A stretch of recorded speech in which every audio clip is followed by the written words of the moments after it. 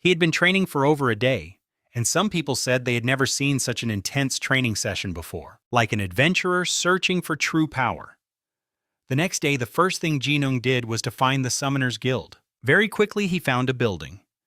This was the Summoner Class Change Center. When he entered, the place was completely empty. It seemed Jinung was the first to arrive. He went upstairs to meet Guildmaster Ken, and he stated his request directly. He wanted to change his class to Summoner. The Guildmaster pondered, the path of a summoner is not an easy one. Taming ferocious monsters is not something just anyone can do. Jinung immediately replied, because it's difficult, I think it's a truly amazing class. Despite his warning, the Guildmaster knew Jinung was qualified for the class change, so he asked one last time to be if he truly wanted to change his current class to a summoner. Yes, I am absolutely sure. After that, Jinung handed the Fullen Orb to Guildmaster Ken. He joyfully accepted it and praised Jinung, saying he was more incredible than he had thought. Jinung thought to himself, now hurry up and give me the hidden class. Go on. Just then Ken said he had a favor to ask of Yan. A blue-eyed wolf has appeared on the Ramu Plains. My son has now changed his class to a summoner, and he says he wants a blue-eyed wolf as his summoned beast. I want you to go and catch it. Hearing this, Jinsung was surprised. Isn't the blue-eyed wolf a rare monster over level 40? Why would such a powerful monster be mentioned in a class change quest for a level 10 beginner? Ken then continued, I'm very busy with my work here, so I can't go catch it myself. And it's a bit embarrassing to admit this, but my son isn't strong enough to face it. I'll give you 5 magical binding scrolls. Weaken the wolf and then bind it using one of the magic scrolls. The wolf on the Ramu Plains is still a pup, so it shouldn't be too strong. As soon as he finished speaking, the system displayed the quest for Jinsung. The reward for completing the quest was the Summoner class, a Monster Tamer. Seeing this, Jinsung accepted the quest right away. Ken mentioned that if he failed, he could come back and he would provide some other support items. This meant the quest wouldn't disappear after a single failure. Realizing this, Jinsung quickly set off. Our overpowered main character was quite confident. Although he was only level 10, his stats were nearly those of a level 30 player. So this action, the blue-eyed wolf came into his view, and after checking its information, Jinsung saw that it was level 20. Even though his stats were impressive, facing a level 20 monster at only level 10 was still intimidating enough to make anyone nervous. Jinsung didn't think quests for hidden classes would be this hard. He took out his bow and arrow. Then he nocked an arrow, drew the bowstring taut, and aimed precisely. The first arrow flew through the air, striking the monster's back. Even though it was just a pup, the blue-eyed wolf's ferocious nature was already on full display. The wolf whipped its head around its eyes, filled with hatred, locked onto Jinsung. Then it charged at him with lightning speed. Jinsung nocked another arrow, but he had a bad feeling. If he shot it again, he feared the monster would die. That would fail the quest's requirement to capture it alive. So he opted for a different approach, using his bare fists to subdue the monster. The fiercely charging blue-eyed wolf took one of Jinsung's punches right to the face. Its entire body started to shake, likely from a mix of pain and humiliation. Meanwhile, after landing that first punch, Jinsung became even more pumped up and decided he would beat this monster to a pulp. And just like that, Jinsung began to seriously use physical attacks to lower the blue-eyed wolf's health bar to the required level for the quest. But when he tried to use the magic scroll to bind it, he failed. Jinsung was completely baffled. He was pretty sure that one more hit would kill the wolf. So Jinsung had no choice but to take out a pork leg and feed it to the wolf to heal it up a bit, just to keep it from dying, only to continue beating it up again. The poor wolf was completely helpless, but what could it do? The weaker one can only submit to the stronger. This is a classic theme in many revenge and action manhwa stories. And so after some more time passed, after Jinsung had beaten the wolf to a pulp and healed it several times, he finally succeeded in capturing it with the magic scroll Ken had given him. Unfortunately, he had wasted a lot of time. By now, many other players had probably already completed their class changes successfully. A summoner. Thinking about it, Jinsung was eager to get back. Ken seemed incredibly excited to see Jinsung succeed on his very first try. Usually the first quest for the Taming class ends in failure, but he succeeded right away. It was truly unbelievable. "So, can I become a Taming now?" Jinung asked impatiently. In response, Ken shook his head vigorously. "No, the Taming class really isn't a good fit for you." At first, Jinung thought the old man was trying to back out of the deal, but then Ken eagerly asked, "Do you want to become a master?" Jinung received a new notification stating that Guildmaster Ken was impressed by his abilities and wanted him to embark on the path of a master. Jinung was completely stunned. He had never heard of a class quest transforming like this. And if he accepted Ken's offer, Jinung would start on the path to becoming a taming master. There was no mistaking it. This was a class far superior to the regular Timmer, and of course, Jinung had no reason whatsoever to refuse. After he agreed, the class change process began immediately. Jinung received 500 reputation points and became the very first person to possess this hidden class. After changing classes, Jinung could feel immense. The first thing he needed to do now was to tame a summoned beast to get the hang of his new abilities. And the first target Jinung set his sights on was the red wolf from the guide. At that moment, Jinung was brimming with determination. He would definitely become the strongest player ever with this class. However, when Jinung arrived at the red wolf's location, a large group of summoners was already there. Judging by their appearance, they were all trying to capture that monster. Jinung clicked his tongue in his mind, not expecting this crowd to beat him to it. He decided to stand back for a moment and observe their strategy. And their method was a coordinated group attack. Under the ferocious assault, the monster's HP gradually dropped to 0. But just as the group thought they were about to successfully capture it, the red wolf shot back up, as powerful as if it had never been hurt. Luckily, Jinung had watched them practice first, and it was clear that catching such a high-level monster was extremely difficult. And it also took a lot of time just to find one.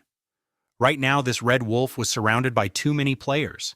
Jinung felt it would be better if he caught a monster he discovered first, so he immediately left the crowded place.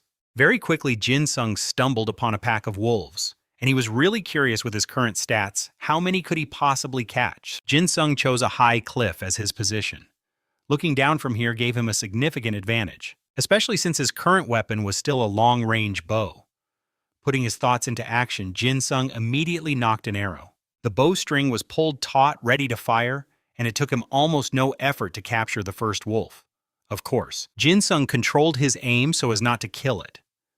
With that, he successfully captured the wolf alive. It was a mid-grade level 12 monster with the following stats: 75 points in stamina, 23 in attack power, 12 in defense, 19 in speed, and 8 in intelligence. But the thing that caught Jinung's attention the most was its personality trait, which was described as timid and cannot evolve. He couldn't help but mutter to himself, "What the hell, timid monsters have personalities now? Well, whatever. Fine, it's not like he was satisfied with just one anyway." And so Jinung resumed his quest to hunt for summoned beasts. After countless attempts, he finally got a secret summon. Unlike the timid wolves from before, this time Jinung caught an agile wolf with an intelligent personality. What's more, even though it was the same level as its pack, its stats were significantly higher. From this, Jinung came to a conclusion for this action manhwa. Monsters of the same level could indeed have different stats. His gaze immediately locked onto the pack of wolves wandering below, as a question formed in his mind. Jinung was eager to find out which wolf in this pack had the absolute best stats. He decided to dedicate the entire day to hunting wolves. His plan was to capture all of them and then release the weaker ones, keeping only the ones with the highest stats. After repeating this process dozens of times, Jinung's critical stat increased by 1 point. Simultaneously, he also earned the title Wolf Expert for capturing such a large number of this monster type. This title allowed him to identify high-level wolves without having to capture them first. Jinung let out a sound of surprise. So the title was actually quite useful, but it would be even better if it could be applied to all other monsters. Still, he was in the early stages of his new class, so he couldn't be too demanding. This overpowered main character had to start somewhere. Jinung immediately tested the title's analytical power, and just like that, he could indeed see the levels of the entire wolf pack. Among them, a single glance was all it took for Jinung to lock onto one that looked far more aggressive and it seemed to know it had been targeted, so it ferociously charged towards him. It was a shame that with its level 11 attributes, it was no match for him. Jinung didn't even bother using his bow, once again relying on his fists, and still managed to subdue the target with ease. He immediately captured it in his summon space. This wolf, despite being level 11, had attribute points far superior to its peers, even higher than a level 13 wolf. Its personality was courageous, and most importantly, it had growth potential, while the personality of all the other wolves was cannot grow. This single detail was enough for Jinung to confirm that this was the one he needed to focus on training. Without a second thought, he immediately released all the other wolves. This was his very first summoned beast. Jinung gave it a name, Lai. Lai seemed to be very pleased with the name its master gave it. Its loyalty immediately increased by 5 points. Jinung couldn't help but let out a chuckle. It seemed his journey with his first summon was off to a pretty smooth start. After that, Jinung took it hunting. Meanwhile, in another part of the story, Yu Hyun was sighing heavily as he thought about his friend. The core reason was that their Lotus Guild had weakened noticeably since the day Jinung left. Jinung had previously told him about his plan for reincarnation into a new class of summon, but Yu Hyun had no idea how effective this class actually was in combat. So in his spare time, he went online to research this new class, a classic part of any manhwa review. But what he found were articles with incredibly harsh titles like, "The Summoner Class is a Complete Joke. Don't Become a Summoner." Yu Hyun scrolled for a while, finally finding an article that sounded a bit more promising. Better. That was the thought of a level 12 summoner after a hunt. This person said that as soon as the new server went live, they changed their class to a summoner. At first, this class made them really happy, but it had a major drawback. Players earned experience points at a very slow rate because the summon took a large portion of those experience points, so leveling up was slower than a turtle's crawl. Below were all negative comments. This made Yu Hyun even more anxious, especially since his friend had to recreate his character to change classes. If he changed to another trash class, his life would be over. The slow leveling seemed to be true, huh? Then reaching level 20 and returning to his guild would probably take a long time, Yu Hyun mumbled. Meanwhile, inside the world of Jinung was still diligently hunting with Lai, and contrary to what Yu Hyun was worried about, he had already reached level 20. Lai was an incredibly intelligent and obedient summoned beast. Jinung told it to follow his arrows and not to attack first. It would obey unconditionally. During this bow draw, Jinung activated the Wind's Blessing effect, increasing his speed by 37%. The arrow he shot hit a red fox right in the back, and Lai was already waiting, quickly rushing forward to deliver the finishing blow to the prey. When Jinung ran over, his Lai had already completely dominated the fight. He was extremely satisfied because in reality, its level and stats were lower than the red fox's. However, just now Lai had charged in without any fear. It seemed the courageous personality assessment was completely reliable. Just like that, the master and summon worked together to hunt in perfect harmony. Every time Jinung defeated a monster, his summoned beast would also receive a portion of the experience points. To be more precise, the experience was split evenly between them. But Jinung wasn't impatient about it.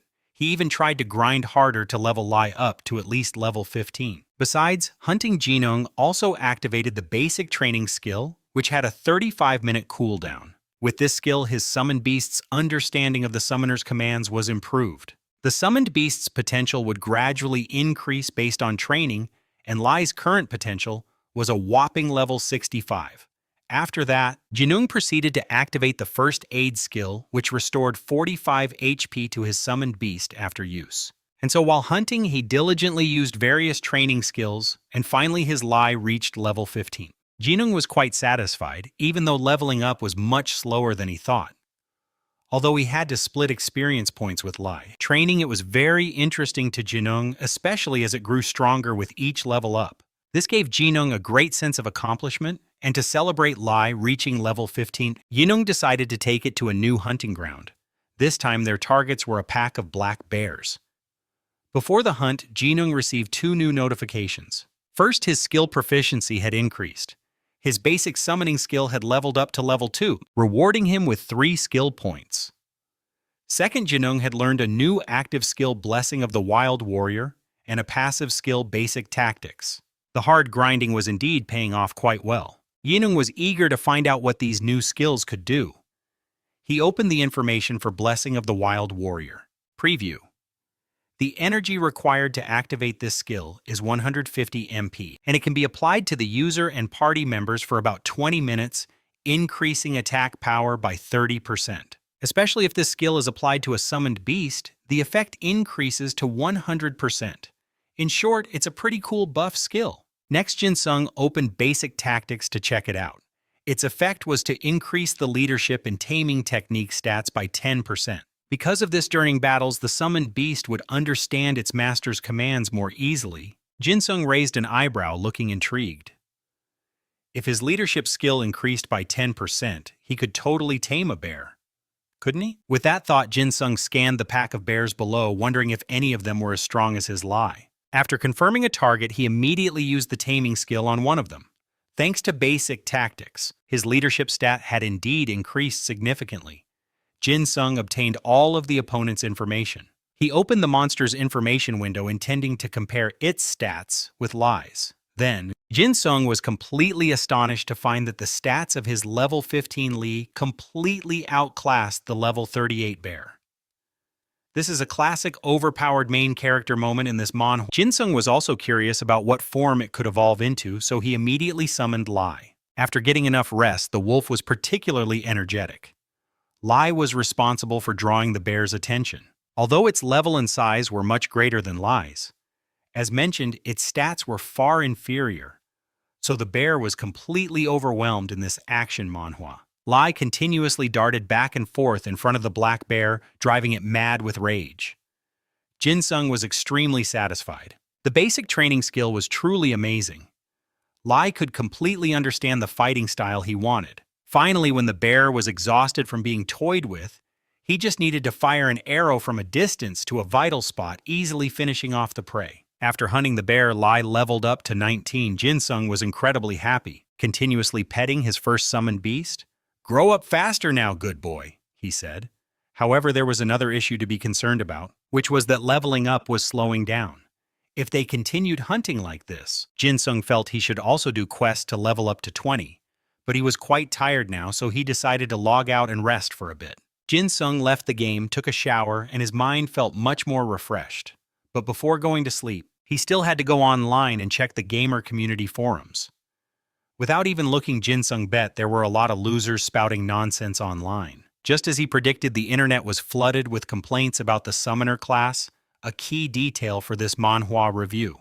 It was true that this class leveled up quite slowly, but Jinung didn't think everyone besides him was having that much trouble. Jinung guessed that the online reviews were all written by people who had reached level 15. Meanwhile, some summoner skills could only be used at that level or higher. However, after doing some serious research, he discovered that no one had even reached that level yet.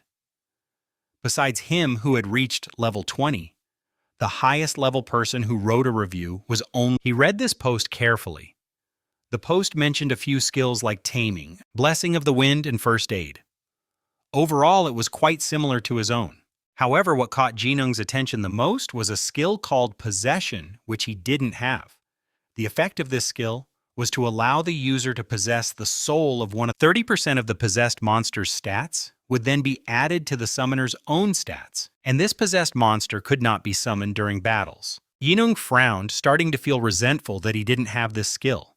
In fact, it was quite good, as it was the only way for a summoner to survive. And since this skill didn't share experience points with the summoned beast, the summoner themselves could still level up quite quickly. But how could you even fight while inside the body of a beast? Jinung was very curious about this, especially since it wasn't a 100% stat conversion. Furthermore, doing so meant you couldn't level up the summoned beast, which was the best part of being a summoner. So after weighing the pros and cons, he felt like he didn't really need this skill after all. Thinking it over, Jinung suddenly realized that the skills of a normal summoner seemed different from his own. If that was the case, the question now was to see what skills he had that normal summoners didn't. Thinking about it, normal summoners didn't possess the basic training skill like Jinung did. Although there wasn't much information according to what he had found, his hidden class Taming Master had fewer combat skills than a normal summoner. But Jinung didn't feel disappointed by that because raising stronger, summoned beasts gave him a much greater sense of accomplishment. This also meant that compared to most other summoners, he was the one on the right path. This made Jinung even more determined to catch a rare and unique beast the next day. So Jinung went to bed early and woke up very early. At 4 in the morning, he logged into the gaming capsule determined to get Lai to level 20 first. As soon as Jinung entered the game, he summoned Lai. Their new day of hunting began, and the target this time was still the pack of Asiatic black bears. After reaching level 19, Jinung's Lai was even stronger. Watching the way it mercilessly tore into its prey, it really saved Jinung a lot of effort. Jinung exclaimed that time really does fly. He had hunted here before as a level 35 archer, but now his hunting speed was much faster. This is a classic, overpowered main character manhwa recap. He and Lai coordinated more and more smoothly, and prey fell one after another before their attacks. And during this process, Jinung discovered a black bear that was significantly larger than the others. After activating a skill to check its information, Jinung discovered it was a unique, rare beast. This would be his next summoned beast. However, he ran into a problem. His leadership stat was too low to capture it. Upon reading the system notification, Jinung couldn't help but curse out loud, "Ah, damn it! My stats are still not high enough." With no other choice, Jinung had to change his approach. He grumbled that the next time he returned to town, he would definitely buy a bunch of soul contract scrolls.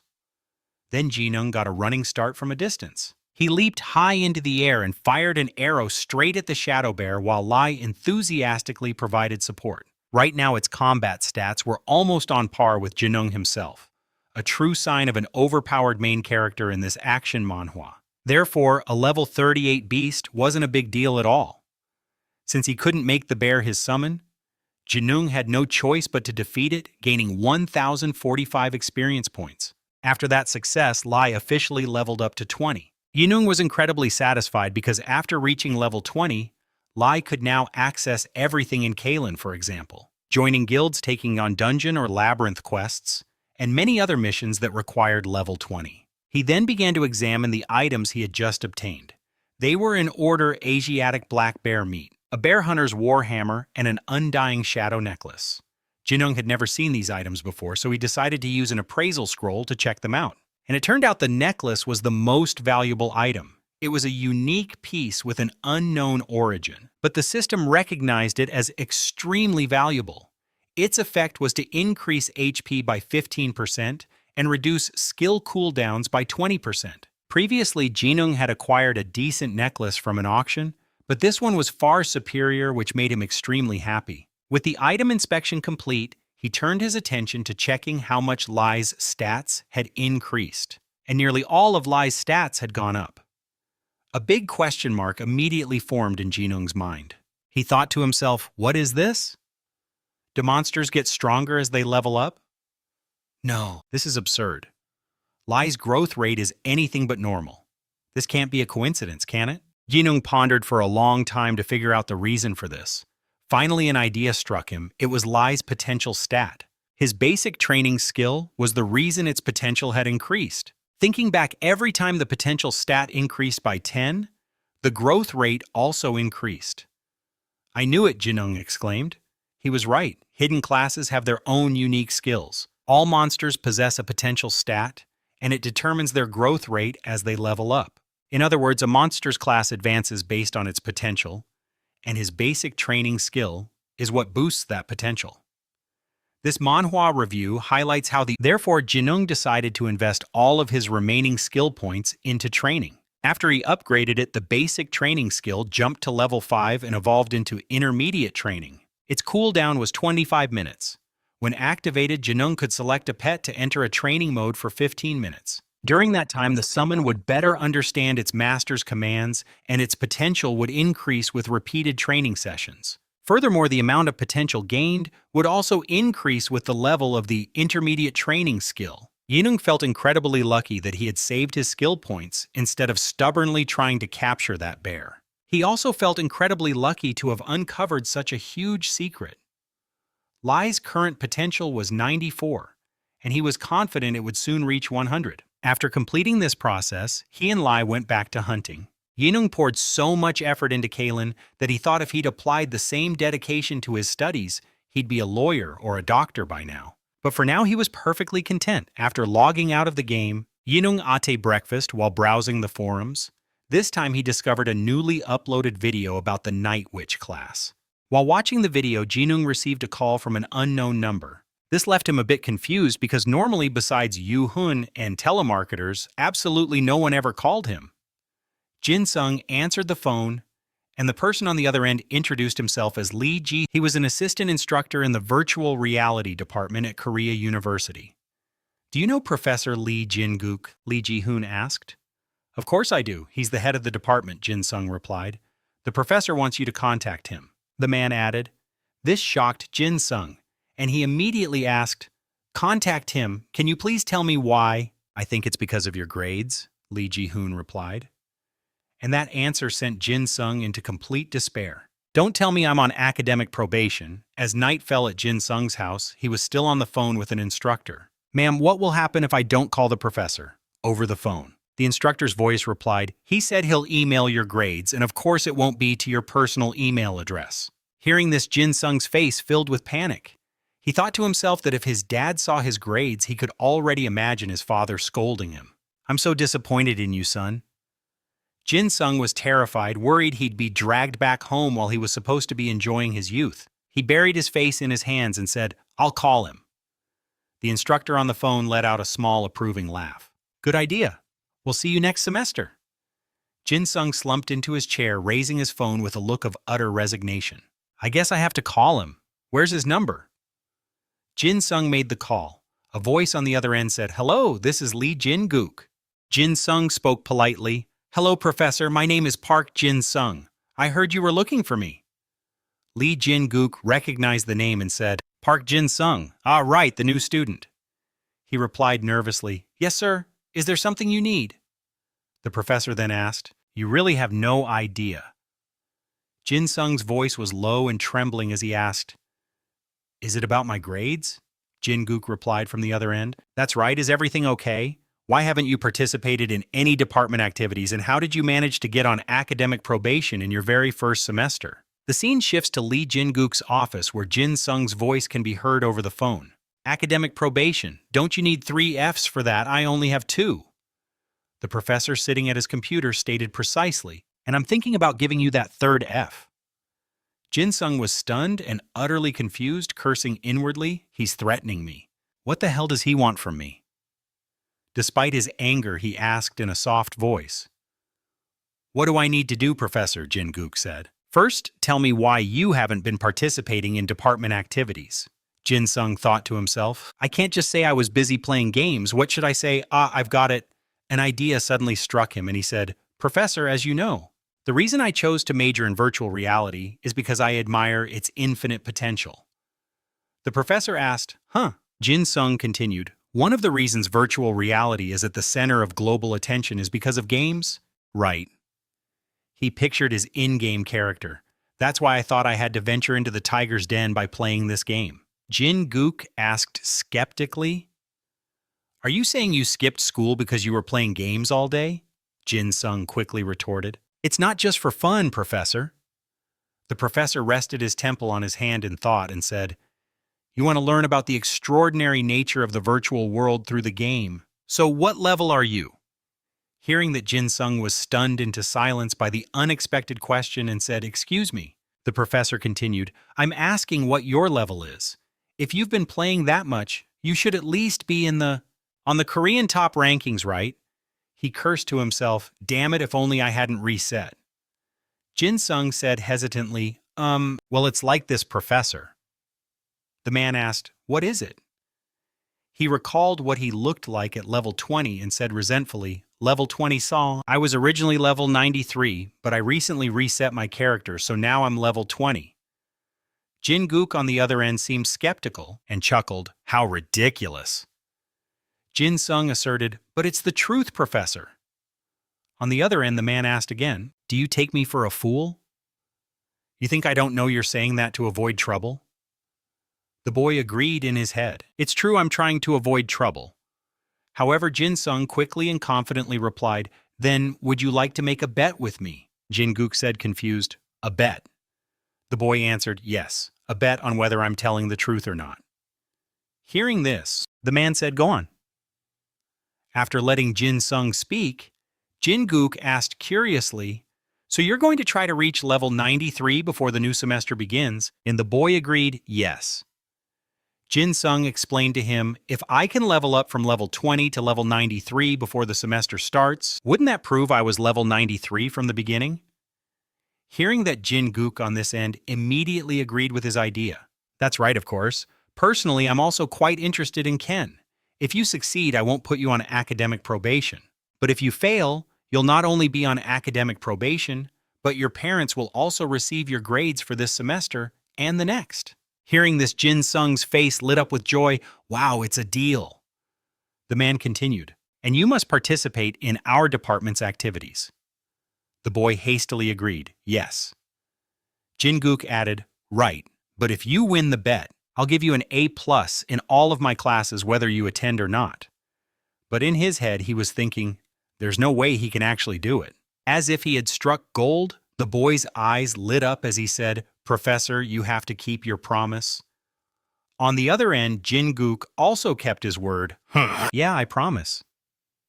Feeling like victory was in his grasp, Jin Sung raised a fist in excitement, saying with renewed motivation, thank you, Professor. I'll do my absolute best. He celebrated inwardly, this is amazing. Without wasting a moment, Jin Sung logged back into the game to grind.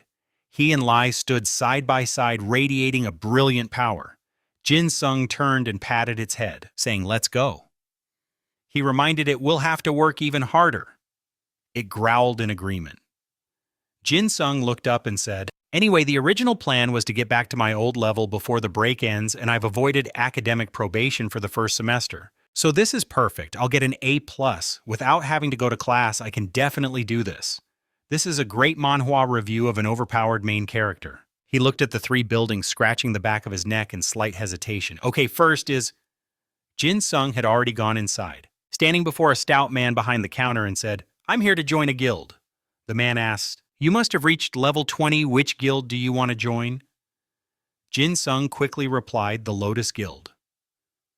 The man's face showed some doubt as he speculated. The Lotus Guild prioritizes level 60 and above, and while I can submit the application for you, I don't think you'll be accepted. Do you still want to proceed? He agreed, yes. Jin Sung lowered his head, thinking to himself, I'm close friends with the guild master and the main members, so it won't be a problem. The man continued, I've sent the join request. You'll be automatically registered as soon as the guild master accepts. A screen appeared and Jin Sung stroked his chin, wondering hesitantly, all right, should I send a private message to Rojun to get him to approve it? He looked at the screen. He said he's offline. Well, I'm not in a hurry. He'll accept it eventually anyway.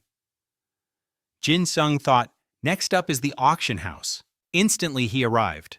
Jin Sung thought to himself, I'm going to change all my equipment. This is the privilege of a wealthy new player. I'll switch to this best gear that matches my current stats.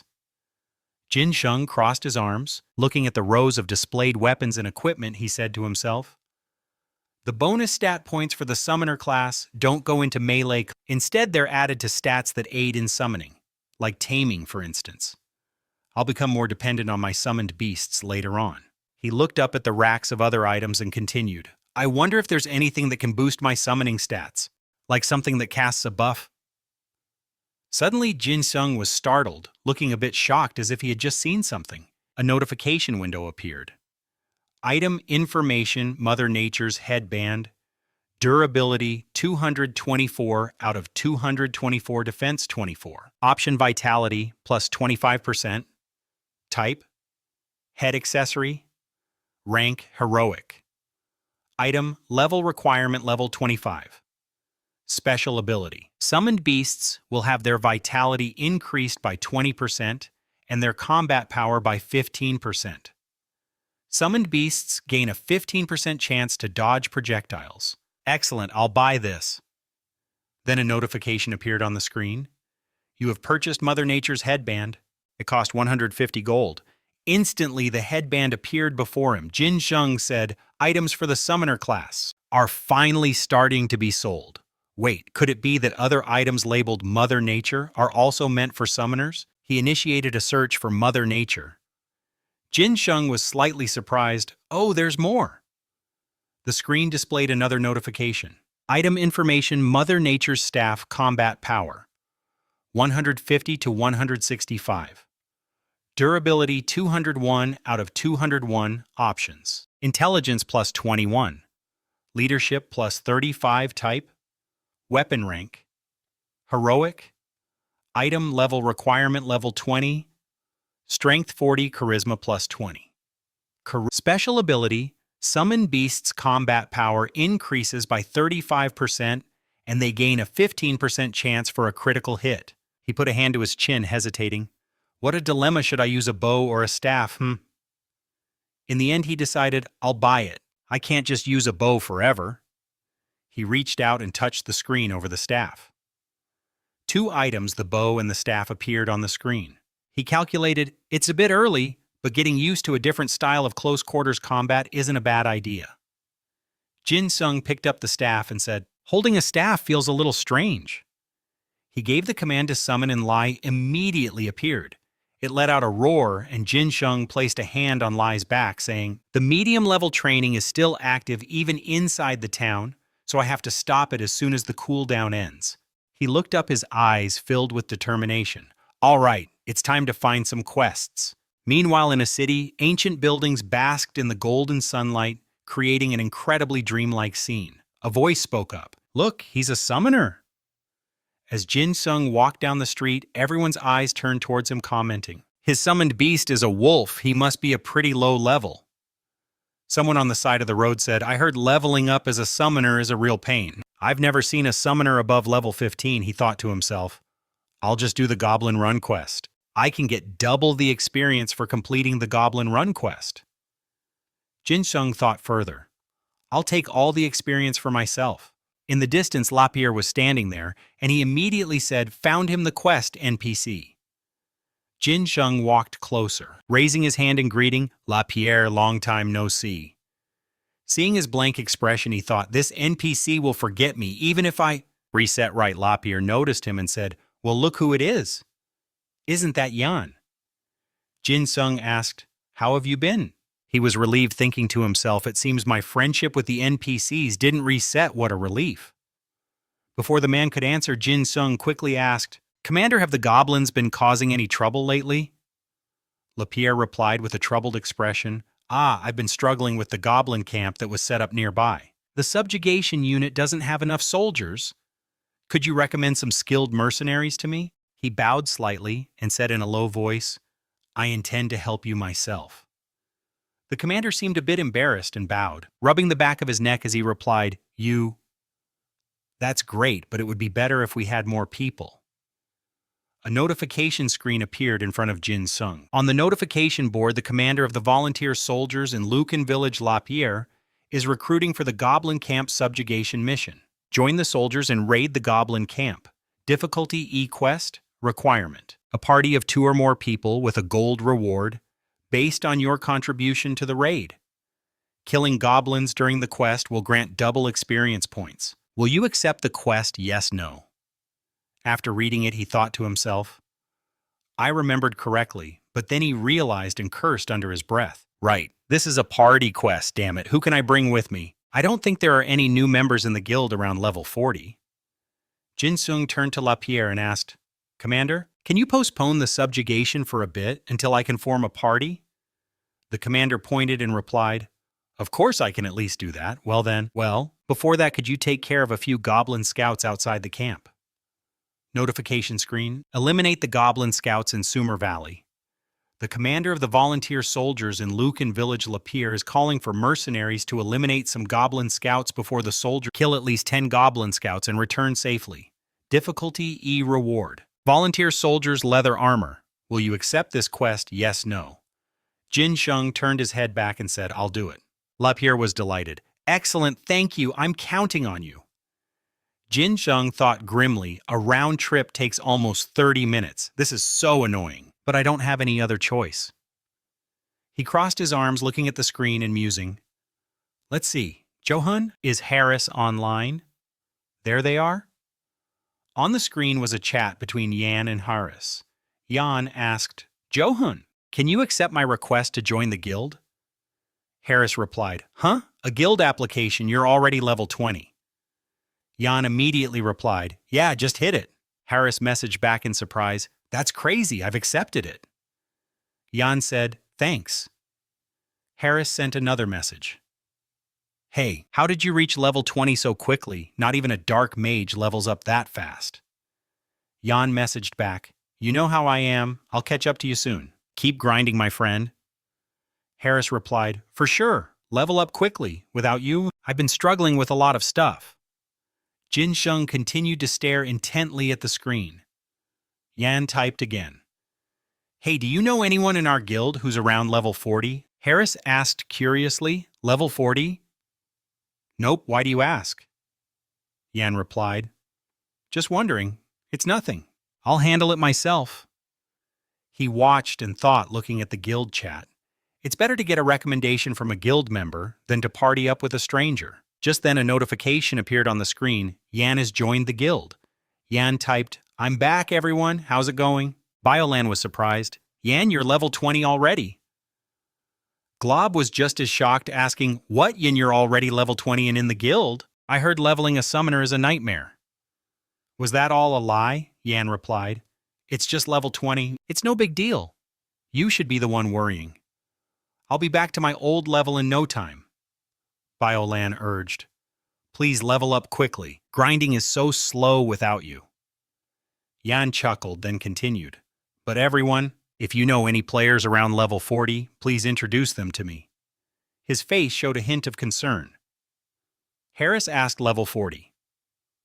Why are you looking for a level 40 player? Jinung gently stroked his chin, thinking to himself, They'd be shocked if I told them I plan to take on the Goblin quest at level 20. On the screen, on the Isha, the conversation continued.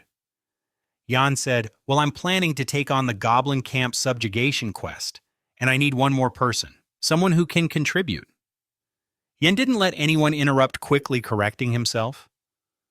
No, it's okay if they can't contribute. They just need to enter the camp with me. I'll carry them. Bian asked Yan, Aren't you level 20? How can you do the camp quest at level 20? What do you mean, carry? Wan was also puzzled.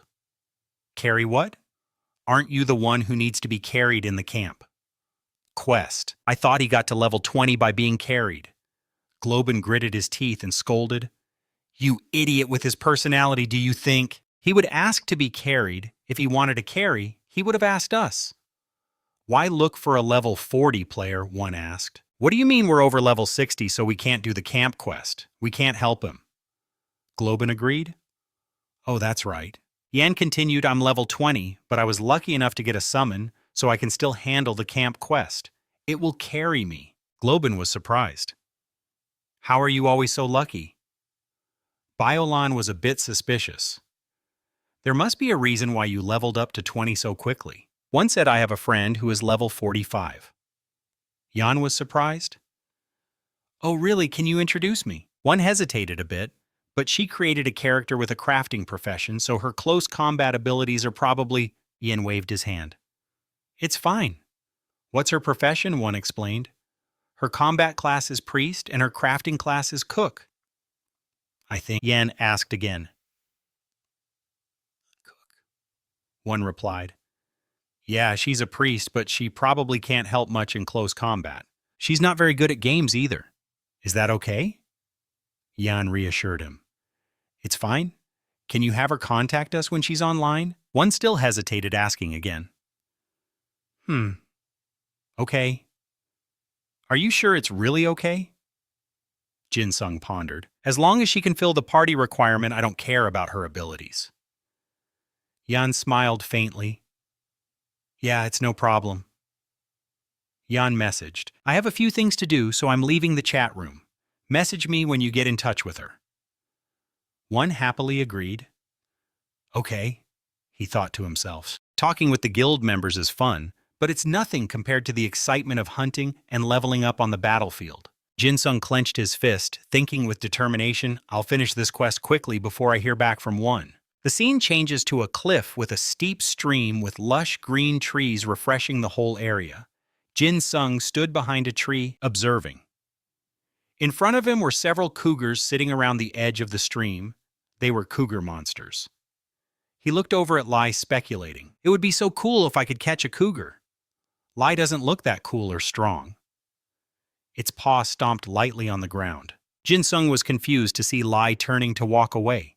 He wondered suspiciously, my thoughts can't possibly be transmitted to it, can they? Jin Sung turned and said in an awkward voice, Hey Lai, do you know how much I love you? It showed no reaction, just closing its eyes. He thought curiously, is it really angry? Suddenly it crouched down, radiating a powerful aura. Jin Sung called out in astonishment. Lai? He stared with wide eyes, saying, what is this? Lai's face was now ferocious, its eyes glowing brightly. Power radiated all around it. It's evolving. Jin Sung grinned with excitement, exclaiming, Finally! You're finally evolving! Then he suddenly wondered to himself, but what triggered the evolution? What was the requirement? Jin Sung celebrated inwardly. Its potential reached 100. Its appearance will change when it evolves, right? He looked towards Lai with anticipation, hoping it would get bigger so he could ride it. At that moment, an explosion erupted and a brilliant light engulfed the area. The wolf had now evolved. The fur on its mane had turned a fiery crimson. It stretched its neck and bared its teeth majestically. A look of pure delight spread across Jin Sung's face. A notification window appeared. Lai, the wolf has evolved into a hybrid blood-mane wolf. The screen continued, due to the successful evolution of a summoned beast, your proficiency in the intermediate taming skill has increased. The intermediate taming skill has leveled up to level 2, 45.7% remaining until the next level. You are the first person to successfully evolve a summoned beast. Reputation has increased by 1,000. Charisma and leadership have increased by 30. Reputation has increased by 1,500. After evolving into its new form, the wolf bowed its head before Jin Sung. He threw his hands up in the air, a loud laugh echoing. Jin Sung affectionately patted its head and the wolf's face showed clear enjoyment. He laughed and said, Lai, I love you so much. Another notification window appeared. Lai level 20, HP 790 out of 790, combat power 235, defense 97, agility 215, type beast, rank rare, nature, willpower 135, inherited ability, reflects 15% of damage taken back to the attacker as health damage. And if it deals a critical hit, it will convert 50% of the damage into health. If it lands a critical hit, the enemy will start bleeding. An enemy afflicted with the bleeding status will take an additional 20% damage per second for 10 seconds. Jin Sung read on a wolf with a mysterious red mane possessing a fierce and violent nature. Its rank has changed from common to rare. He was momentarily stunned, thinking, it can evolve even more. Jin Sung wondered further. If it evolves again, will it become a unique rank? He covered his mouth with his hands, trembling slightly as he thought to himself with a giddy laugh, the summoner class is just too overpowered. Jin Sung turned to Lai and said, forget about the bears. We don't need them. Even a whole truckload of them wouldn't matter. Having my Lai is the best. That's right. He asked it. Lai, do you think you can carry me on your back while we travel? Lai understood immediately. It lowered its body, stretching its legs and sitting down on the ground. Jin Sung understood and climbed onto its back. Lai stood up ready to go. He looked down and urged, whoa, let's run! Lai. Man and beast dashed through the forest like the wind. Jin Sung felt an incredible thrill as they sped past countless paths and thickets at a dizzying speed. This is the kind of high-speed action you love to see in an action manhwa. Night had now fallen over the Sumer Valley. After a long and tiring day, he said, this is so relaxing. Jin Sung looked over and remarked, the game makes these features feel so real. He climbed down off Lai's back and stood beside it, stroking its blood-red fur. The quest is to kill 10 goblin scouts, huh? Jinung spread his hands, summoning his power and urging, with such a cool evolution we can't just let it go to waste. Let's go all out. Instantly a notification window appeared. Blessing of the Wind has been activated. Agility increased by 37%. Summoned Beast. Lai's agility has increased by 37%. Berserker's Blessing has been activated. Combat power stat increased by 33%. Summoned Beast. Lai's combat power stat has increased by 66%. In front of him and Lai, several green monsters appeared. Jinung held his staff, pointed it forward, and spoke to Lai. See those 3 golden goblins? You attack them first. I'll provide support from the rear. The goblin monsters were gaunt, but had large bellies. They stuck out their bright red tongues, drool dripping down as they bared their 2 sharp fangs. He looked at them and thought to himself, a beast as muscular as Lai won't be weaker than any of those goblins. Lai was already growling, pawing at the ground, ready for battle. Jinung continued his thought. Lai's close combat skills are far superior to those ordinary mobs, he thought with even more conviction, and he also has 2 inherited passive abilities. Instantly, Lai shot forward at high speed. Jinung remained cautious, thinking, but we can't get too complacent. A notification window popped up. Weakness detection activated. Enemy weaknesses have been identified. Accuracy increased by 14.5%. Critical hit chance increased by 22%. Attacking a weak point adds an extra 91% damage. It opened its mouth wide and roared, revealing ferocious, sharp teeth. Hearing the roar, the goblins turned around. The one leading the group shouted, "A wolf is attacking!" A goblin with its hair tied back shrieked, "A wolf! A red wolf!" The notification window updated. Summoned Beast Lai inflicts a critical hit on the Goblin Scout. The Goblin Scout loses 1,075 health points with 89% of its total health remaining. Lai then lunged forward relentlessly, tearing into the goblins. The goblins started bleeding from Lai's bites. Their status information appeared. Goblin Scout is bleeding and losing 215 health points per second. The Goblin Scout has died from bleeding. The notification window displayed, "You have killed a Goblin Scout. You have received 1,210 experience points." Jinung couldn't believe it, thinking in astonishment, what is this? How could a level 40 monster die in a single hit? After the attack, Lai paused, looking up as if taking a rest. The remaining goblins were enraged to their limit. They opened their mouths wide and roared, baring their crude, sharp teeth.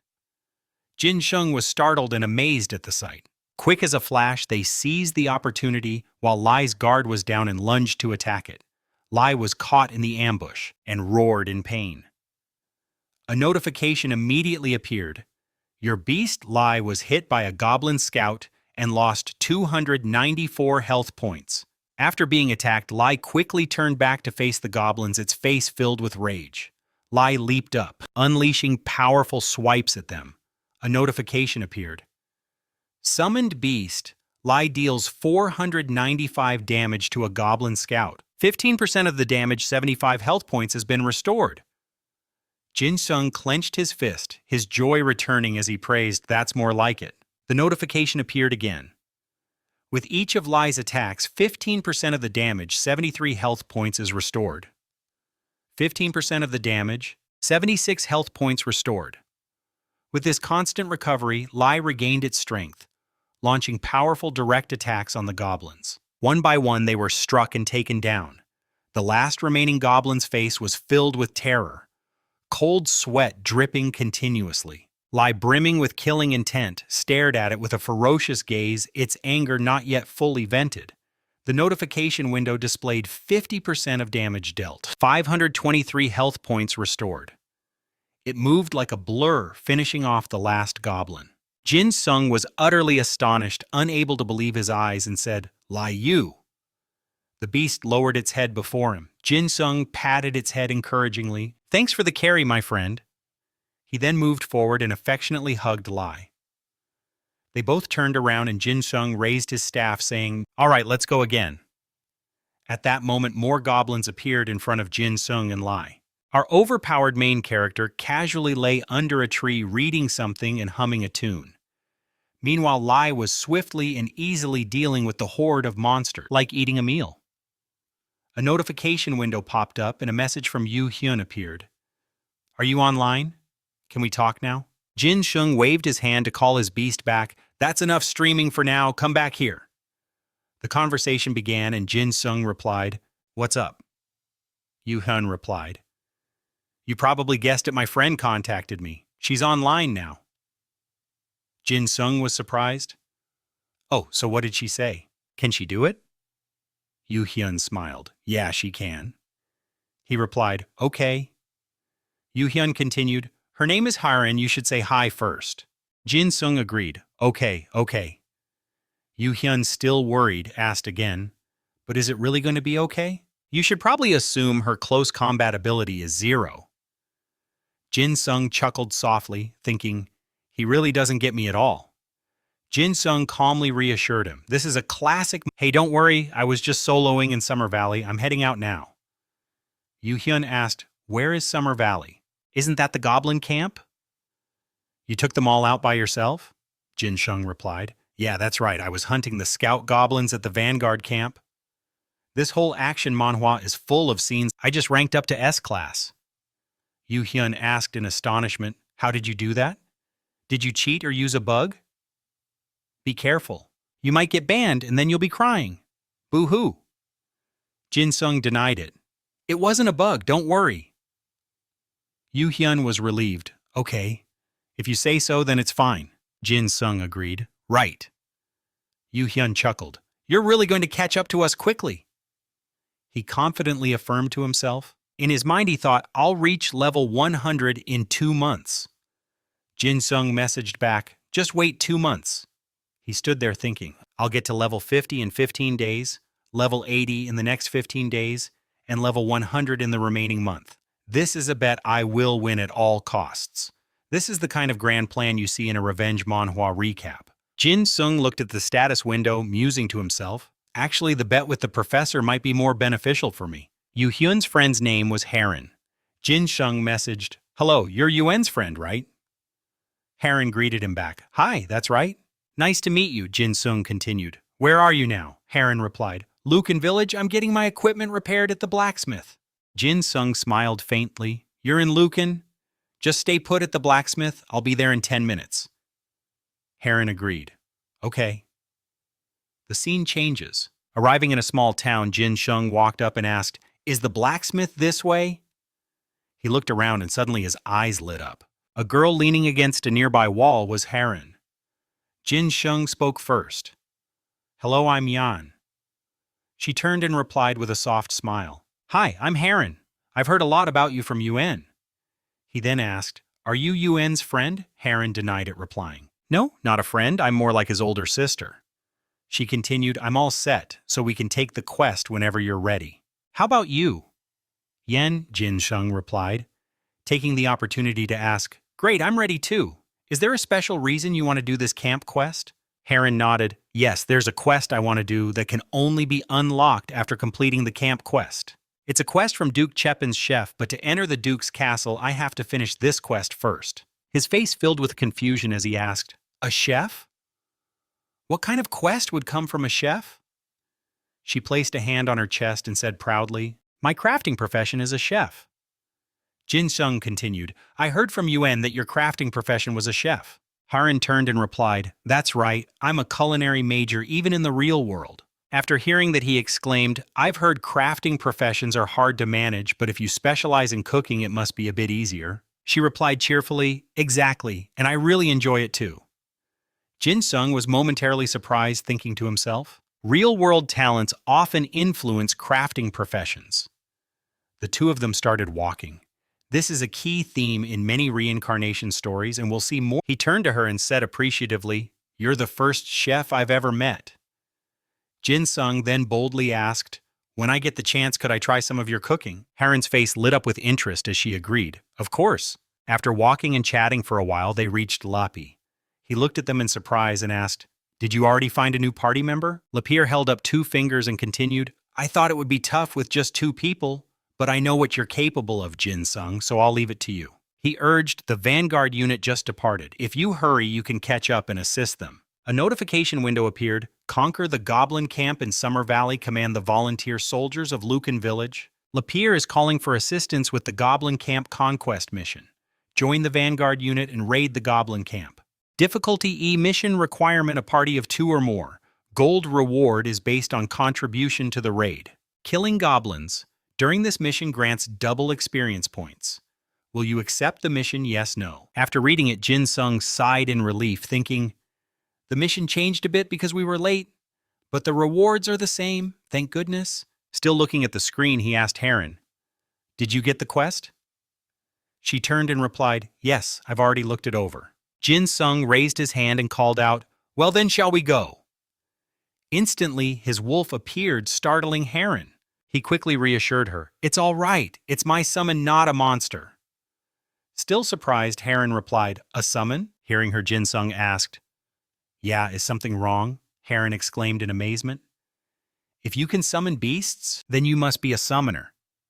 But that class was just released a few days ago. How are you already taking on the Goblin Camp quest? He turned back and replied with an awkward smile. Just luck, I guess. This wolf is really overpowered. I leveled up quickly and can now deal with goblins easily. After speaking, Jinsung thought to himself, what a terrible excuse. But if I tell her I'm level 25, she won't want to party up with me. Seeing his expression, Heron rested her chin on her hand, her face a mixture of admiration and a little envy. She said, I get it, I'm so envious. I'm already level 45, but I still have to run away from even a single goblin scout. Hearing that, he wondered to himself, what did she actually believe me? She really bought that. Jinsung chuckled and said, haha, well, you focus mainly on crafting. Cooking is a very useful skill, but the game hasn't been developed enough to take full advantage of it yet. Then he wondered again, even if she focuses on crafting, how did she reach level 45 if she can't even beat a goblin scout? She gestured and said, thank you. I prefer cooking over hunting anyway, so I'm okay with it. This wolf of yours is so cool. I've never seen this species before. Jinsung pointed a finger and replied playfully, that's probably because it's the only one on the entire server. Heron scratched her head and asked, does it have a name? He nodded, yes, you can call him Lai. She then turned to Lai, clasped her hands together and bowed. That's such a cute name. Hello, Lai. Heron immediately rolled up her sleeves, turned back and asked, can I feed him? Jinsung replied, sure, he'll eat any kind of meat. A moment later, she brought out a plate with a steak, some asparagus, and potatoes. He looked at the plate and drooled, thinking, what is this? A steak with sauce? It looks so delicious, I want some too. Without hesitation, Lai chomped down on the steak, and a notification immediately popped up. Your summon Lai has eaten smoked steak. Points. Health increased by 22 for 20 minutes. Seeing this, Jinung asked in surprise, what's going on, Yan? He looked down at the notification screen and exclaimed, did Lai's stats just increase because of your food? Heron quickly explained, my skill has improved, so depending on the food's rank, it will buff the person who eats it for a certain amount of time. Jinung covered his mouth to hide a smile. Lai's 1,400 health was a bit low, so an extra 200 was a massive buff. From now on, maintaining a friendly relationship with Heron will be very beneficial. Just then, Lai finished eating, its face filled with satisfaction. Seeing this, he angrily scolded, having fun eating all by yourself, are you? Then turned to her, scratching his head and asking, do you have anything for me? Heron replied, not right now. She held up the empty plate and said shyly, I'll cook something even better after the mission, so don't be jealous. Jinung immediately slumped to the ground, drawing circles with his finger. Hearing that, he shot up indignantly and said, you promise. Meanwhile, at Summer Valley, the blond man standing with his arms crossed was Hugo, the captain of the subjugation squad. A guard was kneeling before him, reporting, Captain, the new mercenaries have arrived. Hugo looked at Jinung and Heron and said gratefully, you must be the new mercenaries. Each of you will be a great help on this mission. He continued, thank you for coming all this way. Jinung replied confidently, I'm just doing my duty, sir. Then he thought to himself, glad we weren't late. Jinung bowed his head slightly, looking at the people around him and wondering, are those other players? Are they having a bad day or something? They don't look very comfortable. Then Jinung looked up and thought, well, it's not my business anyway. We're all fighting different battles. Just then a horde of monsters appeared in the distance, swarming towards them. Each one looked terrifying. They roared, signaling their readiness to fight.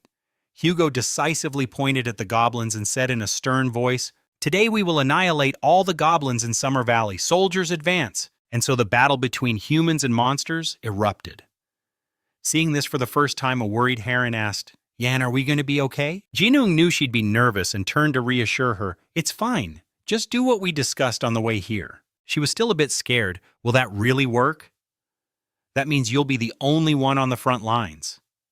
He glanced at her, chuckled, and said, "Not exactly. You'll support me with buffs, and just your shield alone will be a huge help." But Jinung thought to himself, Haren's panicky nature actually makes her an expert at creating shields.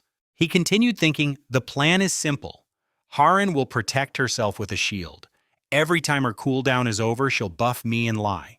Haren's level is also higher than the goblins in this camp. Jinung's eyes lit up as he thought with certainty. Plus, her Radiant Shield skill is around level 60. It'll be hard for Haren to die here.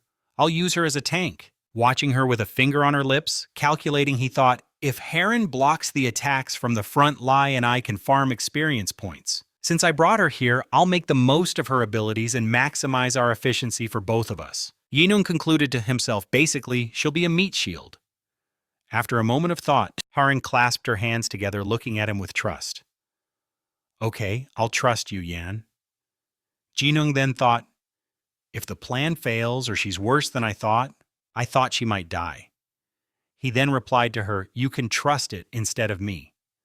Jinung thought with determination, as long as Haren doesn't die, she'll be able to get a huge amount of experience. Then he turned away and took a breath. I'm definitely not giving her a hard time just because she gave Lai the good item instead of me. Suddenly, a goblin charged at the two of them. Just as Jinung thought, Haren quickly created a protective barrier to block them. Seeing this, he immediately asked, Haren, how much mana do you have left? On her side, the goblins were constantly attacking the barrier. When Jinung asked, Haren replied, I think I can last for another 10 minutes, don't worry. He looked at her with astonishment. Is she better than I thought? After all, she's still over level 40, so was I overthinking it? It seems Haren isn't having any trouble. On the other side, Lai was fighting and overwhelming each goblin. Jinung thought to himself, these goblins are much stronger than the scout goblins, but it seems Lai is still overpowering them. The display continuously announced, you have just killed a goblin warrior gaining 910 experience points. You have just killed a goblin warrior gaining 910 experience points. He thought to himself, I'm sharing experience with Haren and Lai, but this is still a massive... Suddenly, a notification appeared before Jinung. Level up, you have now reached level 26. Level up, you have now reached level 27. He looked at it and rejoiced silently. That's more like it. Still in the Summer Valley. A young man with orange hair appeared out of nowhere. It was Rukin. He watched Jinung fighting the monsters and wondered curiously, what's with this guy? Rukin sneered contemptuously, thinking, looks like a summoner, but is his level really high enough to be here? He put a hand to his head and called the two people behind him. Falcon Milan over here. The girl with orange hair was Milan, and the guy beside her was Falcon. He approached while asking, what's up? Rukin pointed at the chaotic battle and turned back to ask, what do you two think of this scene? Both of them answered in unison, so what? Milan winked and said, he's a summoner. Falcon immediately disagreed. No, that's not the point. If a summoner is hunting here, he must be at least level 40, but his close combat ability suggests he must be over level 60. He raised a finger and wagged it. How can he be level 40 when the summoner class was just released? The highest is only around level 20. Milan agreed, you're right. He then continued, yeah, that's right, I saw it on the forums. The summoners on the forums are at best only level 17 or 18. Then looking at the wolf, Rukin asked, so what kind of creature is that summoner's wolf? Falcon stroked his chin speculatively. Could it be an artifact enchanted with a summoning spell? Rukin snapped his fingers. Yes, just as I thought. He continued, judging by the way they fight, that cleric doesn't know what she's doing. And that other guy is nothing without the wolf. She's fighting in close combat with a staff, and doesn't seem to have any dangerous spells. Hearing this, Milan asked in surprise, "Are you saying we should PK them?" Falcon reminded her, "Keep your voice down." Milan lowered her voice. "Okay, sorry." She continued to ask, "But isn't this decision too hasty? If we don't get any good equipment, it won't be enough to cover the losses. The penalty for PK is also quite harsh. It's not easy to get rid of the murderer tag." Rukin clenched his fist and said calculatingly, "Hey, think about it. If we sell a summoner's artifact, we'll get at least 20 million gold. Even if we split it 3 ways, each of us would get 6 or 7 million, Falcon said, shocked. 20 million gold. If we convert that to real money, it would be 40 million. He continued with certainty. Exactly. If we do this now, we won't have to worry about gear until at least level 80. Do you two really want to pass up this opportunity? Dukin raised a finger and said arrogantly, "And I have a brilliant plan." Now listen to this. Meanwhile, Harren and Lai were going all out attacking the goblins.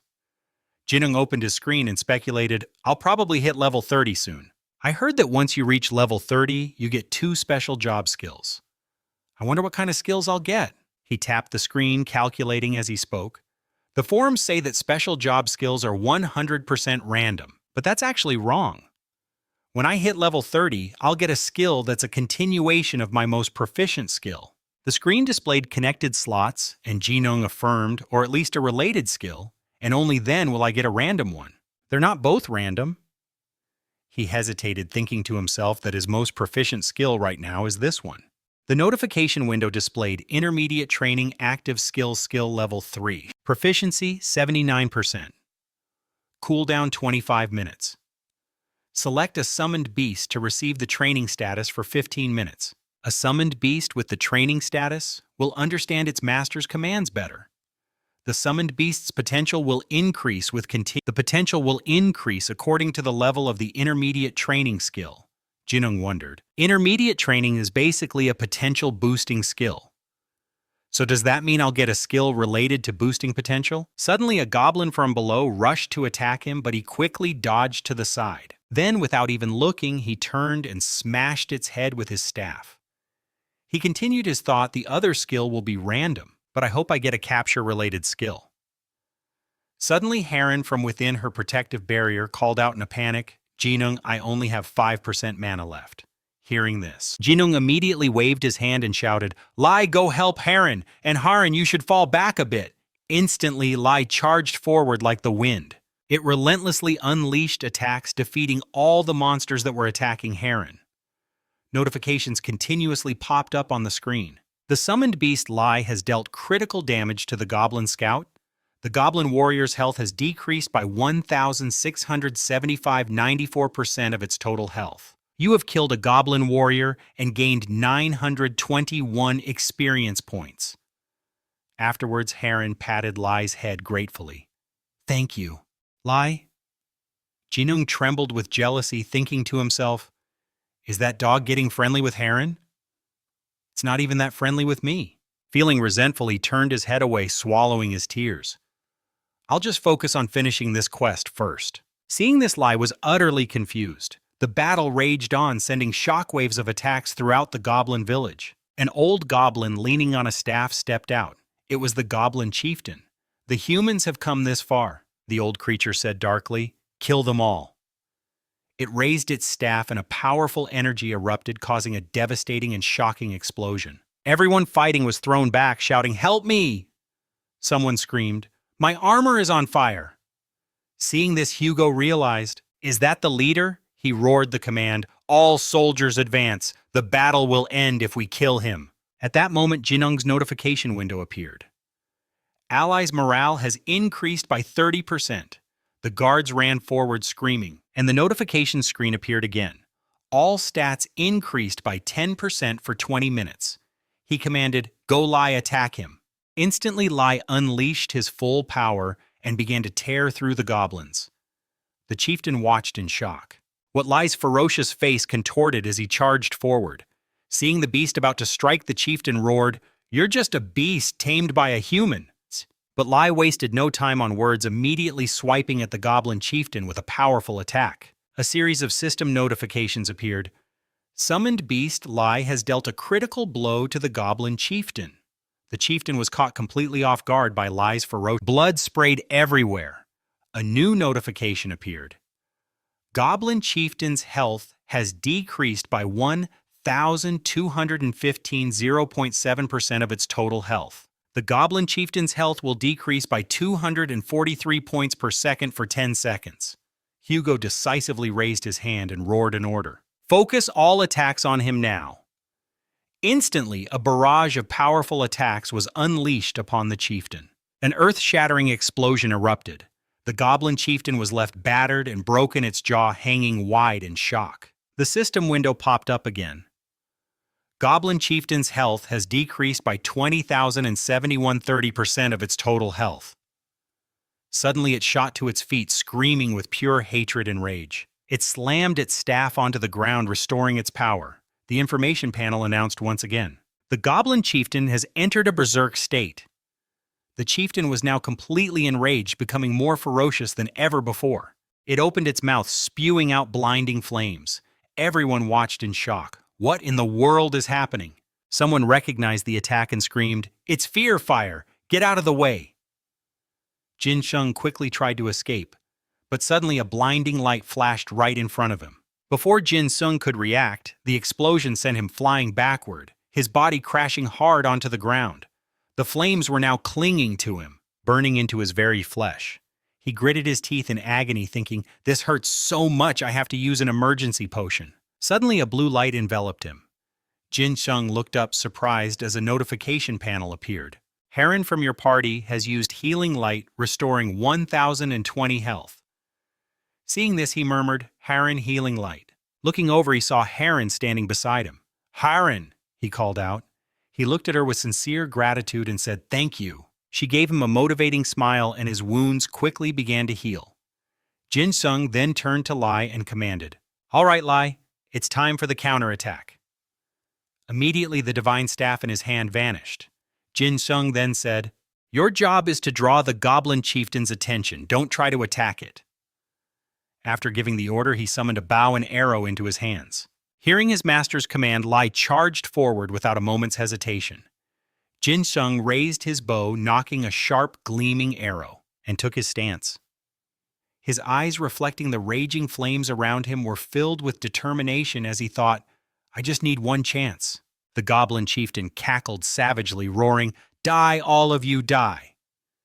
Seeing this, Jinung continued to analyze the situation. The chieftain is even more berserk now. "Then, if I make even one mistake, we're all dead." The beast continued to spew torrents of fire, scorching everything in its path. Just as he thought that, Lai darted in from the side, launching a swift attack that caught the goblin off guard, breaking its focus. On Jinung's end, he seized the moment, raising his bow and letting the arrow fly. Imbued with immense power, it shot forward like a comet. As Lai continued its charge, the chieftain watched in shock as it prepared to strike. At that very moment, the arrow was right on Lai's tail. Instantly, the arrow pierced straight through the Goblin Chieftain. A blinding light erupted as the beast let out an agonized scream that echoed through the entire space. The goblin's power was completely snuffed out. The dazzling arrow, radiating an incredible amount of energy, remained lodged in its body. The Goblin Chieftain was struck and lay motionless on the ground as a blue light enveloped it. Jinung was overjoyed. "I did it." Witnessing such a battle, everyone was completely baffled. What just happened? Hugo's soldiers couldn't believe their eyes, murmuring to each other in confusion. "Is it dead for real?" A system message appeared. "The Goblin Chieftain has been defeated. You have completed the Goblin Camp quest." Everyone cheered and raised their hands in celebration. "We succeeded, we completed the quest." Meanwhile, on Jinung's side, a system message appeared.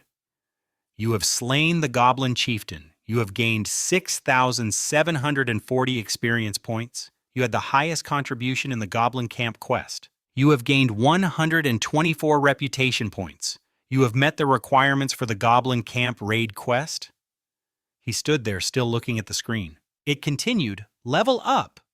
You have reached level 30. More notifications appeared. You have reached level 30 and unlocked your class's special skills." The windows displayed the unlocked special skills, assigned skill to summon and spatial swap. Seeing this, Jinung thought in surprise, "Special skills, spatial swap?" Suddenly, Hugo's voice called out, "Are you the one who killed the goblin chieftain?" He extended his hand gratefully. "You did well. You're Yan, correct?" Jinsung also reached out his hand and said, "Yes, Captain." As they shook hands, Hugo continued, "It's thanks to you that we could raid the camp without suffering heavy loss. I'm very grateful." The boy replied humbly, "It was nothing. It was all thanks to the courage of the volunteers who led us to complete the mission." The captain turned away and said, "Get back safely." Hugo looked towards his men and praised them. "Good work, soldiers." He raised a clenched fist high in the air, a sign of victory. He declared, "We have completed the mission. Let's return to the village." Everyone below also raised their hands to celebrate the outcome. Jinsung placed a hand on Lai's head, patting it gently as he sighed in relief. "It's finally over." He finally felt at ease and sat down to rest, saying, "Well then, I should check the skills I've acquired, shouldn't I?" A screen appeared. Assign skill to summon. Skill type active. Skill level 0. Proficiency 0%, cooldown 24 hours. Assigns a random skill to your summon. Using this skill consumes 20 potential points, and if used on a summon that already has a skill, the new skill will replace the previous one. The higher the skill proficiency, the higher the summon skill level will be. Jinsung immediately understood. "I knew it. I received a skill related to potential." He frowned thoughtfully. "I can assign a skill to my summon. I should give Lai a new skill. First, I need to check Lai's potential level." Jinsung turned to Lai and said, "Lai's potential is still at 6. Is 100 potential points for Lai's evolution really that high?" Then he said decisively, "If its potential points reach 20, I'll try to assign it a skill." Jinsung continued, "I want to help it evolve after it gets another 100 points. But in reality, assigning it a skill first would be better." He looked at the screen to check the second skill. The notification appeared. Spatial swap. Skill type active. Skill level 0. Proficiency 0%. Cooldown 3 minutes. The summoner can swap positions with one of their summons. The summoner must be safe for half a second to 1 second to activate the skill. Increasing skill proficiency will reduce the cooldown. After reading it, he said with a hint of frustration, "It's a little disappointing that I didn't unlock any attack or capture skills. But these skills are also quite useful in close combat. Gaining this skill is great, and Jinsung is very satisfied." From behind, Heron waved and called out to Yan. Hearing her, he turned around. She bowed her head and said, "Harin, thank you. Yan, we were able to complete the mission thanks to you." Jinsung waved his hand and replied, "It's nothing, Heron. You did more work than anyone else could have." Heron replied gratefully, "But without you, we couldn't have completed it. Thank you." He reached out and patted Lai's head. "Actually, he did more than I did." She wholeheartedly agreed, saying, "Yes?" Lai was truly a surprise. His close combat skills are amazing. Harin walked over, patting Lai, and added, "Thanks for today." Just then, Jinsung noticed a figure approaching from behind. It was Rukin. Milan and Falcon were approaching as well. He thought to himself, "What's this? Are they coming to introduce themselves?" Rukin extended his hand to start the conversation. "It's a pleasure to meet you. I'm Rukin. I didn't get a chance to introduce myself during the mission." Jinsung shook his hand in return. "Me too. It's a pleasure to meet you. I'm Yan." Rukin then asked, "Hey Yan, would you be interested in starting another mission with us?" Hearing this, Yan stroked his chin thoughtfully and said, "A mission. We know of a hidden quest that's related to the camp quest." Hearing that, Jinsung immediately thought, if it's a related quest, it must be the Goblin High Priest quest. I was planning to give up on that quest because of its difficulty. But now I've leveled up a lot after the last mission. I was considering it anyway. Jinsung observed the three of them again and continued his thoughts.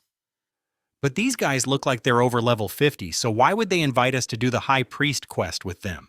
The level gap is too large for them to benefit from it." He feigned surprise and asked, "There's a related hidden quest?" Jinsung said that, but he was immediately on guard, a bad feeling creeping in. "Should I probe a little deeper?" he wondered. Rukin immediately replied, "That's right. There's a Goblin High Priest quest in the tunnel behind the barracks. We just need to kill him to complete the mission. He's weaker than the Goblin Chief, but I still think it'll be a bit tough for us."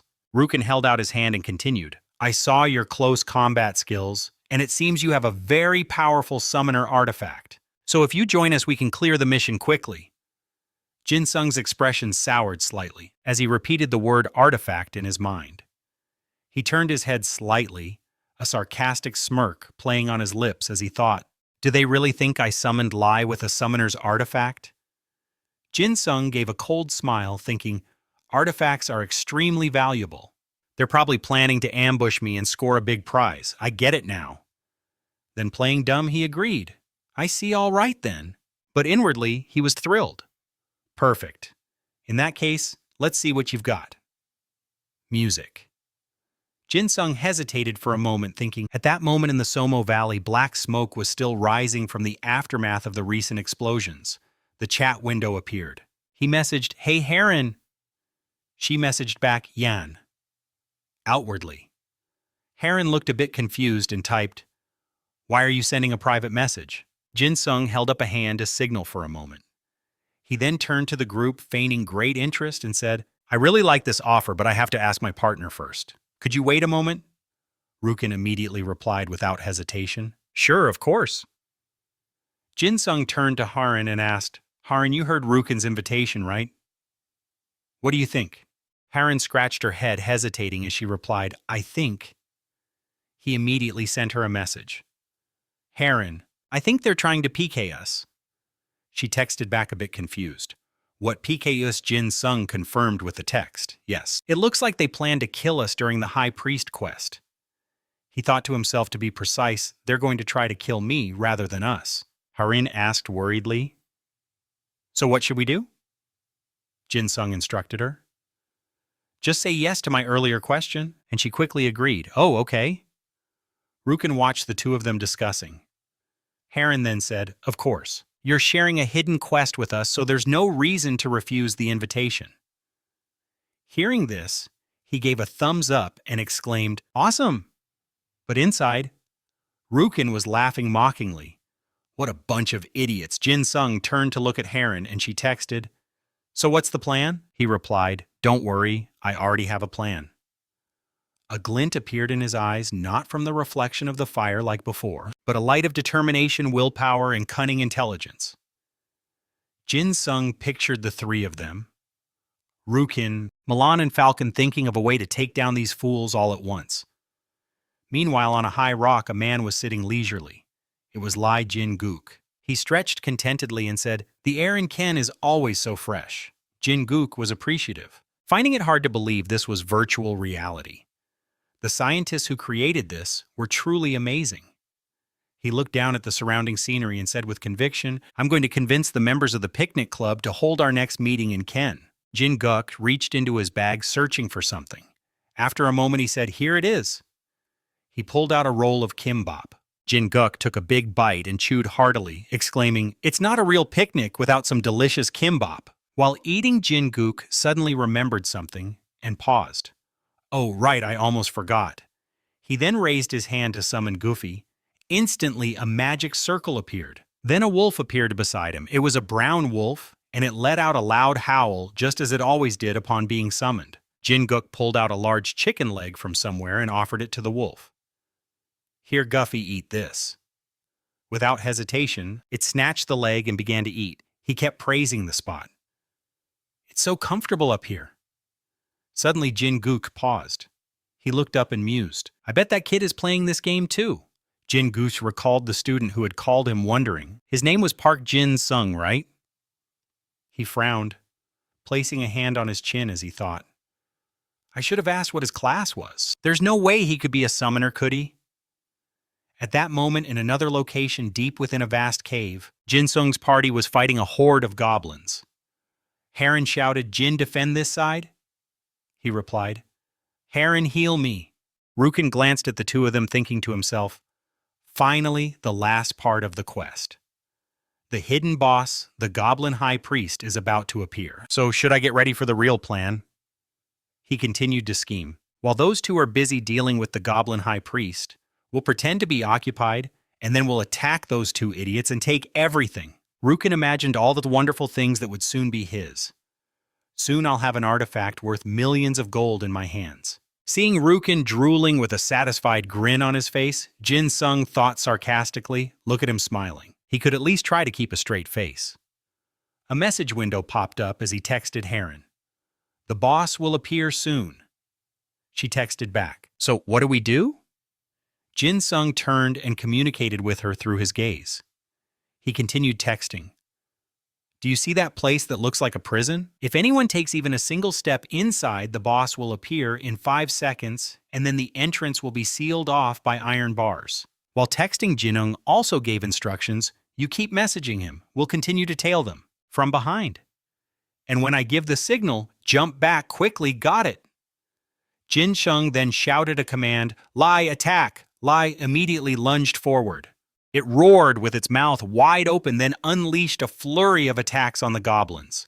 The overpowered main character then turned and urged Rukin, let's pick up the pace and head inside, all right? Hearing this, the man immediately agreed. Sure, of course. Rukin turned away thinking, Harin, you heard Rukin's offer, didn't you? What do you think I think?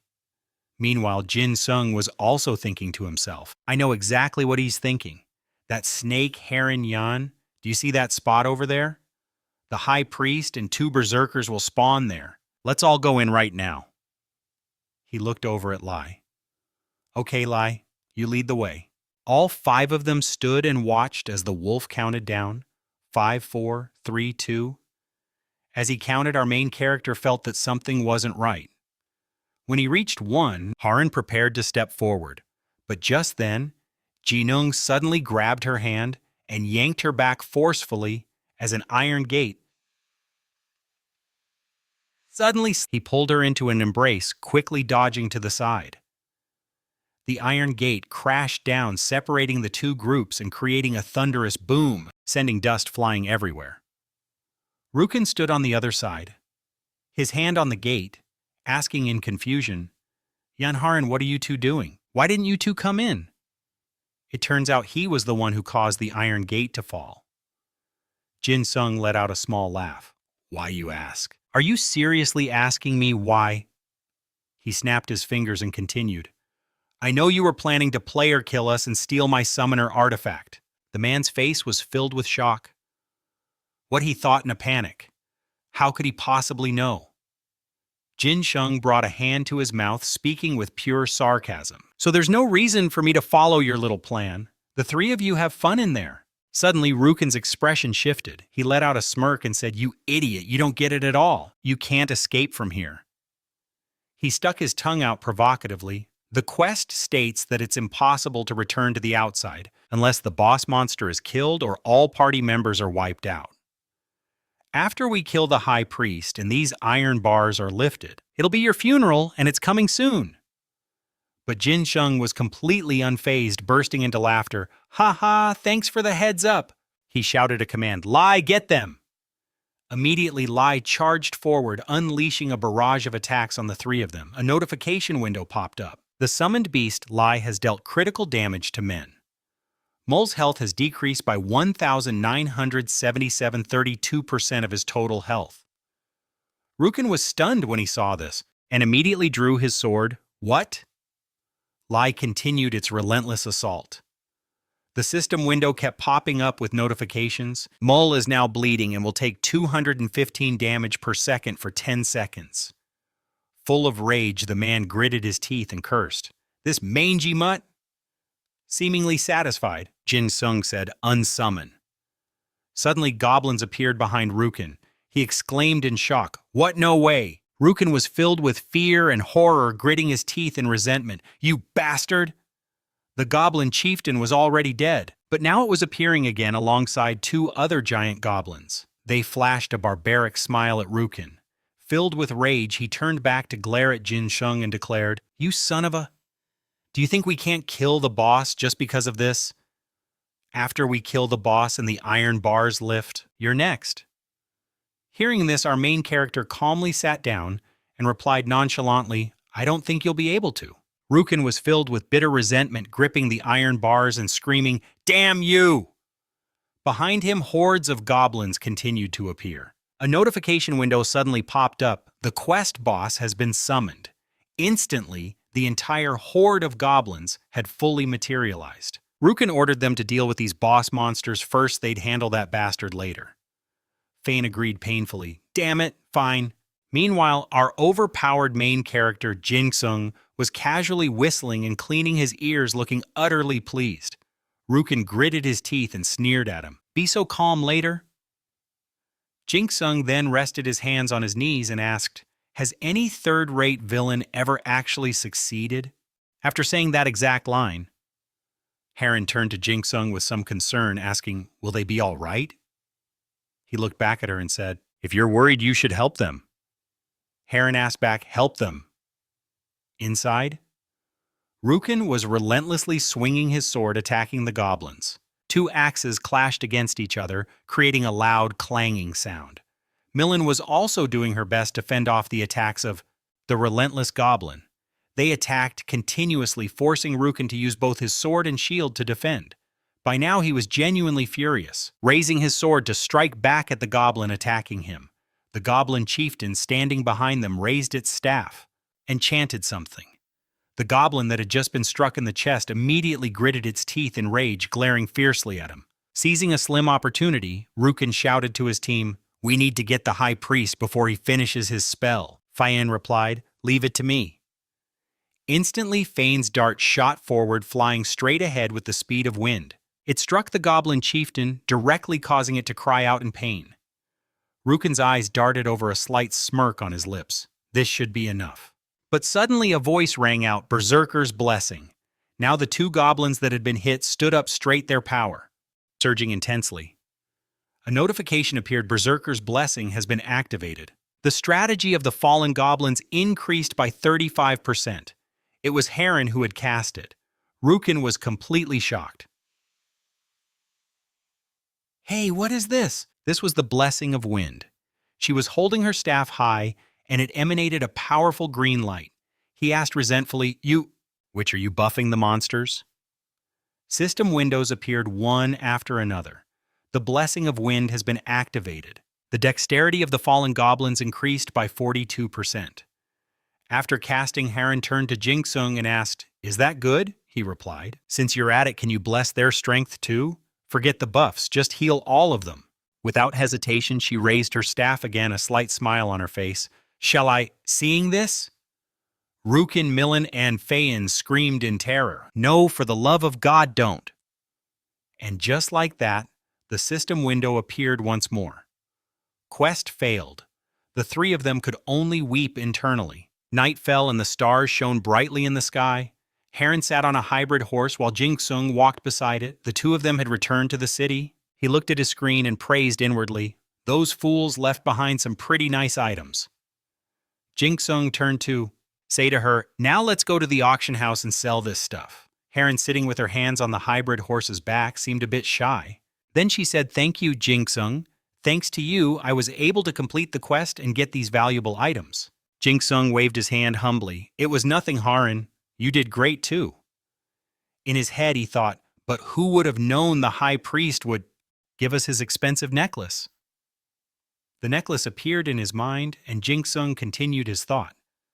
Splitting it hurts a little, but I got a lot of items too, so it's not exactly a loss. An image then formed in his mind of an excited Heron raising her hand and shouting, hit them more harder. Jinung scratched his head and chuckled to himself. I didn't know Heron, no, could get that excited. Well, all's well that ends well. He turned to her and said, hey, let's go. He turned back and continued, to the auction house. In a flash, the three of them arrived at the auction house, and the buyer immediately offered a bag of money, saying, here's the payment. He happily took it, thinking, I knew it a whole bunch. The screen displayed received 660,000 gold. Jinung held up a gold coin and began to calculate. After deducting the auction house fees, the total is 660,000 gold. He then turned around as if remembering something. Jinung held up a stone in his hand and asked, what is this stone? It's one of the items dropped by those player killers. He fiddled with it in his hand and continued, it's warm, so maybe it's a heat pack for winter. The item description says nothing but unknown, and it feels like a waste to throw it away. As he was speaking, Heron waved from behind, calling out, Jan, I've bought enough for dinner. Jin-sung called back, Heron. He extended his hand cheerfully and said, then let's go finish this quest. She immediately agreed, okay. The night scenery was beautiful, with the bright moonlight shining on the city's houses. Seeing the two approach, Lapierre greeted them, Yan, welcome. Your contribution is astonishing. Jin-sung replied, thank you. The notification windows appeared, signaling the quest completion in this action manhwa. Quest complete. You are the highest contributor to this quest. Completion. Received 56,700 gold. Received 143,200 experience points. Level up, you have reached level 32. Level up. You have reached level 33. Level up. You have reached level 34. He looked at the notifications and couldn't help but rejoice inwardly, so much experience. And the gold reward is quite substantial too. Heron also saw her results and winked, boasting, hey Yan, I leveled up to 46. Jin-sung immediately praised her. Oh, congratulations. As if remembering something, he raised a hand to his lips and said, that's right, by the way, Commander. He replied, what is it? Jin-sung held up the necklace and continued. Actually, I encountered the goblin high priest behind the barracks. Lapierre immediately praised him. Look at that, you even killed the goblin. Oh, wonderful. Another notification window appeared. Quest complete. Completion rank B+. Received 674,200 experience points. Level up. You have reached level 35. Seeing this, Jin-sung was thrilled and thought to himself, sweet, another level up. The commander turned to him and said, I'm impressed. Our overpowered main character is leveling up at an insane speed. The Guard Corps has been searching for the Goblin High Priest for several months. How did you find him? He smiled and waved his hand humbly, replying, I was just lucky. Hearing this, Lapierre denied it. No, it couldn't have been just luck. Then from his hand a rolled-up piece of paper appeared. Lapierre continued, you deserve to receive this. Jin-sung looked at it and asked in surprise, this is... The paper unrolled. A brilliant golden light shone into his eyes, startling him. The notification window immediately displayed. You have received a recommendation letter to participate in the Lucipin Kingdom's mercenary test. Jin-sung realized, a quest complete. Lapierre handed it to him and said, if you take this, you can participate in the Lucipin Kingdom's mercenary test. You must take the test in Moran. I can see great talent in you. Taking the letter, he replied happily, thank you very much, Commander. I will definitely participate. Then he thought to himself, I should take the test when I need to go to Murin. He took out another letter and offered it to Heron. I'll give this to you as well. Please use your strength to forge a future for the Lucipin Kingdom. She reached out to take it and agreed, of course. Heron then turned to ask him, but Yan, do you know what this recommendation letter is?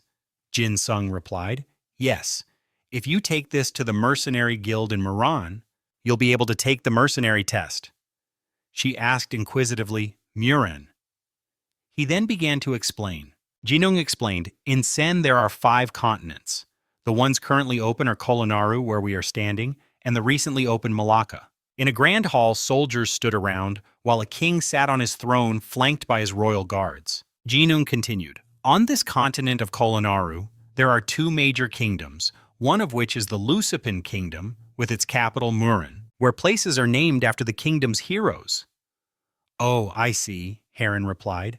Thanks for letting me know. She stroked her chin, thinking to herself, I have no reason to go to Murin before level 50.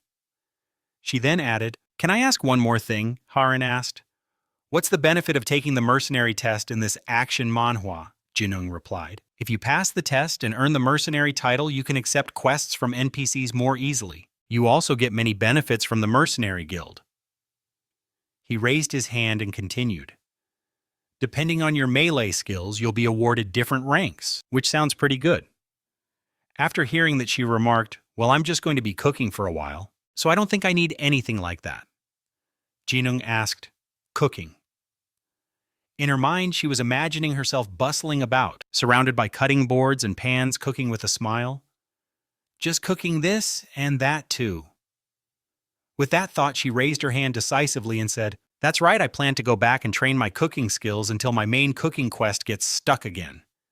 Hearing this, Jinung silently confirmed that the most important thing in the world to Heron was cooking. I don't know about other things, but Heron's cooking skill level is definitely top tier. He looked helplessly at Lai and continued to think, just the fact that Heron's food boosts Lai's stats is proof enough.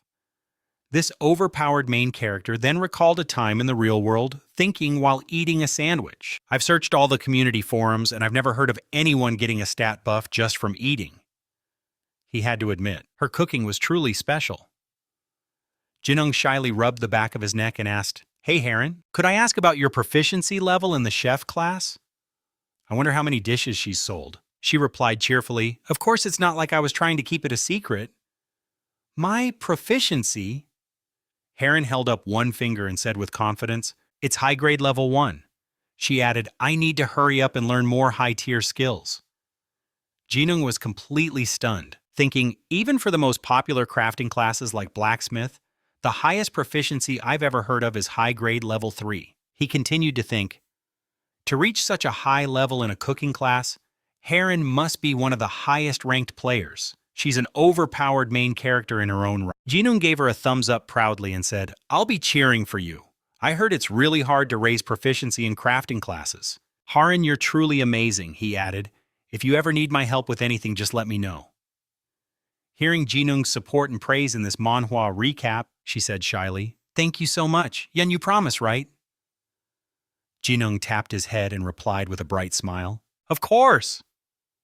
Then he thought, wait, what did I just promise? A notification window appeared. "Heron has sent you a friend request."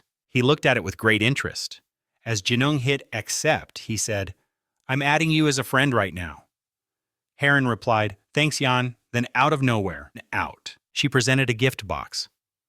Her eyes filled with gratitude. "Yan, this is for you." Jinung took it and asked, "What's this?" Heron answered shyly, "I made this while I was waiting for you." Lapierre, watching from the side, chuckled and turned away. He opened it. Inside were some incredibly delicious-looking slices of beef. Jinung said happily, "Thank you," thinking that Heron was truly in an... She saw this and smiled brightly, thinking, I hope Yan doesn't misunderstand me. Jin Sung couldn't hide his happiness and continued, "I'll enjoy it." Heron waved her hand, "It's nothing compared to how you helped me." Then Heron said goodbye to him. "Well, I have to go now. I've been online for too long and have a few things to take care of." Jinung replied, "See you later, Heron." After saying goodbye, she gradually disappeared. Jin Sung smiled and waved back. Then he opened his screen and said, "Let's see. I have 5 hours before I need to sleep." My leveling speed today was faster than I thought, a classic overpowered main character trait. Should I grab dinner and come back? Jindung wondered if he should order some chicken to reward himself. The scene changes to the next morning. He was riding on Lai's back, rushing forward like the wind. Jin Sung looked a bit hurried. "Let's go," he urged. "Hurry up, we're running out of time." Jin Sung thought to himself that this was taking longer than expected. Looking out from a high vantage point, a boat was docked nearby. Jin Sung pointed, "Over there, Lai," he said loudly. "To the port, I'll lead the way." Jin Sung hurriedly thought, "I've been here before, but it's been so long I don't remember the way clearly." This is one of the challenges of his reincarnation. He confirmed his thoughts. If I want to catch an ice golem, I have to go to the deep island. The two of them quickly made it down to the port. Jin Sung pointed again. "That way, Lai, just run in that direction." But when they arrived, the boat had already left the port, and he panicked. "Oh no, the boat, no! I have to get on that boat." Jin Sung tensed up, gritting his teeth as he stared at the ship. He kept urging, "Run, Lai, we can't let it get away." The wolf immediately gathered its strength and leaped off the ground, soaring high into the sky. Everyone on the boat looked on in amazement. "Over there!" But suddenly the boat was too far, and Lai couldn't make the jump. Jinung shouted in panic, "It's too far!" Without a second thought, he stood up and launched himself from Lai's back in a move worthy of an action manhwa. Because there was still a small gap, Jin Sung leaped forward. The wolf was terrified, thinking it would fall into the sea. Immediately, he gave the command to unsummon. Lai was gradually recalled, so it was unharmed. His feet landed safely on the boat's deck. Jin-sung adjusted his clothes and let out a sigh of relief. Just in time. The weather was beautiful. Everyone on the boat stared with their jaws dropped in astonishment.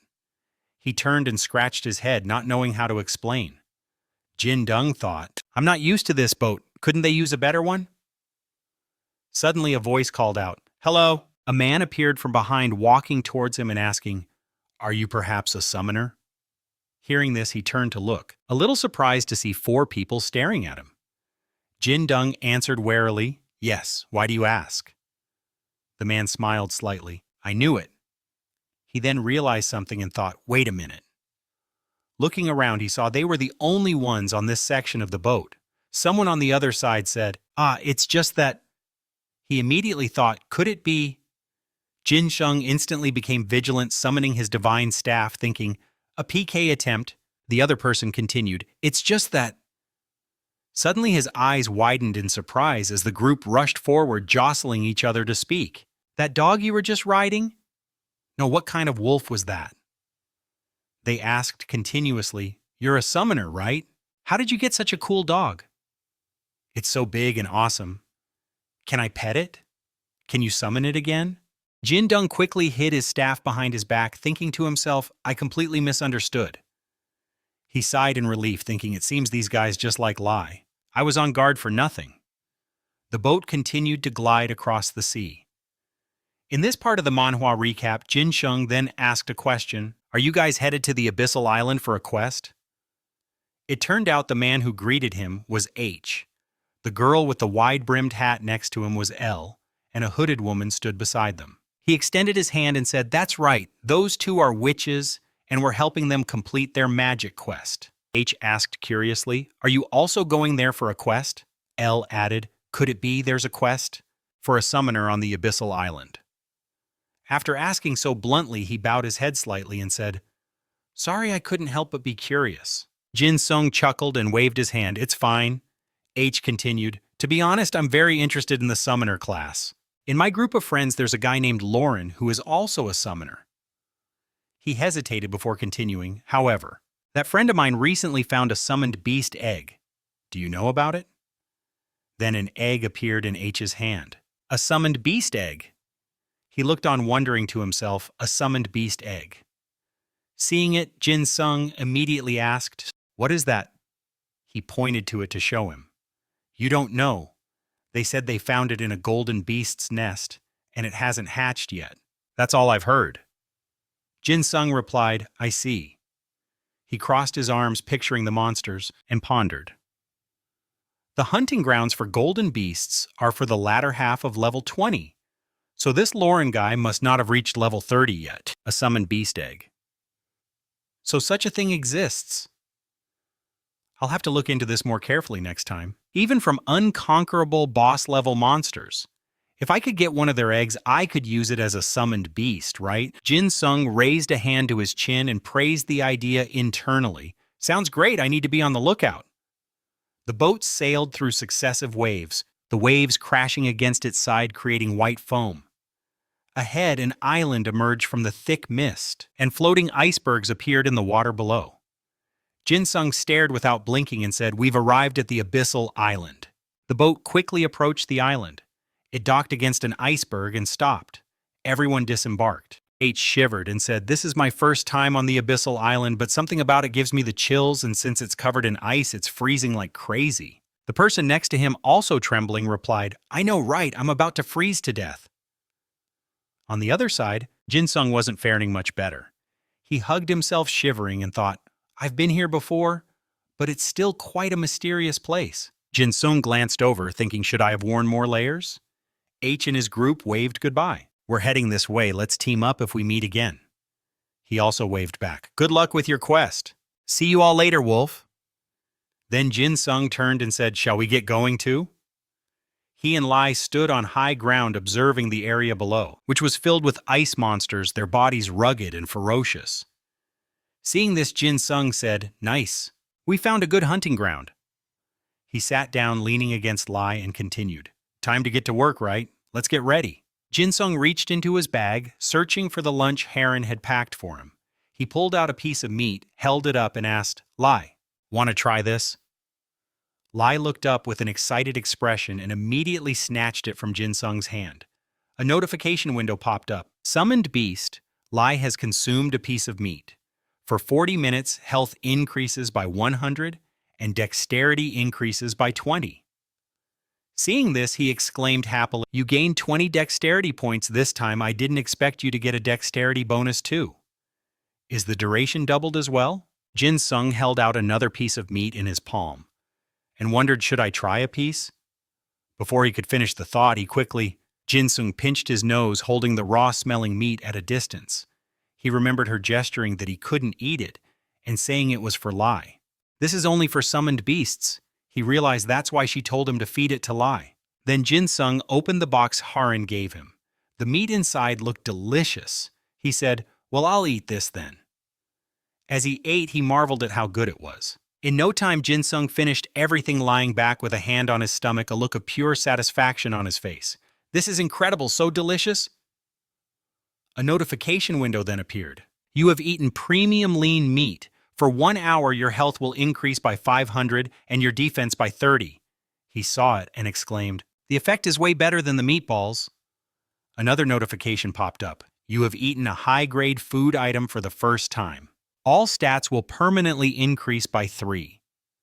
Jinsung was completely shocked. "What?" He stared at it and asked, "A permanent stat increase." "This is a classic overpowered." Jinsung immediately commanded his status window to open. The screens appeared one after another. Player info: Ian. Level 35. Experience 179,540. Out of 700,000, which is 25.64%. Race: Human class Summoner. Taming Master. Title: Master of Hunting. HP 2,955. Strength 67 plus 15, Agility 102 plus 12, Intellect 52 plus 25. Stamina 70 plus 40. Charm 67, Taming 108. Leadership 105, Mana 1,750, Fame 75,336. When fame drops below 0, you will become an outlaw.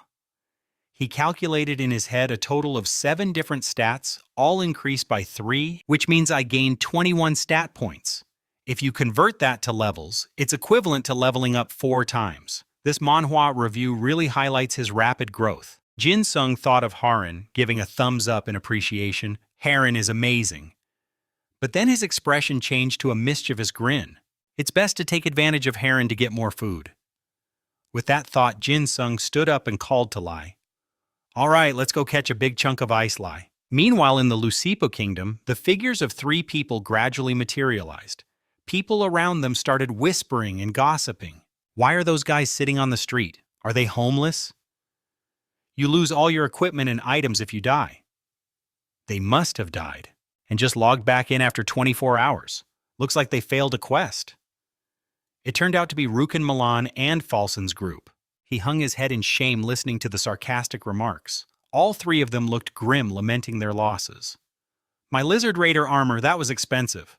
My Halios necklace was a rare grade item, damn it," Rukin shouted in frustration. "At least you guys still have some items you could keep. I have nothing left. I couldn't unequip any of my gear, so I lost everything."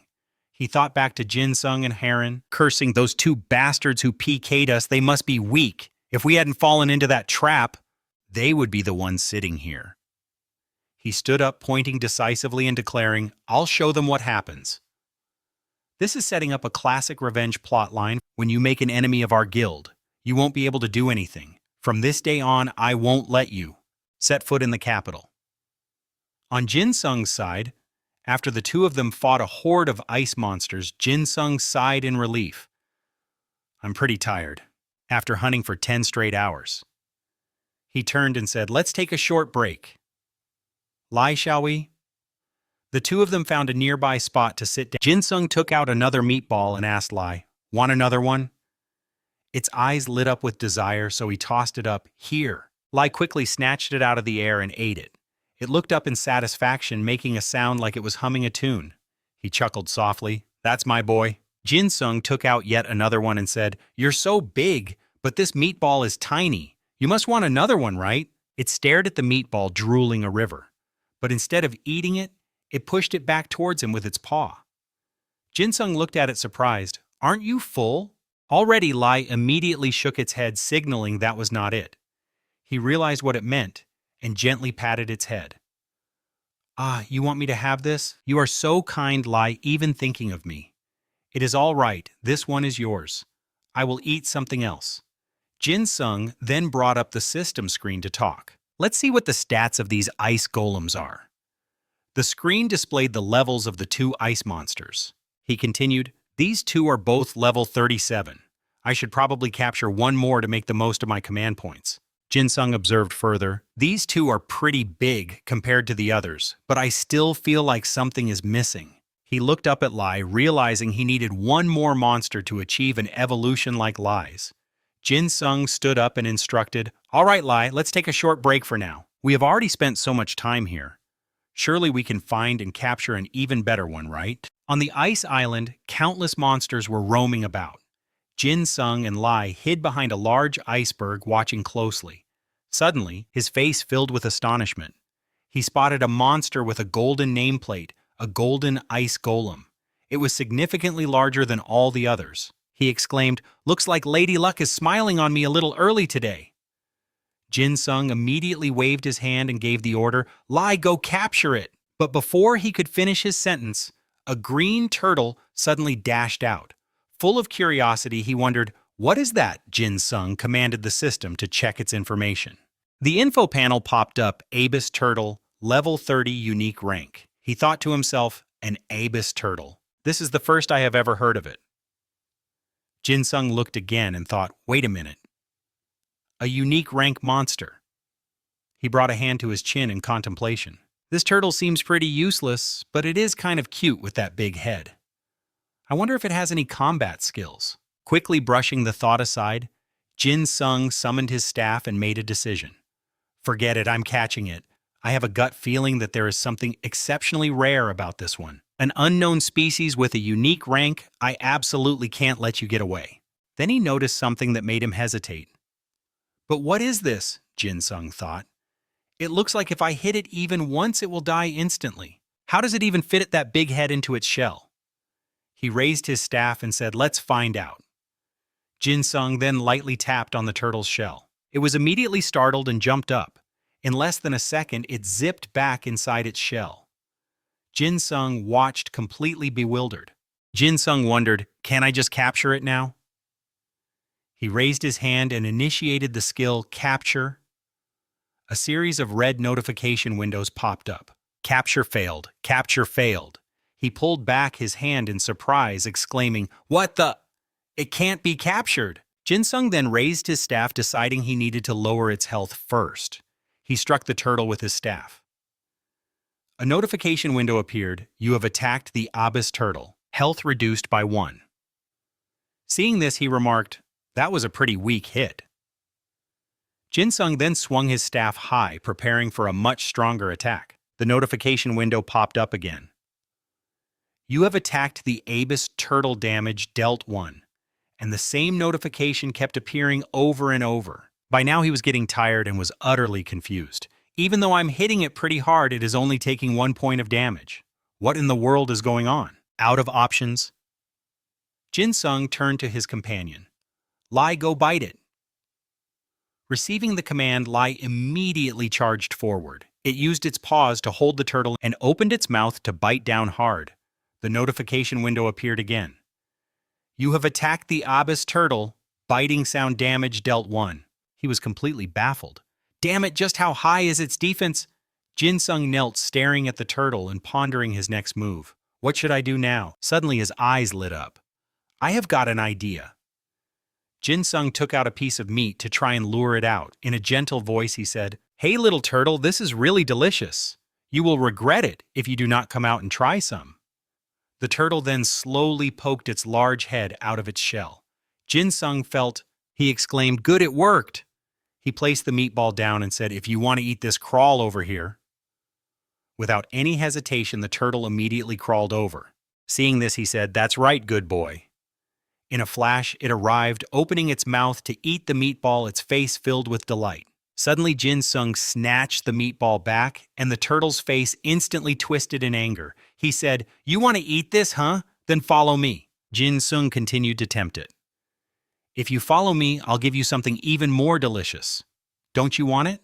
As he spoke, he opened his other hand to reveal several more meatballs and said, "This stuff is pretty expensive." But then, with a mischievous glint in his eyes, Jin-sung said, "If you make a contract with me, all of this will be yours." The turtle stared at the meat, its face frozen in a state of pure bliss. A flash of light erupted as Jin-sung issued the capture command, clenching his fist. All right, a notification window popped up. "You have successfully captured an Abyss turtle." Jin-sung looked at the screen and joked, "You silly turtle, capturing you is even harder than hitting on a supermodel." Then his eyes widened in surprise as he exclaimed, "What's this?" Jin-sung thought to himself, "It can evolve."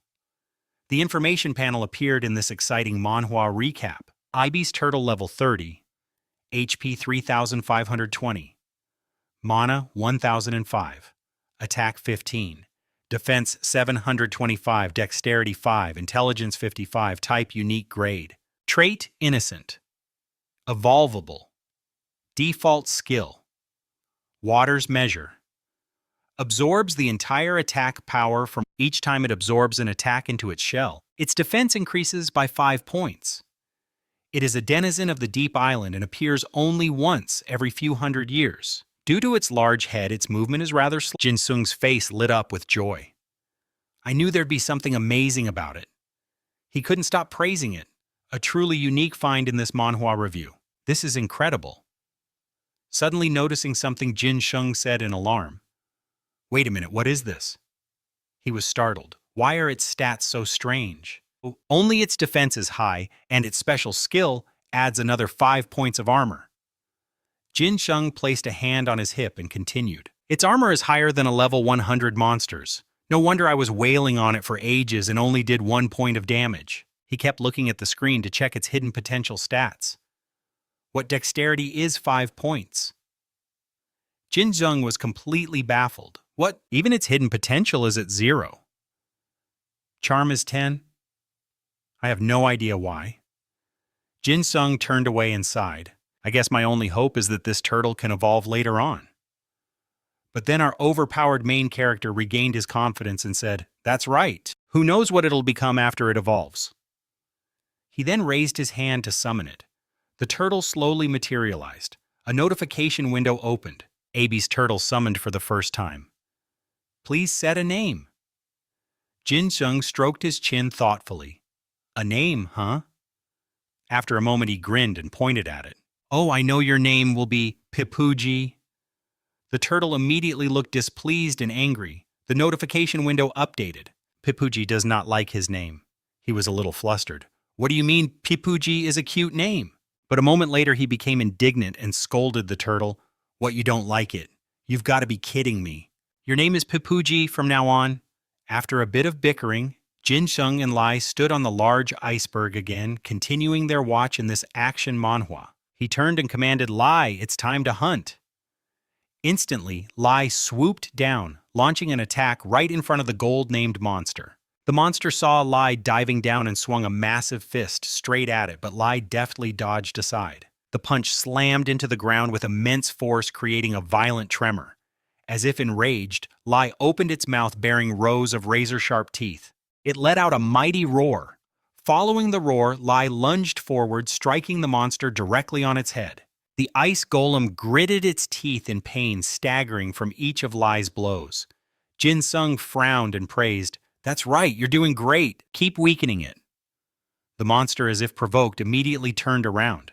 Its fierce eyes locked on Lai. He had a bad feeling about this. It clenched its teeth, its eyes filled with indignation, then it smirked, stood up straight, and lifted one leg in front of Lai. Jin-sung realized it was the ice wave. It was trying to cast that skill.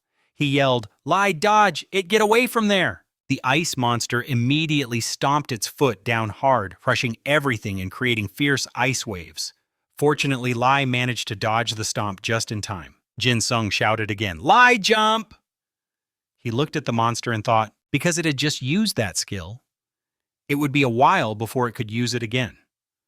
Our overpowered main character Jin-sung seized the opportunity, bent his knees, and leaped high, thinking this is a triumphant smile spread across his face. The powerful jump carried him high above the monster's head. Jinung looked down, aiming straight for its eye as he dove forward. The divine staff in his hand instantly glowed, radiating astonishing power. The monster was caught off guard and distracted. Seeing his opportunity, he smashed the staff directly into the monster's head. Its eye exploded and the monster roared in agony. Jinung and Lai landed safely on the ground, watching it struggle with the aftermath of his devastating attack. Jinung roared, "Attack now, Lai!" With murderous intent in their eyes, they both charged forward in this incredible action manhwa battle. They unleashed a fatal blow on the creature. Jinung commanded, "Capture." A notification appeared, "You have captured the ice golem." With the battle over, he sat down, bracing himself with his hands on the ground and letting out a sigh of relief. It took a while to finally capture a decent one. The information panel appeared, Ice Golem level 38, HP 5,450. Mana 1,275. Attack 205. Defense 315. Dexterity 66. Intelligence 12,525. Type normal grade golem nature, docile, evolvable, default skills. Ice Wave stomps its foot to create a freezing wave within a 15-meter radius. All targets hit will receive 50% of its attack power as damage and have their speed reduced by 30% for 10 days. Icy Body, when in a snowy or icy area. All its stats are increased by 30%. However, it takes double damage from fire-type attacks. A creation from the depths. Jinung looked at the screen. Its hidden potential was already at 75, definitely worth the effort. He turned to Lai and said, "Okay, we're all prepared now." Then he suddenly asked, "Huh? Where's that turtle?" After searching for a while, Jinung found it. "There you are." He picked it up, noticing the turtle was still greedily munching on a fish. In this part of the manhwa recap, Jinung thought to himself that it took almost 2 days to capture this golem, so he should probably head back. He then remembered that's right next is Mount Cropia. The scene shifts to the Cropia Duchy. Inside the castle, Heron was engrossed in cooking, humming a song to herself. She wiped the sweat from her brow. "Phew, I hope this one turned out well." A fragrant, delicious dish appeared. A notification popped up. "You have successfully cooked cream sauce lobster." A very appetizing plate of lobster and cream sauce appeared. Heron was ecstatic. "I did it." She held up the plate, her eyes curving into a happy smile. "If I had been a bit more careful, this could probably sell for almost 10,000 gold. She seemed a bit tired. Heron scratched her head. "Maybe I should rest for a bit." But for her, resting meant tasting her creation. Heron immediately took a bite. She exclaimed to herself, "It was beyond her expectations. My proficiency has really skyrocketed since I started cooking in the Duchy's kitchen." Then she grew curious. "I wonder what Yan is doing right now." Heron opened her message window and typed, "Yan." She continued, "I'm cooking in the Duchy's palace." "I just finished cooking," Jinung texted back. "Do you mean Tobin's foundry palace?" Heron replied. "That's right. I'm at Tobin," he answered. "Yeah, Heron." She sensed something was off and asked, "What's wrong?" "Did something happen?" "Well." Jinung, "Well, could you do me a favor?" She was a bit suspicious, thinking to herself, "Ian needs my help." Ian texted again. "I'm planning to go to the northern region and I wanted to get some of your food, Heron." Heron, thinking it was something serious, quickly replied, "Oh, that's easy. I just prepared quite a bit of food. Where should we meet?" After a moment, Heron texted back, "All right, we'll meet there." She put a hand to her chin, thinking, "It's a good thing Ian asked. I wouldn't have been able to finish all this food I made anyway. I'll see him soon." Suddenly, Heron blushed and covered her face. "It's not like I wanted to see him or anything. It's just because he asked for a favor." Back in reality, our overpowered main character Jinung sat in front of his computer. Let's see if there's any useful news today. A notification popped up on his screen, surprising him. "What's this new information about summoners has been discovered?" Jinung clicked on it. The news showed a reporter and a girl holding an orange fox. The interview audio played, "Is this the wolf that has been attracting so many summoners to Calipus Hills?" "Yes, that's right, I call him Coco." The reporter complimented, "That's a very cute name. I heard that Coco is different from others of its kind, is that right?" She replied, "That's correct. If you look at his information, you can see a line that says it can evolve." Hearing this, he spat out the water he was drinking. Jin-sung was completely shocked. What? Information about evolving summoned beasts has finally been revealed. He rested his chin on his hand thinking, but it was only a matter of time, and I'm glad they're only finding out now. Jin-sung pictured the town in his mind, pondering. The number of summoner players is countless now. Sooner or later, they were bound to discover that summoned beasts could evolve. He bit down on his spoon and continued, but without the training skill, it's really difficult to evolve them. There probably aren't any hybrid types either. Jin-sung waited a bit but saw nothing new. Is there any other information? Suddenly he said, a unique rank monster. A brown bear appeared on the screen. It was baring its teeth and growling fiercely. The first unique rank monster has been captured. Our overpowered main character leaned back, still holding the Dark Runa Guild got one before this guy. He sighed and continued. To capture one at level 23, they most likely had help from guild members or friends. Jin-sung stretched his arms and said, all right, let's go check on Babuk. Back in town, Jin-sung met up with Heron. He was holding a bag so big it was almost the size of his torso. Jin-sung looked at it hesitantly and said, isn't this a little too much, Heron? And you're only charging me for the ingredients? Won't that be too much trouble for you? She clasped her hands together, her eyes filled with gratitude and sincerity. It's nothing at all. Compared to the quest you helped me with, and that necklace, this is nothing. He peeked inside the bag and exclaimed, looks like there are some super expensive dishes in here too. I want to dig in right now. Jin-sung smiled softly and added, thanks a lot. I don't know how I can ever repay you, Heron. Heron hesitated. Well, in that case, her eyes lit up and she smiled a little mischievously, saying, could you do 2 favors for me? Jin-sung glanced at her and replied, sure, what are they? Heron looked shy, said. Her first request was, when you go hunting in the northern region, if you see any of the materials on this list, please get them for me. Jin-sung immediately agreed. Sure, I can help with that. Heron continued. And my second request is, he looked at her and thought to himself, what could it be? She looks a bit awkward. I wonder what she's going to ask. Jin-sung stroked his chin, thinking with anticipation, I hope it's not something that will take up my grinding time. Heron said, please help me with an upcoming class at school. He was a bit confused by that. She continued, when I asked Juan, he told me that you're attending Korea University. Jin-sung replied, yes, that's right, I'm a freshman there. He thought to himself, something related to school. Does that mean she wants my help in the real world? Heron introduced herself. I'm in the hotel culinary department at Korea University, and I'm a sophomore. Jin-sung replied, I see. In his mind, he thought, the same university, and she's my senior. Heron shyly touched her neck and said, you like good food, don't you? I was really hoping you could try all my dishes and see which one is the best. The class I'm taking is about creating original dishes, so... Before she could finish, he covered his mouth and added, so I just need to eat and tell you if it's good or not. With a sincere and trusting expression, Heron replied, that's right, you'll definitely help me, won't you? Jin-sung, still embarrassed, blushed. After that was settled, he walked away, resting his chin on his hand as he thought, what's this? Why would Heron make such a request? Doesn't she have any friends?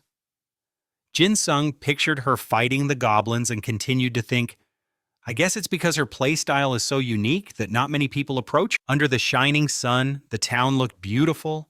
He thought with determination, from now on I'll focus on getting gear. Jin-sung brought up all the interface screens, looked at them and said, the upcoming regional quest is a bit dangerous and there isn't much information. I have to make sure I have the best gear to fight when I get there. He kept selecting and deselecting, hesitating a lot. This one's good, I'll buy it. Nope, not this one. Jin-sung smiled gleefully. I've bought everything I need. Now for a weapon. He reached for the screen again, continuing to weigh his options. I wonder if there's a bow like that wild type one I bought before. As expected, there were no high damage bows available at his level. Jin-sung said, There are no bows that can buff my summoned beasts. Should I broaden my search? He then noticed a few interesting items. A screen popped up, Iron Gauntlets of the Ancient Summoner. Iron Gauntlets of the Ancient Summoner. Jinung was astonished. The scene flashes back to that ice island with its desolate, bone-chilling winds. A golem stomped its foot heavily, and a wave of ice instantly appeared. Jinung and Lycan moved past it. He commanded, "I'll attack from the front, you handle the rear." At that moment, a large ogre appeared up ahead. It furiously swung its fist. The powerful punch came crashing down right where he was standing, but Jinung dodged it just in time. A notification popped up. Weakness detection has been activated. A detected weak point will increase accuracy by 198 and critical hit rate by 23.5% when attacked. You deal an additional 97% damage. The iron gauntlet materialized, fitting perfectly onto his hand. Jinung muttered in anticipation. "I'm counting on you. I spent 900,000 gold for you." His eyes were firm and resolute. "Let's go." Jinung charged forward with his new gauntlets. He leaped high into the air. The system announced that a weakness had been detected, and the goblin was stunned as it saw him charging in. A critical punch slammed right into the goblin's body. It screamed out in agony. The power of the iron gauntlets was immense, radiating an astonishing amount of force. Jinung looked at his gauntlets with admiration, thinking they were definitely worth every penny. He was so glad he bought them. The screen displayed the item's stats. Ancient Summoner's Iron Fists. Attack power, 225 to 2,305. Durability, 314. Health plus 20. Dexterity plus 15%, level 40. Classification, Bare Fist. Rank, Hero. Minimum level requirement, 38. Inherent ability. Health of all summoned beasts increased by 10%. Attack power increased by 25%. Critical damage increased by 55%. A summoned beast's inherent ability will be randomly activated. Physical abilities cannot be activated this way. A weapon used by the second ancient summoner capable of influencing summoned beasts. Jinung said, "Looking at it again, I still really like it. Its inherent ability is amazing. If it's random, does that include Pipuji? So that means if its ability activates, I'll also..." A notification panel appeared, "Retreat into shell. Defenses multiplied by 5. Suddenly a golem appeared behind Jinung. He looked around and continued, "It's a good thing there's a restriction on physical abilities." He wondered, should I use the new skill I got at level 3? Just then the goblin opened its mouth and let out a ferocious roar. Jinung immediately used Space Swap, instantly dodging the goblin's attack in this epic action manhwa. The goblin's club smashed into the golem's head, and something that looked like blood spurted out. A notification appeared, "Summoned Beast Slap has taken 1,375 damage from the Ice Goblin." Watching them attack each other from the side, he exclaimed, "It worked!" Then Jinung cursed, "Damn it! Even Slap took over 1,000 damage at level 60? Ice Goblin is really something else." He then summoned his iron gauntlets. He aimed at the goblin and said, "I have to take it down before it gets a chance to heal." He then landed a direct critical punch on the goblin's body. Swirls of energy erupted. The notification bar displayed, "You have dealt critical damage to the Ice Goblin. Ice Goblin receives 596 damage." Jinung thought to himself as he attacked, "I need to keep up the pressure." Another notification popped up. The effect of the Ancient Summoner's Iron Fists has been successfully activated. The message read, "You have borrowed Tai's Berserk ability." Instantly, Jinung's demeanor changed. His eyes filled with bloodlust, turning completely feral, like a truly overpowered main character. His eyes blazed with fury as he gritted his teeth with immense power. The goblin across from him also let out an earth-shattering roar. Instantly, a notification appeared. "For the next 15 minutes, your attack power and dexterity are increased by 30%. The goblin wasn't about to back down, swinging its fist straight at him. The notification continued. "For the next 15 minutes, your defenses decreased by 30%. But Jinung dodged it with ease. He couldn't help but think, "My body is so much faster now. I'm overflowing with power." But he remained cautious, thinking, "However, in this state, I'll die from a single hit with my defense reduced by 30%. Jinung confirmed his strategy in his mind. Monsters with wide area attacks always leave an opening right after. With that thought, he decided to act now. He immediately unleashed a powerful blow on the goblin. Its health dropped from 876 to 621. A notification displayed you have landed a critical hit on the ice goblin. It continued, due to the critical hit on the ice goblin, your attack power will increase for the next 5 seconds.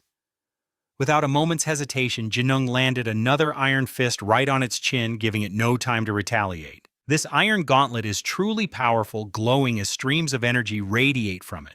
Once again, he throws a powerful punch down on it, and the goblin is killed instantly, knocked flat on its back. The notification window shows that he has killed an ice goblin and received 1,060 experience points. At this moment, deep in the freezing forest, a warm fire is lit for Johun's group, which includes Fiolin and 2 others.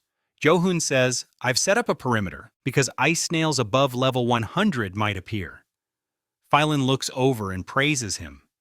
"You did a good job." She continues, "The northern region is no place to mess around. It's a good thing we came on this expedition. It allows us to build a foundation for our guild. This is a key plot point in this action." As he listens to Fiolin, he hands her a cup of water. "Here, drink this." She takes it. "Thank you." Johun replies, "That's right, isn't it?"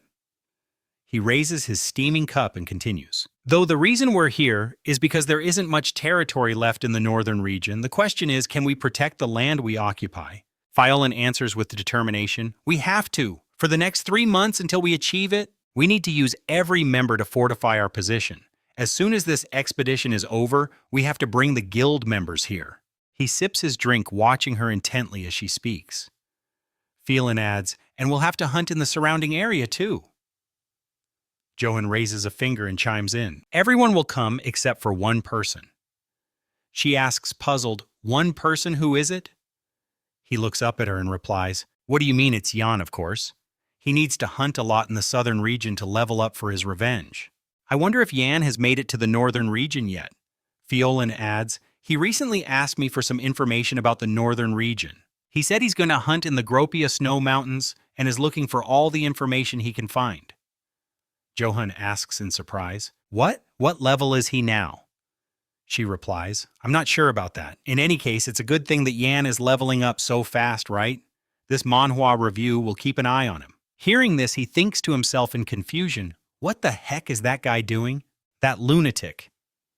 This manhwa recap now returns to our overpowered main character on the ice island, where Jinung sighs and says, "The experience gain isn't that great." The golem turtle and the hybrid wolf, and continues. "Now I'm sharing experience with 4 of them instead of 2, so I can clearly see that leveling up has become much harder. This is a common challenge in any action manhwa, even though I just passed level 40. Slap, Pipuji, and Lai probably can't leave the house for a week now." Jinung looks at the pop-up screen and says, "Let's see. It must be about time for Slap's potential to reach 100. Right?" He asks a little surprised, "What? What's going on? Slap's potential has already reached 100, so why hasn't it evolved yet?" Jinung continues. "Isn't it supposed to evolve when its potential hits 100? This is a great mystery for our manhwa review.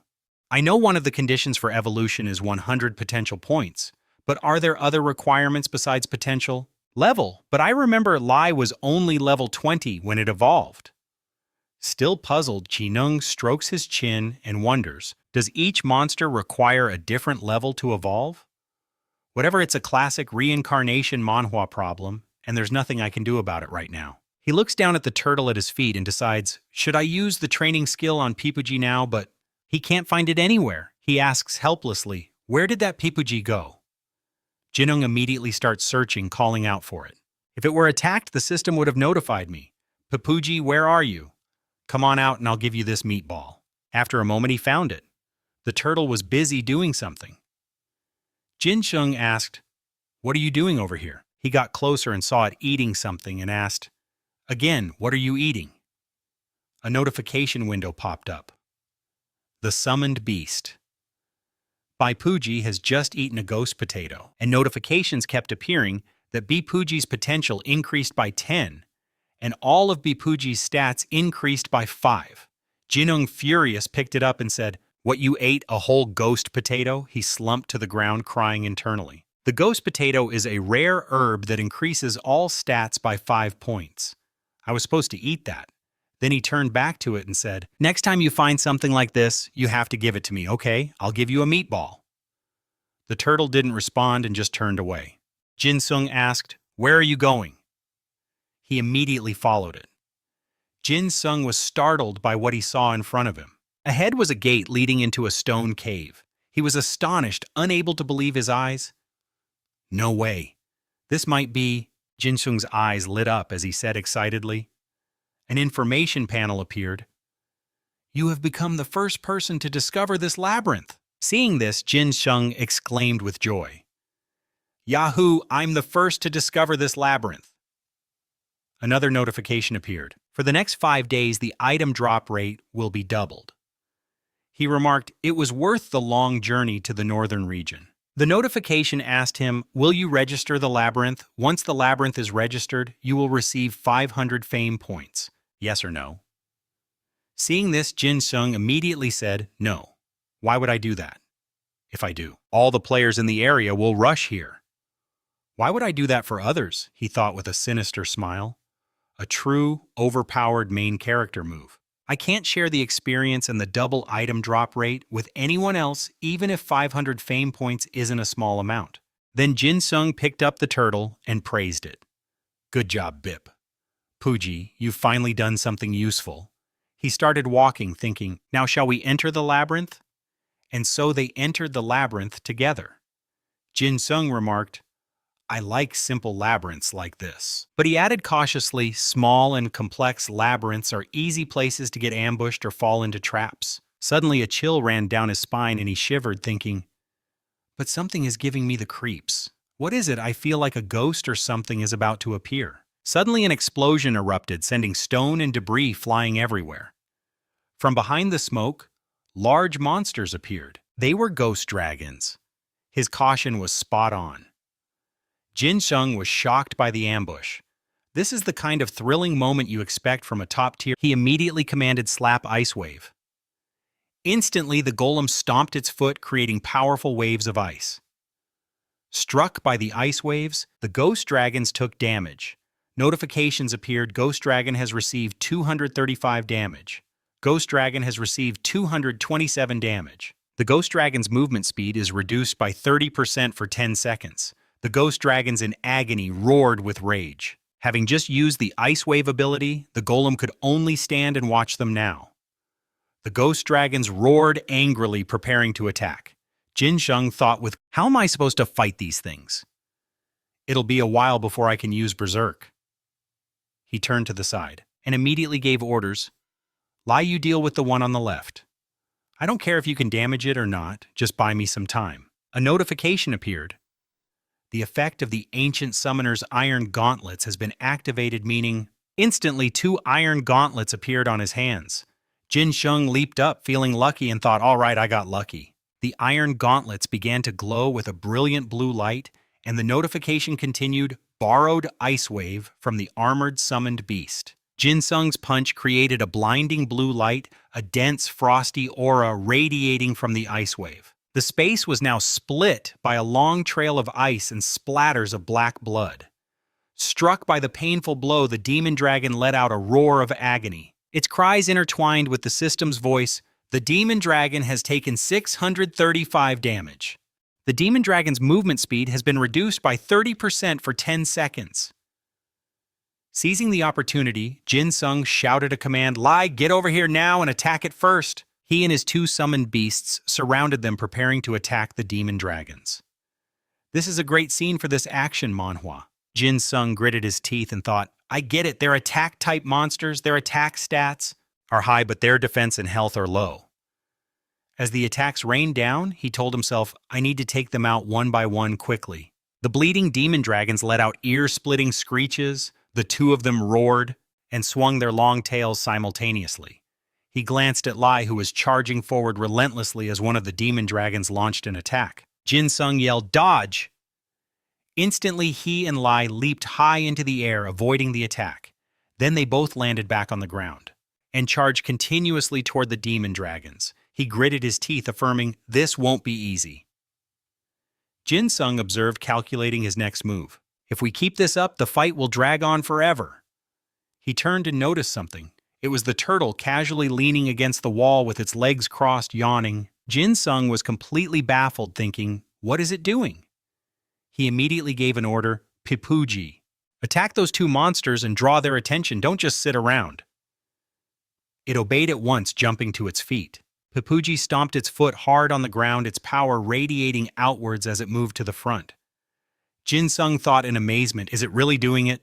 Even the demon dragons turned to look at each other in confusion, but he praised it anyway. That's right, you're so brave.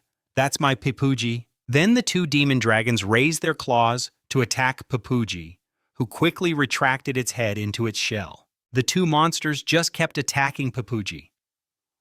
A notification appeared. Pipuji has received a critical hit. Seeing this, Jinsung called out loudly, Pipuji. He could only watch helplessly as notifications popped up one after another. Pipuji has taken 1 damage, he said, exasperated. 1 damage? Then Jinsung slammed his fists together and shouted, all right, good job, Pipuji. I believe in you. Believe in that monstrous defense of yours. Seeing that the demon dragons had let their guard down and were focused only on attacking, he said confidently, I can win this. He pointed and immediately commanded, everyone attack. And just as this overpowered main character planned after a period of fighting, Jinsung's side emerged victorious, leaving a complete mess behind. Jinsung wiped the sweat from his brow and sighed in relief. Phew, we barely managed to take them down. He continued, I've reached the end of the basement path, but why does the atmosphere feel so strange? This manhwa recap is getting intense. As he spoke, Jinsung looked back puzzled. Behind him, a brilliant light appeared, startling him. Jinsung turned and shouted, Lie slap! Prepare to attack. But the light flared up, becoming incredibly blinding. Suddenly, an old man emerged from behind that dazzling golden light. He wondered, the ghost of an old man, is that Ok? Ok suddenly appeared and chuckled, I see that you are a summoner. Seeing the old man, Jinsung was startled for a moment. He thought in confusion, he can't be a monster, can he? Jinsung remained silent for a few seconds to compose himself before asking, That's right. But who are you?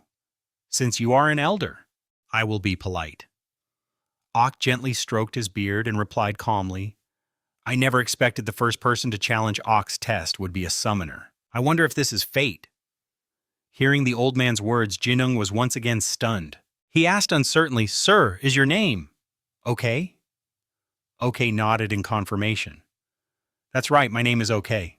Jinung hesitated and asked, I see, so why are you here, Mr. Ok? Okay replied in a slightly deep voice. I can't tell you that just yet. Jinung asked, a little surprised. Why not? The old man gave a mysterious smirk, and suddenly Ok raised his magic staff high. He shouted, O challenger, if you pass my test, you will learn all the secrets of this labyrinth. Seeing this, Jinung immediately became vigilant and looked around as the space around him suddenly began to shake violently. Jinung muttered in confusion, What is this across from him? OK continued to shout, summoning something. Answer my call, Chaos Dragon. The orb on his staff suddenly lit up brilliantly. Startled, Jinung quickly turned his head to look. A massive explosion suddenly erupted behind him, and from within the smoke and dust, a pair of powerful wings emerged. A giant tail appeared, accompanied by a terrifyingly shrill sound as the beast quickly stepped out. The creature that was summoned was a level 75 Chaos Dragon. Seeing it, Jinung stammered in terror, A Chaos Dragon! The Chaos Dragon quickly approached him. Jinung hurriedly dodged backward, thinking to himself, It's twice the size of the ghost dragons, as tall as a 1-story building. Jinung shouted in fear. More importantly, it's level 75. Is that hero rank? This is absurd. How am I supposed to defeat it? My summoned beasts are only in their early 40s. He hastily backed away from the Chaos Dragon, trying to figure out a strategy. If I feel like I'm about to die, I should unsummon my beasts first. At the same time, the Chaos Dragon let out a threatening roar. Jinung's game system immediately announced, Due to fear, your body has been weakened. The system continued, All stats decreased by 5% for 10 minutes, Jinung thought angrily. Even if I die, I won't back down without a fight. On the other side, Oak quickly flew over to the Chaos Dragon to control it. Chaos Dragon attacked that man? The Chaos Dragon immediately obeyed. It opened its mouth preparing to breathe fire. Seeing this, Jinung had a worried look on his face. It can use a breath attack too. He grabbed Papuji to dodge and quickly signaled for Gap and Lai to scatter. Just a second later, the Chaos Dragon's fiery breath shot straight at them. Flames blazed up at the targeted spot. A moment later, the flames erupted in an explosion. From within the fire, a strange silhouette appeared. Inside, Jinung had managed to use Papuji's defensive skill to block the attack. He whispered in fear, "That was close. I can't believe it pierced through Papuji's insane defense and took out 1/3 of its health." Jinung peeked out to assess the situation and speculated. It's probably like the ghost dragons with low defense and low health, right? With that thought, he started moving and gave an order. Gap Ice Wave.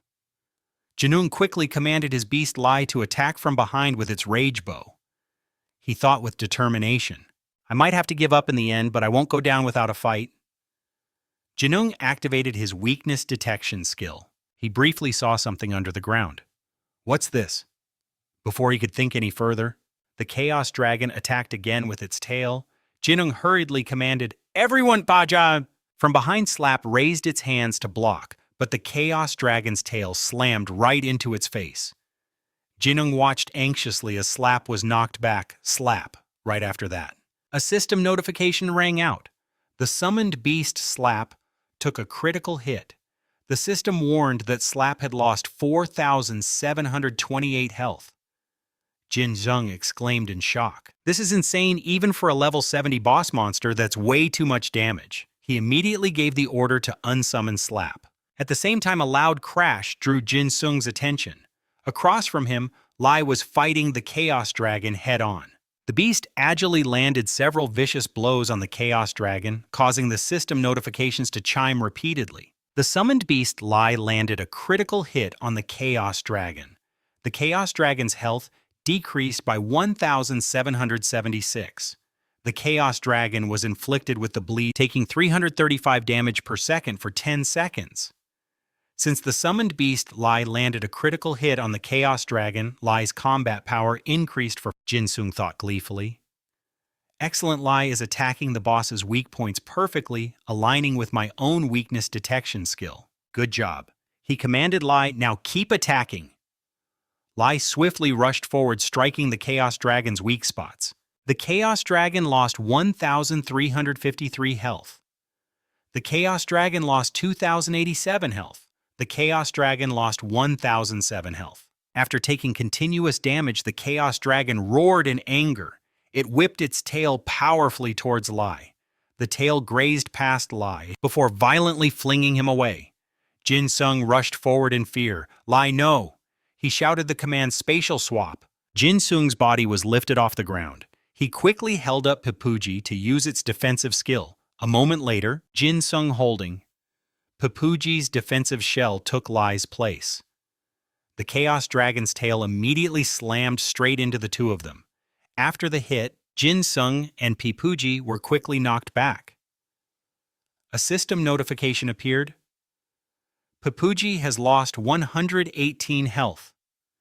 Jinung thought in horror, "Why is every single attack a critical hit? This stupid dragon." But our Papuji is still amazing. I can't believe it only lost about 100 health. A second later, Jinung quickly calmed down and directed his summoned beast to attack the Chaos Dragon. Lai tear it apart. Lai quickly leaped up to attack. The summoned beast Lai just landed a critical hit on the Chaos Dragon. The Chaos Dragon lost 2,576 health. Seeing this, Jinung joyfully praised him. "Good job, Lai." He observed the situation while calculating. Even though the Chaos Dragon just took a critical hit, it seems it still has more than half its health left. At the same time, the Chaos Dragon's tail suddenly whipped towards Jinung. He was startled and tried to back away. Unfortunately, the Chaos Dragon's tail slammed into Jinung in an instant. He was immediately sent flying into a wall. Jinung quickly looked at the notification panel. "You have lost 521 health from being thrown into the wall." He worriedly calculated to himself, "Can I even win this? I don't want to die. A level 75 hero-grade monster is just too strong." Jinung gritted his teeth in frustration. My valuable experience will disappear, along with a game over screen and a 24-hour login restriction.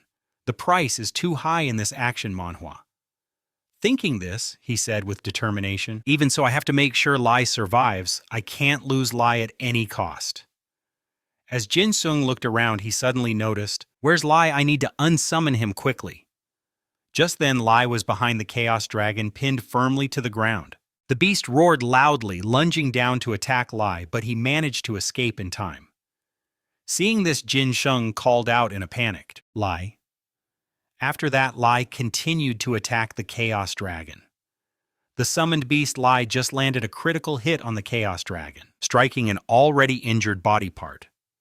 With an additional 36% damage, the Chaos Dragon lost 3,269 health. Jinung looked at the game system's notification and thought in amazement, so attacking injured spots deals bonus damage. This overpowered main character wounds. He rested his chin on his hand, thinking, so if I keep attacking the wounded spots, the damage will increase. Lai has always been attacking the weak spot on its neck.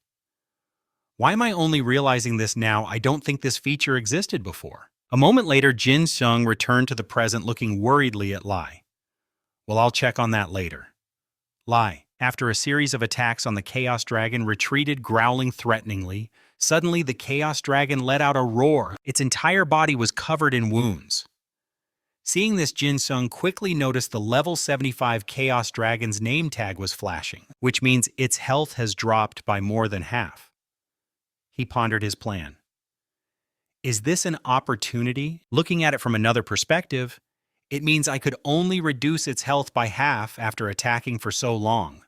Jinung thought with a bit of fear, this thing is a real monster. He hesitated. I have to make a realistic decision now. Can we win in our current state? Then Jinung sighed in frustration, turning back to call out. Lai Jinung quickly gave the command. Thank you for fighting so hard. Unsummon. After that, he spoke with worry. There's no time to use first aid to heal. If the battle continues, my body will become heavy. If that happens, I won't be able to dodge the dragon's attacks anymore. I can't win with just Lai alone in this intense action manhwa. Jinung tried to calm himself down, so for now I have to minimize my losses.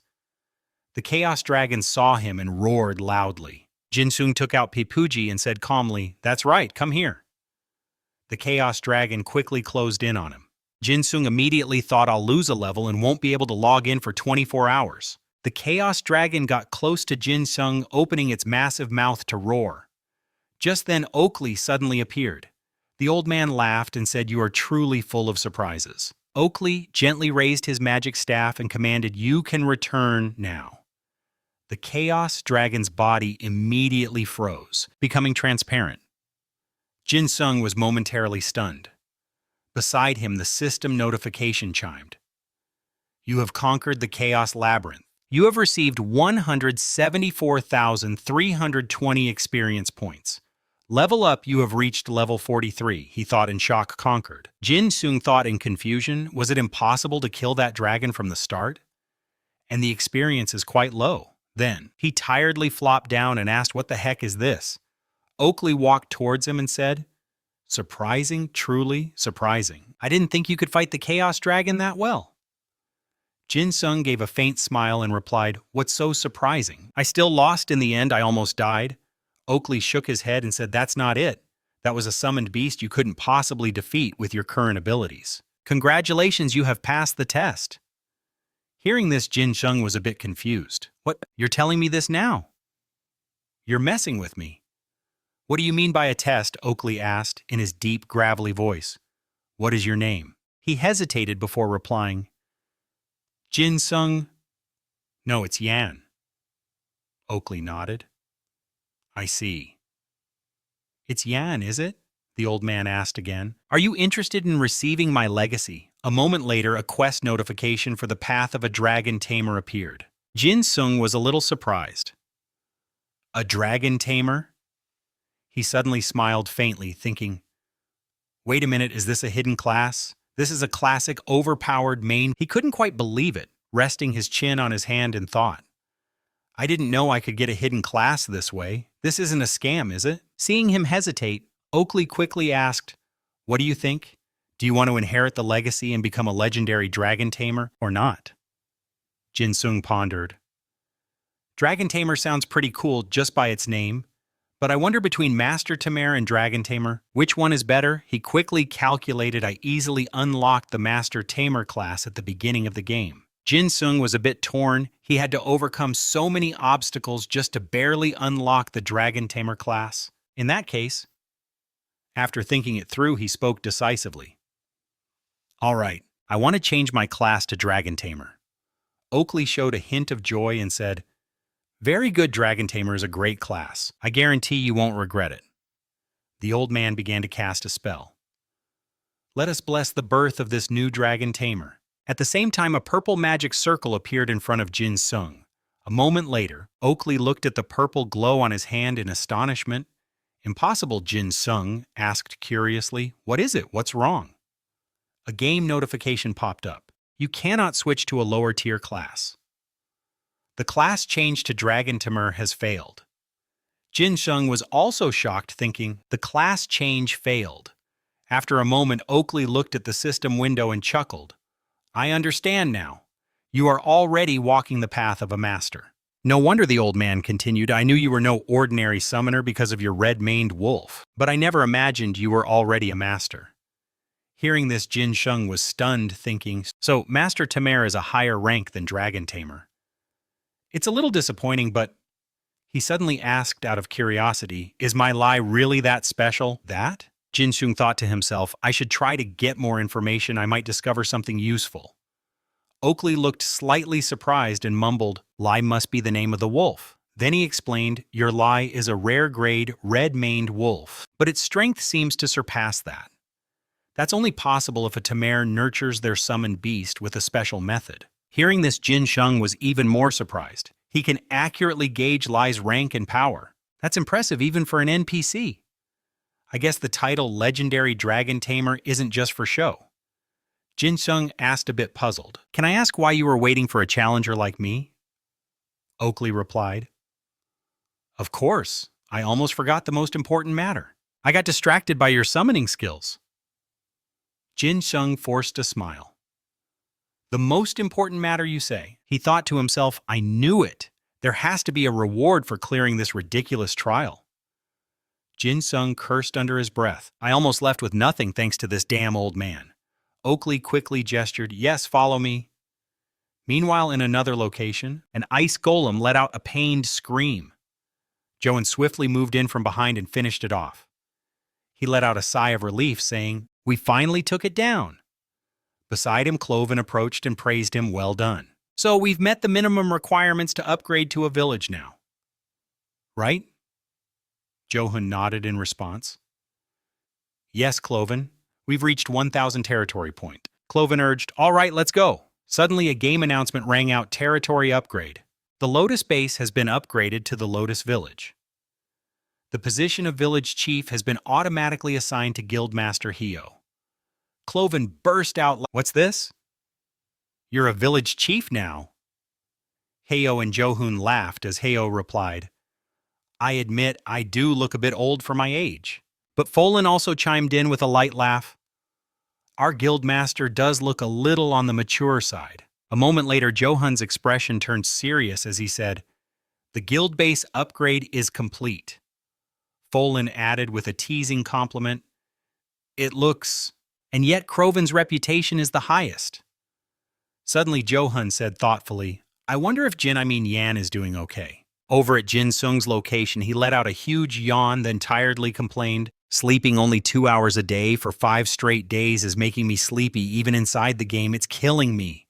My vision is starting to blur. He resentfully wondered why he even agreed to this. Jinung forced a smile and said, I'm starting to regret this. Flashing back to before Jinung was asking, a mandatory quest. Oakley nodded and replied precisely.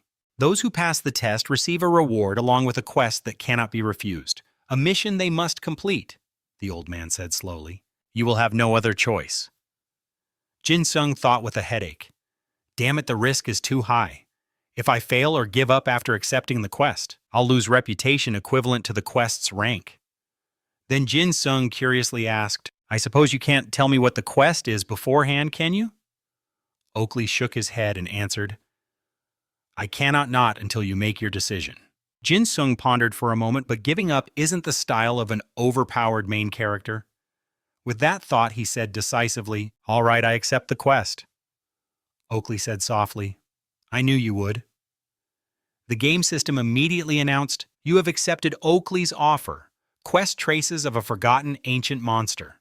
The legendary dragon tamer, Darklie, has been sealed underground at Gropia Snow Mountain for over 1,000 years. Obtain the divine dragon spirit stone from him, and search for the space mage.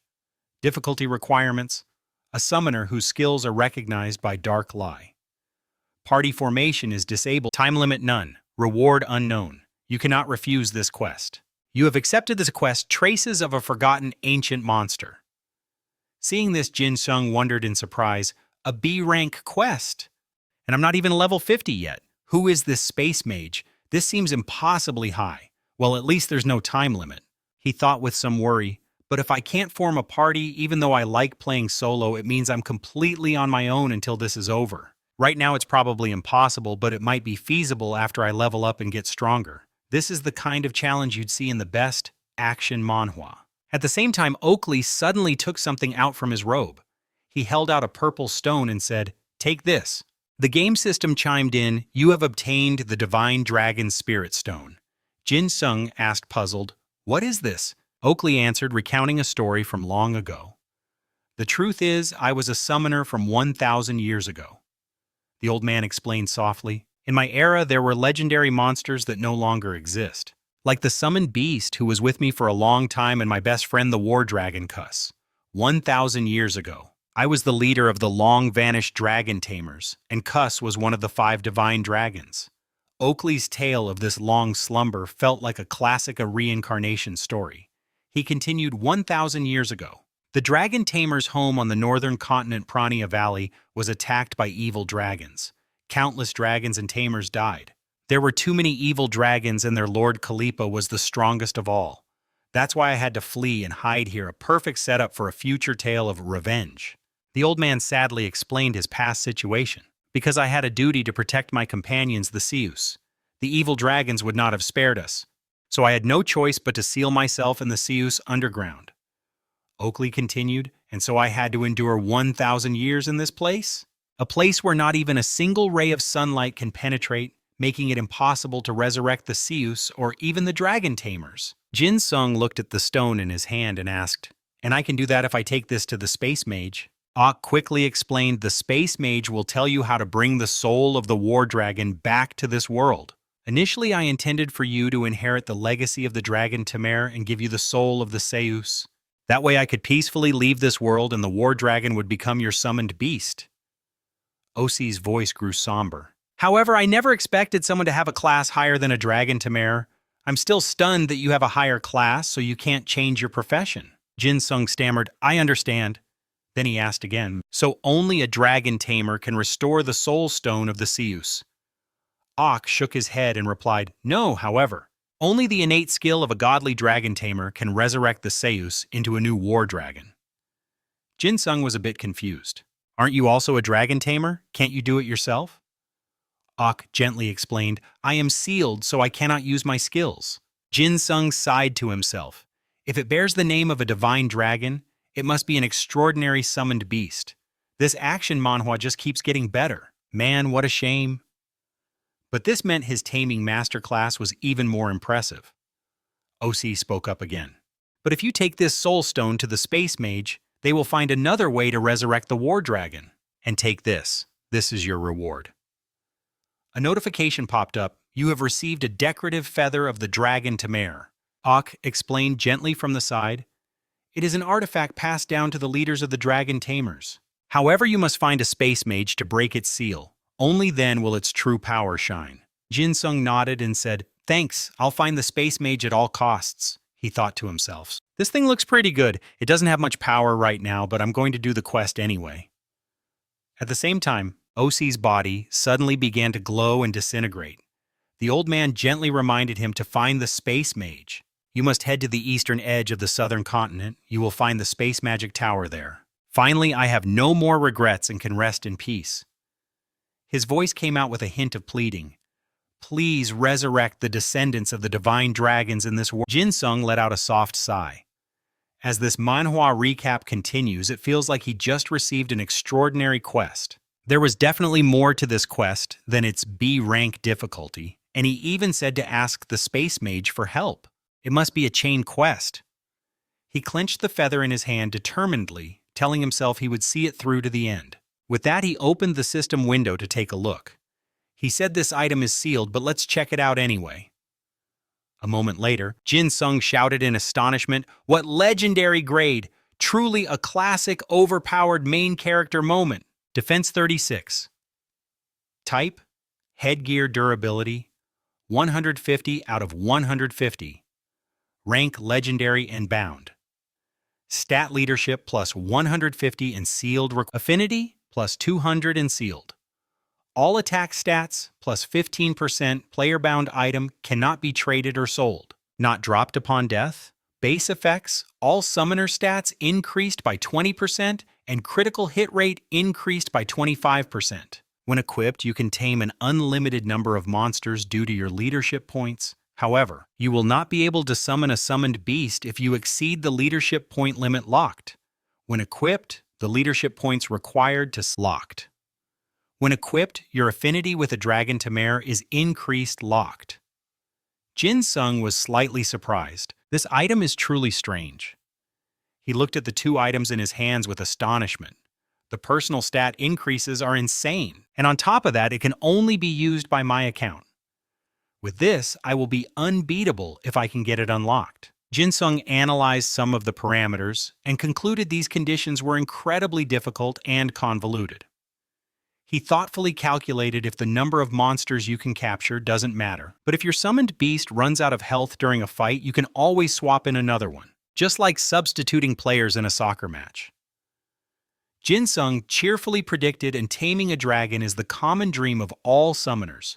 I will definitely capture a dragon in the future, therefore, the stat reduction from this feather is quite useful. With that thought, he clenched the feather, determined, I will complete this, no matter the cost. Back in the present, a weary Jinung was muttering, I need to be at least level 70 to complete a B-rank quest alone, so I think I have to level up first.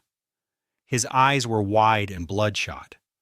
Despite his exhaustion, he kept grinding, but staying awake for 5 consecutive days like this is...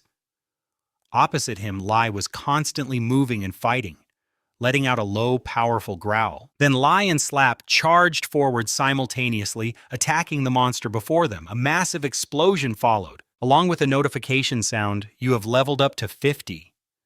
Jinung smiled faintly and praised them. Hey, you guys look like you're having fun. Good job. You have acquired the Summoning Magic Power stat. You have acquired the Soul Magic Power stat.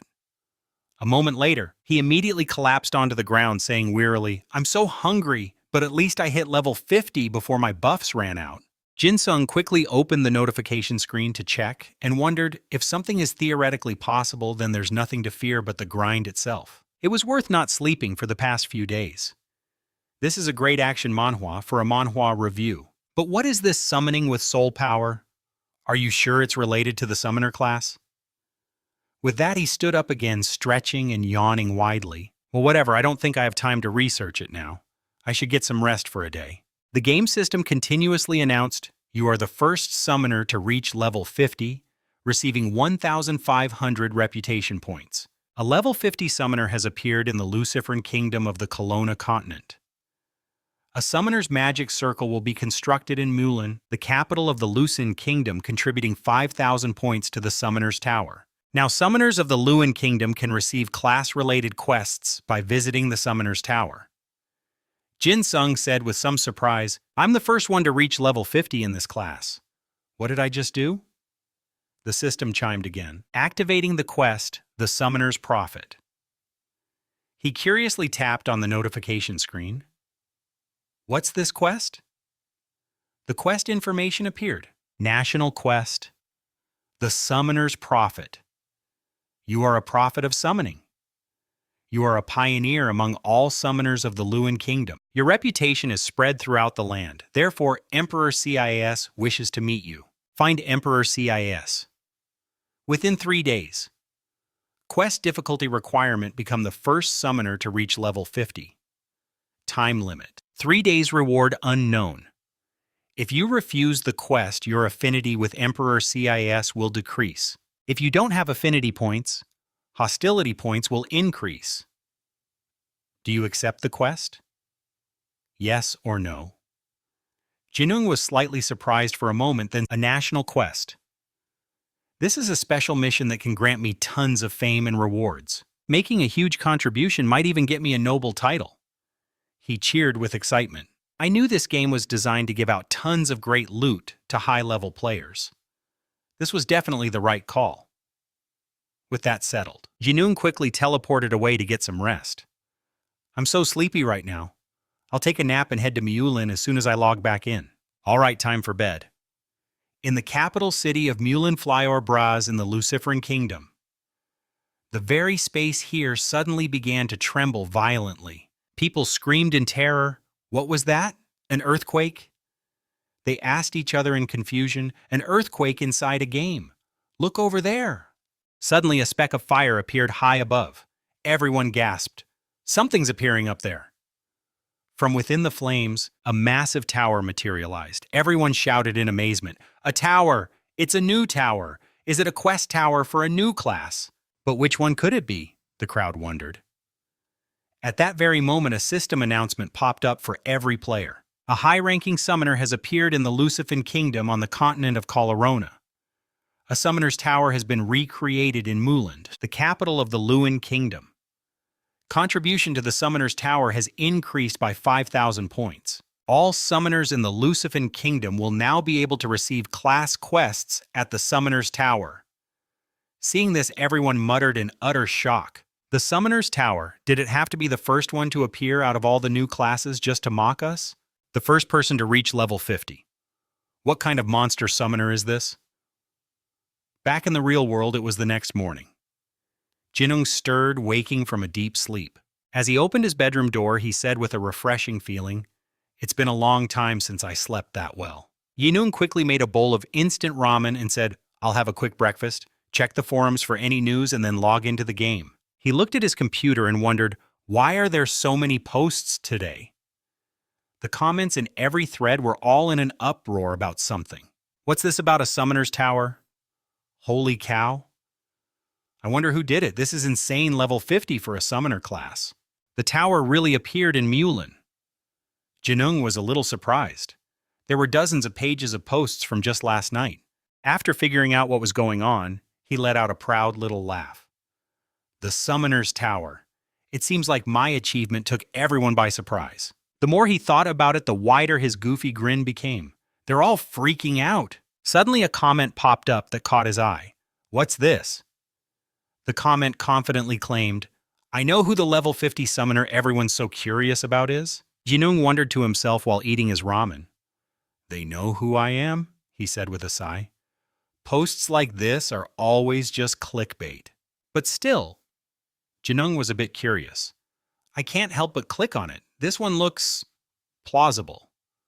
Unlike the post by Jangia, the moment he clicked the link in the comment, Jinung was completely stunned. He immediately recognized the person in the picture as himself. A short while later, Jinung logged back into the game. He was still grumbling in frustration. This is so annoying. He remembered the comments he had just read. This summoner once fought the ice boss on Gropia Snow Mountain all by himself. I'm positive he's the one who reached level 50. Yeah, right. This looks totally fake. Are you trying to fool us with a photoshopped picture? There's no way a wolf can get that big. It's definitely fake. If you're going to Photoshop an image, at least try to make it look believable. Remembering this, Jin-sung grew even angrier and cursed, Are these idiots for real? He quickly summoned Lai. Summon! Jin-sung petted him and praised, Good boy, Lai. It would be great if that silly turtle was as strong as you. Let me summon him too. Jin-sung continued with the summoning ritual. Summon. Bipuji quickly appeared. Jin-sung asked worriedly, Do you remember me? Bipuji glared at him angrily and turned away. Jin-sung asked gently, Are you mad because I always ride on your back? He silently confirmed that must be it. Jinung said gently. I won't be afraid of anything if you're by my side. Papuji, will you protect me? He said while stroking Papuji. Papuji, if you continue to protect me, I'll give you 3 meat pellets in the morning and 4 in the evening.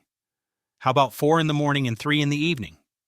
Seeing that Papuji had calmed down, Jinung praised, You're a smart little turtle. He chuckled to himself, thinking how cute it was. Suddenly, a notification appeared. You have received a message. Jinung turned to look at the message, wondering, Who is it, Johun? Johun's message appeared on the screen, Hey Yan Jinung.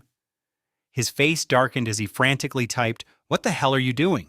Johun messaged in a panic, Jinung, are you the summoner who reached level 50? Jinung smirked.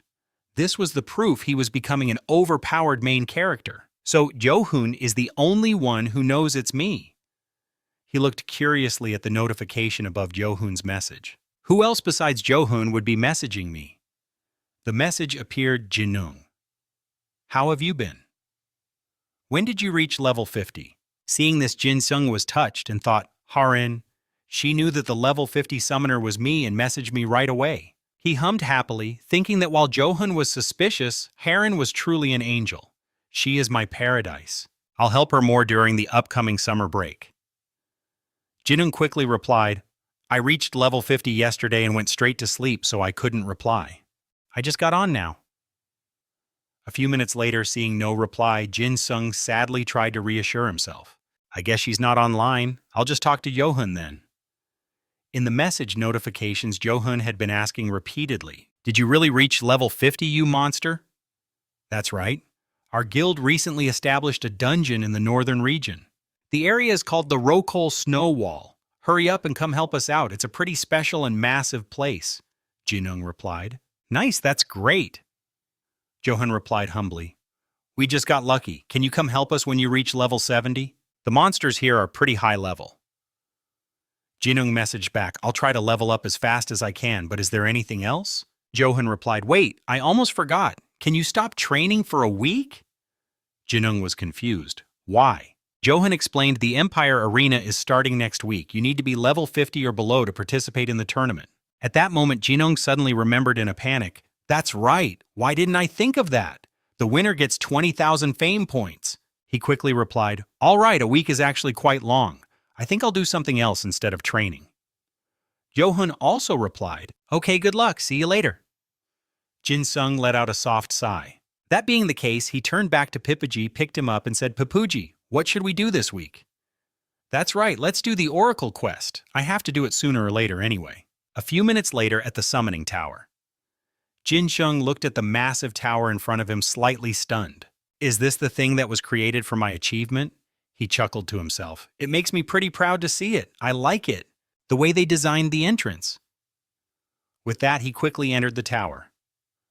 All right. I still have plenty of time to check out what's in here. Jinung looked around and praised, This place is quite beautiful, similar to an archer's tower. He went up the stairs to the next floor, thinking that the Artifact Exchange Center must be on the 5th floor. Items and skill books by exchanging contribution points. Jinung walked for a bit and then stopped. This is it. Anne saw him enter and immediately approached to greet him. Hello, traveler. This is the Artifact Exchange Center. How may we help you? Jinung replied softly, I want to look at the artifact shop. Anne asked gently, May I know your name? So I can look up your contribution points. Jinung quickly replied, I'm Yan. And summoned an information orb and said politely, Thank you, Mr. Yan, please wait a moment. A second later, she suddenly exclaimed, You're him. Jinung thought to himself, That's right, but why does she look so happy? And joyfully grabbed his hand and said, This way, Mr. Yan. We have a lot of artifacts and spell books that can be exchanged with contribution points. Jinung replied awkwardly, Okay, thank you. An continued, By the way, your current contribution points are 5,000. She led Jinung to the artifacts and introduced them. Please take a look and let me know if you want to exchange for anything. He thought to himself, Okay, let's see what they have.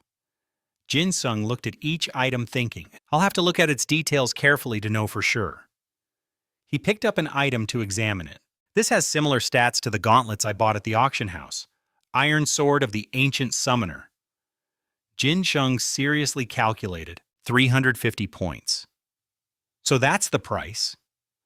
A grade 3 mission gives me about 200 to 400 points. So it's not really that expensive. He wondered curiously, I wonder if there's any item I can buy with contribution points that's as strong as the feather? No. It's a legendary grade item, so it would definitely require at least level 80. With that thought, Jinung said quietly, "It's probably not here," and approached him and asked, "Didn't you find anything suitable?" Jinung replied, "No, nothing really caught my eye." He thought, I should probably just save my contribution points. Maybe something better will be available later. And continued to suggest, "In that case, why don't you check out the skill books and see if there's anything interesting?" Jinung asked back curiously. "Skill books?" Anne nodded and replied, "Yes, I'm sure there's something that will suit you, Yan." Then she suddenly flashed a cunning smile. Seeing that Jinung was a bit confused, but he still replied politely, "All right then." Meanwhile, at the peak of Mount Karun Cropia, Limlung was facing off against an ice troll. He raised his weapon ready to fight. Limlung channeled energy into his weapon and quickly closed in on the ice troll. With a cold expression, he lunged forward and Limlung struck hard, inflicting multiple wounds on the ice troll. A status notification appeared for the monster. The ice troll received a debuff, reducing its armor. Seeing the current situation, Limlung was a bit surprised. "You're still alive!" He once again leaped from his current position. Limlung charged at the ice troll again, shouting, "Die!" He agilely moved behind the ice troll. Limlung channeled energy into the two weapons in his hands. The ice troll quickly turned towards Limlung, but he had already moved to another spot. Limlung slightly raised the weapons in his hands, then he launched a precise attack on the ice troll. After finishing it off, Limlung let out a long sigh and said, "This monster is so tough. A level 65 troll is on another level." He coldly guessed, "I figure it'll take another half a day to reach level 50. Limlung said, pulling down his face covering. "So I'm still level 49, but it seems some other summoner already hit level 50 a few days ago." He let out a soft chuckle and muttered, "I'm really looking forward to a one-on-one fight with him." Limlung said to himself and quickly started moving again. "Arena registration is in 4 days, so I need to be efficient." He then lightly leaped off the cliff. Limlung spread his arms, letting himself free fall as his body plummeted downwards. From the ravine below, a sudden flash of light appeared. From the depths, a giant bird appeared out of nowhere, catching Limlung and soaring high into the sky. Meanwhile, back with Jinung, a dazzling golden light was emanating from his hand. Jinung squinted slightly, annoyed by the brilliant glow. He said in astonishment, "This skill book is..." Outside, the streets were incredibly lively, bustling with crowds of people. Jinung looked at the book, contemplating. "I went in and bought these two, which cost me 1,700 contribution points." The system displayed the item information. Firewall. Type active skill. Skill level 0. Skill rank rare. Proficiency 0%. Mana cost 20 spirit mana. Cooldown 3 minutes. Summons a fire spirit to temporarily create a firewall. Blocking an enemy's attack with the firewall will absorb damage equivalent to 350% of the summoner's magic power and reflect fire damage equal to 2. Acquisition condition can only be learned after acquiring the passive skill Summon Fire Spirit. Detailed status window, item information, lightning manipulation, type active skill, skill level 0, skill rank hero. Proficiency 0%. Mana cost 15 spirit mana. Cooldown 1 minute. Creates lightning orbs in both hands. Throwing a lightning orb at an enemy deals damage equivalent to 250% of the summoner's magic power. The orb then splits into 4 and shoots out at high speed. If these smaller orbs hit an enemy or an obstacle, they will ricochet one more time before disappearing after 5 seconds. Enemies hit by lightning manipulation have a 15% chance to be paralyzed for 20 seconds. The paralysis status effect reduces the target's speed by 30%, and acquisition condition can only be learned after acquiring the passive skill Summon Lightning Spirit. Activation condition can only be activated while the Lightning Spirit is summoned. After a moment of hesitation, he made his decision. "I really like this lightning manipulation skill. Its attack power is relatively low for a hero rank skill, but the additional effect like paralysis is amazing. The system displayed skill rank rare proficiency 0%. Mana cost 20 spirit mana. Cooldown 3 minutes. Summons a fire spirit to temporarily create a firewall. Type active skill. Mana cost 15 spirit mana. Jinung exclaimed, "So this must be how you use summoning magic and spirits. I should learn these skills right away."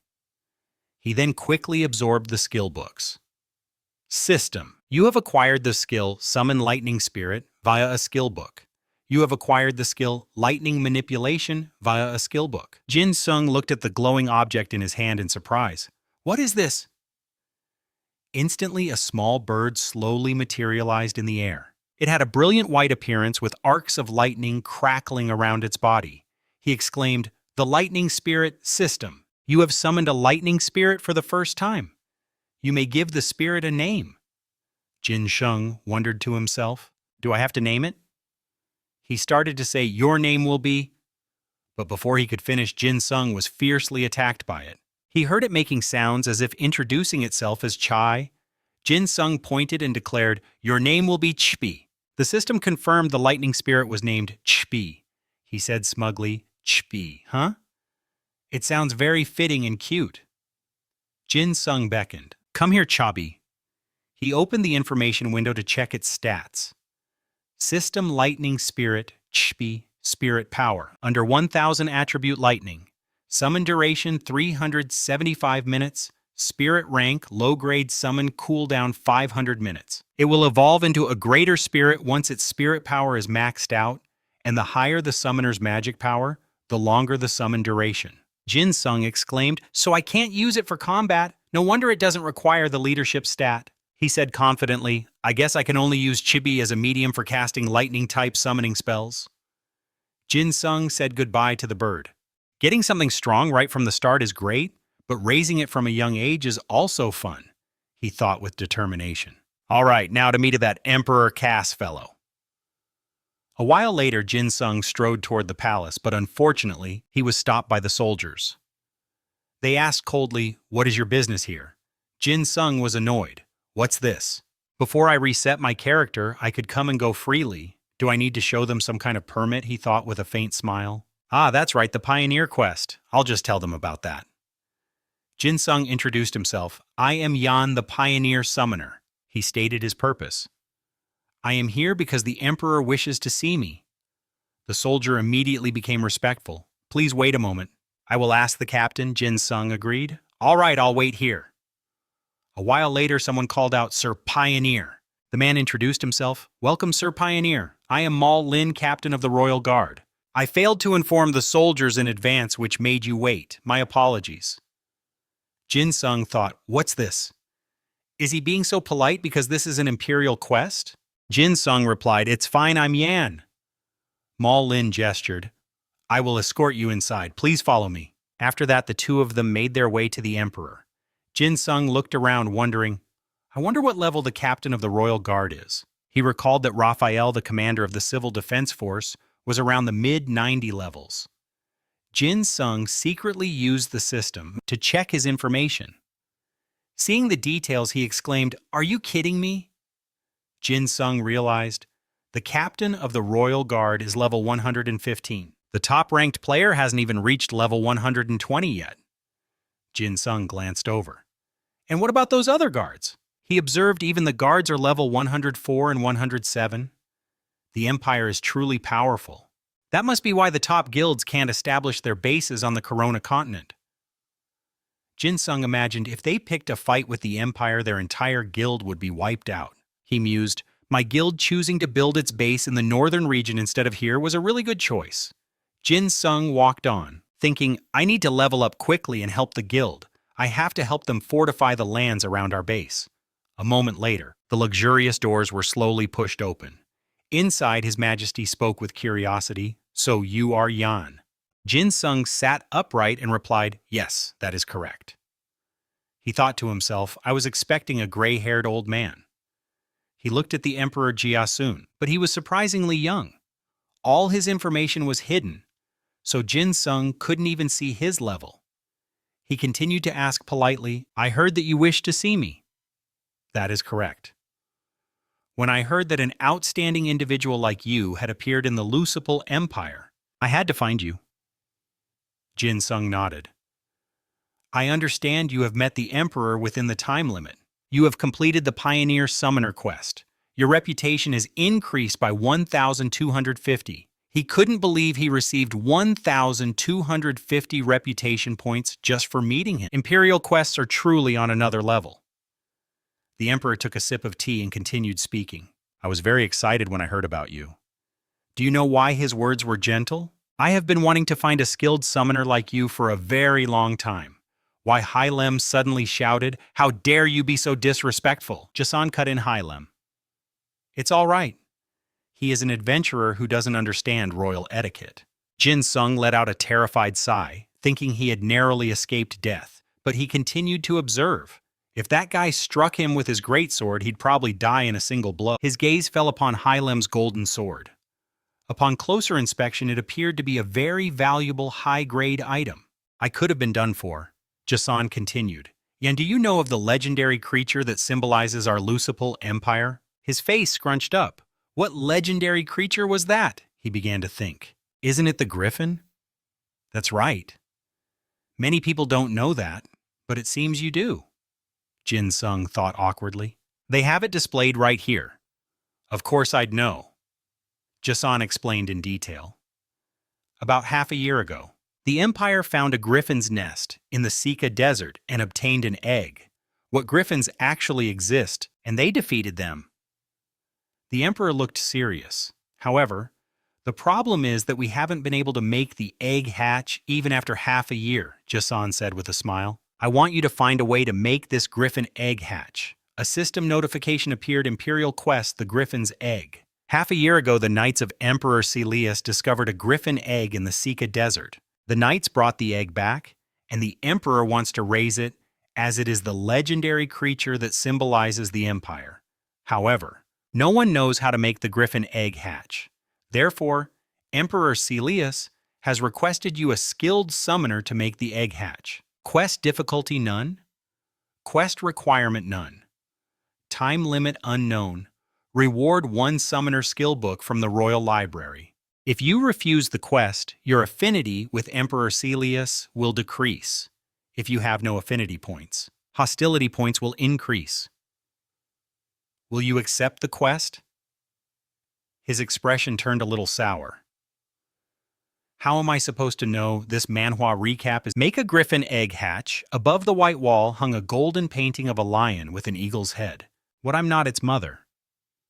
How am I supposed to hatch an egg? Jinsung was deep in thought, worrying about something, and the quest's time limit wasn't displayed. What could this mean? How should I even start now? In front of him were Jason and his subordinate Hylem. I can't afford to lose my reputation by ignoring this quest. I understand. Let me see what I can do. Jinsung walked out with a very heavy heart. Things were just getting worse and worse.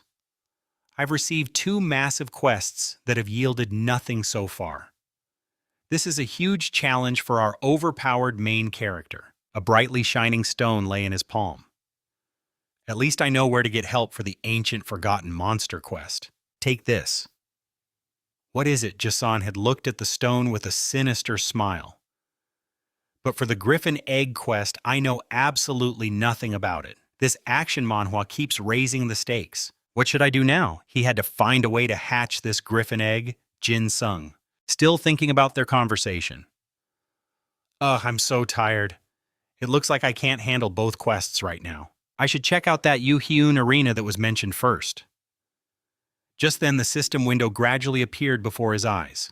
The arena has been open for 5 days now, so I should probably strengthen my new skills. I need to find a place to hunt. Jinsung's finger moved, tapping on the blue screen. Oh right, there's an ant temple here. Suddenly a notification sound came from the screen. A message. The profile picture of a girl with gray hair appeared. It was from Heron. A text conversation between them. Heron, hello, what are you doing? Oh, Jinsung, I'm getting ready to hunt. I'm going to try to get my experience points up to 99%. Meanwhile, in a bustling city cafe, Heron was engrossed in her phone texting him. I'm at a cafe near school discussing my vacation assignment with a friend. Her face was blushing. I'd be really happy if we could have a meal together if you're free. You're nearby too, right? On his end, Jin-sung also blushed. A meal with Haran that sounds like it would be a lot of fun, Jin-sung thought to himself with a smile. I need to use the surge wave skill first. He suddenly replied, I'm sorry. Haran, let's eat together next time.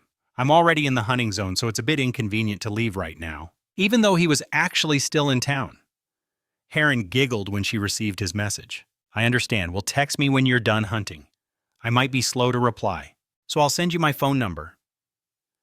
Jin-sung, on the other hand, was still lost in his own world, skipping a meal to go hunting. My dedication is on another level.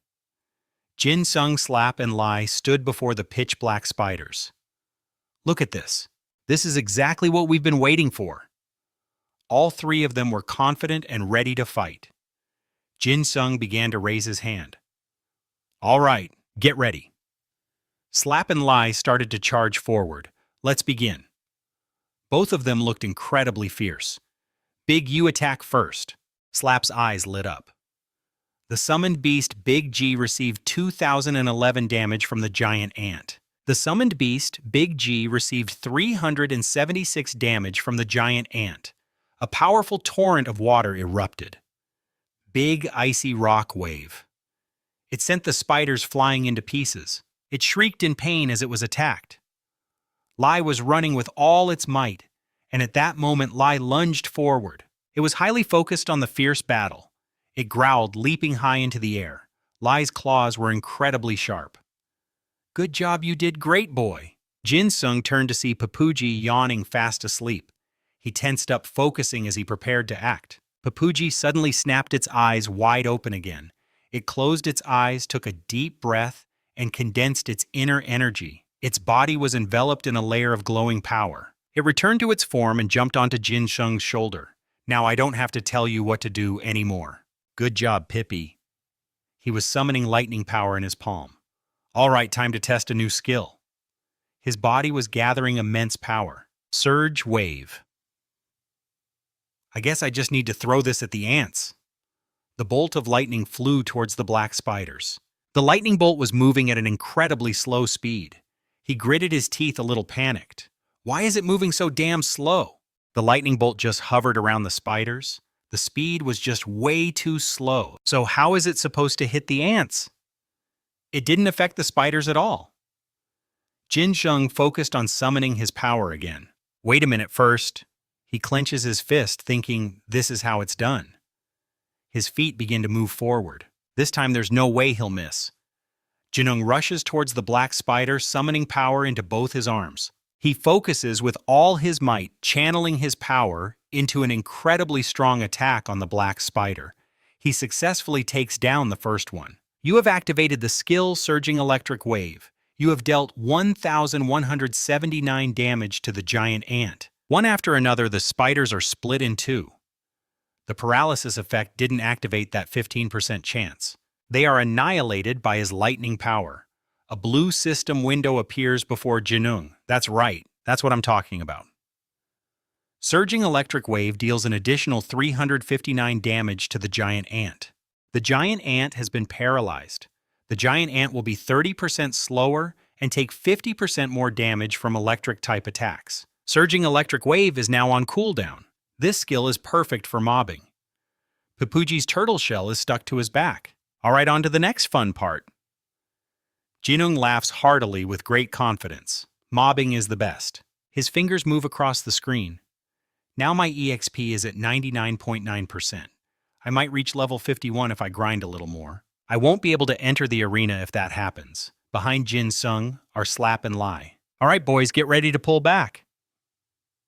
Where are you, Papuji? Papuji is sitting in a corner. Papuji, what are you doing? It's continuously eating something. Wait, don't. A chewing sound comes from Papuji's mouth. He raises his hand and commands Papuji return. Papuji completely disappears after Jinung's command. The system notification appears again. You have destroyed a giant ant egg. You have received 36 FP. A bright light begins to shine around Jinung's body. You have leveled up to level 51. His knees slowly give way and he collapses to the ground. Suddenly he screams loudly, "I've reached level 51. He shuts his eyes in agitation. "I'm level 51. Jin Sung's expression turns grim. "I got too greedy, I should have stopped at 98%. I feel like summoning Papuji just to give it a good smack." He sighs wearily and asks Lai, "What should I do now?" Raising his hand, he commands his summons. "For now you all can rest." Jinung sinks back into thought. "If I want to lower my level, the only way is to kill myself." Wincing, Jinung puts his hand into a glowing circle. "I'll store all the items that could drop upon death." In his hand is an ice sword. "This item is disposable, so I guess I'll use it." Jinung fumbles, pointing the sword at himself. "Now I have to stab myself." He looks a little scared, hesitating, not daring to do it yet. He feels awkward looking at the sword. A system notification appears. "You will lose experience upon death. You have dropped to level 50. You will be unable to connect for 24 hours. In the middle of a bustling city, people are walking by. Jinung walks while thinking, "What should I say when I meet Heron? Now I have a feeling it's going to be really awkward." In front of him is Heron. Didn't she say to meet at the cafe in front of the school's back gate? She's looking so beautiful. I didn't know there was someone this gorgeous at our school. He walks over, looking at her with a slight smile. How can someone be so pretty? Is she a celebrity? She smiles cheerfully and asks him, "Yan, is that you?" "Yes, are you?" Harin is wearing a light pink outfit. "That's right, it's me." "You look exactly like you do in the game." "I guess you didn't edit the character when setting it up, right?" Jinung politely replied, "I don't really care about appearances. She looks much prettier than her in-game character." She continued gently, "I wanted to be prettier, so I edited it a lot. Is that why you didn't recognize me? You must be very disappointed, huh? I don't look as pretty as I do in the game, right? I think she's prettier in person." He had an awkward smile on his face. "Let's go eat first. I haven't had breakfast yet, so I'm starving now." At a spicy rice cake restaurant. "Okay, I know a really good place. Let's go there." "Okay." Heron was intently enjoying the spicy rice cakes. She was really focused on her food. Meanwhile, Jinung found the rice cakes incredibly spicy. The two of them left happily and said their goodbyes. A sigh was heard from a small house late at night. So tiring, Jinung was completely exhausted. "Oh man, I'm completely drained of energy. Women are truly fearsome creatures." He suddenly let out a shy laugh. "But if it wasn't for Heron, when would I have ever gotten to eat with a girl?" A spaceship appeared beside him. It was time to get back to the game. "Wait, I can't connect." Jinung was sitting inside wearing the headset, but in here, he felt somehow more at ease with his thoughts. Jinung gradually fell asleep in the pod. Meanwhile, in a massive arena, a battle was unfolding, a classic scene from an action manhwa. Everyone in the stands was cheering excitedly. "Hello, ladies and gentlemen. This is ETBC, Korea's representative gaming broadcast." Lucia and Hens announced loudly, "It's great to see you all. I'm your commentator, Hens, and I'm your commentator, Lucia." They were standing in the center before a massive crowd. "We have a huge crowd today, don't we?" Lucia. "Yes, the whole arena seems much more fired up than a month ago, even though this is just the rookie tournament and not the main league. Hence, many new classes have been added. In this manhwa review, which class do you think will show the highest combat power in the arena?" Hens announced clearly, for one-on-one matches, it has to be the assassin class. It's a class with much higher attack power than the dark mage and the summoner. Jinung was sitting in the stands listening. It seems the first preliminary match is finally starting. Lim Long will face off against Po. It's the assassin Lim Long, a new class right from the very first match. His opponent is the warrior Po. Lim Long's eyes were filled with killing intent. This is truly an exciting matchup. Everyone please pay attention. The system announced, the match will begin in 5 seconds. Jinung thoughtfully considered the upcoming match. He focused his gaze observing the assassin. I wonder how he's going to fight. Everyone was screaming and cheering. Lim Long and Brio began. Brio started swinging his weapon, a giant sword. Lim Long noticed Brio's incoming attack. He nimbly dodged Brio's strike, leaping backward. The power from Brio's weapon was immense. Lim Long moved with incredible speed to evade the blow. An invisibility skill, he's probably going for a surprise attack. Just as a glint appeared in his eyes, he attacked Brio from behind. The expression on Jinung's face in the stands was one of pure shock. Damn, he's good. A powerful energy is radiating from Lim Long. I'll have to keep an eye on that assassin. He's got the makings of an overpowered main character. Brio was in a tough spot as the match continued. He started to pant. Are you kidding me? I've already lost almost half my health. His expression changed as he got up sword in hand. But I can't give up. Die, you bastard! Brio was determined to launch a revenge counterattack on Lim Long, Shockwave. But Lim Long expertly countered with a shuriken technique. Brio's eyes widened in disbelief at his opponent's swift follow-up, him. He began to collapse to the ground, screaming. His pupils gradually turned white in agony. Lim Long successfully took down Pio with his final blow. The entire stadium cheered in unison. He won. Lim Long wins. Assassin East Tibet. Lim Long has won the match.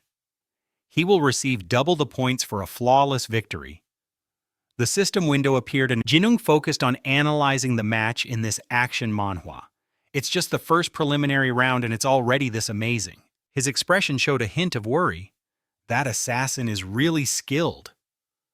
Suddenly he saw Lim Long looking down from the stage. A terrifying glint appeared in his eyes. His body suddenly trembled as he looked at him. That man, Lim Long, was staring fiercely at him with purple energy in his hand. Jinung started to worry. Am I imagining things? Lim Long was giving him a razor-sharp glare. They were now very close to each other. Lim Long turned and walked back inside. I knew Ken would have many powerful hidden players. I have to be on my guard. Our overpowered main character thought while looking at the blue screen. Which one should I bring? He was watching the matches on the screen, but the other fights were like a comedy show and not worth his time. Jinung carefully analyzed the fight in this manhwa recap. To be honest, I'd rather watch the rookie preliminaries. There's no way I'm paying for this. He controlled the screen. Why are they so terrible? Even for players under level 50, this is just pathetic. His weapons appeared before him. It's a shame I made fun of Harris and Cloven's control skills. Compared to these guys, those two were practically gods. Let's see now. The next preliminary match will be between Yan and Hymeni. Jinung stood up from his chair. It's my turn.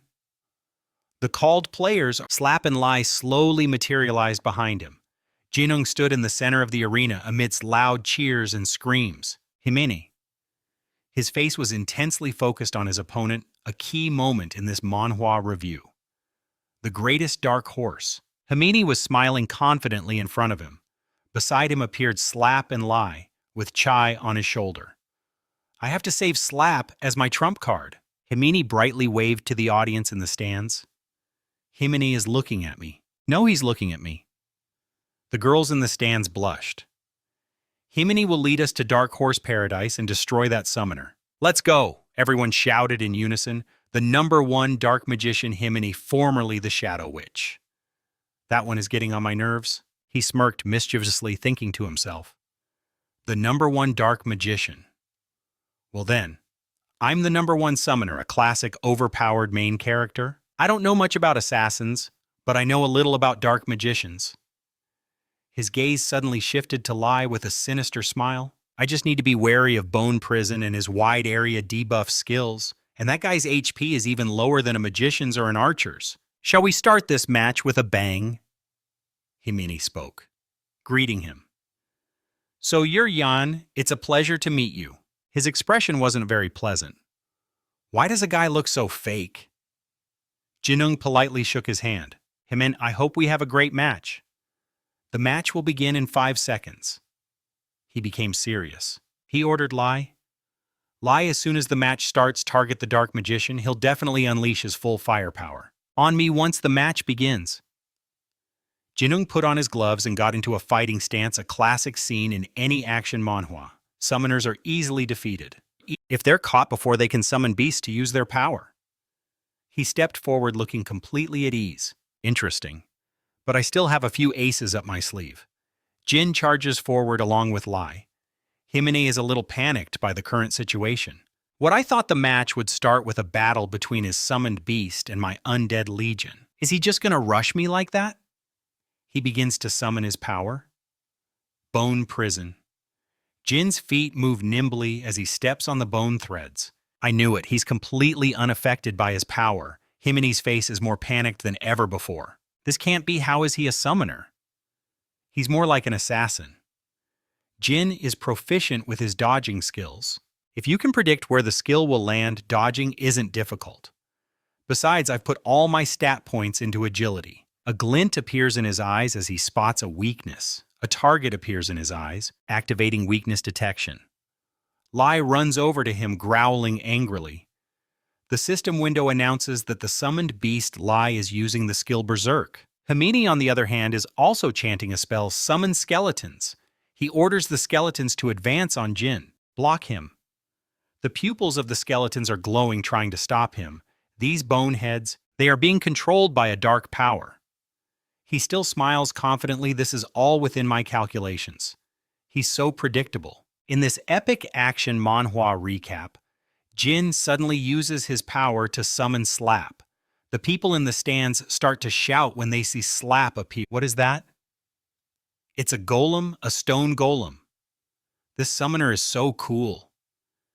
Himini's face is now looking a bit unsightly. What is that impossible? Jin just laughs while controlling the lightning power from his chai. Impossible.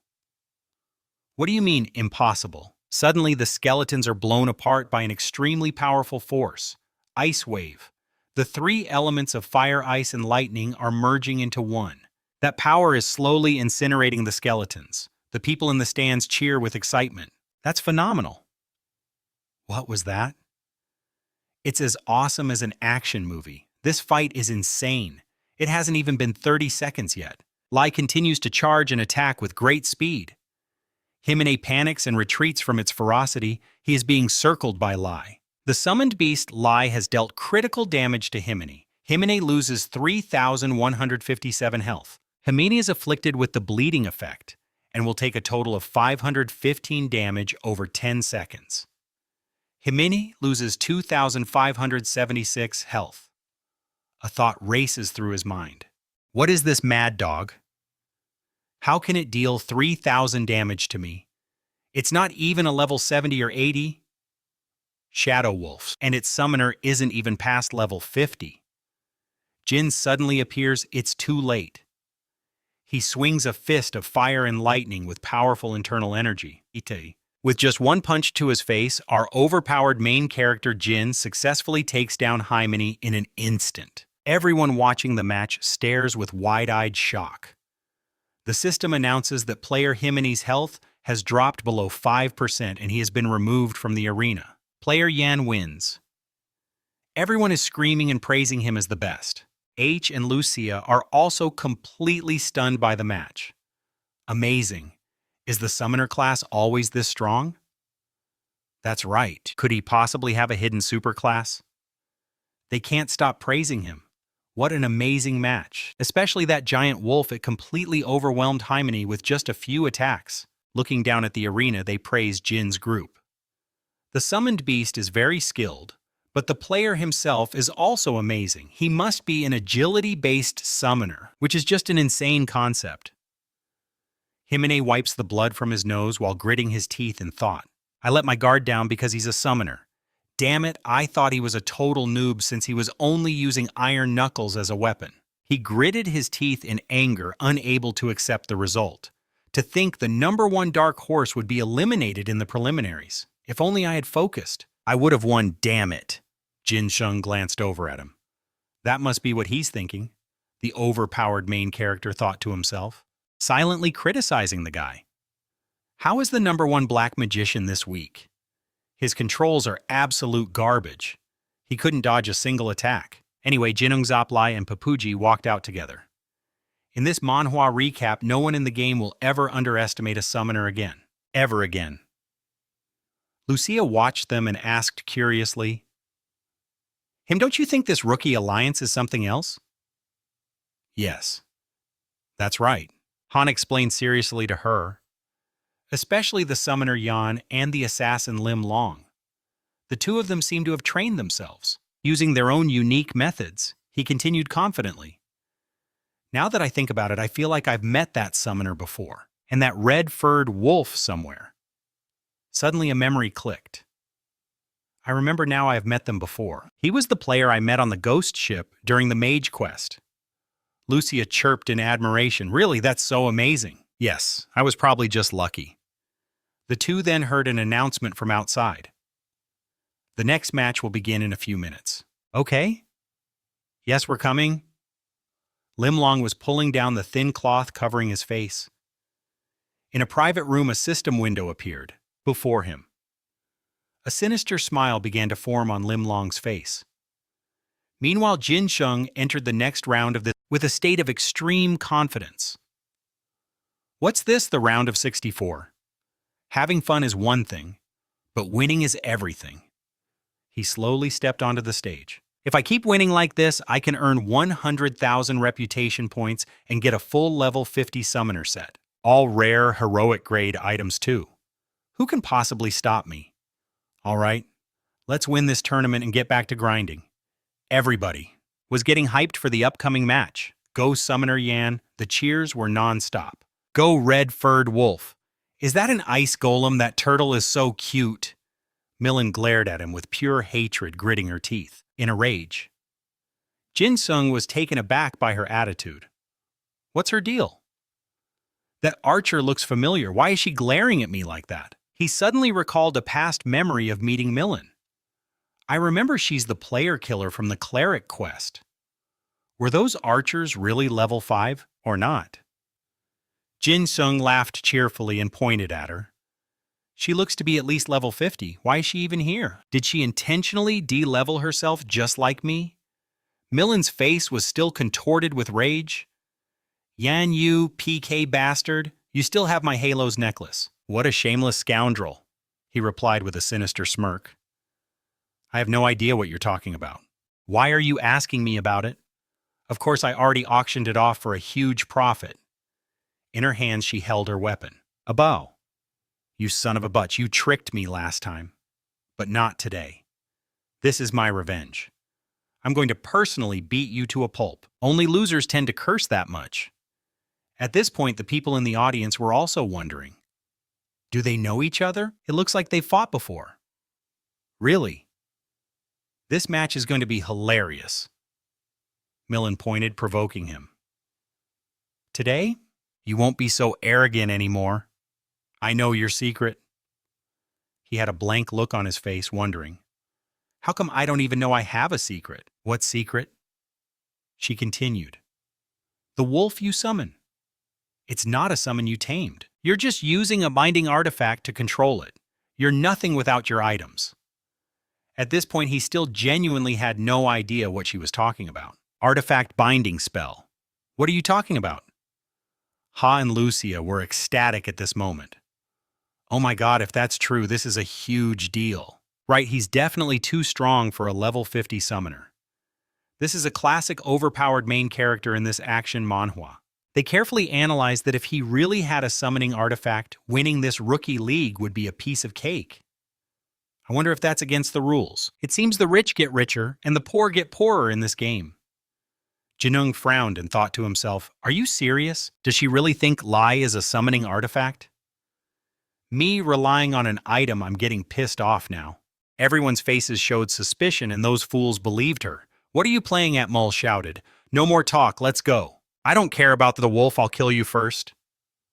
He let out a weary sigh. The match will begin in 5 seconds. His gaze sharpened. You fool, I'll wipe you out in 30 seconds. The battle between them finally began. Start, Jinung commanded Lai. Lai burst forward with gusto.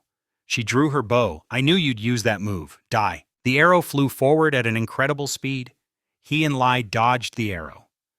That homing arrow is a high-level skill. I wonder how she found the skill book to learn this. I used to be an archer class player myself. His body moved with expertise. Even if I get hit, it won't do much damage. But Millen flashed a sinister smile. It's moving again. You think you can dodge a homing arrow? He used Papuji's shell to shield himself from the blow. Her eyes were fierce with confidence. Nice.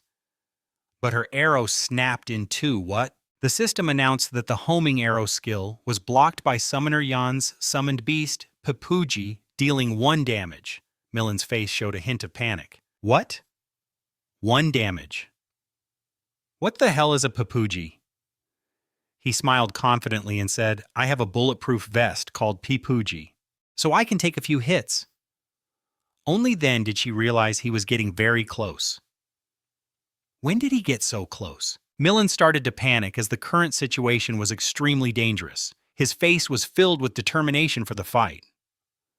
I've been waiting for this for a long time. Jinung and Lai were flying through the air, and at the same time she was about to fire another arrow. Lightning Mana gathered in his palm, successfully taking her down in a single blow. Everyone in the stands cheered. Contestant Yan wins. Jinung raised his arm to celebrate the victory. It would be great if I could keep fighting people like this. He and his summons started moving back to the arena for the semifinals. Jinung stared intently at the system window that appeared. The matches up until now have been too easy, but maybe the semifinals will be a challenge for me. He suddenly saw a small figure walking out. It was the young boy Huni holding a magic staff, a kid, and he's a dark magician too. Jinung quickly shook his head. No, I can't underestimate my opponent. He smiled cheerfully and introduced himself. I'm Yan, let's have a good fight. Suddenly Huni sighed and didn't introduce himself back. The kid started speaking confidently. Finally, I meet someone with real skill. This match won't be easy. But many people would be very sad if I, the greatest magician on the continent, were to lose in this round. A savage smile appeared on his face. You evil summoner of darkness. Your luck runs out here and you will fall before me. Prepare yourself. Jinung also started to grind his teeth in anger. What is this? Is he a glory hound? He thought with disgust as he looked at his opponent in this manhwa recap. He's a dark sorcerer himself. What right does he have to accuse me of being a shadow summoner? So this is what they call a delusion of grandeur. And also the greatest sorcerer on the continent, Huni proudly introduced himself. My name is Ganj Huni. You'd best remember that name, though it's a waste to tell it to someone who's about to perish. Jinung slapped his forehead, completely exasperated. What the hell is this kid putting on an act? A moment later, an announcement echoed across the clear sky. The match will begin in 5 seconds. Instantly, the kid began to gather his power. Awaken from the sealed abyss. My servants bring me a glorious victory. He glanced at the monsters that appeared, assessing them. There weren't many, but these were no ordinary skeletons. Jinung observed them closely. The first thing he noticed was that they were black. He pursed his lips, looking at a hidden class. That kid has a hidden class. That's why he can summon skeletons I've never seen before. Then Jinung looked up at the sky, contemplating. How strange, I have no idea what skills he'll use. I should have watched a few matches featuring dark sorcerers beforehand. Why didn't I watch a single one? Suddenly, the entire arena was enveloped by immense power and a shout. Whoosh! Instantly, the skeleton army moved swiftly. A system message appeared. Dark Abyss, you have been affected by Ganj Huni's skill. Dark Abyss, upon being affected by this skill, your speed will be reduced by 20%. Jinung became annoyed. Slowed by 20%. That's a bit annoying. He braced himself, calculating in his head. Which means I can't end this fight as quickly as the others. In that case, I'll just fight normally. Jinung issued a command, Lai flank him from the side. And so the skill he used was Ice Wave Slap. Instantly, his beast appeared with an intimidating presence. Jinung combined his beast's power and shouted, Pressurize. And just like that, the skeletons were smashed to smithereens. A system message popped up. Ganj Huni's summoned beast, the shadow skeleton warrior, has been paralyzed. Its speed will be reduced by 30%. He grew excited. A spark flashed in his eyes. Nice. On the other side, Huni was also thrilled and pointed. You're not as easy as I thought. However, suddenly Jinung's expression grew serious. What is that? The kid launched a magical attack, saying smugly, Your luck runs out now. He was momentarily stunned. Shadow Judgment is a dark sorcerer's basic attack skill. The attack is fast, but its trajectory can be predicted by watching the caster's hands. Huni said teasingly, "You're pretty skilled, but it's a shame you had to face me." Jin-sung sighed. I guess there's no cure for his delusions of grandeur. Then the skeleton monsters were struck by a massive wave of ice. His eyes hardened with determination. "Now's my chance," Jin-sung quickly commanded Slap. "Punch it head on." "But something strange happened," the kid sneered. "It's not punching anything." In response, he just gave a faint smirk and said, "That's what you think." Jin-sung then roared, "This is the real attack." He quickly commanded his familiar Go-Lai instantly appeared, its eyes glinting with hunger as it lunged at its prey. Huni watched in horror as the monsters he had summoned were destroyed one by one. What they're being completely shattered. Their heads are cracking and pieces are falling off. The kid rushed over, growling in anger at the sight. Beads of sweat trickled down Huni's face, but this was all part of my plan. The kid switched to a different tactic, Dead Man's Revenge. The summoned beast Lai has dealt a critical hit to Ganji Huni. Ganji Huni loses 2,272 health. Jin-sung wasn't afraid at all. In fact, he was quite confident. "Gotcha!" Suddenly he panicked. "What?" The system explained. Player Ganji Huni's Dead Man's Revenge skill has been activated and reflects 276% of the damage. The summoned beast Lai receives 6,270 damage. Jin-dung gritted his teeth in resentment. "Are you kidding me? That much damage impossible. Lai's health is less than 8,000. At this rate, Lai will..." The system reported, the summoned beast Lai receives 759 damage. He cried out helplessly, "No!" Jin-dung quickly recalled his beast. Lai was unsummoned as he thought it was about to die. On the other side, Huni flashed a sinister smile. "Just as I thought. That pathetic wolf has high attack power, but its vitality is terrible. Nothing can escape these eyes that see through all evil." Jin-sung's mind was in turmoil. He never expected to have to fight without Lai. "I should have played it safe and taken out the skeletons first." His mind was racing, but Huni must have taken significant damage too. And that Dead Man's Revenge skill probably won't last long, so I still have a chance. Huni surmised, "Shall I guess what's going on in that little head of yours? With my brilliant intellect, of course." The kid spoke with a contemptuous tone. "You're definitely thinking that I've lost a lot of health, aren't you? That must be it. You can't deny it." Huni then used his next skill, Soul Absorption. The kid was incredibly resilient. "With this, my health is full again," Huni declared. "Now, how are you going to defeat me without that wolf?" Jin-sung felt uneasy. He was right. If I'm not careful, I could lose this match. He looked at Huni's confidence, his mind a mess. "What should I do?" Hen, watching, couldn't help but exclaim, "Incredible, what a thrilling match." Lucia agreed. "Exactly, this is so exciting." He probed, "Who do you think will win this one, Lucia?" She replied, "I'm not sure. It's still too early to tell who will be the victor." Hen agreed. "That's right, and that's what makes this action manhwa so dramatic." Suddenly they were shocked. "What's happening?" The arena stands erupted in stunned cries. "No way!" Down below, he was making his move, unsummoning his beast. It seems he got rid of his own summoned creature. "What is he doing?"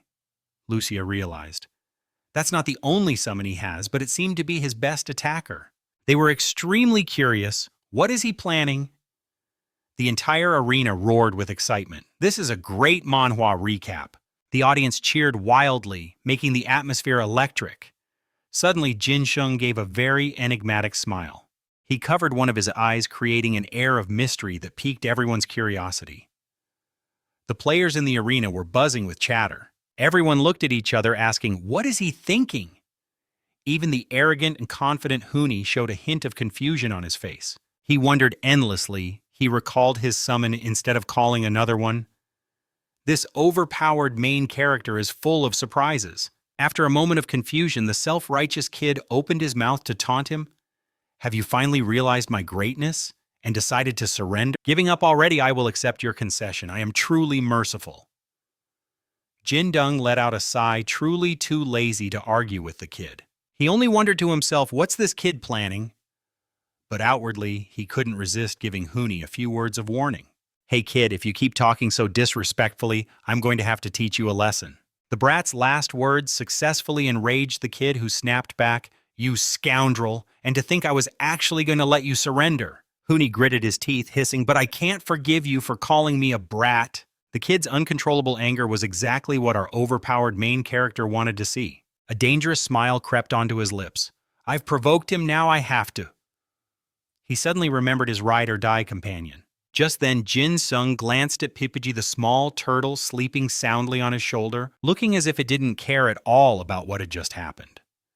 After being woken up, the little turtle didn't even need its master's command, acting as if it were pre-programmed, and charged headfirst toward the opponent. Huni was utterly shocked to see this creature daring to fight him head-on. His eyebrows shot up as he wondered, "What is this big-headed turtle?" The kid's confusion quickly turned to astonishment. "You still have a summoned beast," he exclaimed. Suddenly, Jinung put on a tearfully moved expression, thinking to himself, "Bapuji, this little guy I thought he was, only following me for the meatballs, but he's bravely standing up to protect me." At that moment, Huni pointed his magic staff toward the small turtle. He was determined. "I will eliminate this big-headed turtle." Once again, the magic staff in the kid's hand radiated limitless power, darkness judgment. As Huni unleashed the attack, the system immediately announced that the skill Darkness Judgment had been cast on player Yan's summoned beast Pipiji. Pipuji quickly retracted its head into its shell. As the spell took hold, a magic circle appeared on its back. The system notification rang out continuously, "Received 1 point of damage." Huni then finally realized what was happening in front of him, shouting, "A shield!" But perhaps the kid had realized this far too late. After making Huni waste a portion of his energy by spamming skills on its sturdy shell, Baipuji remained completely unharmed and continued to close in on the. It was as if it was taunting him, not even going all out yet. This made Huni's surprise turn into fury, making him want to punish it immediately. The kid summoned countless skulls with jaws as sharp as knives. Surprisingly, these skeleton warriors didn't attack Pipuji, instead passing by it coldly, as if it didn't exist. As if fearing the turtle wouldn't get the message, Huni kindly spoke up as if bestowing a favor. "You bold turtle, I'll take care of you later." The kid was now directing his warriors forward with a single thought: "First, I must execute that scoundrel." Following their master's command, the legion of skeleton warriors charged forward aggressively, their entire bodies radiating dark energy. Immediately, Jinung fled. Why would he be foolish enough to stand still and wait for these skeletons to execute him? From a distance, Huni frantically screamed his orders. "Catch him, don't let him escape." But suddenly Jinung stopped running. He turned back, a sharp, knowing look in his eyes. "Just as I predicted, I've got him right where I want him." While running, Jinung had been weaving through the skeletons in a zigzag pattern. This only made Huni even more smug, and he opened his mouth to mock him. "What's this? What good will running away do? Are you a monkey?" At the same time, Jinung ignored the kid's question and affirmed, "Now is my chance." In an instant, Jinung was right next to Pipuji. The little turtle's eyes lit up, and in that split second, Jinung unleashed his ultimate move, stunning Huni, who could no longer pinpoint his location. Spatial swap. The moment Huni least expected it, Jinung was looming right behind the kid. Huni was so surprised he cried out, breaking into a cold sweat. "What?" Before the kid could even register what was happening, Jinung landed a powerful blow from behind with all his might. Hit by this move from his opponent, the kid did a somersault on the arena floor, landing headfirst on the ground, his staff flying out of his grasp to the side. Scrambling up from the ground, Huni lied to himself, saying, "I'm still fine." Jinung walked over and squatted in front of the kid, a giant question mark appearing in his head, surely wondering, is this kid really okay? Immediately after, he flicked Huni's broad forehead hard, making the kid scream in pain. No. The poor kid was in so much pain that his face was a mess of tears and snot, looking utterly defeated. At the same time, the system announced that player Ganji Hunia had left the arena. Instantly, the arena erupted with continuous applause. Everyone cheered in unison, followed by the system's announcement. According to the arena's rules, the elimination by boundary has taken effect. Player Yan is the winner. The stage now held only Jinung, raising his arm high to affirm his victory in this action manhwa. Below, the audience roared in support. The summoner won, that's amazing. Taking advantage of the break before the next match, the two commentators started discussing. This time Lucia spoke first. That was a truly unexpected comeback. H added, "Indeed, did you see that it's insane? How could he use his skills so brilliantly?" Hearing the two commentators, Jin Sung's face turned grim, wanting to see who was spouting such nonsense. The other two continued speaking as if they were right, expressing their surprise. He won without his summoned wolf thanks to an artifact. What skill? At this point, Jin Sung really wanted to go up there, grab the microphone, and correct everyone. It's not an artifact, that damn ridiculous artifact story. You really believe that? Huni, still unable to accept the fact that he was defeated, insisted even while collapsed on the ground. It should have been my victory. I was about to win. Jin Sung kindly approached to console the kid with a few words that were like rubbing salt in the wound. "Don't cry, kid, that's how you grow up." With tears streaming down his face, Huni wailed like a child. "It doesn't count, let's fight again now." Jin Sung replied with a smug, sly smile. "If you want a rematch next time, I'll take you on." At this moment in the real world, the Y Station's call center was constantly echoing with greetings like, "Yes, this is the Y Station Support Center." The operators' phones were ringing almost non-stop.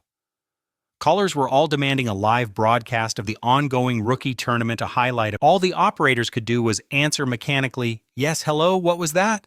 The rookie tournament. The rookie tournament, you want to watch it live right now. After a while of this, with the phones ringing incessantly, one girl was so tired she let out a sigh, leaning back in her chair to enjoy a brief moment of peace. Someone couldn't help but wonder, are they asking for that rookie tournament again? Her colleague next to her spoke up. "I've lost count of how many times it's been.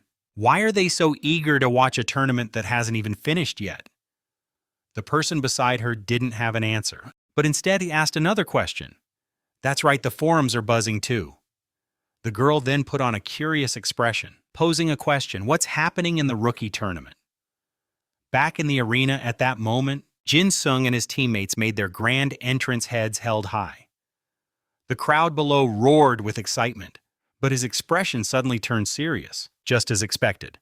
As Lim Long stepped into the arena, his sharp gaze locked onto Jin Sung, his mind already racing. This player had made it to the finals, and his fans were now cheering wildly for him. "You're the best! That assassin is so cool." Looking at his opponent this time, Jin Sung remembered how Lim Long had fought other players, winning with incredible ease. A sense of unease washed over him as he made an observation. I can't believe he made it this far using only basic assassin skills. Meanwhile, I've already shown all of my trump cards. Despite knowing his own strength, Lim Long didn't underestimate his opponent, thinking this match wouldn't be easy. He suddenly made a friendly gesture. "Hello, Yan, I've really enjoyed watching your matches." Jin Sung politely stepped forward to shake Lim Long's hand. "It's a pleasure to meet you. Let's have a great fight." Just then, an unusual glint appeared in Lim Long's eyes. No one could tell what he was thinking. At that moment, the announcer's voice boomed from the speakers. "The final match of the rookie tournament between player Lim Long and player Yan will begin shortly." The arena was more electric than ever. The audience below was cheering relentlessly. It didn't even matter who would win. Many were excitedly chanting their idol's name, Lim Long. "Show us what you've got." Jin Sung's fans also began to chant his name loudly, "Summoner." As Jin Sung stretched and prepared for battle, the announcer declared that the match would begin in 5 seconds. Facing a formidable assassin like Lim Long, Jin Sung thought to himself, no matter how you look at it, this isn't an advantageous matchup for a summoner. He recalled images of Lim Long ending fights in the blink of an eye, swiftly taking down his opponents. In his ready stance, Jin Sung concluded, "If I can't find a way to counter that invisibility skill, I have no chance of winning." The final countdown began to echo through the arena.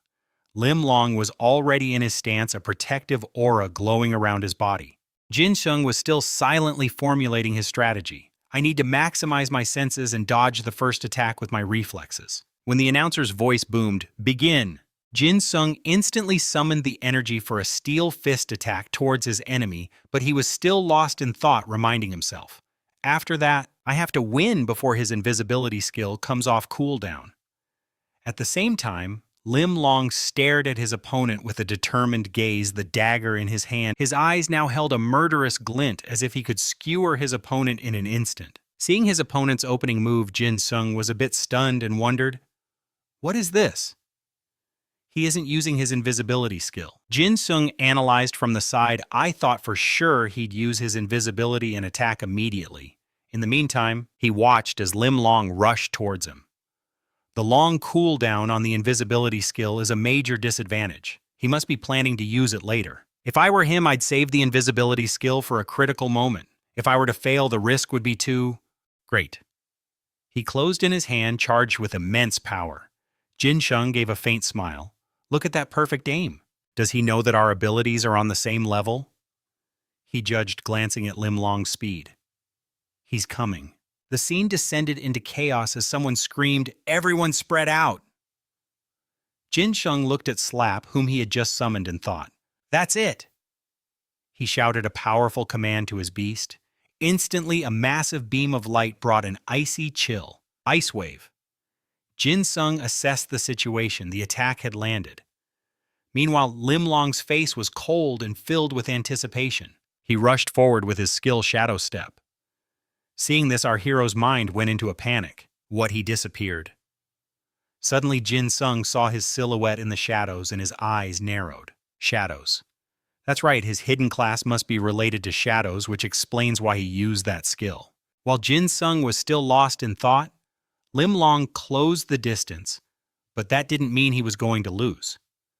Two immense powers clashed again. The entire space was engulfed in blinding light as piercing screams echoed. Lai's attack exploded, and he thought, "Is it that skill again? Why does this guy keep getting on my nerves?" Excited screams echoed throughout the arena. Jinung attacked while analyzing the fight, but he can't dodge while in midair. He clenched his fist, gathering his spiritual power to cast another skill. Just as Jinung unleashed his skill, his opponent dodged it. There's no way he could have dodged that shot. The sword in Lim Long's hand was raised high, and then he struck with a shocking, earth-shattering blow. Jinung's mind went blank. He stood frozen, watching the overwhelming power approach. What the hell, did he just cancel my skill? Jinung generated spiritual power in his hands.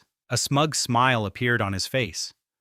There's no way you can dodge just by falling like that. Across from him, Lim Long's eyes glinted with anticipation. And then tens of thousands of blades rained down. Shadow combination. Jinung stood below, looking up, completely stunned. Shadows. His jaw dropped as he looked at the system notification. Shadow combination has dealt critical damage to the target. You have taken 4,560 damage. Jinung's body was covered in red threads. I took that much damage from just one hit. System, you have taken 1,075 damage. Lim Long's eyes were cold and filled with calculation. Jinung grew anxious. If it's just shadows, how can it deal this much damage? System, you have taken 954 damage. Jinung commanded his beast Lai to hit the enemy with an electric orb. It immediately charged towards its prey. Lim Long quickly cast a spell to block the attack. The point of impact erupted in a blinding flash of light. System, the summoned beast, Lai, has dealt damage to Lim Long. Player Lim Long's health is reduced by 1,795, and then terrified screams followed the note. The electric orb skill has hit the target. Player Lim Long's health is reduced by 1,085. Player Lim Long is afflicted with paralysis, speed reduced by 30%. He gritted his teeth in frustration. Getting hit like this doesn't suit my style. Jinung's hand clenched into a fist. Luckily, the paralysis worked. Even though I can't take a fatal blow, it's good that the battlefield has stabilized now. His opponent was stunned by the skill he used. Jinung readied both his hands, telling himself, I just need to use myself as bait to land an attack. He rushed forward like the wind, thinking, let's go break a few of that guy's bones. His eyes gleamed. The assassin's health had dropped to the level of a dark magician's. Meanwhile, Lim Long silently assessed his opponent's actions. Again, Jinung charged forward with overwhelming killing intent, shouting, "Don't you dare fail!" Suddenly he froze. No shadow. Is it an invisibility skill? Jinsung frantically searched his surroundings. Where did that guy go? His mind raced. Could it be? Immediately Jinsung raised his fist high, his determination firmly aimed at Lim Long. Long? Then he launched a direct attack, punching him straight in the stomach. The system announced a hit on player Lim Long with the boosted skill, causing player Lim Long to lose 1,217 health points. Player Lim Long's body has been partially paralyzed, reducing his movement speed by 30%. He struggled, his eyes narrowing as he thought to himself, "Got you." Lim Long's hand powerfully grabbed Jin Sheng's blade. The two faced off, creating a tense atmosphere. The system chimed in. The summoned Papuji was attacked, so Papuji lost 27 health points. He looked at his opponent's block and praised it. "Nice one." After that, Jin Sung immediately tried to focus power into his fist. At the same time, both of them threw a punch. He gritted his teeth and looked at the status window. "You have been attacked. Lost 1,749 health points. Lost 1,577 health points. You have been poisoned. Therefore, you will lose 315 health points every second." Jin Sung clutched his wound, grimacing as he cursed, "Damn it! System, you are losing 315 health points. You have been healed and gained 843 health points." On the other side, Lim Long smirked. "You don't think he's half bad, do you? Using the skills he has, it's truly perfect." Jin Sheng summed up the situation. "My health is too low right now." He charged forward with a confident smile, "But I will never give up." Jin Sung's eyes were determined. "I'll put everything I have into this final attack." He bravely declared to him, "Just give up." Meanwhile, Lim Long smiled, his mask slowly coming off. The two slowly moved closer, closing the distance, and immediately Lai appeared, standing shoulder to shoulder with his master. His heavy steps on the ground created a cloud of dust, their swift movements like a storm as they switched positions. Lim Long didn't stop. He threw his dagger, but suddenly Lim Long's eyes froze in confusion.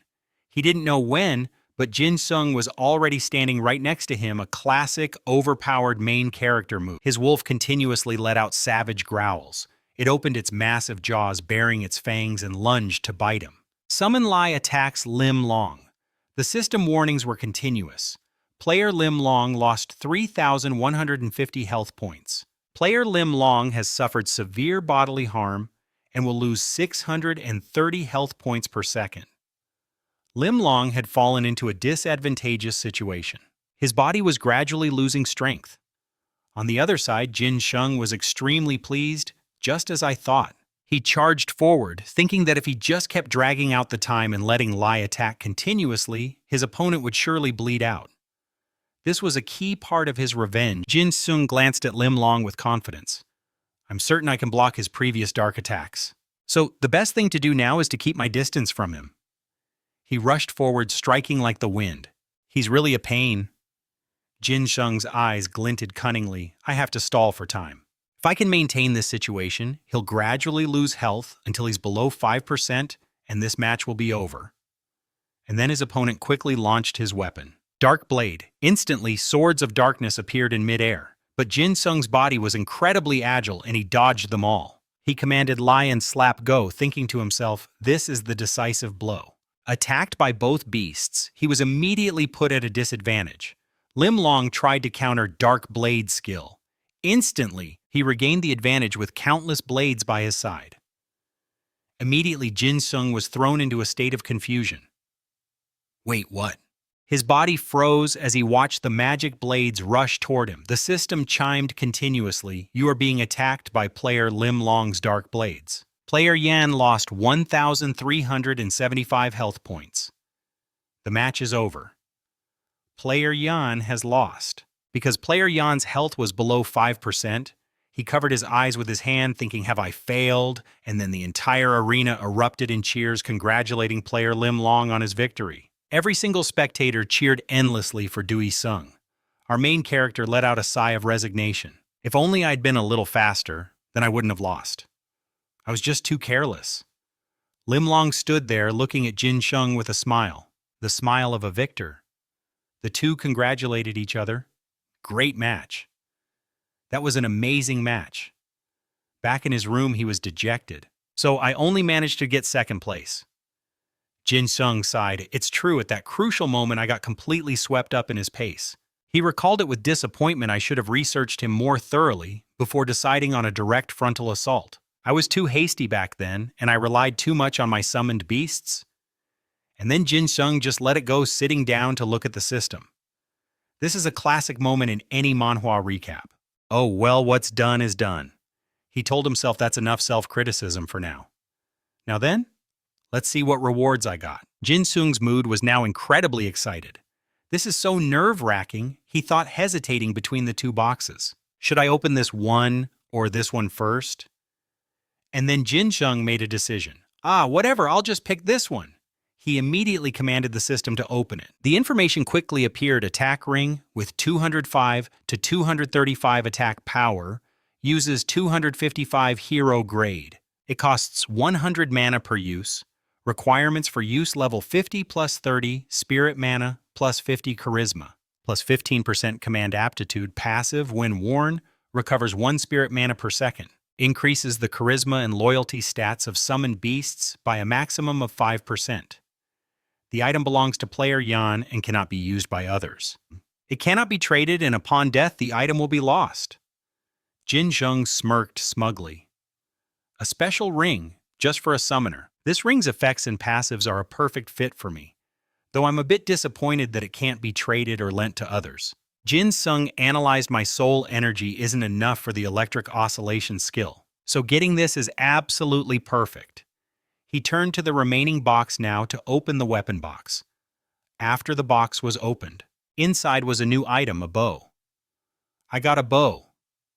You have obtained the item Summoner's Blinding Bow.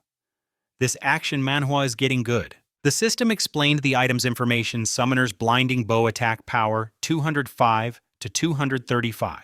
Durability 600 out of 6,000, agility option plus 65 summon energy plus 30, critical hit chance plus 15%, critical hit damage plus 70%. Bow type champion, hero grade, requires level 50 plus attack 209 to 395 plus inherent ability. All agility and attack stats of summoned units are increased by 20% and 30%, respectively, if a critical hit is dealt to an opponent. It recovers 3 soul energy and leaves a blinding mark on the enemy. The mark lasts for 5 seconds. Dealing damage to a marked target will reduce the cooldown of all skills by 5 seconds. The item belongs to the player, it cannot be lent or traded, and it is not dropped when the player dies. A noble bow bestowed upon the summoner for an outstanding match. An excellent performance in the arena. Jinung rubbed his chin and analyzed, I received a better item than I expected, but this is a bit cumbersome. He imagined it: if I switch weapons, I won't be able to use the link skill. I'll lose the increased critical hit rate for my summoned beasts and the buff from the Fist's leadership skill. Jinung's mind was curious, but then he dismissed the thought. With its soul energy and slowing skill, it's quite an attractive item. What should I do? And then he became excited. I'll use the bow, but I'll save my fists for when I find a weapon with a link skill. Jinung reached out and touched the item.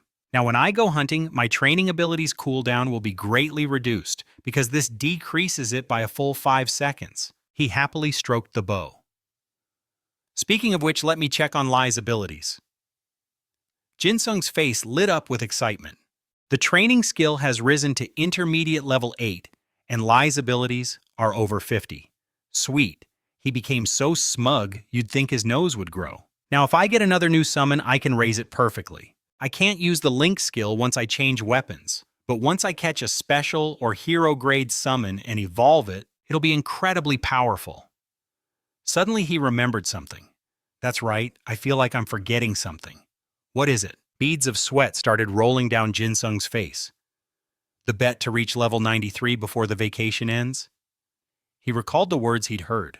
So you're going to try and reach level 93 before the new semester starts again. That's right, but if you win the bet, I'll give you an A+ in all the classes I teach, regardless of your attendance. Jinung remembered how smug the professor was thinking. There's no way he'll succeed. Jinung started to panic. There's 1 month and 10 days left before the semester begins, And the first week is for adding and dropping classes, so that probably doesn't count. Professor Lee Jinwook's first class is on a Thursday. His hand trembled as he came to the conclusion that he had exactly 50 days left. Jinsung tore at his hair, feeling like he could cry a river. I'm so screwed. A while later, deep within the majestic mountains, his monster companions were training relentlessly. A system notification popped up. You have reached level 62, he excitedly clenched his fist in celebration. All right, Jinsung stretched his tired body. Reaching level 62 in 1 week isn't bad, but I have to pick up the pace. How am I ever going to reach level 93? He glanced at the system. At least the special skill I got at level 60 should make hunting a bit faster. Let's see what the effect is. The potential burst status window appeared. Skill type direct. Skill level 1. Efficiency 5%. Cooldown 20 minutes. Duration 1 minute and 20 seconds. Requirement can only be used on a summon. Increases the summon's combat abilities by unleashing its potential. All combat stats of the designated summon will increase by 100% of its potential. The skill's level and effectiveness will increase the duration. Jinsung was quite satisfied with this potential burst skill. It doubles a summon's combat ability, a classic trait for an overpowered main character in an action manhwa. That's pretty good. He thought to himself. Let's see. Pipuji is now level 61, Lai is 63, and Biggie is 64. Good. Jinsung gazed into the distance, searching for a suitable place. This area is a little too easy now. I should probably find a new spot. A proper hunting ground should be full of challenges. Where should I go? Maybe I should head to the Foko mountain range? I also have to complete that B-rank quest from Oakley. Oakley had once said, that's right. Those who pass the test will receive a reward along with a quest they cannot refuse. The old man had raised a feather and instructed, in any case, if you take this soul stone to a space magician, they will find a way to resurrect the war dragon. And take this. This is your reward. And so Jinsung made his decision. I'll go to the space magic tower as soon as I hit level 70. He then climbed onto the back of his spirit beast. He gave the order. Lai, let's go. To the Foko Mountains. Inside the house, a voice complained, how is the cereal all gone? Jinsung stared sadly at the empty food box. Did I finish it all? Did I even log out to eat? He pulled out his phone to make a call. Well, I guess I'll just order delivery, since I can't go out right now. With his other hand, he was searching for information on his computer. Let's see if there is any information about new monsters around. Yes, I'd like to order some fast food. Please, new monster information, Lava Witch, found in the underground dungeon of the Blazing Plateau. Jinsung was surprised. A lava witch. What's that? The system explained. Lava witch. Level 72 to 75 elemental type. Health approximately 12,000 rare, great attack unknown. Estimated around 200 defense. Unknown. Estimated around 200 traits. Unknown. Skills unidentified. Intelligence estimated between 1,000 and 1,100 mana. Unidentified continuous fire zone dealing area-wide heat damage with an estimated range of about 3 square kilometers. The chance to inflict a burn is fixed, and it's predicted to have high damage tolerance upon impact. The more he looked, the more satisfied our overpowered main character became. I like this design. Suddenly, Jinsung was startled. Its inherent ability is an AoE attack. There are so many unknown stats. He looked at the skill description and guessed, so this is the Fire Zone skill. Jinsung noted that this skill deals a significant amount of damage, despite its large area of effect. A sly grin spread across his face. All right, I'm gonna catch this one. Lava Witch, you are mine? But his excitement quickly cooled. Wait, it's a rare grade. He looked at the system and began to analyze. I've already evolved plenty of normal grade units, so I want to catch a rare one and evolve it. But the problem is the time it will take. Jinsung began to see the obstacles. How long would it take to catch a rare grade monster that can be evolved? This is a tough call. His mind was racing, but if he could catch it, it would double his leveling speed. After a long moment, Jinsung shut his laptop. All right, that's enough information gathering. Time to eat and then log back in. At the Foko Mountains, he looked around and remarked, "It's been a while since I've been here. I got a lot of good stuff from this place before my reincarnation." Jinsung tapped on his system screen. The lair of the outlaws in the Foko Mountains should be somewhere around here. He summarized the information. Their average level is between 68 and 72, making this a decent hunting ground in this action manhwa. Jinsung gazed into the distance, directing Lai that way. Standing on a cliff overlooking the canyon, he thought, "It's wider than I remember, but my plan should still work." And then Jinsung yelled out, "Big guy summon." He turned and commanded, "Big guy, bring those boulders over here." Instantly, Jinsung's spirit beast appeared at his command. It effortlessly pushed the giant boulder in the desired direction. Jinsung thought, "I was worried they couldn't be moved because they're too big, but it looks like we managed. Can you hide there?" He asked Big Guy, then turned his attention to Lai. "Lai, do you see the guards over there?" Lai growled in response. Then Jinsung gave his orders. "Approach them silently, don't get spotted, and wait for my signal." And then with a loud battle cry, he shouted, "Go!" Jinsung himself shot forward. He slid powerfully across the ground, kicking up clouds of dust and smoke. This manhwa recap is getting intense. With determination in his eyes, Jinsung declared, "This time I'll use an arrow." Amidst a brilliant blue aura, his bare hand reached out, touching the pure stream of energy. The bow that formed in his hand was not just a weapon, it was a legendary item. Time for some revenge. Fight. The rocky field became desolate as Jinsung's eyes blazed with a brilliant blue mana. A high-level skill had been activated. He held the bow tightly. In front of him was a gate guarded by two men. Jinsung and Lai watched them in silence. Jinsung drew the arrow taut and a blue mana light flared up. He thought to himself, "The overdrive skill will be applied to the bow since I'm using one. How convenient." It also has a paralysis effect. The sudden appearance of an enemy made the gate guards look around cautiously. Jinsung smirked defiantly, drawing the bowstring to its absolute limit. All of his mana was focused into the arrow. He had to take them down instantly without giving them a chance to fight back. The paralysis arrow was just an extra precaution. Each arrow he fired shot forward with unbelievable speed. Jinsung thought to himself, "The opportunity is right now." Each mana-enhanced arrow pierced a guard's head, felling him instantly. He cried out in pain. The system continuously announced that the Outlaw Mountain Guard had been paralyzed. The Outlaw Mountain Guard's speed will be reduced by 30%, and it will take an additional 50% damage from electric-type attacks. The overdrive cooldown has been reduced. Victory came so quickly. Jinsung smirked and called out to his spirit beast. Lai, the system, reported his achievement. "You have successfully landed an overdrive hit. You have dealt 1,479 damage to the Outlaw Mountain Guard. Overdrive dealt an additional 527 damage to the Outlaw Mountain Guard." Jinsung gave the order, "Bite that one!" Lai lunged forward. Its mouth gaped open, its eyes glowing with a brilliant blue mana, preparing a devastating bite that sent the remaining guard fleeing for his life. Jinsung watched from a distance with a satisfied smile as Lai delivered a critical blow, biting straight into the guard's shoulder. Blood splattered amidst the beast's magical glow. The man's face showed absolute terror before he was crushed. Another guard on a watchtower panicked when he discovered the chaos. He shouted, "Enemy, we have an enemy!" The guard on the watchtower yelled, "Everyone gather at the gate." The bell on top of the tower rang continuously, with the announcement of an enemy attack. Jinsung was secretly delighted. Good, perfect.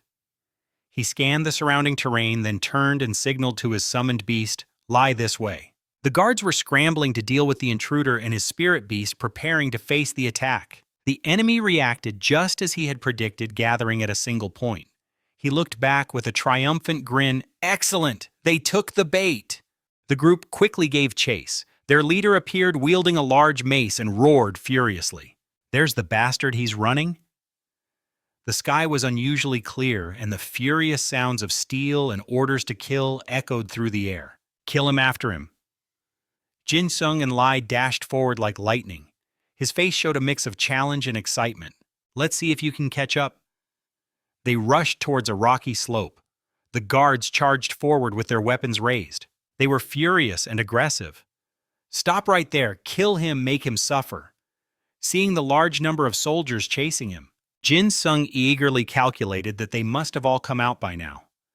He darted into a ravine where Slap was already lying in ambush. Jin Sung thought to himself, good, everything is going according to plan. Then gave an order, Lie, head back there now. He glanced up at Slap behind the large boulder, inwardly praising it with satisfaction. He's well hidden.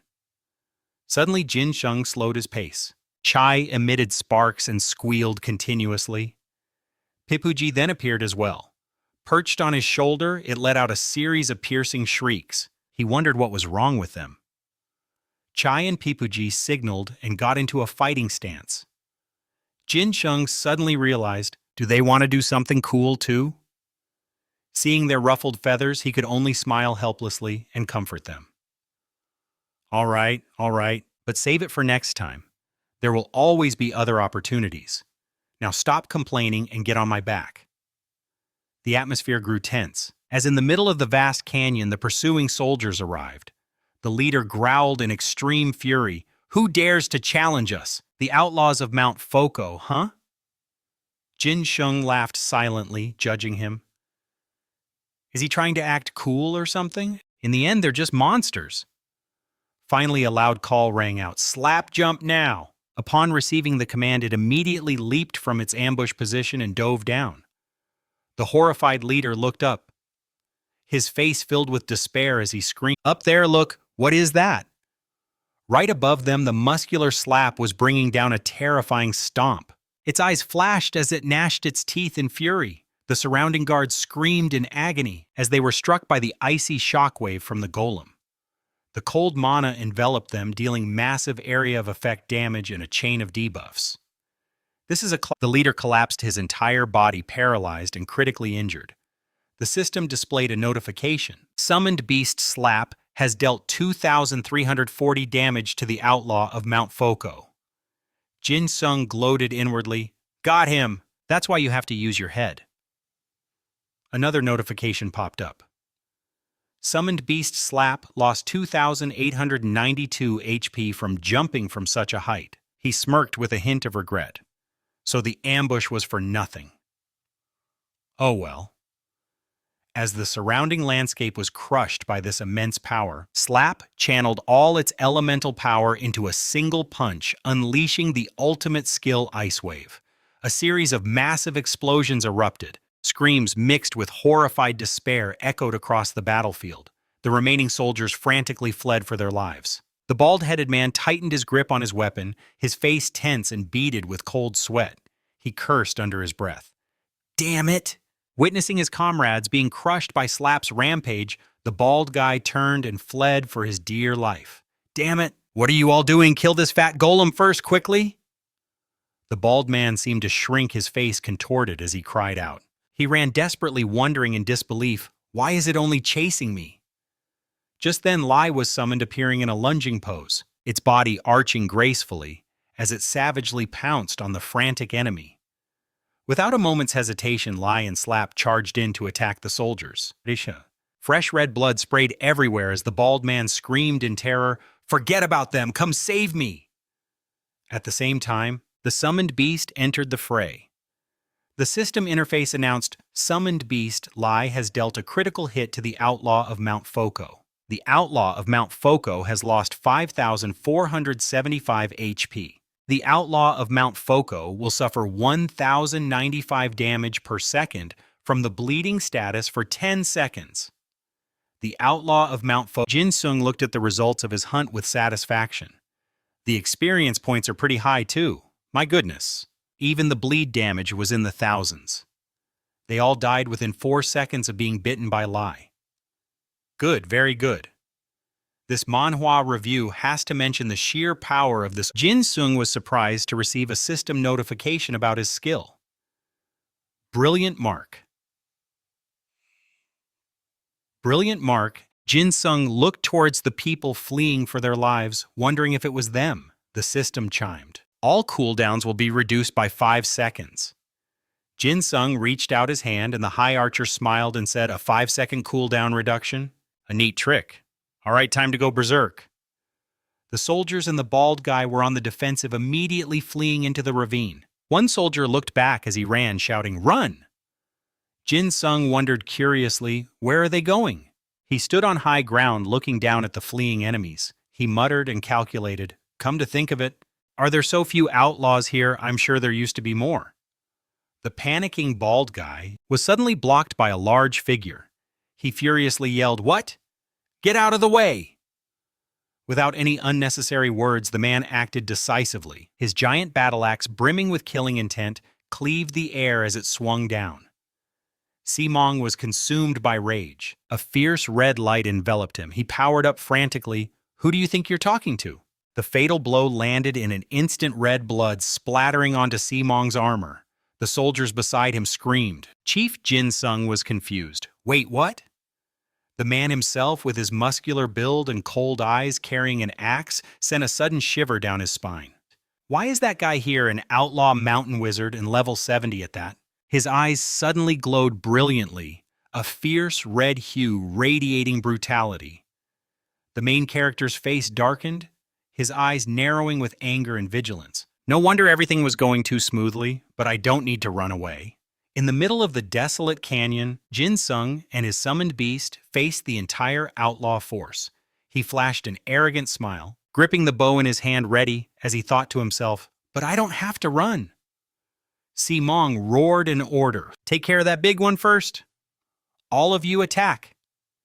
His minions immediately conjured a magic circle in front of them. Then they formed a line and linked the circles together. Instantly, fireballs shot out continuously from the magic circle. Jin-sung quickly commanded Slap, "Jump out, Slap!" It stood there blocking all the damage from the fireballs. Slap's body showed signs of melting upon contact with the fire. He grew a bit worried. Those damn mages must be fire elemental. Jin-sung exclaimed in alarm. Do I need to retreat?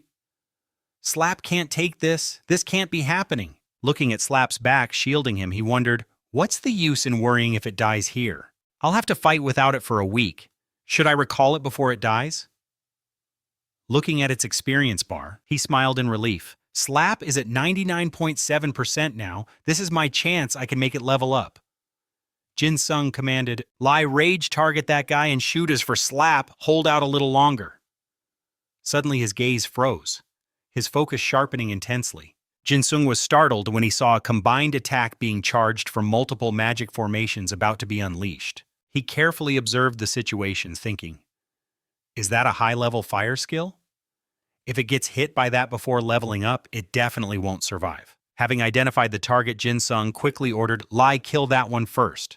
At the same time, the fireball was launched by the mages towards Slap. After taking the hit, its body looked a little battered. The summoned beast, Slap, has taken damage from the ultimate fireball skill of the Fok Mountain Outlaw Mages. The summoned beast, Slap, will lose 745 HP. Meanwhile, on the other side, Lie had already closed in on two of them. It roared and attacked them with its sharp fangs. A notification immediately popped up. You have defeated a Mountain Outlaw Mage. You have received 307 FB. At the same time, Slap unleashed its mana and turned around, having reached level 60.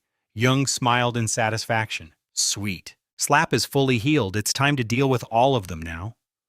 The timing is perfect.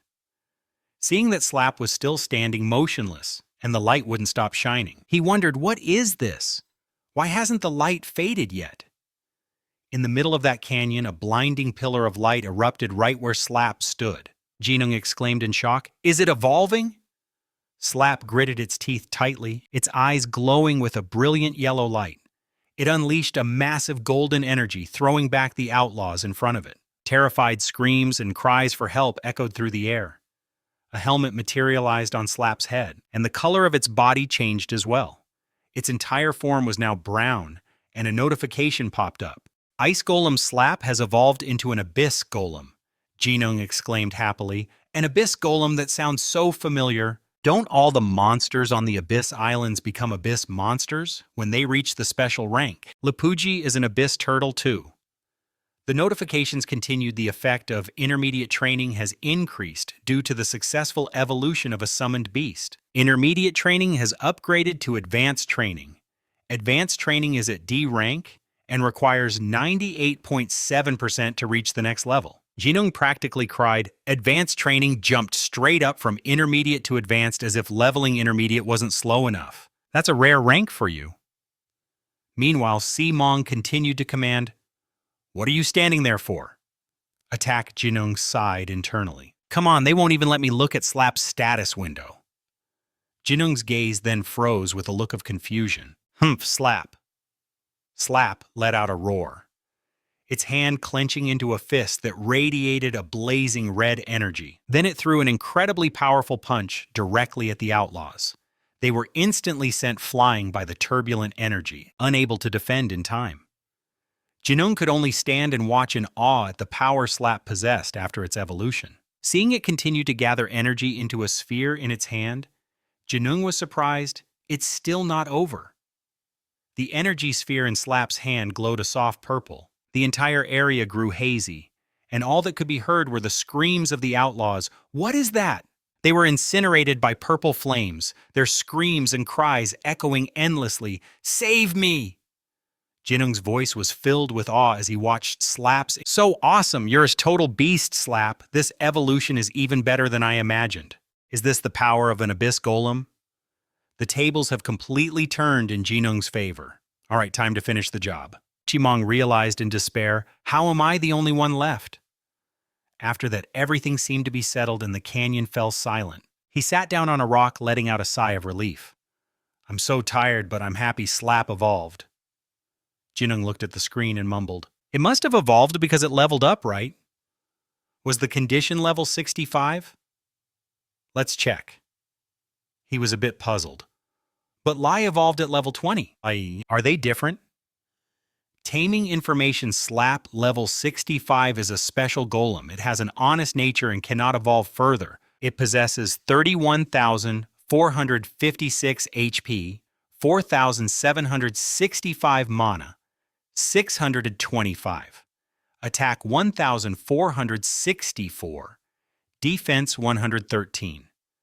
Agility and 154 crit rate, with inherent abilities that will be updated when clicked. Its title is Ancient Guardian of the Abyss, possessing a colossal body and destructive power. Jinung looked a bit disappointed. "It's a shame you can't evolve again. Lai can still evolve even after its first evolution."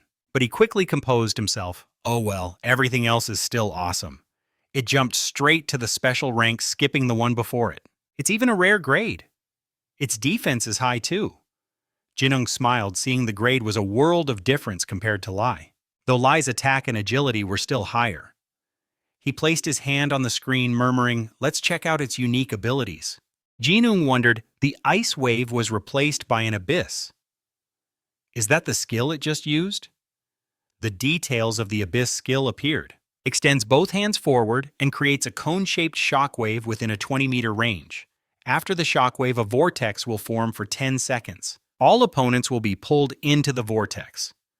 Opponents affected by the vortex will take 35% of the summon's attack stat as damage every 0.4 seconds, and the vortex will explode when it expires, converting 150% of the defense stat into damage to all enemies within 10 meters. 5-minute cooldown.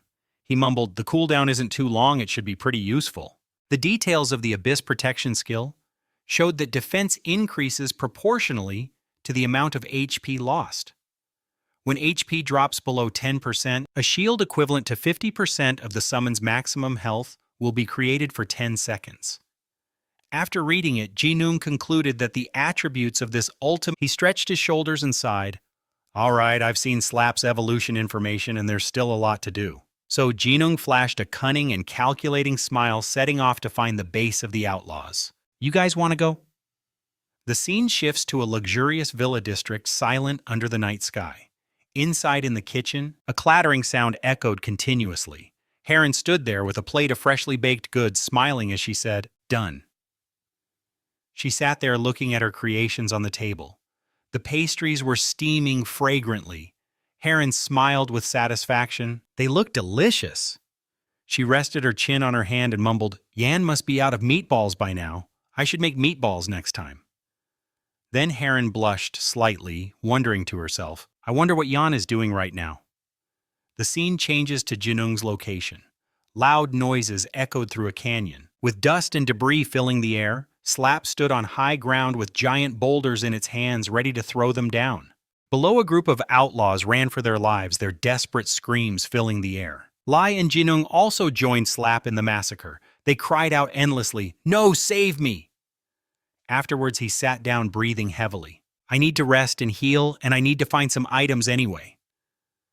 As Jinung was using healing magic, he was startled by the appearance of Pipuji. He took out a meatball, and Pipuji immediately showed excitement and agitation upon seeing it. Jinung smirked and said, "It's useless even if you make that face.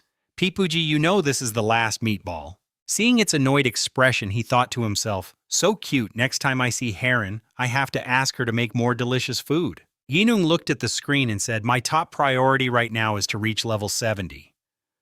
Just then a message came from Yohun. He asked, "What are you up to?" Jinung replied, "Busy clearing my remaining quests.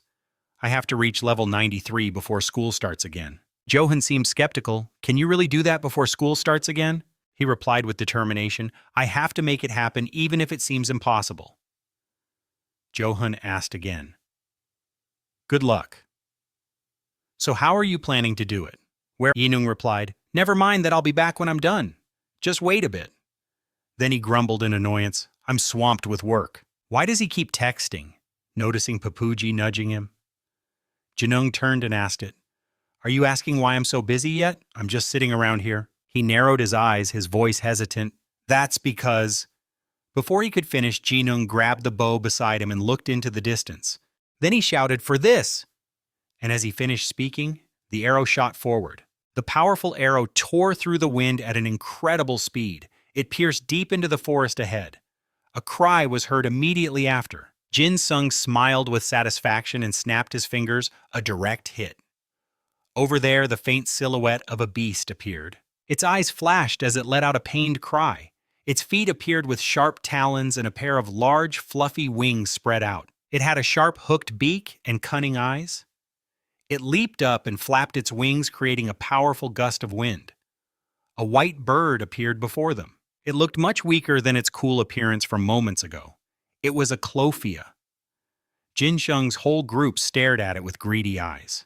What an abundant source of loot. Then from the middle of the forest came the cries and weak resistance of the Clofia. The system announced, "You have successfully captured the Clofia." A status window appeared with its information. The level 72 Clofia is a rare bird of prey. It has a shy personality and cannot evolve. It possesses 15,760 health, 7,950 mana, 467 attack, and 275 defense. It has 1,052 agility and 347 intelligence. It has the innate ability Wind Rider, allowing it to sense wind currents and become immune to damage for 5 seconds. It increases flight speed by 70% and is a rare bird living on ancient Foko Mountain, possessing beautiful white plumage. Jin Shung smiled with satisfaction. "Just as I thought, because its agility is so high, I had to boost my own agility using an existing skill. I only used it for a short time, so there was no need to name it." He continued to mumble, "Damn. This little guy takes up too much leadership stat. I don't have any points left for it now. I need to clear this place out quickly and raise my leadership." After that, Jin Sung walked off with Lai to get back to the hunt.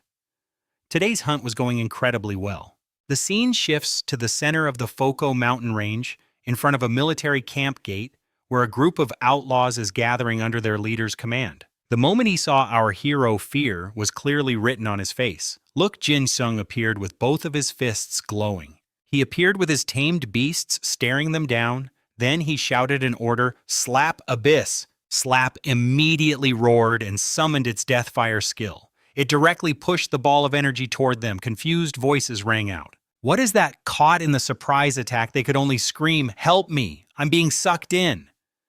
Jin Shung also gathered his energy. He thought to himself, the effect of my fists becomes more useful when the abyss is activated. He launched his attack right after. And even better, I get 2 electric orbs.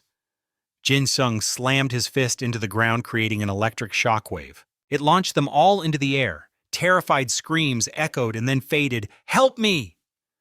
He stepped forward with a cold smile. Wiping out mobs in one go is the most satisfying part of hunting. Then Jinung took out his bow and arrow, smiling contentedly. Let's switch back to the bow. Picking them off one by one is more fun than just a mass slaughter. Just then his gaze froze and he stammered. What Jinung and Lai both looked towards the enemy thinking, I see him. Another leader had appeared. He was standing on high ground looking down. He was the main bandit leader in the center of Foko Mountain level 80. Eric holding a bow in his hand. His other hand pointed towards our hero as he asked his subordinates, Is that him? They replied, Yes, boss. While the man smiled smugly, Jinung thought with a hint of worry, Wait, what level 80? I was only around level 75 before the reset. Moreover, he noticed the man's weapon had turned into a crossbow. Jinung narrowed his eyes, calculating, I can probably escape because of my agility increased after taming it, but what should I do now? He gripped the bow in his hand, thinking, No, I can handle this myself. The guys on the mountain have low health, so a swift victory should be possible. After that, Jinung called for Slap. Its armor was now glowing with a faint blue mana. He shouted another command, and beside the deep chasm, Jinung also drew his bow. Electric oscillation, the two attacks were launched simultaneously as he commanded Lai, Get the leader. The beast immediately leaped forward. From across the chasm, Jinung's arrow shot forth. The bandit leader gritted his teeth and cursed. You bastards! He clenched his fist and roared, You dare look down on me! With those words, Eric summoned a magic circle much larger than usual. Jinung silently realized it was an area of effect buff, a skill usually reserved for high-level bosses. Instantly, a blood-red barrier appeared protecting the soldiers. He gritted his teeth, his resolve hardening. I have to kill him as fast as possible. Who knows what other tricks he has? Jinung raised his hand and commanded Hunt for weakness. Lai went into a frenzy. After activating the skill, it roared and lunged forward. A faint blue mana flared in Lai's eyes. Its roar echoed, baring its sharp fangs. The two minions below, now buffed and glowing red, charged forward. Meanwhile, Lai leaped straight into the soldiers in front of it. They screamed in fear. We're in danger. The impact was so powerful it lit up the area and kicked up a massive cloud of dust. The two minions struggled to withstand its blow. A moment later, Lai tore them apart with its sharp claws and fangs. Its sheer power left the leader above both surprised and worried. He gritted his teeth, pulling back the crossbow string with grim determination. Eric aimed his weapon into the chaos below. Realizing this, Jinung quickly fired an arrow, shouting, Don't even think about it. The arrow whizzed past his arm, causing Eric to whip his head around in shock. Seizing the opportunity, Lai leaped up towards the leader. Seeing the beast right in his face, he screamed in terror. You damn mutt! An incredibly fast and powerful swipe sent him tumbling to the ground. The attack left a deep gash on his shoulder, and the bone helmet on Eric's head was knocked off. A system notification appeared. Summoned Beast Lai has dealt critical damage to the bandit leader of Central Foko Mountain. The health of the bandit leader of Central Foko Mountain has dropped to 6,018. The bandit leader of Central Foko Mountain is now bleeding. He is taking an additional 1,203 damage per second. Reading this, Jinung smiled in satisfaction. Nice. He was calculating that if this continued, it would only take a little more to finish him. But just then, Eric's eyes flashed with a deadly red glint. The hand holding his crossbow struck out with immense force, hitting Lai directly. Jinung cried out its name in worry as a notification appeared. Summoned Beast Lai has taken damage from the bandit leader of Central Foko Mountain. The health of Summoned Beast Lai has dropped to 5,956. He looked at the numbers and muttered, almost 6,000 damage in a single hit, and he didn't even use the crossbow. Even with Lai's defense lowered by its berserk skill, this shouldn't be possible. Jinung thought back and wondered, was it that buff he used earlier? His attack power, that cheating bastard. He commanded Lai fall back. Slap, throw me over there. Slap hesitated, not understanding the command. Jinung put away his bow and explained, I know it's dangerous, but just do it. On the other side, Eric raised his crossbow, firing a deadly crimson arrow. At the same time, Slap launched him through the air. The man, now one with the blue light, readied himself for the clash. Jinung confidently declared, I'll finish him first. In stark contrast, the leader's face was filled with worry. The two streams of red and blue energy collided, but the power of the blue light was overwhelmingly superior. Eric's red arrow grazed Jin Sung's back, but in exchange, Jin Sung's blue arrow shot straight toward his vital point. Jin Sung hit the ground, skidding to a stop with a grunt. A notification popped up. You have taken 2,352 damage from the fall. The Iron Fist of the Ancient Summoner has activated its effect. He wondered to himself, did I go a little too far? Jin Sung raised his hand in satisfaction. But it was worth it. You have borrowed the power of the summoned beast, Slap, the ultimate skill abyss. Slap's skill, a powerful vortex, now manifested in his hand. Jin Sung launched the attack, shouting, "Take this," as the deep purple orb left his hand and shot toward the man. Seeing the orb appear right before him, the leader's eyes widened in alarm. Instantly, a massive explosion erupted in a blinding flash of light. Jin Sung called for Lai, who charged forward with a ferocious roar. Eric's eyes were wide with terror, still reeling from the blow to his chest. Our overpowered main character appeared before him and confidently declared, "This is the end."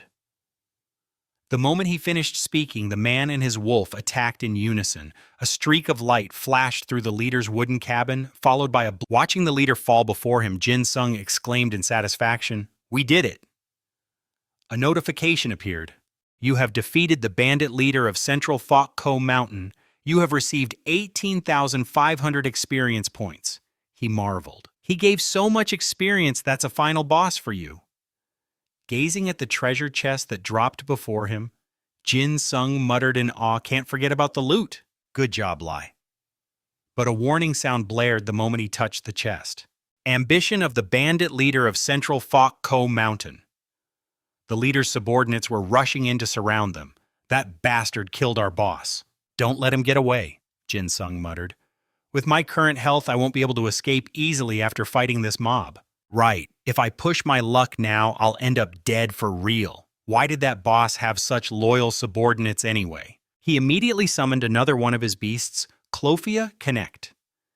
Instantly, man and beast became one. Powerful gusts of wind swirled around him. Jin Sung, with invisible wings, simply flew up into the air. "My body feels as light as a feather." He smiled in satisfaction. "With Clofia, my agility is top-notch." He then flew away, leaving a taunting message for the subordinates below. "Bye-bye now." They could only stand there staring up with dumbfounded expressions. Jin Sung suddenly remembered something important. "Oh right, Lai Slap, let me cancel your summons so you can get out of there." The scene changes to the next morning high in the rugged mountains.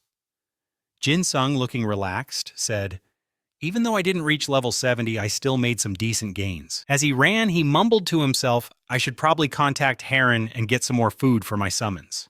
The scene shifts to the Murin auction house, a massive structure on a beautiful morning. On the street in front of the building, crowds of people were walking towards it. Just then, Jin Sung's figure appeared among them. He looked around and said, "I think Heron said she was somewhere around here. She mentioned picking up some supplies from the auction house." Just as he was looking, a friend called out, "Hey, look who it is, it's Yan." Jin Sung replied, "Gabuli, long time no see, how have you been?" Right at that moment, Heron's gentle voice rang out, "Hello, Yan. It's been a while since we last met in the game, hasn't it?" He looked at her confused and replied, "You're right." Heron added, "I couldn't get online because of schoolwork, so I couldn't watch you during the rookie tournament. I'm sorry." Jin Sung smiled and replied, "It's no problem." Heron, "It's a good thing you weren't there. I wouldn't have been able to concentrate even if you were." "I lost anyway." She blushed and encouraged him. "Getting second place is still great. Congratulations, Yan." The friend behind them looked visibly annoyed at their closeness.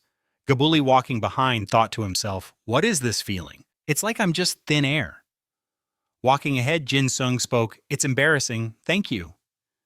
Jin Sung then asked, "Oh right, you said everyone in the guild has reached level 95 or higher. Right, that's incredible. They must have worked really hard." Gabuli replied, "Of course, I'm sure Piolin is over level 100 by now." He became thoughtful for a moment. "So the high rankers are at least level 120 I need to get in the game." Gabuli continued, "It's all thanks to our hard work. Our control point has gotten bigger, so dealing with the nearby monsters has become harder. It would have been a great help to have you there, but you went and reset your character. Jin Sung replied confidently, just you wait. I'm about to get back to where I was before the reset.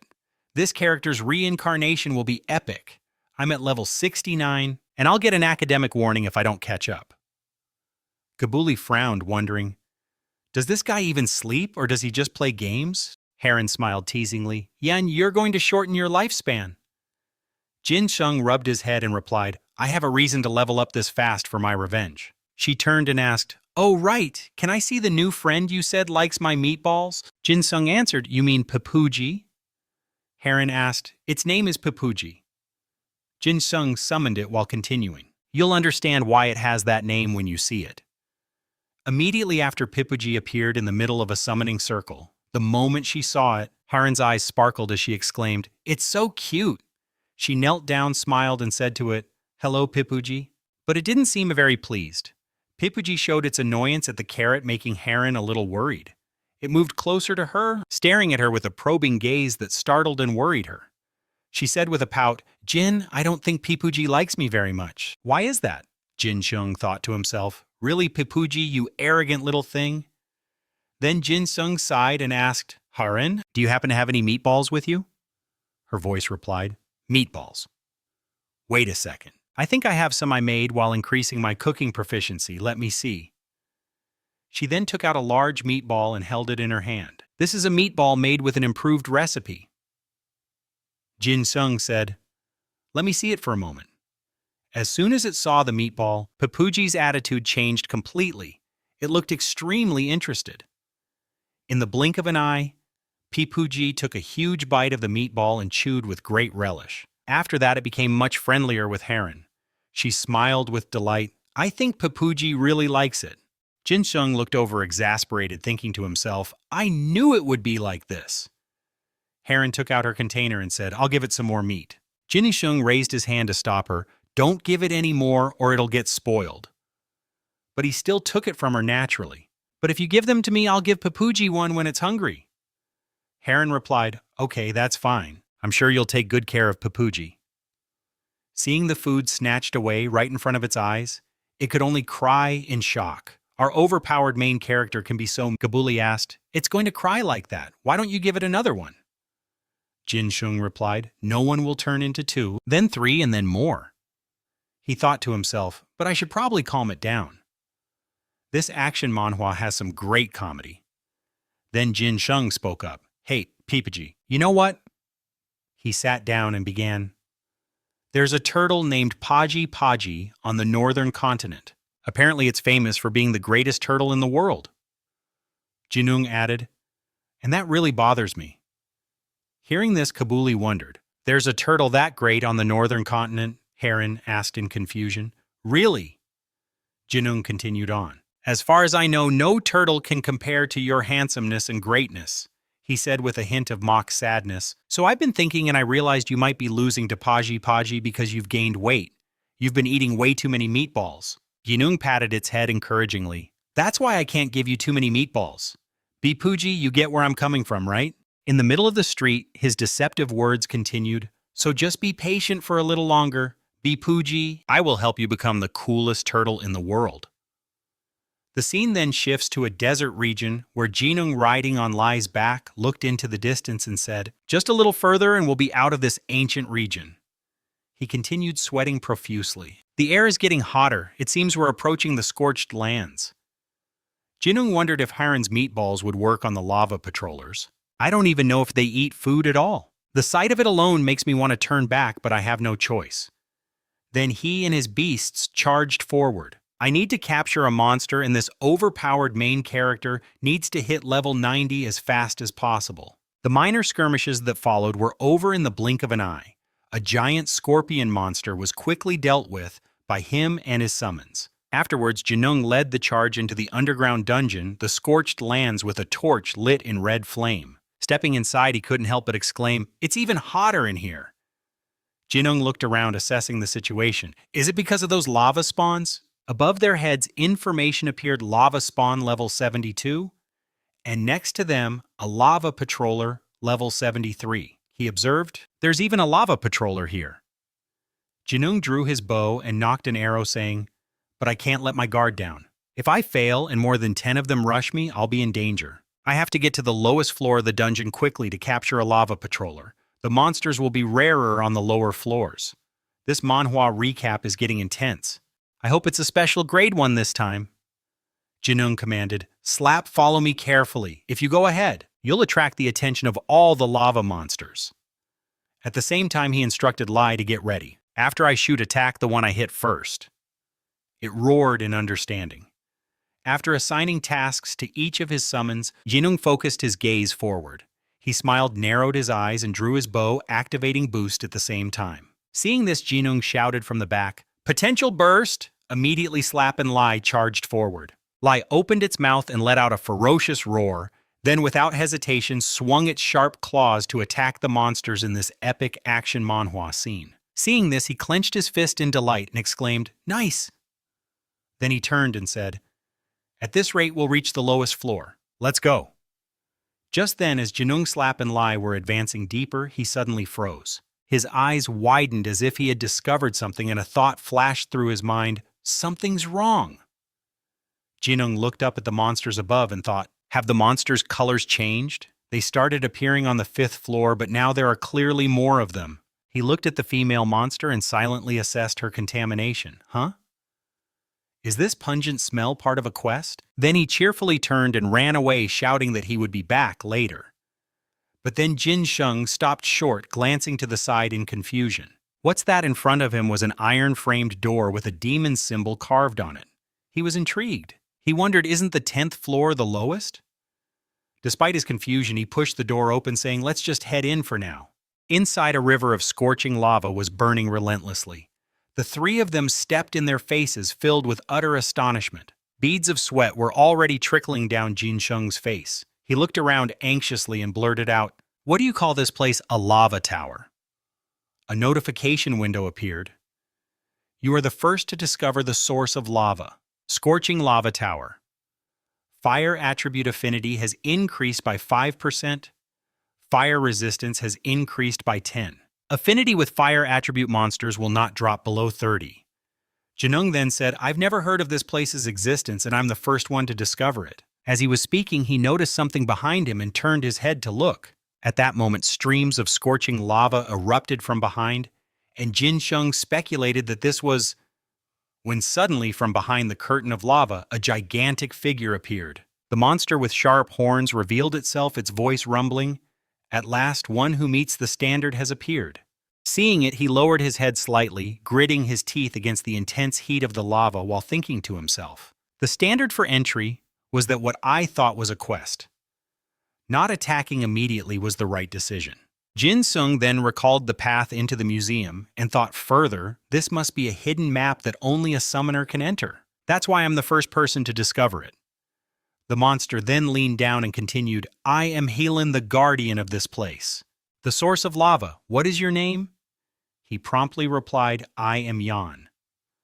After hearing Jinung's introduction, Helan continued, "All right, Yan, I will ask you directly. Can you cleanse the source of lava and resolve the problems it has caused?" Hearing this, our overpowered main character immediately thought it really is a hidden quest. This is a great manhwa recap moment. Then there's no reason to refuse. He then answered resolutely, "Yes, Mr. Helen, I would be happy to help if it's within my power." Hearing this, Helen smiled faintly, his eyes filled with gratitude as he praised him. "I am very grateful for your willingness to help." He then continued with the instructions, "Then first." Jinung was a bit confused by this, taking a small step back and stammering. "First," Helen said, and with a slight smile, "please capture for me 20 or more contaminated lava patrols." At that moment, he couldn't hide the shock on his face as he looked up. A notification window appeared. "Cleanse the source of the lava area. The lava guardian, Helan, has requested that you capture 20 or more contaminated lava patrols to cleanse the area. Receive the sealed lava stones from him and capture as many lava patrols as possible. The sealed lava stone can be used like a monster sealing scroll. You can capture more than one contaminated lava patrol with a single sealing stone." Quest difficulty: B. Requirement Summoner. Level 50 or higher. Reward 42,500 experience points for each contaminated lava patrol captured. Do you wish to accept the quest? Yes. No. Reading this, Jinung thought to himself. 42,500 experience points for each contaminated lava patrol captured. He gritted his teeth, staring down as he silently made his decision. Ding. It's worth 12 regular lava patrols in the dungeon. He looked down at Jinung as his whole body began to fade and continued, You can catch as many as you can within the time limit. Do you think you can do it? Then he presented a stone and said, Take this sealing stone. Jinung took the stone, stared into it, and thought to himself, Is this a sealing stone? Then immediately turned and replied, I can do it. Just leave it to me. Hearing this, the man replied with trust, All right, I'll entrust it to you. A notification window appeared. You have accepted the quest. Time remaining 2 hours, 59 minutes, and 59 seconds. Reading this, our hero brought the stone to his mouth and complained slightly. The time limit is 3 hours. On the other side, Hellion raised his hand to cheer. Good luck, I'll be rooting for you. Jinung, a bit annoyed, growled, You should have told me that beforehand. The notification appeared again. Time remaining 2 hours and 2 seconds. At that moment, Lai was relentlessly charging forward to fight. The timer displayed again. Time remaining 1 hour, 4 minutes, and 37 seconds. Over here, Jinung was also raising his bow, aiming at a monster and firing. The timer showed up again. Time remaining 18 minutes and 59 seconds. Meanwhile, Slap was summoning a dark abyss to attack the monsters. Hellion was still cheering and urging him on. Time is almost up. Just then, Jinung dashed in with lightning speed, shouting as he ran, I'm here! As he arrived, the man turned and said, Just in time. So how many did you catch? Hearing that, Jinung thought, I knew he couldn't be trusted. He bent over, catching his breath, and presented the stone, panting, Yes, Mr. Hellion, I caught a total of 31. Seeing this, Hellion was overjoyed and exclaimed, Excellent, well done. At that, Jinung laughed heartily. Didn't I tell you I was confident? But in his head, he thought, I was catching them like a madman. A notification appeared. You have completed the quest. The man looked a little surprised and replied, That's quite unexpected. I underestimated you, my apologies. Another notification appeared. You have captured a total of 31 contaminated lava patrols. You have received 1,317,500 experience points. Seeing this, Jinung was ecstatic and celebrated inwardly. 1.3 million experience points. It usually takes half a day to earn this much, but it only took 3 hours. I'm about to reach level 71. Then he added, Thank you, Hellion. Is there anything else you need me to do? Hellion nodded, slightly smiled, and replied, Of course there's still much more. Seeing the sly look on his face, our hero became wary, thinking, What's this? Why do I have such a bad feeling? Back in the capital city, Emperor Jia's son was sitting on his throne speaking with Eleceed. That reminds me, Eleceed. He asked, Is there any news about the pioneer summoner?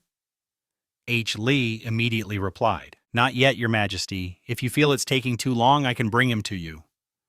Hearing this, Jia's son waved his hand dismissively. There's no need. Many scholars have struggled for centuries to find a solution. I can't expect him to find a way in just 1 month.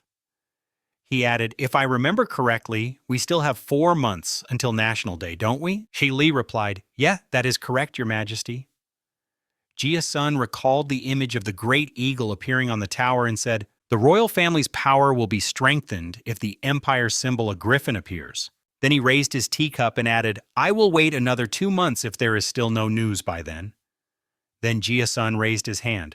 Pressing his temple, he instructed, Lei, I will have you bring him here. Lei heard this and replied, Yes. The scene shifts to a large mountain range where Jinung is climbing up from below, cursing, Damn it, what the hell am I doing? He looked back down and said, When will this collection quest ever end? I've been at it for 24 hours. Then looking up, he continued, If the reward isn't worth it, I swear I'll kill that so-called lava guardian and wipe out everything else. After saying that, Jinung continued to move forward by embedding his axe into the mountainside. By now, many round red orbs emitting a faint light had filled the pouch at his hip. Filled with resentment, yet determination, he swung his axe down hard, saying, I swear I'll kill that so-called lava guardian and wipe out everything else. A notification window appeared. You have successfully collected a red moss core quest. Collect. Red moss cores. 35 out of 35. You have met the conditions to complete the quest. Jin-sung was now completely exhausted, panting heavily, as he said hopefully, "Please let this be the last quest." He then shouted into the vast mountain cave, "Time to hurry and bring this to him." Soon after he arrived in front of Hai Lei, Jin-sung held up the bulging bag of red moss cores and said confidently, "Here, I've brought them." Seeing this, the man raised his hand in praise. "Well done, wait a moment." Finally able to rest, Jin-sung slumped to the ground, wondering if he should abandon the quest chain if he was given another collection quest. "This is the 5th time I've had to gather herbs." Then Jin-sung put his hands together and prayed silently, "I don't mind doing more quests. So please, no more collection quests. Please, God." Suddenly, a terrifying tremor shook the surroundings. As streams of lava began to pour down, he watched in astonishment. Jin-sung gritted his teeth, his eyebrows furrowed as he thought, "What's happening? Am I going to be the only one to die in a collapsing dungeon this time? Should I log out?" Scorching hot lava flowed down in streams and chunks of rock and earth began to fall. Suddenly, the lava stopped flowing, hovering in place on the cliff face. Seeing this, he thought, "The lava fall has stopped. Does that mean it's over?" Jin-sung leaned forward, looking down. It was no longer the blazing red light that scorched everything, but a pleasant blue-white light. He watched and wondered, the color changed. Then from within, an incredibly powerful beam of light shot upwards. Rays of light also burst out in all directions. Hai Lei appeared in a new form and shouted loudly, startling Jin-sung, who stumbled backward. He said joyfully, "You have finally succeeded in cleansing the source of the lava, all thanks to your hard work. Now I can finally be at ease." "Thank you so much, Yan." Hearing this, Jin-sung humbly replied, "It's no problem, I'm glad I could help you." "All right then, hand over the reward and it better be good." Hai Lei continued his praise. "Thank you for your hard work." A notification window then appeared. "You have completed the quest chain source of the lava," he added. "It's not much, but this is a gift I want to give you." Notifications began to pop up continuously. "You have received 12,935,000 experience points. Your level has increased. You are now level 71. Seeing this, he rested his chin on his hand and thought to himself, "I feel like I could have leveled up more if I had just gone hunting instead. This is a bit disappointing." Another notification appeared. "You have received a lava seal stone." Seeing this, Jin-sung wondered curiously, a lava sealing stone. Helion then explained, "It contains one of the guardians of the lava core. I was going to reward you with something else, but since you've helped me so much, I'm giving you my best item." He looked at the screen and wondered, a guardian? An inventory item? A notification window popped up displaying the information of the level 80 Lava Dragon King. Jin-sung's eyes widened in astonishment, thinking to himself, a hero-grade monster. This is a classic overpowered main character moment. He kept asking himself, its combat power is nearly 2,000. Its basic attack is Lava Breath, and its wide area attack. Lord of Lava is a passive skill. Even though it's limited by not being able, for now it's the best summon for me. Since I need to level up quickly, he looked at the screen, selected something and said with a serious expression, "I want to form the summoning contract and test it out immediately, but I'm lacking leadership points. I'll have to go back to the village to find an item that increases leadership, otherwise I'll have to cancel my contract with Clofia." Once he was done, he turned to Helion and said, "Thank you very much, Helion. I will make the most of this dragon." Helion then reached out his hand in appreciation. "No, I'm the one who should be grateful. Thanks to you, the lava source area has returned to normal." Hearing this, Jin-sung turned, smiled slightly, and raised his hand to wave. "Well then, I'll be on my way." Helion also began to fade away, saying farewell. He watched Jin-sung leave with hope, adding, "May that child be a great help on your journey." Cutting back to the school, we continue this manhwa recap. A phone's voicemail message played. "You have reached voicemail. Please leave a message after the beep." An angry Ju-hoon held his phone and muttered, "Why isn't this guy picking up? He should at least show up for class. It's the first day of school." Then he pictured Jin-sung grinding all night, thinking about his friend's intense reincarnation journey, and wondered, did he pass out in the gaming capsule? It seems he's been in there for 50 consecutive hours, logged in straight through to the morning. Thinking this, Ju-hoon stood up and made a decision. How many weeks has he been at it? I guess I'll have to visit him after class if he doesn't pick up. He then walked out of the classroom and wondered as he walked down the hall, I wonder what level he is by now. The scene then shifts to an intense action manhwa sequence on a frozen mountain. Pipuji was perched on Jin Shung's shoulder, shivering from the cold. They were both riding on the back of Day, flying over the icy mountains. He wasn't much better off crossing his arms over his chest to stay warm. Suddenly, a swarm of monsters flew towards them. Jin Sung immediately shouted, "Slab!" Hearing the command, it roared, swinging its powerful fist to attack. He shouted, "Abyss," and immediately a pitch-black chasm appeared, pulling the monster in with a powerful force. Meanwhile, Jin Sung steered Day to the side. Instantly, Day spewed out blazing flames, incinerating everything in its path. The fire raged on, burning the monsters caught within it. On the other side, Jin Sung shouted, "Lai, go after the ones trying to escape." On command, Lai dashed forward like a flash of lightning, pursuing the fleeing monster. It attacked relentlessly, but since these monsters could fly, Lai often missed its attacks. They soared arrogantly into the sky, looking down on Lai tauntingly. Seeing this, our overpowered main character leaped off Day's back and commanded, "Rai, you go after them too." A massive shadow suddenly loomed over the two monsters. That monster, it was a vine. It was growling with its mouth wide open, preparing to launch its next attacks, and then it quickly wiped them all out. A notification window appeared.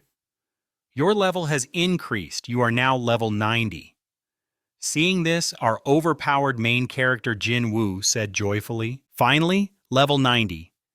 He cupped his face with both hands, unable to hide his excitement as he shouted, "I did it! I finally got my class-specific skill."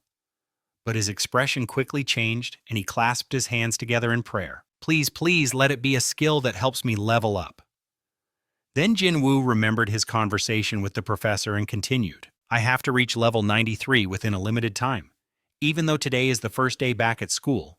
But if I add the time for changing my schedule and the time before the professor's first lecture..." He trailed off, raising his hand, his face filled with worry and panic as he exclaimed, "Then I have less than 10 days left." He collapsed at the feet of the monsters, lamenting, "This constant leveling and lack of sleep are gonna kill me."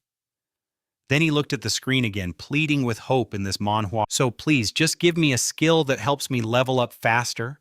I'm not hoping for anything amazing like a potential burst." Jin Woo reached out to select it on the screen. His face tense with anticipation. "Please." A notification appeared. "You have acquired the skill Synchronization. You have acquired the skill Link." After reading it, Jin Woo stroked his chin, wondering, Synchronization Link, what are those? The skill information window popped up. Type active skill.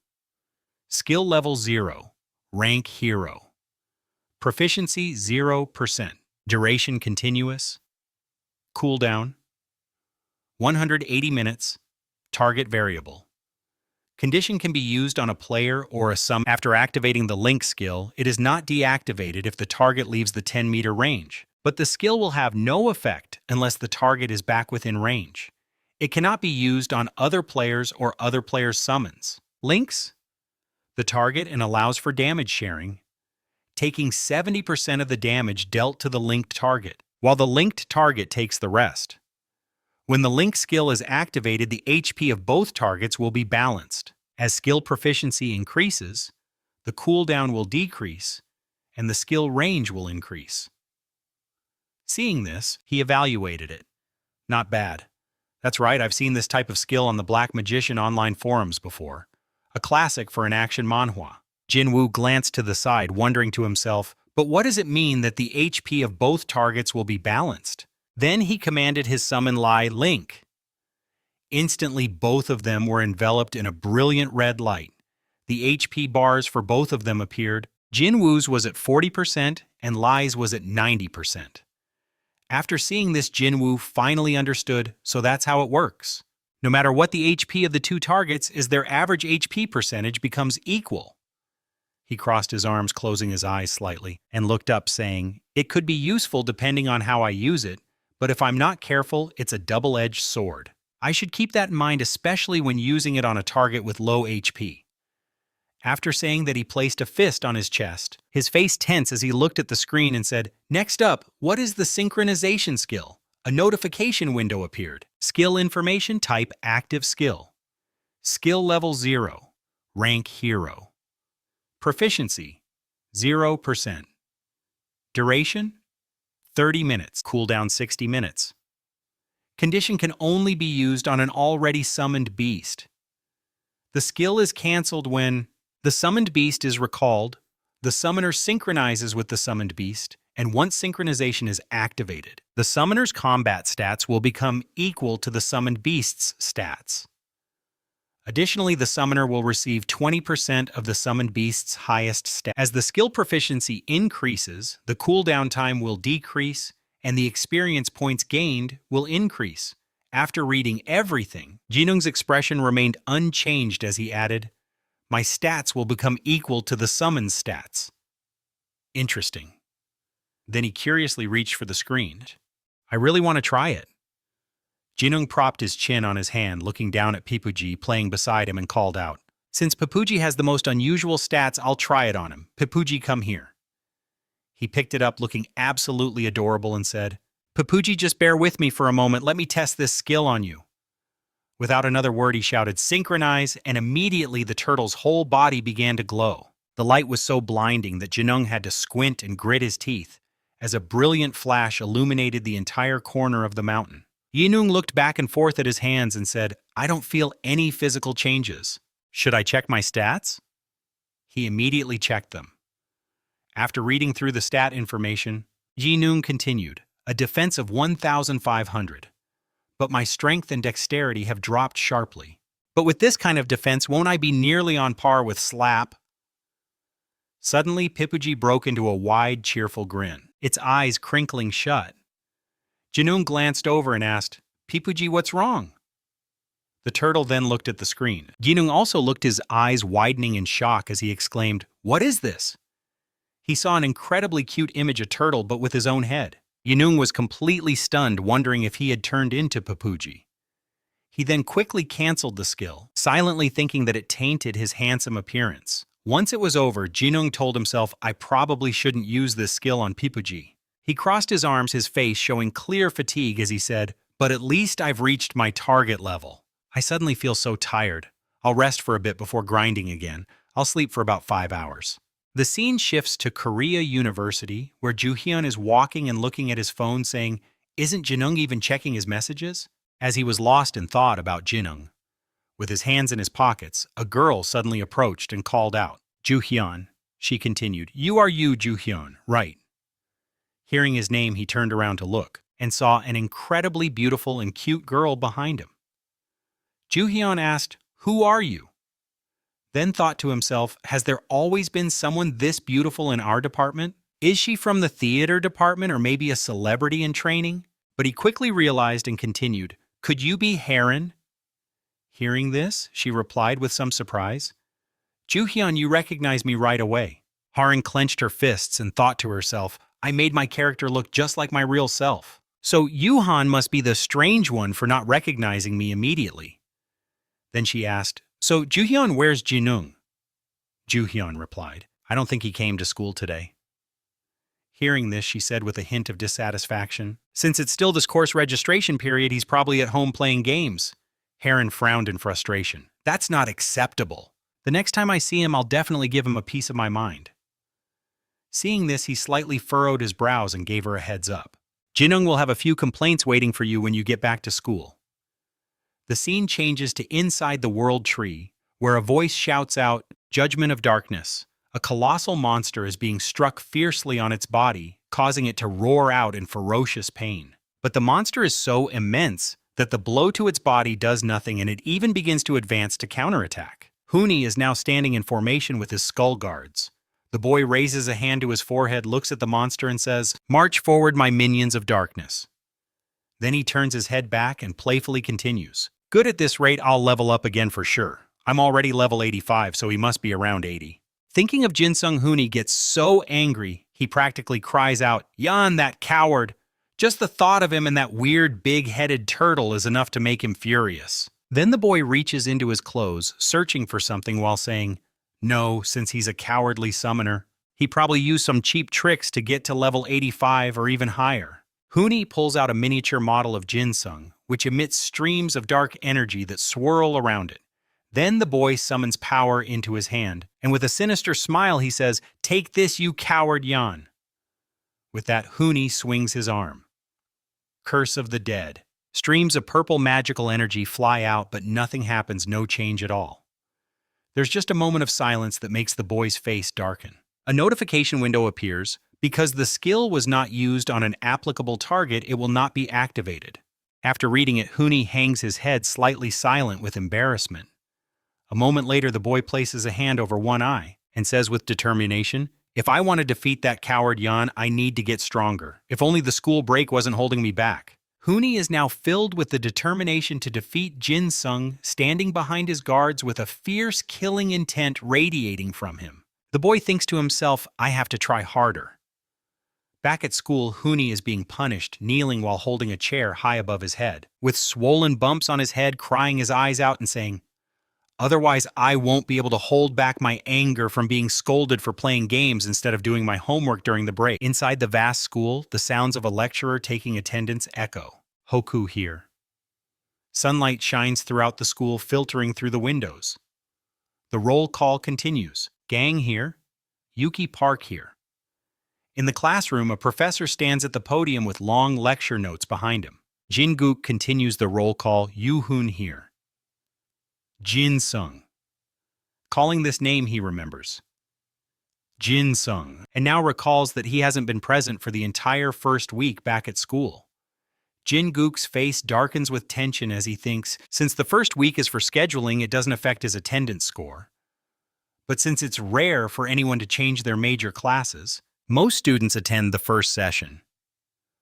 From below, Juhun sees the professor's expression and crosses his arms, wondering to himself, "What's wrong with the professor?"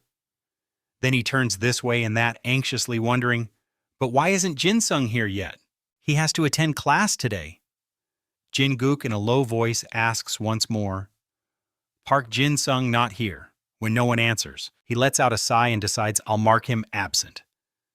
Suddenly, the sound of someone running hastily echoes from the hallway. It's Jinsung. He's currently bent over with his hands on his thighs, gasping for breath, as he weakly answers the roll call, "Here." Then he straightens up, raises his hand, and despite the sweat pouring down his face, he introduces himself. "I'm Park Jinsung, I just arrived." Seeing this, Professor Jin-guk gestures and says, "All right, find a seat." Jinsung walks over to the row where Juhun is sitting, letting out a weary sigh. Just in time, Rohun asked with a hint of annoyance, "Hey, why haven't you been coming to school all this time? You didn't even reply to Tommy's messages or answer my calls." Hearing this, Jinsung replied with a smirk, "I had my reasons." "Reasons?" He then held up a phone and continued, "It's all because of this." Jinsung frowned in confusion, then took the phone to look. On the screen was a picture of him at level 93. Rohun exclaimed in shock, "Wait, you're already level 93. Jinsung snatched the phone back and gently reminded him, "You're being too loud." He glanced at the other students who were looking over. Annoyed and quietly said, "Sorry." Then Rohun looked back at the phone and continued, "You just reset your character and you're already level 93. You're a monster." Jinsung replied, "Just figuring that out now, I'm just that good." He then turned and teased him further, "You can just say you're jealous if you're jealous of me." Rohun didn't deny it and replied, "I am jealous. So what are you doing now?" Just as he finished speaking, Jinsung held up his phone and said, "Done." A notification appeared on the phone. "Message sent successfully. Recipient Professor Lee Jin-guk." Seeing this, Rohun exclaimed in shock again, "The professor!" His face now filled with worry as he scolded, "You idiot! Are you crazy? Why would you send that to the professor?" Jinsung replied with a meaningful smile. "I have my reasons." Meanwhile, Professor Lee Jin-guk was in the middle of when he noticed a message and looked. He glanced at his phone, slightly surprised by the message he had just received. Then Professor Lee Jin-guk looked up towards Jinsung, as if he knew Jinsung also looked up at him and their eyes met. Jinsung's eyes were filled with confidence, Then another message was sent back to Jinsung's phone and the text appeared.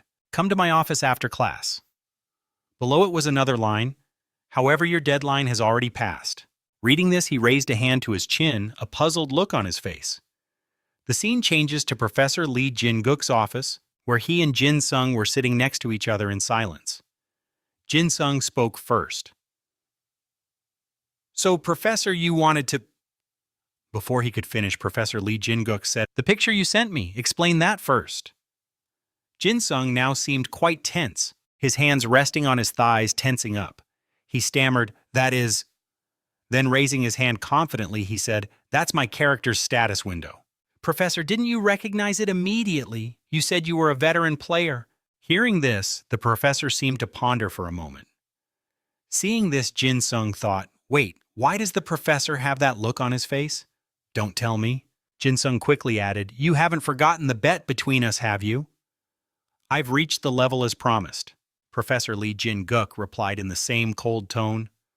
But that bet, I recall, it was only valid before school started again. Correct? That's why I said the deadline had passed. Hearing this, Jin-sung had no choice but to tell the truth, turning his head slightly as he explained sheepishly, Professor, I actually reached level 93 before school started again. But because I played for 50 consecutive hours, my body wasn't well, so I had to stay in bed to recover until yesterday, and I finally started to get better. Hearing this, Professor Lee Jin-guk asked in disbelief, Do you really think I'd believe that not even an elementary school student would believe it?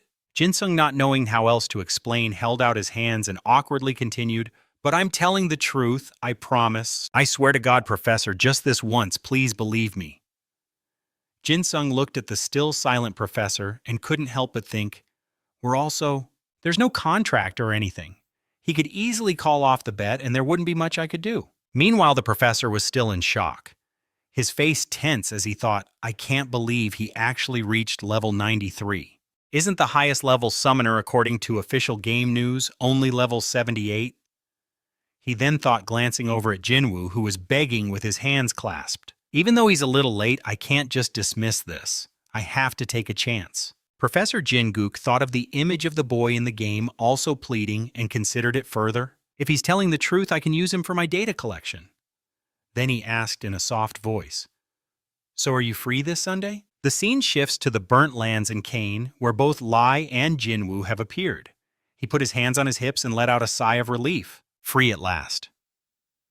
Jinwoo thought back to Professor Jin-guk and said, The professor must have barely let me off the hook. At that time, the professor had asked him. At that time, What are you so surprised about? Meet me in Kane at Lobos Village at 2 in the afternoon this Sunday. Then Jinwoo rested his chin on his hand, wondering, But why does he want to meet me on a Sunday? Does he think I photoshopped my status window? But regardless, he felt incredibly relieved and said with a slight smile, Anyway, it's such a relief to be done with level grinding. I should probably start clearing my pending quests. Which one should I do first? As Jinwoo walked, he thought about the space tower, saying to himself, The ones I'm most interested in are the Space Magic Tower quest and hatching the Graffini egg. I don't have enough information to do the Graffini egg quest yet, so I'll do the other one first. After that, he climbed onto Lai's back and commanded, Let's go Lai to the Space Magic Tower. The two of them quickly arrived at the Space Magic Tower. Jinwoo slowly entered, looking at the giant sparkling tower as he continued. This is my first time coming here in person. He gradually moved inside, saying as he walked, It seems a bit too deserted here. That's understandable since most players have no reason to come here. Suddenly, Jinwoo noticed something and froze. Full of curiosity, he wondered, What is that? In front of him was a massive circular portal, emitting powerful streams of energy that swirled inward. Jinwoo realized a teleportation gate. A notification window appeared. Do you wish to ascend to the higher floors of the magic tower? Seeing this, he replied, I guess so. Then he slowly walked into the bright circular gate. Passing through the gate, Jinwoo emerged onto another pathway, but the sight before him was still confusing. Ahead of him now was a path of light floating in midair with another gate at the far end. Seeing this, Jinwoo wondered, Another teleportation gate. He then strode along the path of light, suspicious. Do I just keep climbing using these teleport gates? Isn't this a bit too easy? Just as he finished his thought, a brilliant flash of light erupted ahead, followed by a shocking explosion that startled Jinwoo. What's happening? Then from within, the light giant monsters emerged, staring at him with murderous intent. Jinwoo was utterly astonished, thinking, heavens, why are giant demons appearing here? He looked at the monsters standing in a row and thought, is this a barrier? Jinwoo then glanced at the teleportation gate behind them and deduced, do I have to defeat all the monsters that appear on each floor? This is going to be a bit tiring. At that moment, they craned their heads forward, letting out terrifying growls. They stared at him intently, as if they wanted to eat him alive. Jinung grimaced in disgust, then shouted to summon them all. Instantly, all his summoned beasts appeared behind him, a true display from our overpowered main character. Jinung's eyes were filled with determination as he yelled again, wipe them out. In a flash, Lion Slap charged forward, radiating pure killing intent. They headed straight for the giant monsters. Seeing this, the monsters opened their massive jaws and roared, preparing for battle. Lai was not to be outdone, opening its mouth wide to reveal sharp fangs and letting out a heaven-shaking howl. The two sides clashed in this epic act. A bloody melee ensued. Slap also opened its mouth ferociously. It clenched its hand into a fist, preparing to unleash a powerful punch. In an instant, the mighty punch flew out, brimming with killing intent, striking the monster directly. Blood splattered everywhere. Meanwhile, Lai relentlessly unleashed its sharp claws, attacking the giant monsters with terrifying power. On the other side, the continuous chirping of a bird could be heard. Jinung, who was working on his computer, glanced over and grumbled, so noisy. How many more boosts do I need for it to evolve? He propped his chin on his hand, looking at JJ on the screen, and said, it reached 950 spirit mana points a long time ago. But it's still only at 975 now. It was increasing quickly at first, but the stats have slowed down a lot. Then he raised his hand to cast a spell, smiling faintly. He continued, but there are only 25 points left, so it won't be long. Then he swung his arm back confidently and said, all right, let's keep going. The scene shifts to the highest floor of the Space Magic Tower where Jinung is slowly entering. He discovered a girl sitting with her back to him. He approached her thinking, a person. She suddenly turned around and said, oh my. A visitor. Seeing this, Jinung thought, could she be the space wizard? Is this Grepper? She laughed and continued, I don't know how long it's been since I last saw a visitor. You've made it this far. So you must be a skilled adventurer. He replied, yes.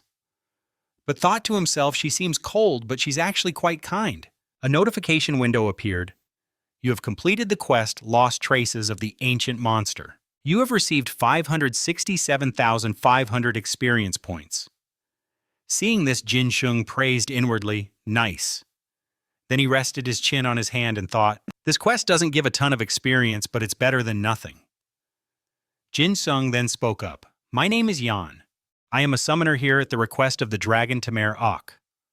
Hearing this, Grepper was quite surprised and asked, you mean the legendary dragon tamer Ok? I never thought I'd hear news about him again. Then she gestured towards the table and continued, please have a seat. I have a feeling we'll be talking for a long time. At this point, he was holding a sparkling stone in his hand. Jinung asked with some confusion, so you mean you have to complete your current research to awaken the spirit stone? Grepper replied, that's right. Hearing that, he looked up and thought maybe this is how I'll learn about the dragon god. Suddenly she continued, that reminds me. Grepper placed a finger on her lips and said earnestly, I have a request for you and you cannot refuse it. Hearing this, he questioned her. A notification window appeared. Ancient ruins to awaken the dragon god's spirit stone. Grepper the space wizard must activate a magical device. To do so, she needs a few materials and you must enter the Space Magic Tower created by Grepper and bring back the fragments of the ancient ruins. There are a total of 6 fragments and you must collect all 6 of them. Quest difficulty. This manhwa recap is getting intense. Music quest conditions, cannot form a party during the quest, a 3-day time limit, and an unknown reward. You cannot refuse this quest. After reading it, Jinung thought to himself, what is this? I can't form a party for the quest and I can't even refuse it. He felt a little tense touching the screen as he thought, is it because this is part of a larger chain quest? The quest difficulty has also been raised to A rank. I wasn't planning on refusing anyway, but it's still annoying that I don't even have the option to refuse. Then Jinung raised his hand to accept, saying, "All right then. So all I have to do is bring back the pieces of the relic, right?" She heard him and replied, "Precisely." Then he added, "I should probably get going. Where do I need to go?" Creeper stopped him, adding, "Please wait a moment. You probably don't know what the relic looks like, so you'll need this." She presented a magnifying glass, exclaiming, "Here it is." Jinung took at his face, a little bewildered, as he asked, "What is this?" Creeper answered. "It's a magical item that allows you to differentiate between ancient relics. The 6 types of fragments you need to find look very similar, so you'll need this to tell them apart." She gestured toward the portal and continued, "This gate leads to the underground dungeon of the ancient Anoban Empire's ruins." Creeper then warned him about the spirits of the thieves he would encounter. "There you must hunt the souls of tomb raiders, and you'll be able to obtain the relic fragments from them." Jinung understood and replied, "So the souls of the tomb raiders are holding the relic fragments, I get it." Then he turned and stepped into the portal. She called out a final reminder from behind him. "And whenever you obtain a fragment of the ancient relic, please use the item on it, and you must return within 4 days of collecting all 6 types of relic fragments." Jinung glanced back slightly and said, "You can count on me." He then walked into the portal, emerging in an underground dungeon. The place was dark, only faintly illuminated by burning torches. He took in his surroundings and noted, "This must be the underground ruins of the ancient Anoban Empire. This place is a little eerie." Come to think of it, the Anoban Empire was the precursor to the Sea Empire, which is now one of the 2 great powers on the continent of Colorona. Jinung then hid behind a pillar to strategize. "Let's see, I wonder what level these monsters are. Anything below level 90 is perfect for me to hunt. But where are these Tomb Raider souls? I don't see any around here." A notification popped up. "You are the first to discover this dungeon. For the next 5 days, your experience gain in this dungeon will be doubled. For the next 5 days, the item drop rate in this dungeon is doubled." He was astonished by this, exclaiming, "Double experience and double drop rate. Awesome." Jinung then looked at the spirits and grumbled a bit. "Man, I can only be here for 4 days. If only the time limit was 5 days, I'm going to miss out on the last day." After that, he turned and held out his hand, "Summon Lai." Lai appeared instantly and he urged, "Let's go, Lai. Let's hunt while we search for those Tomb Raider souls." Hearing the command, it opened its massive jaws and let out a ferocious roar. Meanwhile, Jinung raised his bow, firing sharp arrows as he confidently shouted, "There's no escape!" Meanwhile, Lai was relentlessly chasing down the thieving spirits, causing them to flee in terror. Instantly, Lai launched a powerful attacked it. Meanwhile, he was using both hands to cast the linked Gloria spell, then powerfully crouched down and charged forward. Jin Sung shouted, "There you are!" Like a flash, he unleashed a storm of powerful attacks down on that spirit. Seeing this, its pitch-black eyes glowed brightly, its face filled with absolute horror. That powerful punch caused everything to shatter, and waves of powerful energy erupted everywhere. A piece of a shield fell, and seeing it, he said, "All right, 1 piece dropped."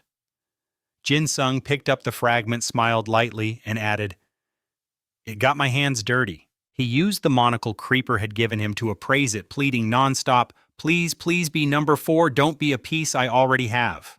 The notification window appeared, item name, Ancient Relic Fragment number 5. Seeing this, Jin Sung scratched his head. Disappointed, he said, "This is driving me crazy. I already have this one. Is this system rigged? How many times have I gotten number 5? Then he collapsed and continued to complain, "I've been doing this for 2 days and only have 5 types. This quest is such a grind. And why are the monster spawn rate and the drop rate so low?" Jin Sung said resentfully. A little angry, "And I couldn't find anything on the online forums either." He then recalled the time he sat bewildered in front of his computer, his eyes firm as he continued. "The only useful thing I found was that the drop rate increases if I don't attack the thief's backpack. Without that information, I would have been screwed. I'm seriously going to lose my mind. I probably don't have much time left either." Just then, a notification appeared. Remaining time 3 hours 39 minutes and 21 seconds. Seeing this, Jin Sung's face fell. Less than 4 hours left. 4 hours. He propped his chin on his hand and calculated. Based on my progress so far, I can probably only get 1 or 2 more fragments before time runs out. And it's not even certain I'll get number 4. I've already failed the last 5 times. Looking at the situation, his brows furrowed slightly. Jinung cursed himself, saying, "Am I screwed? This is terrible." If I had known from the first day, I would have immediately gone looking for the Tomb Raider instead of hunting. Seriously. Then he held out his hand to summon Clofia and added, "There's no other way, I just have to give it my all."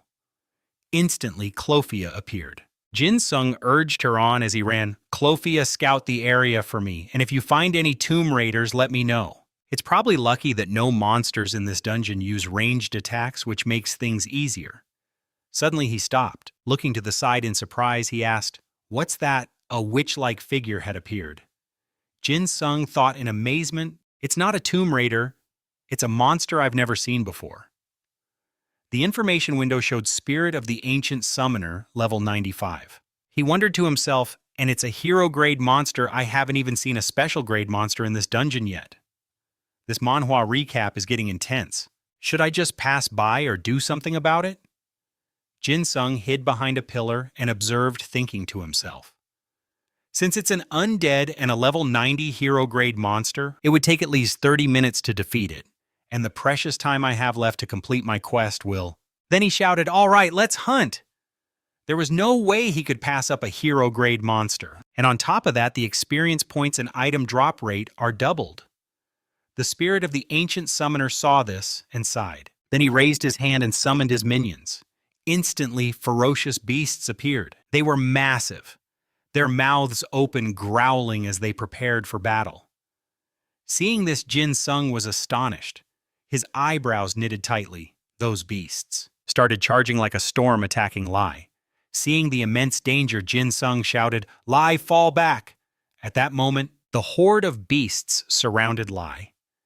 The eyes of the summoner's spirit lit up with malice. He watched in astonishment, unable to believe his eyes, thinking, "Summoned beasts? Is that low-level ghost a summoner?" Turning to observe the creatures, he had to admit a hero-grade monster was definitely not going to be an easy fight.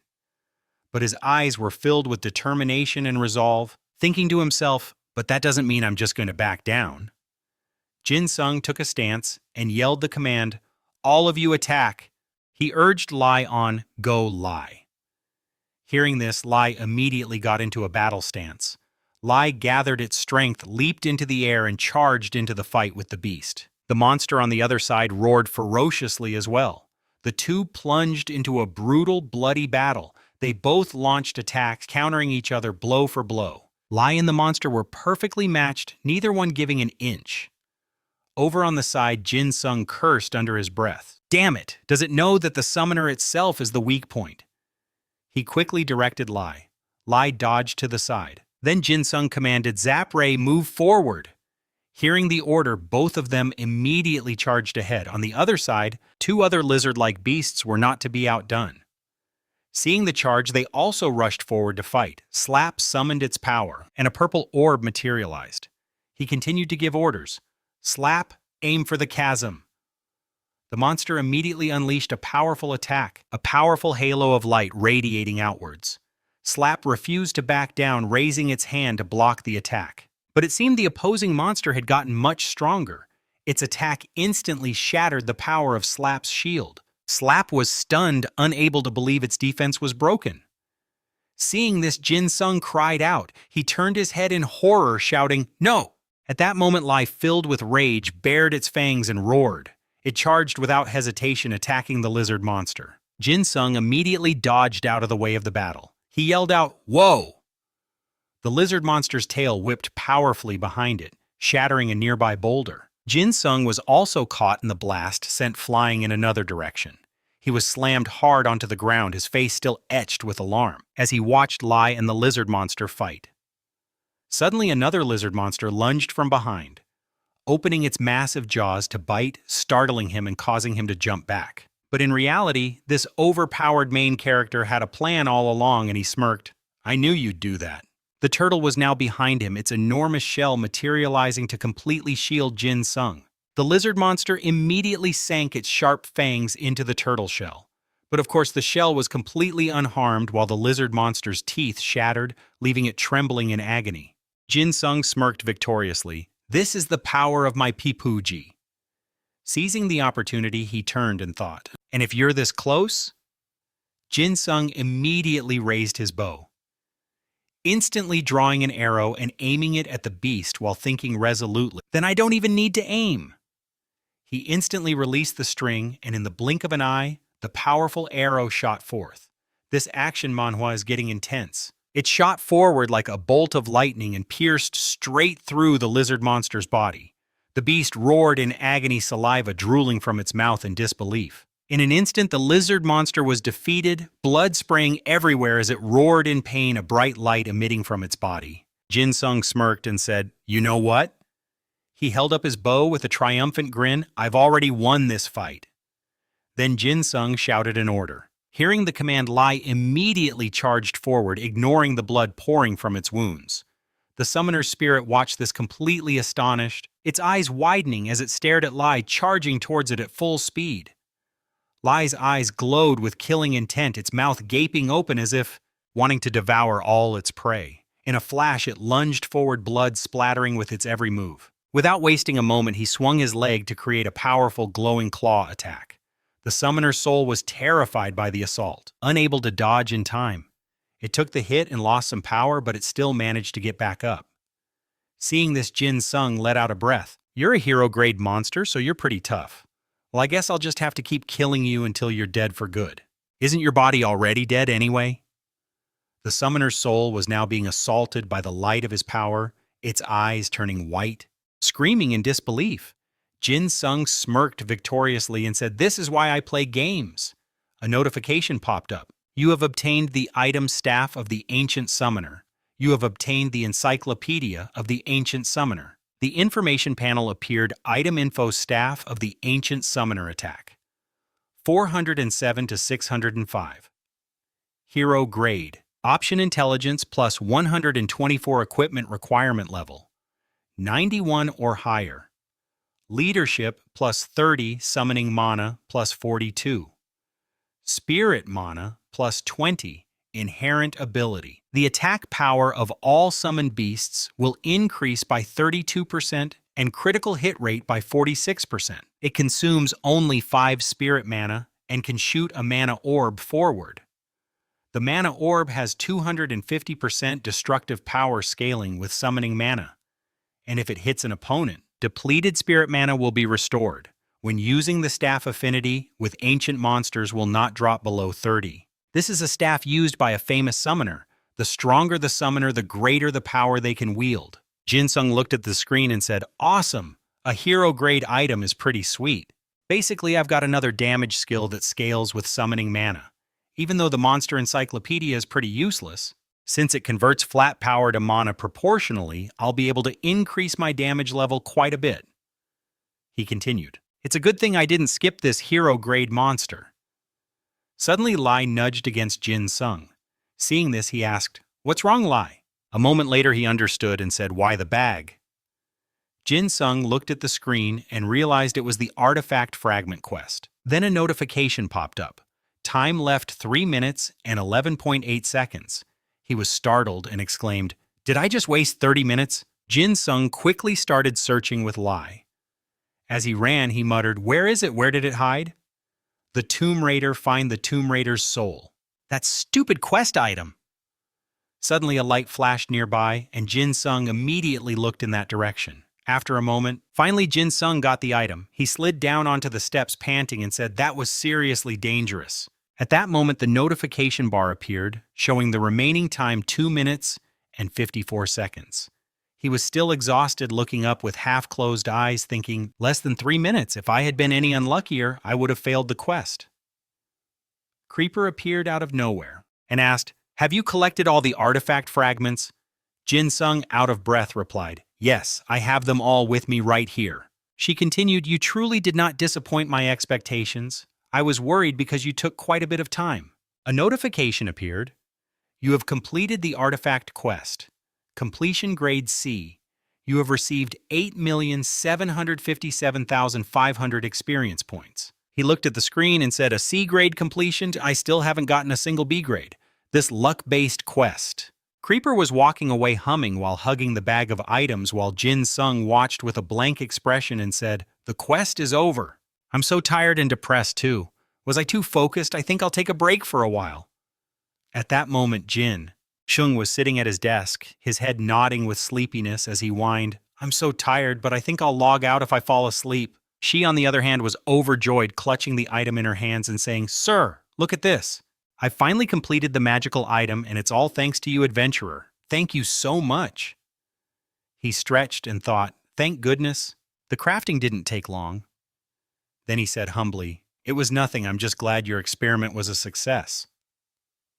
Creeper snapped back to her senses and continued, "Now that the magical item is complete, can we use this to revive the dragon god's soul stone?"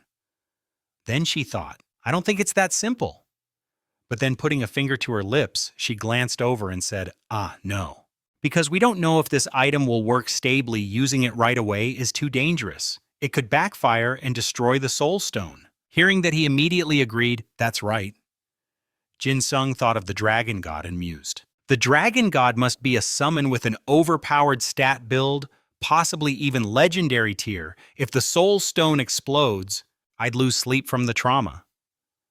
She then turned to him and cheerfully continued, "So I think we should test it on the soul stones of other ancient monsters first, and we'll test the magical item on your dragon god's soul stone later." He asked, "A test?" A notification window appeared again. "Revive the ancient monster." The Space Witch. Creeper suggests testing the magical item on other monster soul stones before using it on the dragon god's soul. She will use the magical item to revive the ancient monster. You must enter the space gate opened by Creeper and collect the required ancient monster's soul stone fragments. There are a total of 10 soul fragments, and you must collect all 10 of them. Quest difficulty, a requirement: you cannot form a party while doing this quest. Time limit none. Reward. You can receive an ancient monster whose tier matches the completion rank. You cannot refuse this quest. Jin Sung clutched his head and exclaimed, "Another collection quest, and I can't even refuse it." He dropped to his knees, crying dramatically, "This game just won't let me live a peaceful life." Creeper said, "Are you sad?" "Don't be sad. Cheer up." Then Jin Sung reassured himself, "But it should be fine since there's no time limit this time." The view of the town was beautiful at that moment, with the sunlight shimmering down, creating a poetic scene. Jin Sung said, "I remember the professor told me to meet him near the gate." He quickly made his way towards the gate to leave town. As Jin Sung walked, he thought, "Now that I think about it, I forgot to ask for the professor's player ID." He was leaning against a wall with his eyes closed, sighing softly. "This is a bit annoying." Suddenly, Jin Gook spoke. "You're here." Jin Sung looked at him in complete astonishment, thinking, "Is he the professor?" The more he looked, the more familiar the man seemed, and he thought, "Let me see who this is." After checking, Jin Sung furrowed his brow, wondering, his ID is Jin Gook Lai. Is he just using his real name? He called out, "Professor?" The man replied, "Yes, so you must be Park Jin Sung." Jin Gook continued, "Why can't I see your ID and level?" Jin Sung gave a slight smile, tapped on his screen, and said, "Hold on. A moment, Professor. Let me change my profile from private to public." But in his mind, he thought, "Doesn't he believe the screenshot I sent the other day?" After seeing Jin Sung's information, the man praised him. "Wow, level 94 already. So you've leveled up again since that day?" Hearing this, our overpowered main character proudly said, "Yes, Professor. That's the result of my hard work over the summer break." Then he smugly praised himself, his nose practically growing longer with pride. "I'm just too good." Professor Jin Gook had to admit it. "Yes, that's certainly worth acknowledging." Music. Jinwoo continued, "Professor, can we go now? Since you've confirmed my level, I've officially won our bet." But suddenly the professor said, "Wait a moment." Jinwoo was confused. "What is it?" Professor Jin Gook continued, "I think you should come with me first." Jinwoo hesitated, scratching his head. "Right now," the professor replied in a stern voice, "I will not be taking no for an answer." The two of them then arrived at a strange, dreamlike town.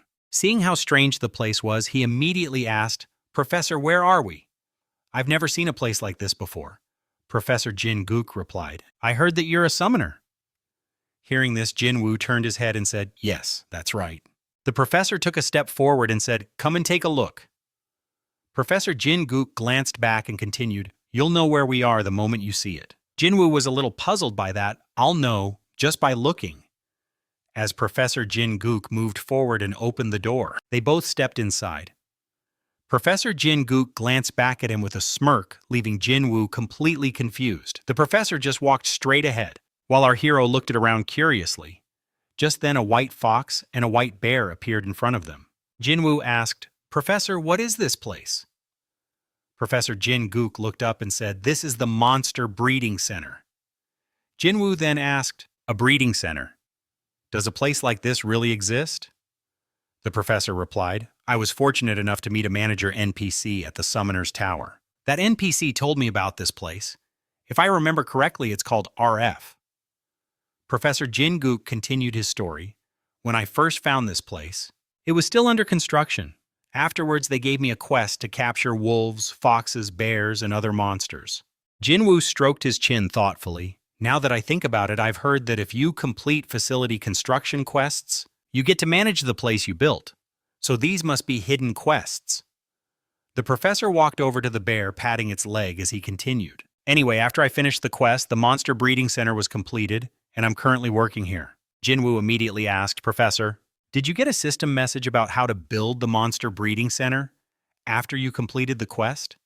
Hearing this, Professor Jin-gook turned around and asked, "How did you know that?" Jinwoo replied, "It's a common feature for players who do production-type quests to earn licenses for managing facilities."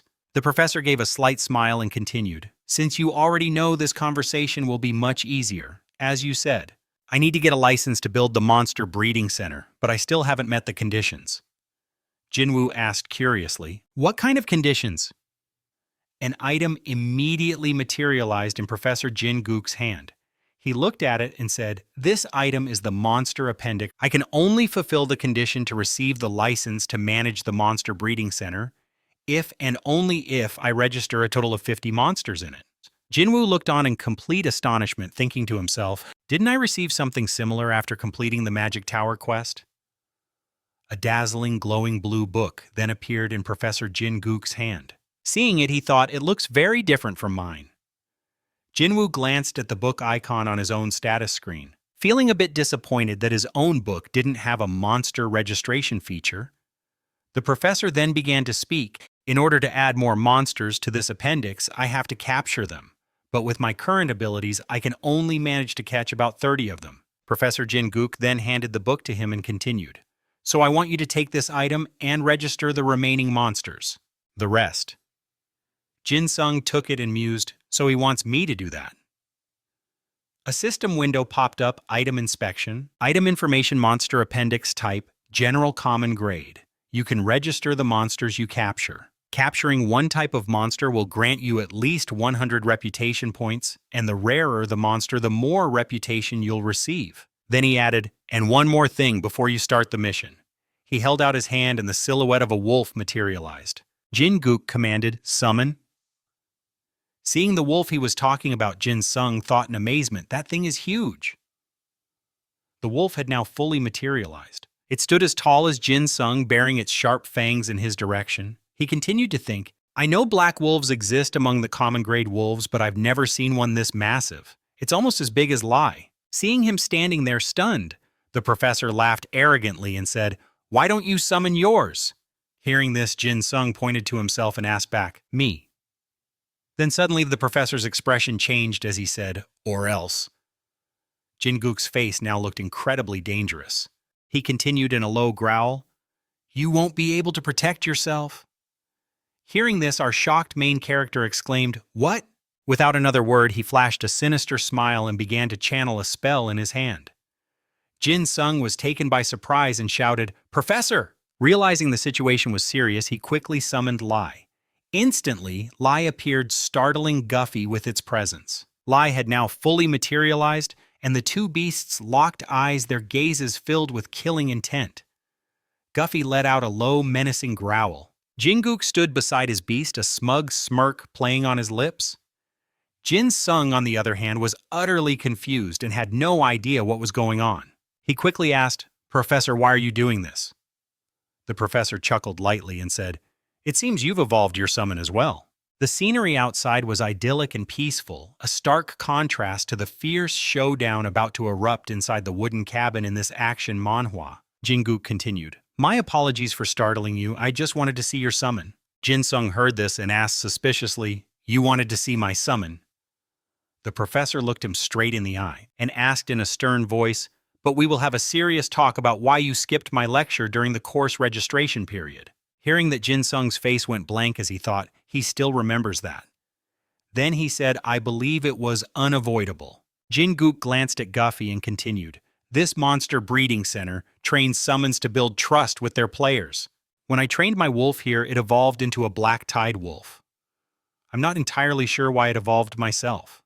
Jinsung put a hand to his chin, thinking, I see. So your wolf is an evolved form too. Then he looked over at Lai and continued, My Lai is also an evolved summon. It's a red-furred wolf.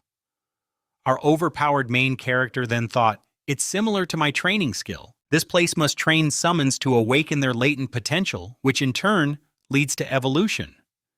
This is a key part of this manhwa review. After listening, Jingook extended his hand and said nonchalantly, If you help me, I will grant you access to this monster breeding center, to use as you wish. How about it? Hearing the offer, Jinsung's eyes drifted upward in thought. I don't know if training at the breeding center is as fast as my own skill, but since my skill has a cooldown, I think I could benefit from increasing the trust of my inactive monsters, and there might be other perks as this monster breeding center levels up. Then with a sly grin, he agreed, Yes, Professor, I'll help you. The professor was taken aback by his quick agreement. Is that so? Good. But what's with that expression? Seizing the opportunity? Jinsung's eyes lit up as he continued. Can I ask you for a favor, sir? A little surprised, Jingook asked, A favor? After they finished their negotiation, the two of them left the breeding center. Now on another side of the castle, he was standing at the entrance. Jinsung stretched his arms and cracked his knuckles with a sigh, wondering if his backache was because he hadn't been sleeping well lately. He recalled his time at the breeding center when he asked Jingook, If you build the summoned beast breeding center near my R base, I will do my best to help you. Jingook had immediately replied, That's not a difficult request at all. I can do that. He figured the man must trust him to have accepted his proposal so easily. Returning to the present, Jinsung brought up the book Jingook had given him and said, Before I start the quest, should I register the summoned beasts I recently acquired? The book opened displaying the words, Register my recent summoned beasts. A notification immediately. You have registered the red fur wolf. Your reputation has increased by 1,200. You have registered the abyss turtle. Your reputation is increased by 53,700. You have registered the abyss golem. Your reputation has increased by 5,600. He glanced, thinking in disbelief. What is this? Registering Papuji gave me the most reputation points, compared to Slap, who is also of the rare grade. He gave me 10 times the reputation points. Jinsung placed a hand on his chin, wondering if it was because Papuji had the potential to become a great monster after evolution or if it was a system error. After he was done, he closed the screen and said, Now that the registration is done, I'll continue with the other quests. In a flash, Lai slowly materialized. Jinsung sat on Lai's back and said, Today will be a perfect day for us if we get the title of First Discoverer for the dungeon inside the gate. Don't you think so, Lai? As if in agreement, it let out a bark, Woof! Then the two of them entered the gate. As he walked, he thought to himself, Man, I really want to get the First Discoverer title for this dungeon. Exiting the gate, the two arrived in a different place. A notification appeared, You have arrived at the Anobili Plateau. You are the first discoverer of this land. Your reputation has increased by 100,000. The notification continued. For 10 days, experience points gained in this land will be doubled. For 10 days, the item drop rate in this land will be doubled. You have obtained the title Time Traveler. Seeing this, Jinsung said with delight, Awesome! There should be rewards like this every once in a while since I couldn't refuse this quest anyway. He tapped the screen and said, It says here that the rewards for this quest in this land will vary depending on the grade of the monster I defeat. So that means the grade of the Soul Stone monster, and thus my reward depends on the grade of the monsters I defeat here. With a determined look in his eyes, Jinung continued, I will take the soul of the strongest monster in this land. I need to search this entire area, especially since I have the first discoverer's buff for 10 days. Having made up his mind, he urged Lai on. Let's go, Lai. Now that I think about it, we're leveling up like crazy. Hearing the command, Lai immediately sped off deeper into the plateau. After running for a while, the two reached the edge of a mountain. He sighed, wondering if he should head down the cliff. Looking down from above, Jinung figured the monsters below were of a higher level. He quickly summoned J-Slap. Down below, swarms of monsters like giant insects were crawling everywhere. Jinung turned and calculated, let's see. Then all his summons Ray-Slap, Gloria, JJ, and Lai appeared fully behind him. Jinung asked them to prepare for the battlefield, then added, Isn't it about time for Lai and Papuji to evolve? They had all done a great job as summoned beasts. Jinung looked at JG, who was flying around chirping chip chip, and said, And I think JG is about to evolve too. Its soul points are almost maxed out. In a flash, he gave the order, Let's go. We've never fought these monsters before, so let's get acquainted.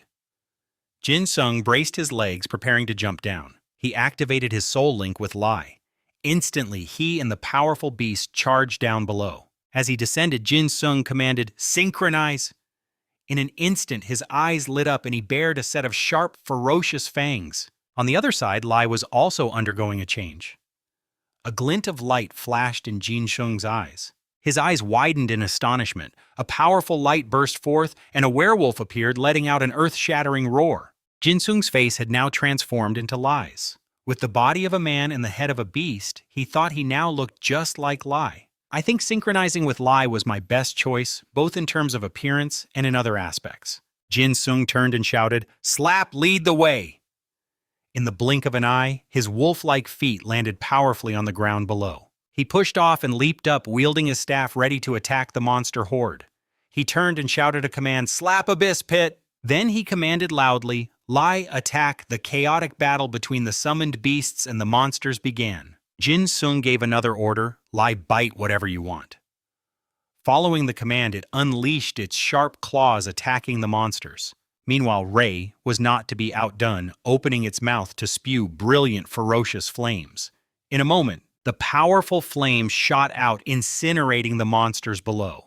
But their outer armor was too thick and massive, only the surface of the bugs could be burned. Jinung swung his staff and a giant blue orb appeared, launching an attack downwards, thinking to himself that he couldn't even take half its health bar because its defense was too high. The orb shot down, unleashing terrifying power upon the insects. A notification appeared, Your magic orb has struck the soul of Eclopsis and dealt 2,770 damage. You have landed a direct hit on the opponent and recovered 5 soul magic points. He frowned, contemplating, I can't deal much damage to it. How about this then? Jinung immediately cast a spell, Electrokinesis. Streaks of electricity like lightning bolts shot down, brightening the entire area, and then he unleashed another magic orb in a continuous assault. Suddenly, the lightning bolts carrying a powerful energy began to turn back, bearing down on him. Seeing this, Jinung's face filled with panic as he exclaimed, What? Jinung stared at the scene before him in utter astonishment.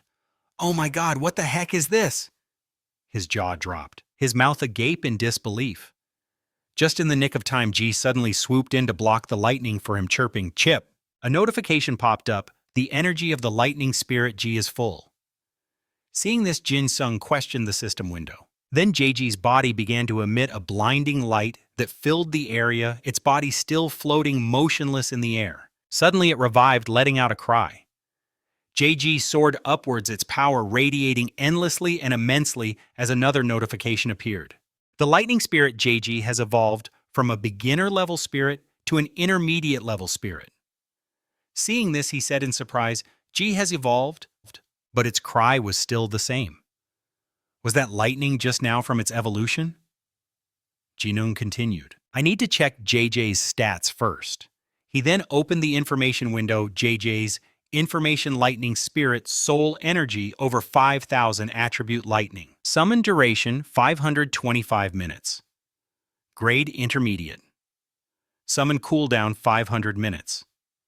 When soul energy reaches its maximum, the summon will evolve into a high-grade spirit. Each time the summon uses lightning magic, soul energy is restored. The stronger the summoning magic, the longer the summon duration. Inherent ability drains 10% of the enemy's health from damage dealt by magic attacks. After reading it, Jinung exclaimed, "It evolved to the intermediate grade, and it even gained an inherent ability. It can drain the enemy's health, too." Wait, isn't that a bit like a vampire? He returned to his calm demeanor, looking at the screen with his hand on his chin, and continued, "Electricity manipulation isn't a damage-dealing skill, so its attack power is a bit low." What a shame. But its recovery skill is pretty good. Jinung called out, "You're cool." "JJ, come here." It glanced over at him, but instead of flying toward him, it turned and swooped away in another direction, leaving Jinung feeling a bit awkward. Then he felt something and glanced to his side, seeing Lai nuzzling against him. "Me too." Jinung turned to pat it and praised. "All right, our Lai did a great job, so I have to praise you too." After speaking, he raised his hand, biting his knuckle thoughtfully, and said with a smile, "Because JJ evolved and gained an inherent ability." Then he looked back at the sinister monsters and continued, "We should wipe everything out, shouldn't we?" Elsewhere on a desk appeared stones that glowed with a brilliant, shimmering light. Creeper was there, and she looked on in astonishment, exclaiming, "Oh my God, what in the world is this? How do you have so many soulstone fragments?"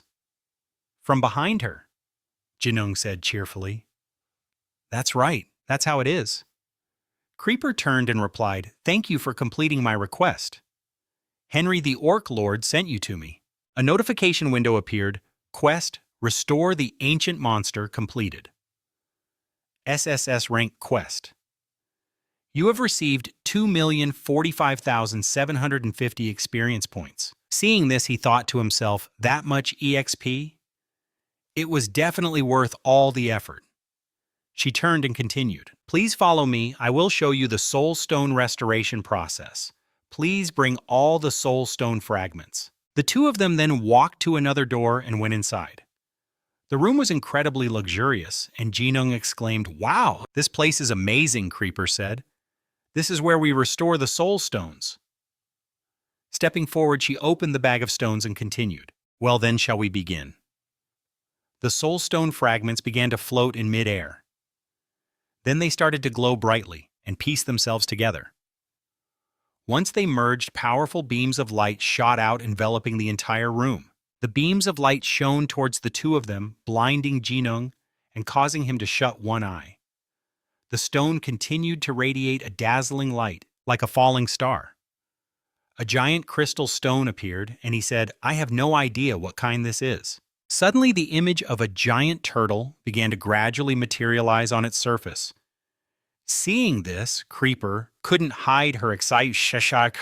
It's a brilliant success. With a deadpan expression, Jinung looked at the screen and thought, "Success." A notification window. You have successfully restored the ancient monster Clopsis. Your reputation has increased by 500 for restoring a normal grade ancient monster. The monster Clopsis will now begin to appear on the continent of Colorona. After reading this, he immediately thought, wait, what? If I successfully restore an ancient monster, will that monster actually appear on the continent? Then Jinsung looked back at the giant turtle on the pedestal and pondered. Since another monster has now appeared on the Corona continent, why do I feel so shocked and bewildered? It's almost unbelievable. After that, she immediately commanded the stone, "Let's keep this momentum going and restore more monsters." He watched as a Kirin-like beast appeared, raising his hand in delight. Success. Then another turtle with a spiky shell appeared, turning to look at Creeper. Success. Then suddenly, Jinsung dropped to his knees and began to cry after a failed attempt. "Failure is the mother of success," Creeper said. "No." She then presented the summoning command stone. The stone suddenly began to shine brightly. He thought, wait, could it be? Instantly, a brilliant light burst forth from the stone, unleashing an incredibly powerful energy. In the blink of an eye, a giant tiger appeared on the pedestal. It slowly materialized into full view, a reddish-brown tiger with an incredibly ferocious face. A notification popped up. You have successfully restored the ancient monster Chan. Your reputation has increased by 30,000.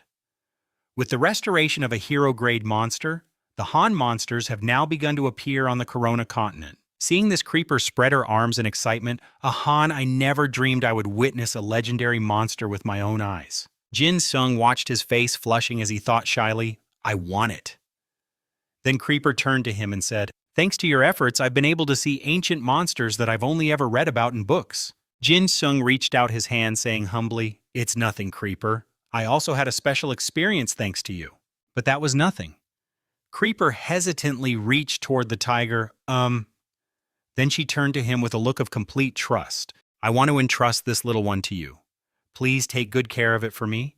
I've never met a summoner as high level as you before. Me? He replied happily. Yes, I'd be delighted. A notification window appeared. You have acquired the Sealing Stone of Harlequin. Information Harlequin Level 1. HP 376 out of 376. MP 125 out of 125. Attack 20, Defense 10. Agility 1. Intelligence 5. Type Ancient Summoned Beast. Grade Hero. Personality Ferocious. Cannot evolve. Innate ability. Claw, a 10% chance to stun the opponent with a normal attack. Guardian of the Wind. Increases agility for 2 minutes by converting and adding all other stat points to it. Rage of the White Tiger. If an opponent is stunned by Claw, their high-level skills are disabled and agility increases by 50% for 10 seconds. It is a summoned beast from the legends of the Anoban Empire, born with the properties of wind. It has a free-spirited and courageous personality. Because of its bright red fur and black stripes, it is often called the Blood Tiger, evoking the image of a blood-soaked beast. Looking at this, Jinung stroked his chin thoughtfully and said, it's only level 1, this means I can raise it using my preferred method. He pictured the tiger leveling up from 1 to 2, continuing, the ideal method is to max out its hidden potential to 100 before it levels up. That way its stats will increase much more. Jinung commanded the summon of the Han. He then said, I need to give it a name. Jinung looked at the tiger before him and asked, what should I name you? He reached out to stroke its neck and continued, all right, how about I call you Harley? Seeing this, Creeper smiled. This little one seems to like you a lot, adventurer. So he shyly replied, I like it a lot too, it really fits the summoner title. She suddenly said, now it's time for our subject to appear. A giant divine dragon appeared along with the stone, the soul stone of the divine dragon. Of course. Jinung just stood aside observing quietly. He looked on and thought a divine dragon. Jinung picked up the stone and said, do you mean this? But upon closer inspection, he noticed something. Jinung thought, wait a minute. This thing is completely different from other soul stones even on the outside. He didn't dwell on it. Give me the stone. Creeper held out her hand to take it. Then she placed the stone on the pedestal and it immediately began to emit a beautiful, sparkling light. The divine stone then flashed a blinding light and a huge divine dragon appeared before the two of them. Its eyes glowed brightly, bearing sharp, menacing teeth. Seeing this, Jinung thought to himself, am I finally going to witness a divine dragon? If it's a divine dragon, it will be a monster on a whole new level, a true sign of an overpowered main character. Not just among summoned beasts, but among all the monsters in the game. A true legend. This part of the manhwa recap is absolutely legendary. If it's an S-rank dragon, it would probably be a legendary class. A blinding beam of light shot out from the stone, illuminating the entire space. He looked a bit worried, thinking, but why is it taking so long? I'm so nervous. Then the light flared out. Jinung immediately covered his face with his hands, then he gritted his teeth and slowly opened his eyes to look.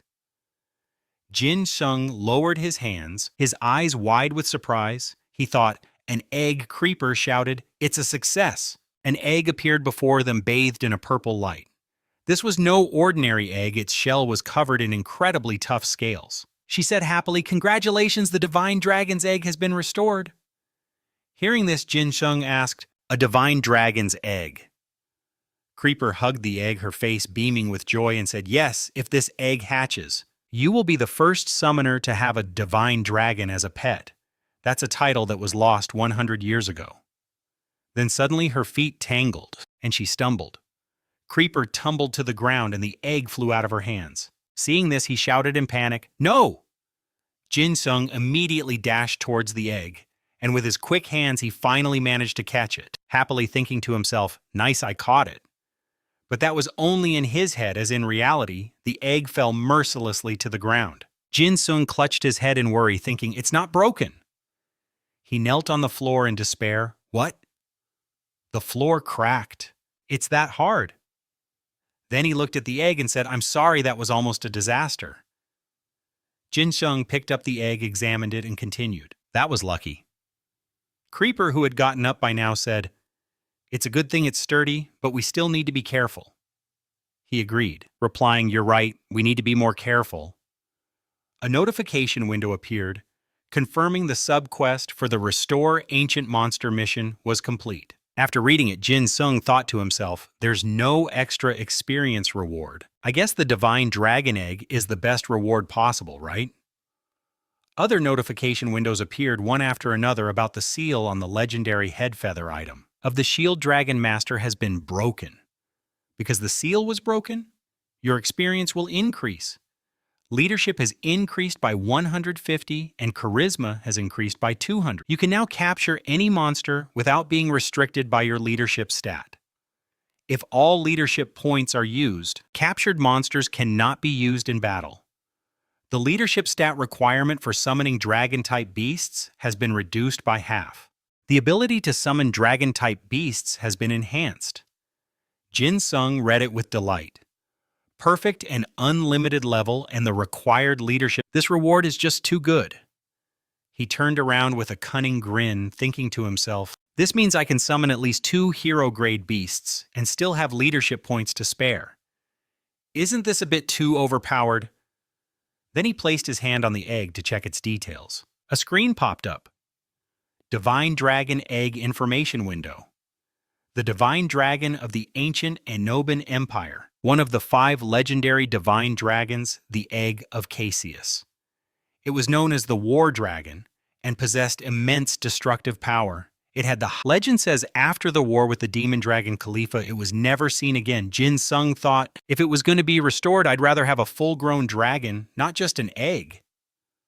He let out a sigh and continued to think. I've already researched summoner eggs because of the Imperial Griffin hatching quest, but I couldn't find any information at all. Then, as if realizing something, Jinung raised his hand to the screen, pondering, wait, maybe this is actually for the better.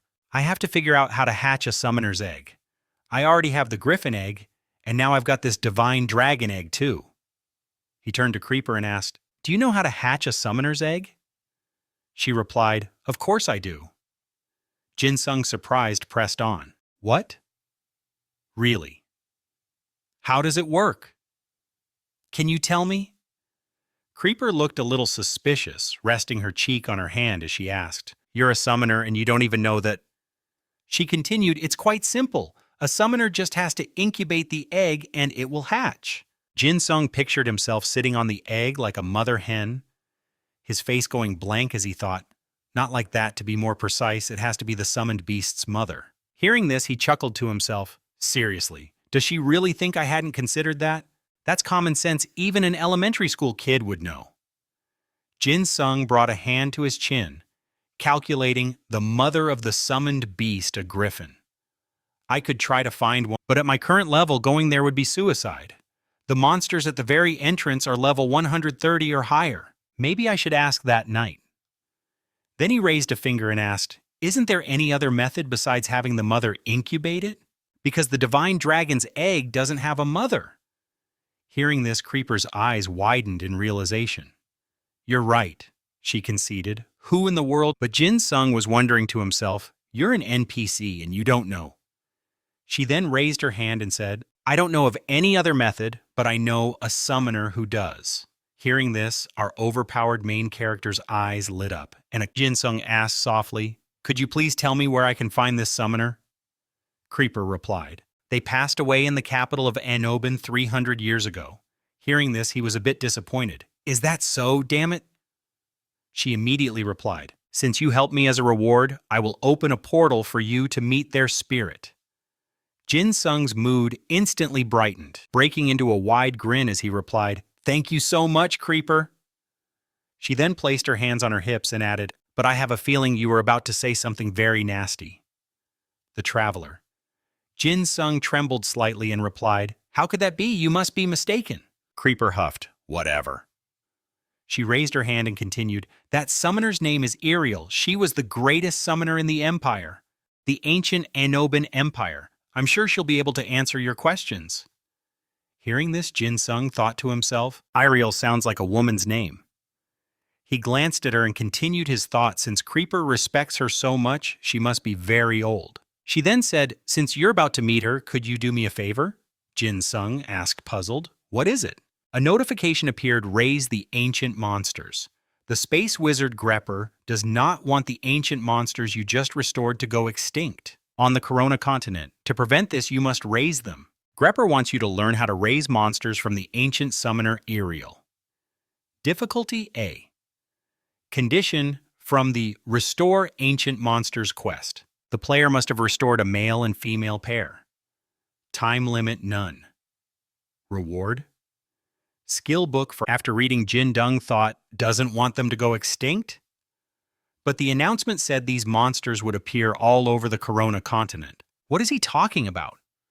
But the reward?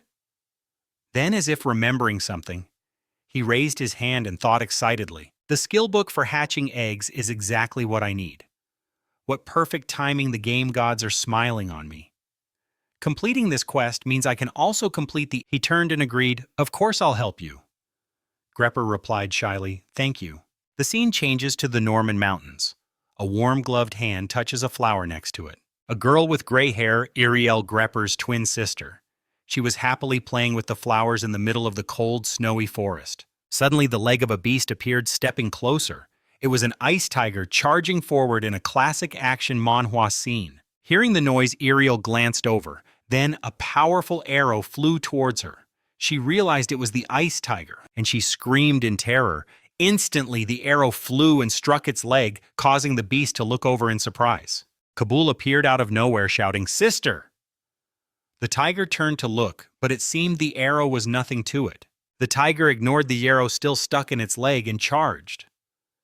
Seeing this, he raised his bow, preparing to shoot again, and yelled, "Sister, it's dangerous!" Ariel turned to see the tiger about to pounce on her. Shocked, but she immediately raised the staff in her hand and chanted something. Instantly, the tiger was hit by a counterattack and thrown backward, seizing the opportunity. Kabul raised his bow and fired immediately. The arrow soared through the air. The tiger was hit by 2 attacks at once, and it let out a ferocious roar. The tiger was in agony, collapsing onto the cold, icy ground. Kabul walked over and stepped on the tiger's body, He raised his bow, aiming the arrow straight at its head, and said, "How dare you!" The tiger roared in pain. Its eyes filled with tears. Then Kabul continued, "This is the end for you." After finishing off the ice tiger, Kabul turned and said, "I told you it's dangerous here. The monsters here are on average at least 20 levels higher than you. What would you do without me?" Ariel replied shyly, "That's why you came with me." "Ah, thank you." But he put his hands behind his back and continued, "How much longer will it take you to gather the ingredients I want to get back as soon as possible?" She smiled and said, "Just a moment, I'm almost done." Kabul watched her gather the ingredients and thought, to level up my cooking skill, I need gourmet ingredients, and the Norman Mountains definitely have what I need to improve my seasoning level. I wanted to come with Jan, but he said he had an urgent quest. Then he spoke up. "What are you thinking about while working? And why do you need so many ingredients?" Kabul was getting a little impatient. "How much food are you planning to make? You've been gathering for an hour already?" Hearing this, Ariel replied a little sulkily, "Obviously, I have to cook a lot of dishes." He turned to her with a slight smile. "Are you planning to cook something delicious for me?" She remained silent. He continued, "Am I wrong?" The scene shifts back to Jin Sung's house in the city. Chu 111. The system message about the ancient summoner didn't just appear for me. Right, everyone. Do 999. If you're talking about the new monster appearance alert, then yes. It's a global system message, IHJ 77. You mean the game updated with new monsters without any patch notes? I'm a new player, so I wouldn't know. But has this happened before, Creative Leader? No, that's not important right now. But has anyone found the monsters yet? Ancient monsters and stuff sound so cool. IHJ77, you should check out the screenshot gallery. Han or something. They posted some screenshots of an ancient hero-grade monster, Kokuni. That's right, it's a giant red tiger over level 150. I think even the Titan Guild gave up on trying to raid it. Do 999? Oh really, I'll go check it out right now. After reading, he said, level 150. Maybe Harley is a better monster than I thought. Should I go check out the screenshot gallery? Jin Sung thought of the tiger bringing a hand to his mouth as he smiled and said, I'm getting eager to raise it faster.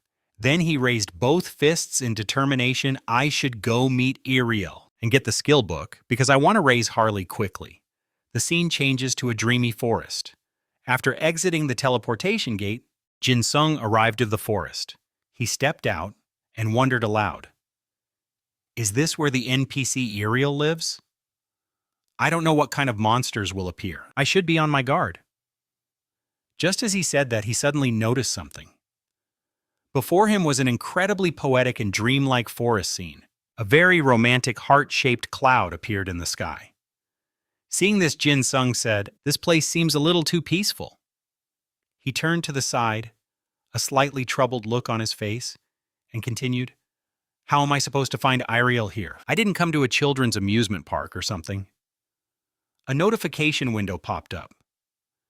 You have discovered the Forest of Love fame has increased by 1,000. You have received a pair of the forest's wedding bands. Jin Sung wondered, the Forest of Love. Is that the name of this area? He looked at the screen completely confused and asked, what is this forest's wedding band? An information window immediately appeared. Jin Sung's expression grew more and more awkward as he looked at it and continued. What is this? It's not on the same level as the dragon feather headband, but its abilities are quite remarkable. Jin Sung glanced over at the turtle and said, it can even evolve? I've never seen an item like this before. The 1-second cooldown is also extremely special. It could be very useful for fast skills like overdrive. He continued, the other ring is just limited to the opposite gender, but its abilities are identical. But who should I give the female ring to? Immediately Jin Sung thought of Heron, and his brow furrowed unpleasantly. He quickly closed his eyes and shook his head vigorously, saying, no, we don't have that kind of relationship. He brought a hand to his chin in thought and continued, if I can't give it away, the only ability I'll get is plus 30 charm. Even the game discriminates against single people. Then there was a sound up ahead and a horse's leg could be seen standing not far away. Jin Sung immediately went on alert, thinking, a monster. It turned out to be a unicorn standing under a tree that emitted a dreamy purple light. He thought, what is this? Jin Sung looked at the horn on the unicorn's head and wondered, that horn? After a moment, he realized is that a unicorn. Jin Sung looked and asked, a hero-grade monster? And it's really level 170. What should I do? Should I run the rabbit and deer from before were only level 10? Suddenly the two unicorns stood up and started performing some kind of dance, leaving him confused. They stuck out their tongues and huffed. Jin Sung wondered, what's going on? Why are they acting like that? I thought they were making fun of me. He turned to the turtle on his shoulder and asked, Bipuji, why are they doing that? Is there something on my face? Jinung looked at the Forest of Love and continued, what kind of monster is level 170? If all the monsters in this forest are this high level, there's nothing I can do here. But I can't just give up on the summoning breeding skill book. He lowered his head, closed his eyes, and sighed. Even though I ran into a terrifyingly high-level monster, it seems like they don't plan on attacking me. Should I explore further? Then Jin Sung went to observe his surroundings. He discovered that all the creatures here came in pairs and wondered, but why are all these monsters so lovey-dovey and coupled up? It's so annoying. So he then realized with anger, is this why this place is called the Forest of Love? Jinung slumped down and cried his eyes out. If this is what the Forest of Love means, I'd rather fight countless hordes of monsters. Then out of nowhere, a girl appeared and asked, are you Yan? Hearing this, he was startled and whipped his head around. In front of him stood a girl with long fox-like ears, her hands on her hips as she looked at Jinung. He asked suspiciously, "Who are you?" Jinung thought shyly. "An elf." She said nothing, just stood there watching and smiling. The scenery of the garden was incredibly beautiful and idyllic. Jinung stood up, looked at the scenery around him and exclaimed, "Wow!" Ariel asked, "What do you think isn't the scenery of the Forest of Love beautiful?" He turned to reply, "It's unbelievable. I've never seen anything like this before." "Master Ariel, is it because a master summoner like you manages this forest?" Hearing that, she smiled until her eyes crinkled and replied, "You're exaggerating, aren't you?" Jinung thought. "Come to think of it, doesn't the rings option increase my affinity with the elf race?" He put a hand to his chin thoughtfully and said, "But Master Ariel, I have a question. I encountered many monsters on my way to the forest." Ariel replied, "Yes." Jinung recalled the 2 Keelans and said, "But it seems the monsters here are avoiding me. Why is that?" Hearing this, she raised a hand and stammered, "That's because—" Seeing her hesitate, he said, "I'm so curious. If I don't find out why I'll be up all night, please tell me the reason, please." Seeing Jinung plead, Ariel had to give in. "All right, fine." She closed her eyes and said softly, "It's because you reek of being a single dog, without a single sign of being in a relationship." After Ariel finished speaking, it felt like an arrow had pierced straight through his heart. Jinung immediately dropped to his knees, again crying his eyes out. Seeing this, Ariel waved her hands dismissively. "It's okay, it's not your fault." After they talked for a while, she asked, "What does Reaper want from me?" He replied, "She wants me to learn how to breed monsters from you, Master Ariel." Hearing this, Ariel immediately agreed, "I can certainly help you with that." Then she started to walk away, saying, "But," Ariel continued, "may I ask why you want to learn?" He didn't hesitate to tell her his story from the battles to the divine stone. After listening, Ariel praised him, reviving an ancient monster, one that was extinct.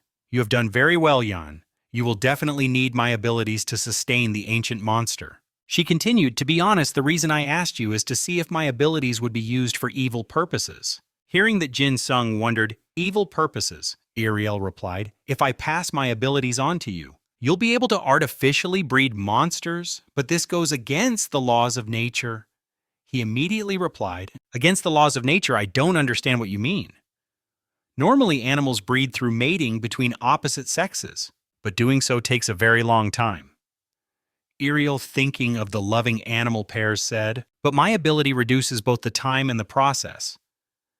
Hearing this, Jinung couldn't hide his excitement in this action manhwa. Thinking, "Reduce the breeding time, is it possible?" she continued. "And perhaps this ability could be abused to breed monsters just like farm animals, for example. That's why I ask why you need my ability." He immediately replied, "I understand." Jinung then mused, "That's right. If I possess the ability to breed monsters at will, the possibility of treating them like farm animals isn't zero." Then his eyes lit up and said with determination, "I promise I will never abuse that power. These monsters are like family to me." Hearing that, she smiled brightly and said, "What a relief." She then added a reminder, "But to learn this ability, your skills are still lacking." Hearing this, Jinung's face fell as he replied, "My skills are still lacking." Ariel then explained the method to him. "To acquire this ability, you must have knowledge of flirting." Once again, Jinung felt a sharp pain in his heart. He dropped to his knees, crying inwardly, "Is being single a crime?" A notification window appeared, a love quest, Guardian of the Forest of Love and the Master Summoner. The fairy Ariel wants you to better understand the feeling of love, and she has an eternal request. That's right, play matchmaker for 2 little fairies who are still single, Wilson and Karen. If you succeed in making them a couple and helping them realize their love, Ariel will gladly pass her ability on to you. Quest difficult. Quest condition from the Revive Ancient Monsters quest.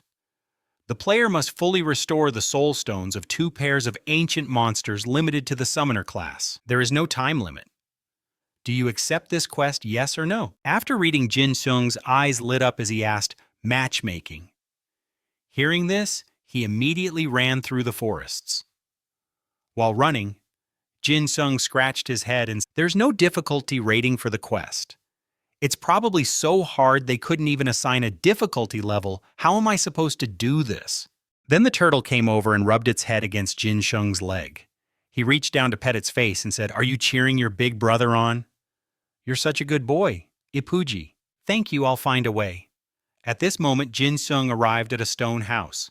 Standing in front of it, Jin-sung asked, "One of the two little fairies I need to set up lives here, right?" After a moment, a little boy in blue stood before him. It was Wilson. He asked, "Will you help me, sir?" Jin-sung thought to himself, "He's just a little kid, and he's already trying to get a girlfriend." Looking at Wilson, Jin-sung continued to think, "She wants me to pair these kids up. What is she thinking? I mean, I'll still do it since it's a quest."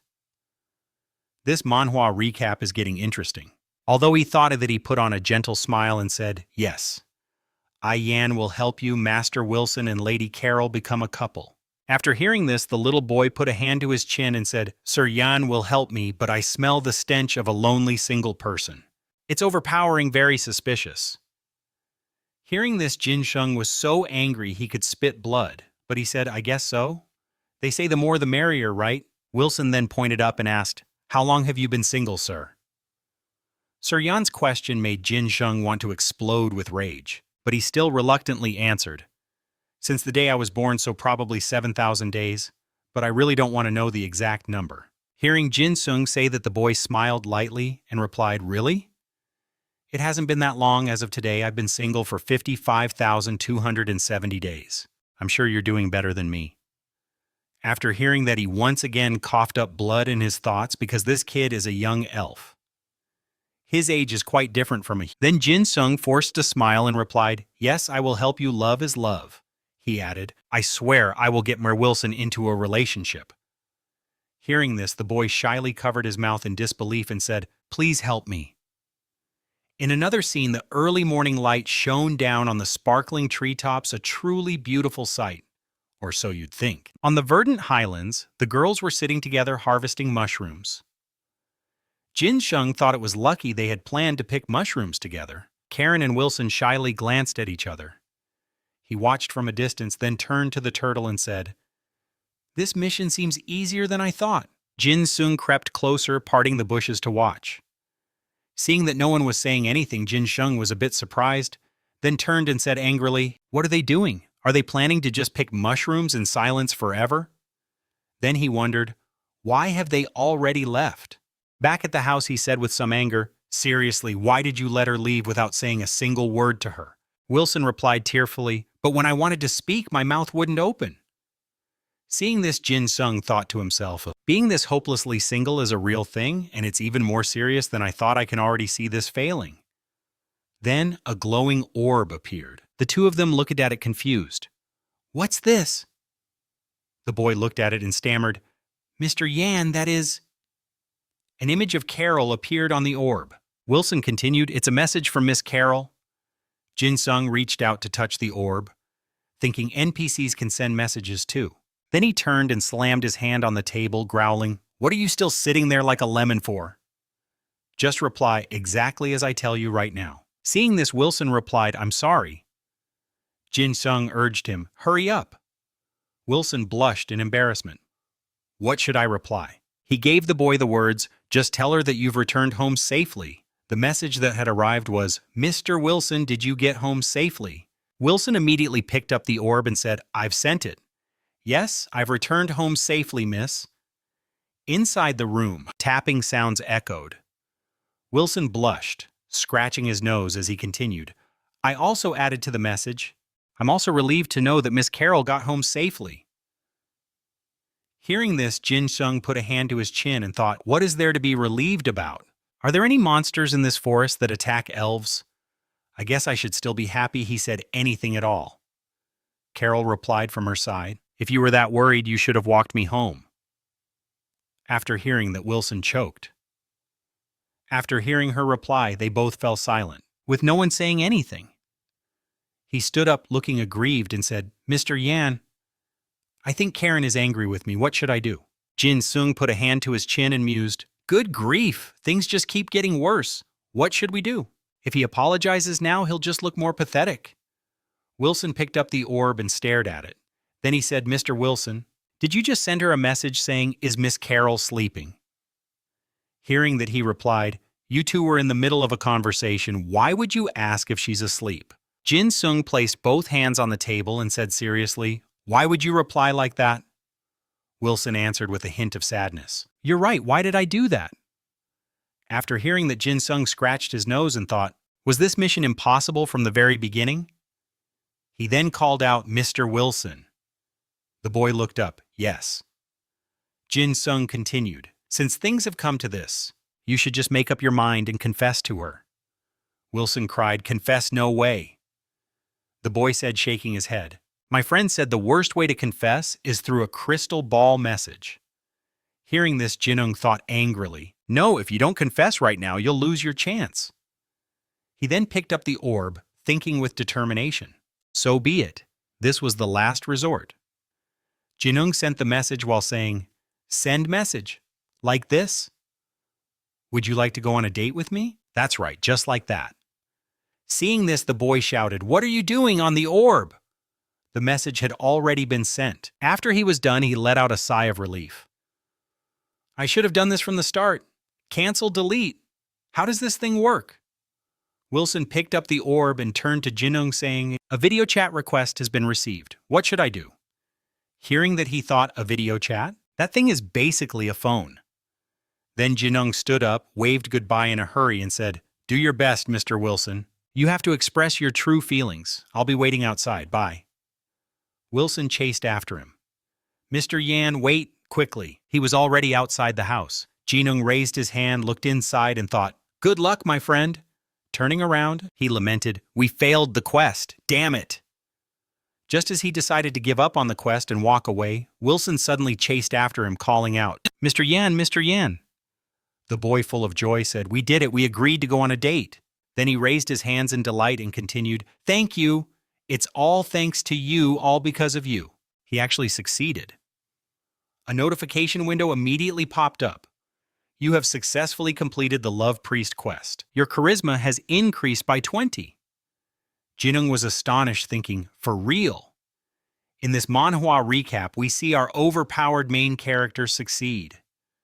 Returning, he said, I'm back. Ariel smiled and praised him.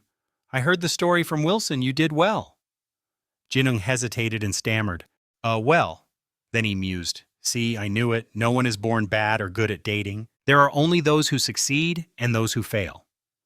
Then she continued, as promised, I will grant you a portion of my power. Then, while casting a spell, Ariel added, I truly hope you will succeed in breeding the monsters of the Great One with the Grepper. A notification window appeared. You have acquired the monster breeding skill.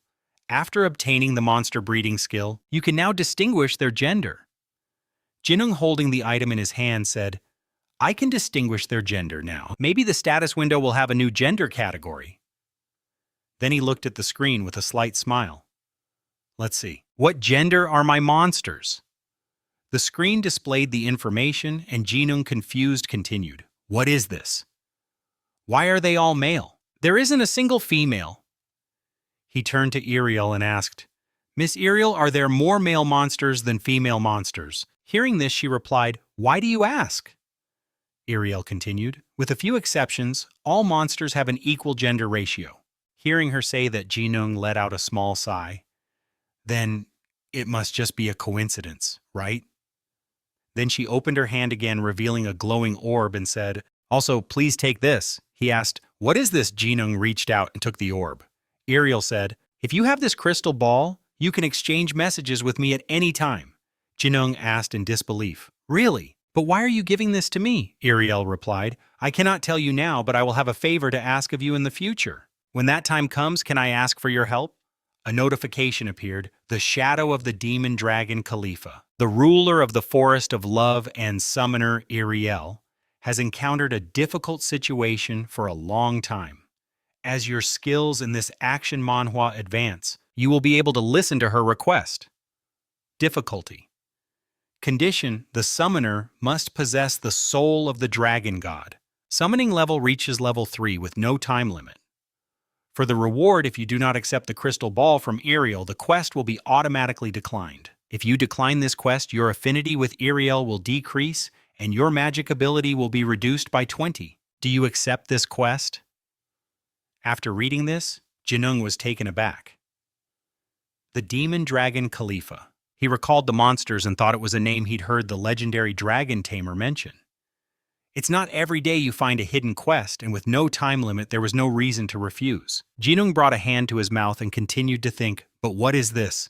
A level 3 summoner. Even after becoming a master, I can still level up. I thought I couldn't level up after becoming a master. He then looked over at Iriel, deciding to accept the quest and think about it later. Jinung looked at the crystal ball and said, "If there's anything I can do to help you, I'll do my best." Iriel replied, "Thank you." Back at the castle, seeing Jinung Grepper smiled and said, "You're back. Did you finish everything?" He replied, "Yes. I've obtained the monster breeding skill." She raised her hand, smiled lightly, and replied, "I knew Ms. Iriel wouldn't send you away empty-handed. Come with me. I have something to show you." The two of them then entered a room filled with many beasts. Jinung exclaimed, "This is amazing." He said, "Ms. Grepper, you're missing a few of these, for example, a hopper." Hearing this, Grepper extended her hand and continued, "I only collect herbivores here because it's safer without any carnivores." Then she looked at the two insects and continued, "In that case, shall we try breeding these two?" Jinung immediately agreed, saying, "Yes, let's do it." He placed his hand on the screen and continued, "First, I'll register them as summoned beasts."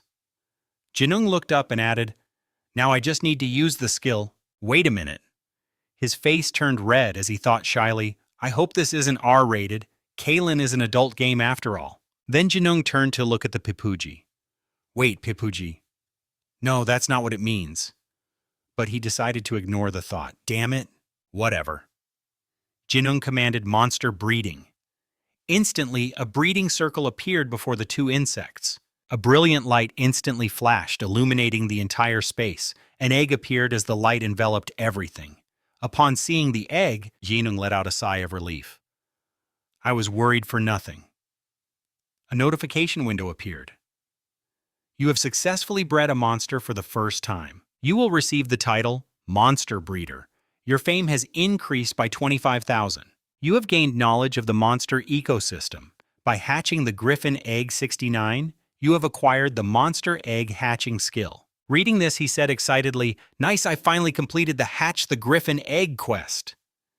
Then Jinung raised his hand to touch the screen, continuing in surprise. "Looks like I also got this new title, Monster Breeder, huh?" The information window appeared.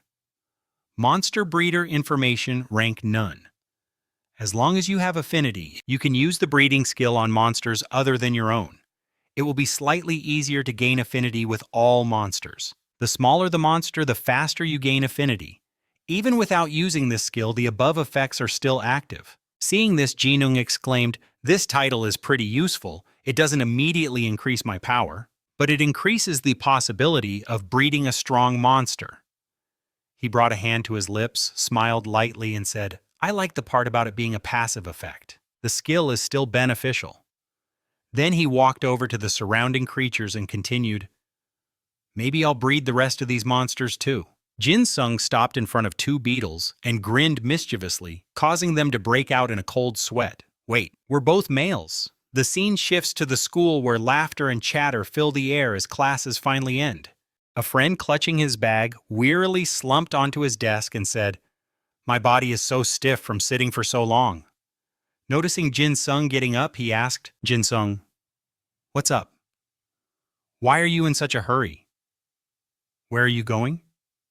He casually replied, "Where? I'm logging into the game, of course. I have to finish a quest." Johan lightly scolded him.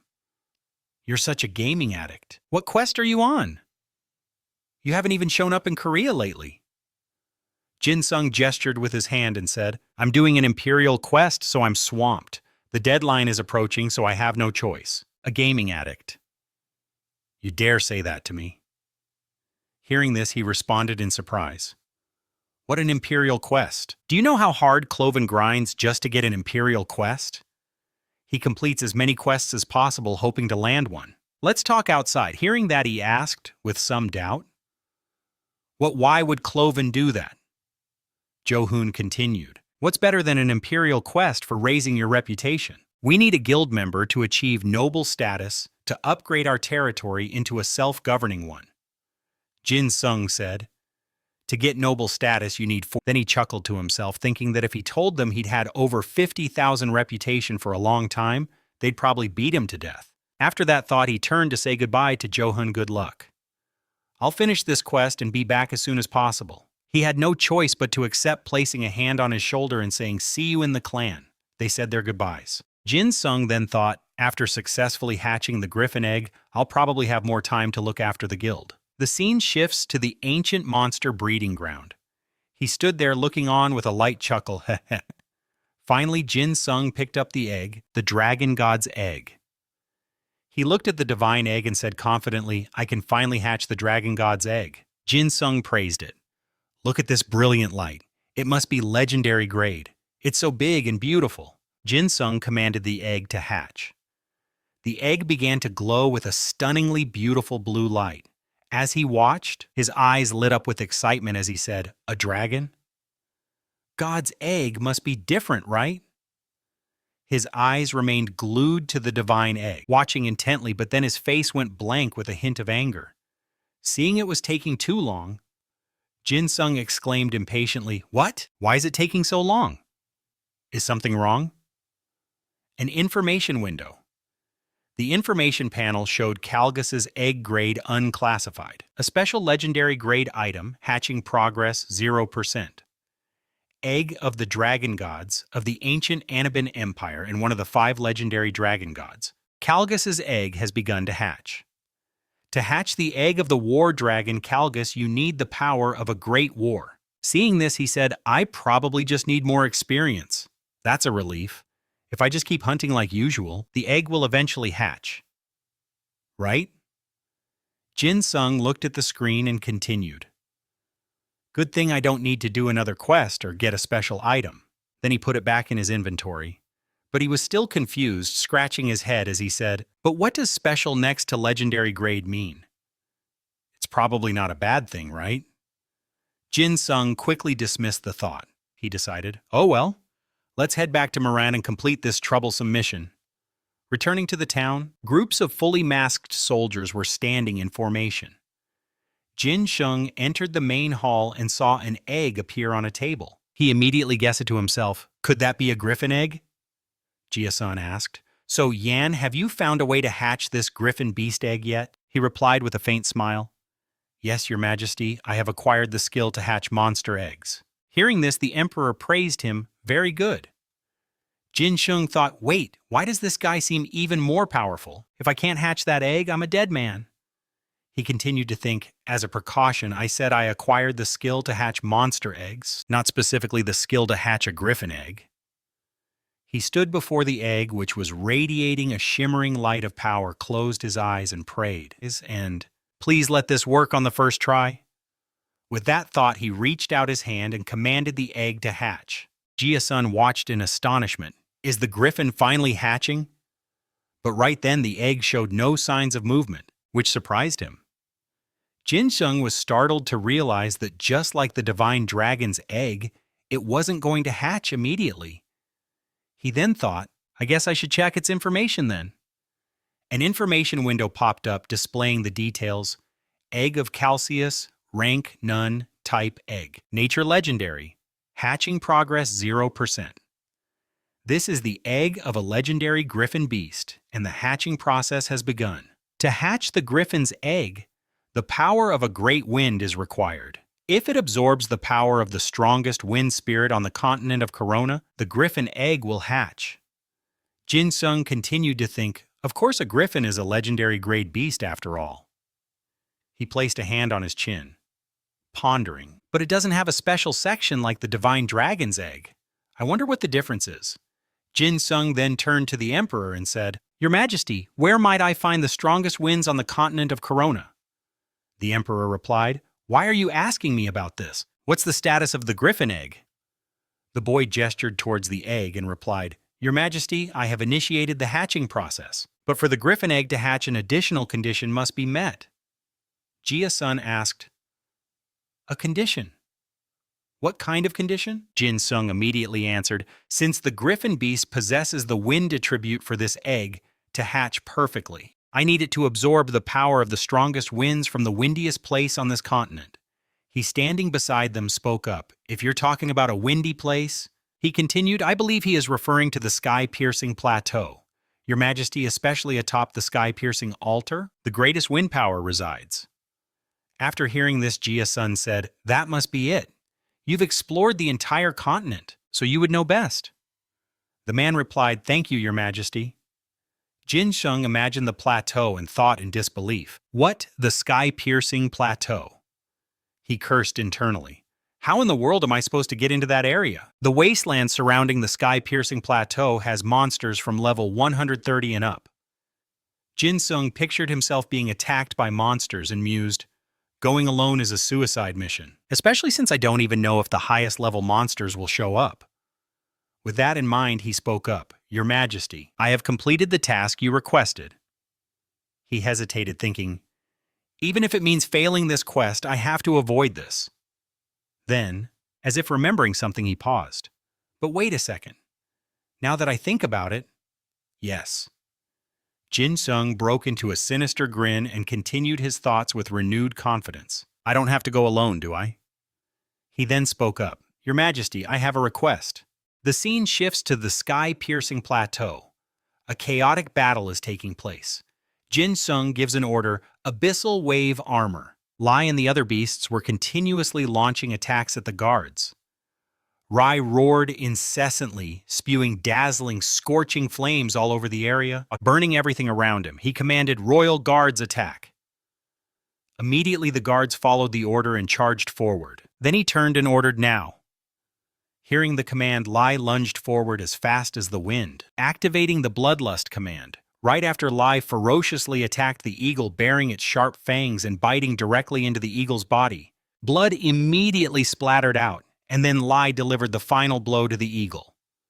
A notification appeared. The summoned beast Lai has dealt critical damage to the Thunder Eagle.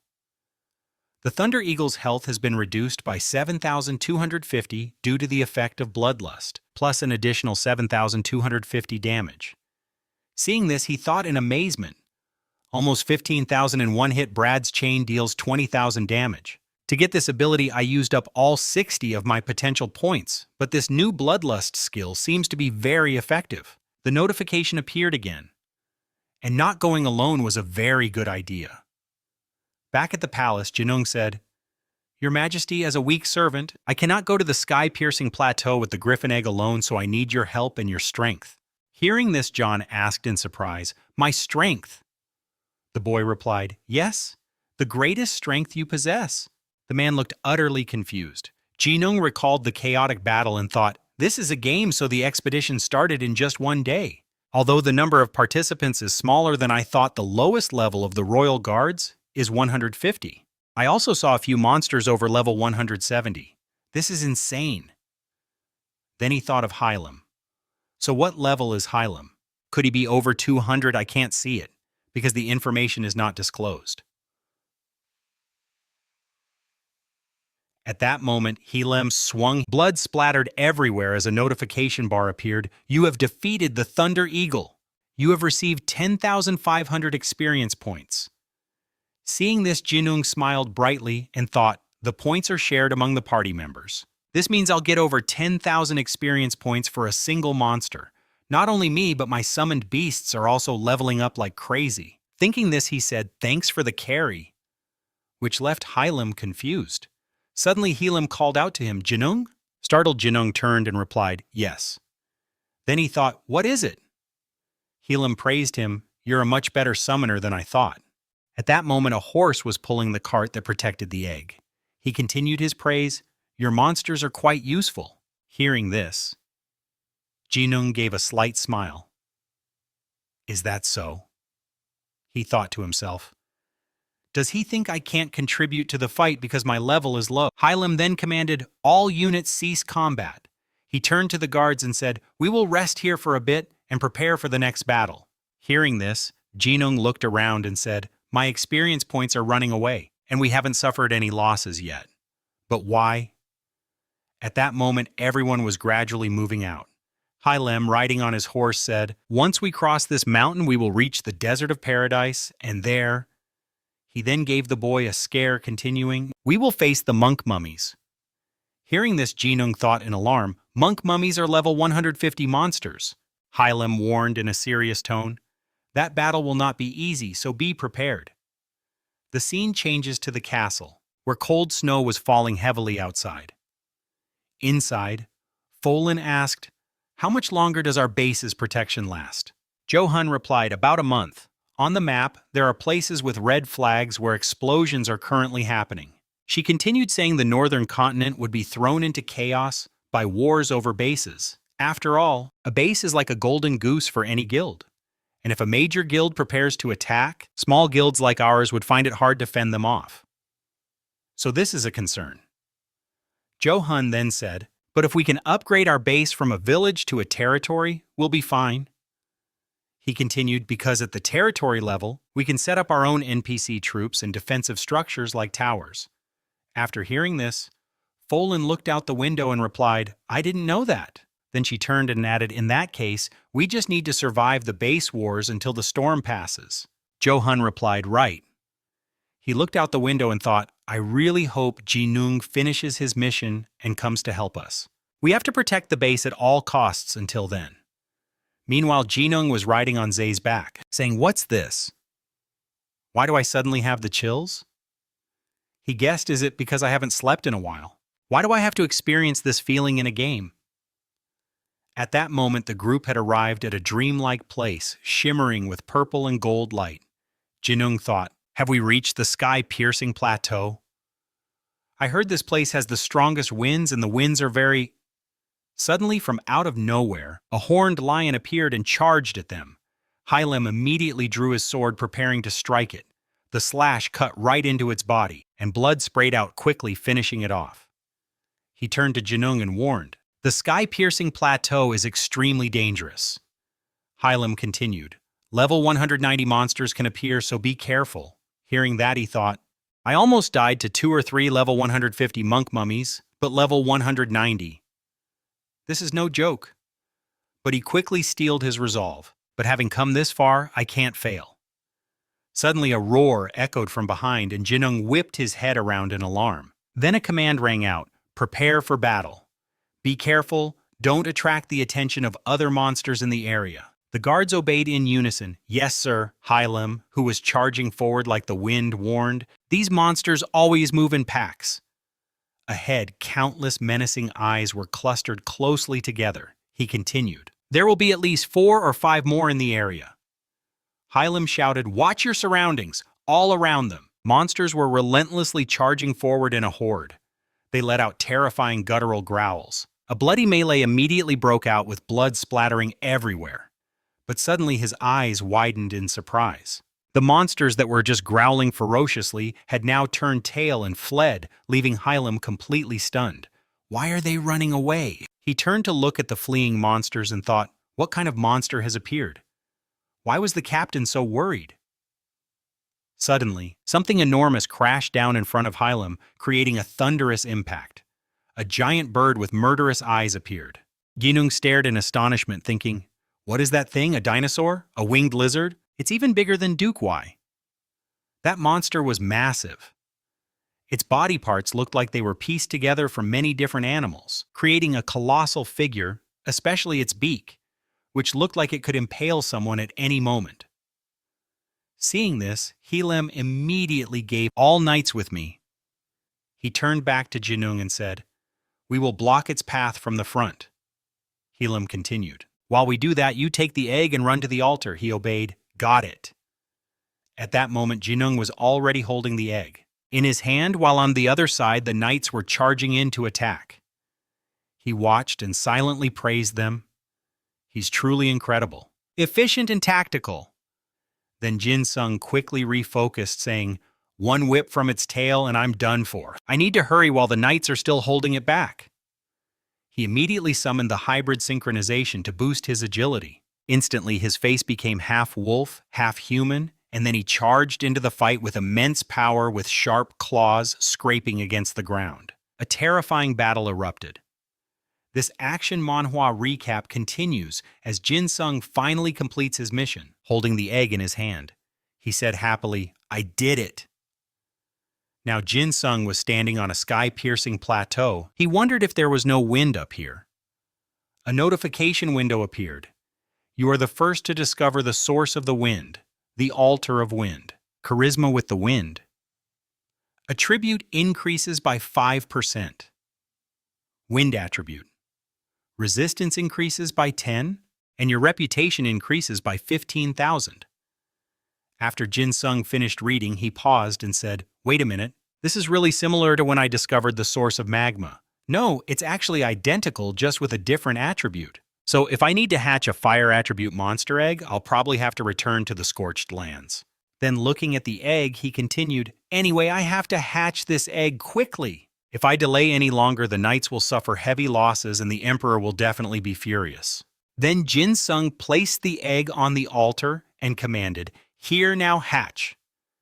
The egg instantly seemed to obey. A brilliant light erupted with incredibly powerful beams of light shooting out. In an instant, the light engulfed everything. Jinsung shouted, "It's working! It's working!" A notification appeared. Hatching progress 11%. He said happily, "It's up to 11%, which means it'll hatch when it reaches 100%. Suddenly a roar echoed from behind, startling the happy Jinsung, who quickly looked over. It was that monster flying right towards him. Jinsung wondered, were the knights defeated? Seeing this, he anxiously urged the egg, "Come on, hurry up, before that monster gets here. Why is the hatching rate so slow?" Suddenly, something glowing appeared right in front of Jinsung, surprising him. "What's this? This wasn't in my inventory before," Jinsung said suspiciously, picking up a cracked stone. He looked at the stone and said, "Did I get an item like this before?" Then Jinsung suddenly remembered something from a previous mission and realized what it was. This is the hot field stone that those player killers dropped during the priest quest. But why is it glowing? Suddenly it flew out of Jinsung's hand and into the vortex connected to the egg, astonishing him. The stone then multiplied into several smaller stones that surrounded the egg, and a notification appeared, "Using wind purification item." Jinsung watched this happen and said, "What's going on? I never said I was going to use that." Suddenly, cracks began to appear on the egg. He exclaimed in shock, "The egg!" In an instant, the egg shattered, creating dazzling beams of light as if from a massive explosion. Jinsung watched in utter astonishment. As the blinding light flared, he raised a hand to shield his eyes. The egg was now breaking apart, separating into different pieces until it had completely shattered. A notification appeared, "You have hatched a griffin. You are the first to hatch a legendary grade monster egg." This is a classic overpowered main character moment in this manhwa review. Leadership increases by 100 and charisma increases by 50. Seeing the egg hatch into two incredibly adorable creatures, he couldn't hide his excitement and held out his hand and smiled from ear to ear. It was a success. Jinsung's face was filled with satisfaction and joy. He looked down at the two beasts and asked, "There are two of them. Are they twins?" An information window popped up displaying their stats on a panel. After reading it, he said level 1 just like Harlahan, but all their stats except for defense are higher than his. Their agility is nearly double and the King's Roar skill is top-notch too. Jinsung placed a hand on his chin, pondering, "Are they different genders? But their abilities are identical." Then he looked over at the two beasts, sighed, and continued, "Why did I have to get stuck with this test? If there had been only one, I would have handed it over to the Emperor without hesitation." But then Jinsung reached out to touch one of the griffins and said, "Perhaps this is a divine opportunity? How could I possibly get caught?" After that, he issued the capture command. Suddenly, he panicked slightly and exclaimed, "There's no turning back now. There's no one around, right?" But in that instant, a massive tremor shook the ground. It turned out that monster had arrived. It was looking at Jinsung with an incredibly affectionate gaze. He screamed, "It's here!" Seeing that, Jinsung immediately turned and fled in a panic, yelling, "Help me!" The divine enchanter returned to town. Night had fallen, blanketing the area. He looked around, stroking his chin as he wondered, Why isn't the Emperor here yet? Could he know what happened impossible? Suddenly Jia-sun appeared out of nowhere and called out, Yen. He immediately praised him. You've worked hard, well done. Jinung bowed humbly and replied, Not at all, Your Majesty. It was all thanks to the knights. They were very powerful, and it's because of them that I accomplished so much. Then he thought to himself, I should be safe for now. Jia-sun continued, Indeed, and the griffin you brought back will be cared for by the palace's summoners. Thanks to you, we will be able to proudly introduce the majestic griffin, the symbol of the Lucipan Empire on National Day. He played along, saying, Of course, if your subjects knew that a real griffin was guarding the royal family, they would be overjoyed. The Emperor praised him again. Indeed, very well done. A notification window then appeared. The Lucipan Empire quest to hatch the griffin egg has been completed. Completion rank S. You have received 19,912,000 experience points. You have leveled up. You are now level 103. You have received 100,000 reputation points. Jinung thought to himself, I leveled up in just 3 days, and they even gave me 100,000 reputation. He continued to think. This must be why all the top rankers have over 100,000 reputation points, because they snatch up all the first-time rewards and monopolize the Empire quests. Then with a slight smile, he said his farewell. Well then, I shall take my leave. If you ever need my assistance again, please feel free to call on me. As he walked away, he thought, I need to raise my griffin. Suddenly, Jia-sun called out, Wait! He placed a hand on his shoulder and said, Hold on a moment, there's still something else I need to get from you. Hearing this, Jinung's expression darkened with worry. Something to get from me, damn it, he found out. Jia-sun raised a hand and said, And this is also a gift. Hearing this, Jinung's anxiety eased and he replied, A gift. I will gratefully accept anything you offer. He thought to himself, What is he going to give me? I hope it's a legendary item. Then a golden orb materialized in his hand. Jia-sun continued, I am bestowing this upon you as a special reward for enhancing the prestige of the Then from Jia-sun's hand, a golden phoenix emerged, leaving him astonished. What is that? Jinung stared in utter amazement as the Emperor held it out to him. In the blink of an eye, it was already in his hands. Ian couldn't help but be surprised. A notification appeared because you have completed an S-rank Imperial quest. You have obtained the status of Baron. You can use your fame to raise your title to a higher status. You can now have a maximum of 20 NPCs as your servants. If you banish one of your servants, your fame will decrease by a minimum of 10,000. You must decide carefully. You are now a noble of the Lucipan Empire unless you become king or your title is forcibly stripped. You cannot change your nationality. You will become a force opposing the Sea Empire. After reading, Ian thought to himself, What is this? The noble title of Baron. He was stunned, his mouth agape as he thought, Wait, and I'm an opposing force to the Sea Empire. What is this? Is this title even a good thing? Then, as if afraid of being discovered, he planned to leave the palace and log out to investigate further. Emperor Jerson looked at the stunned Ian and said with a slight smile, How is it, Ian? Baron Ian, do you like my gift? Before Ian could answer, he continued, In return, I shall receive your loyalty. Hearing this, Ian was confused. But suddenly his body automatically bowed, his hand placed on his chest. But in reality, Ian wasn't moving on his own, but was being controlled. He gritted his teeth and thought, Why is my body moving by itself? At that moment, Ian was kneeling below, expressing his reverence. I am greatly honored, Your Majesty. I will not let you down. He realized with a shock, thinking, Is the game system moving my body automatically? Seeing this? Jerson said happily, Excellent, I like this very much. Despite his thoughts, Ian breathed a sigh of relief. Well, as long as they don't take back the griffin. A notification window appeared. Ian, a member of the Lotus Guild, has become a baron. The reputation of the Lotus Guild has increased by 15,000. The Lotus Guild's headquarters now meets all the requirements to be upgraded from a village to a manor, but a player with a noble title must be the owner to perform the upgrade. Back at the mountain with the old castle, a surprised voice rang out. What is this? Ian is a baron, Fiolen said. Ian is... Gabuli said, just when we finished all the preparations, he comes back with a new title. Now we are qualified to upgrade. This guy's timing is perfect. Hoon said, I can't believe this guy. What kind of quest did he complete to get a baron as his first noble title? Did he block his messages again? Hearing that she replied, What do you mean? Isn't baron the first noble title you can get? He looked at her and said, When completing an imperial quest, I only knew that you could get the title of knight or lord. Gabuli wondered, are lord and baron different? Phelan continued. So that means Ian received a title, one rank higher than lord. Isn't that even better for us? This guy is so lucky. Hoon replied. That's right.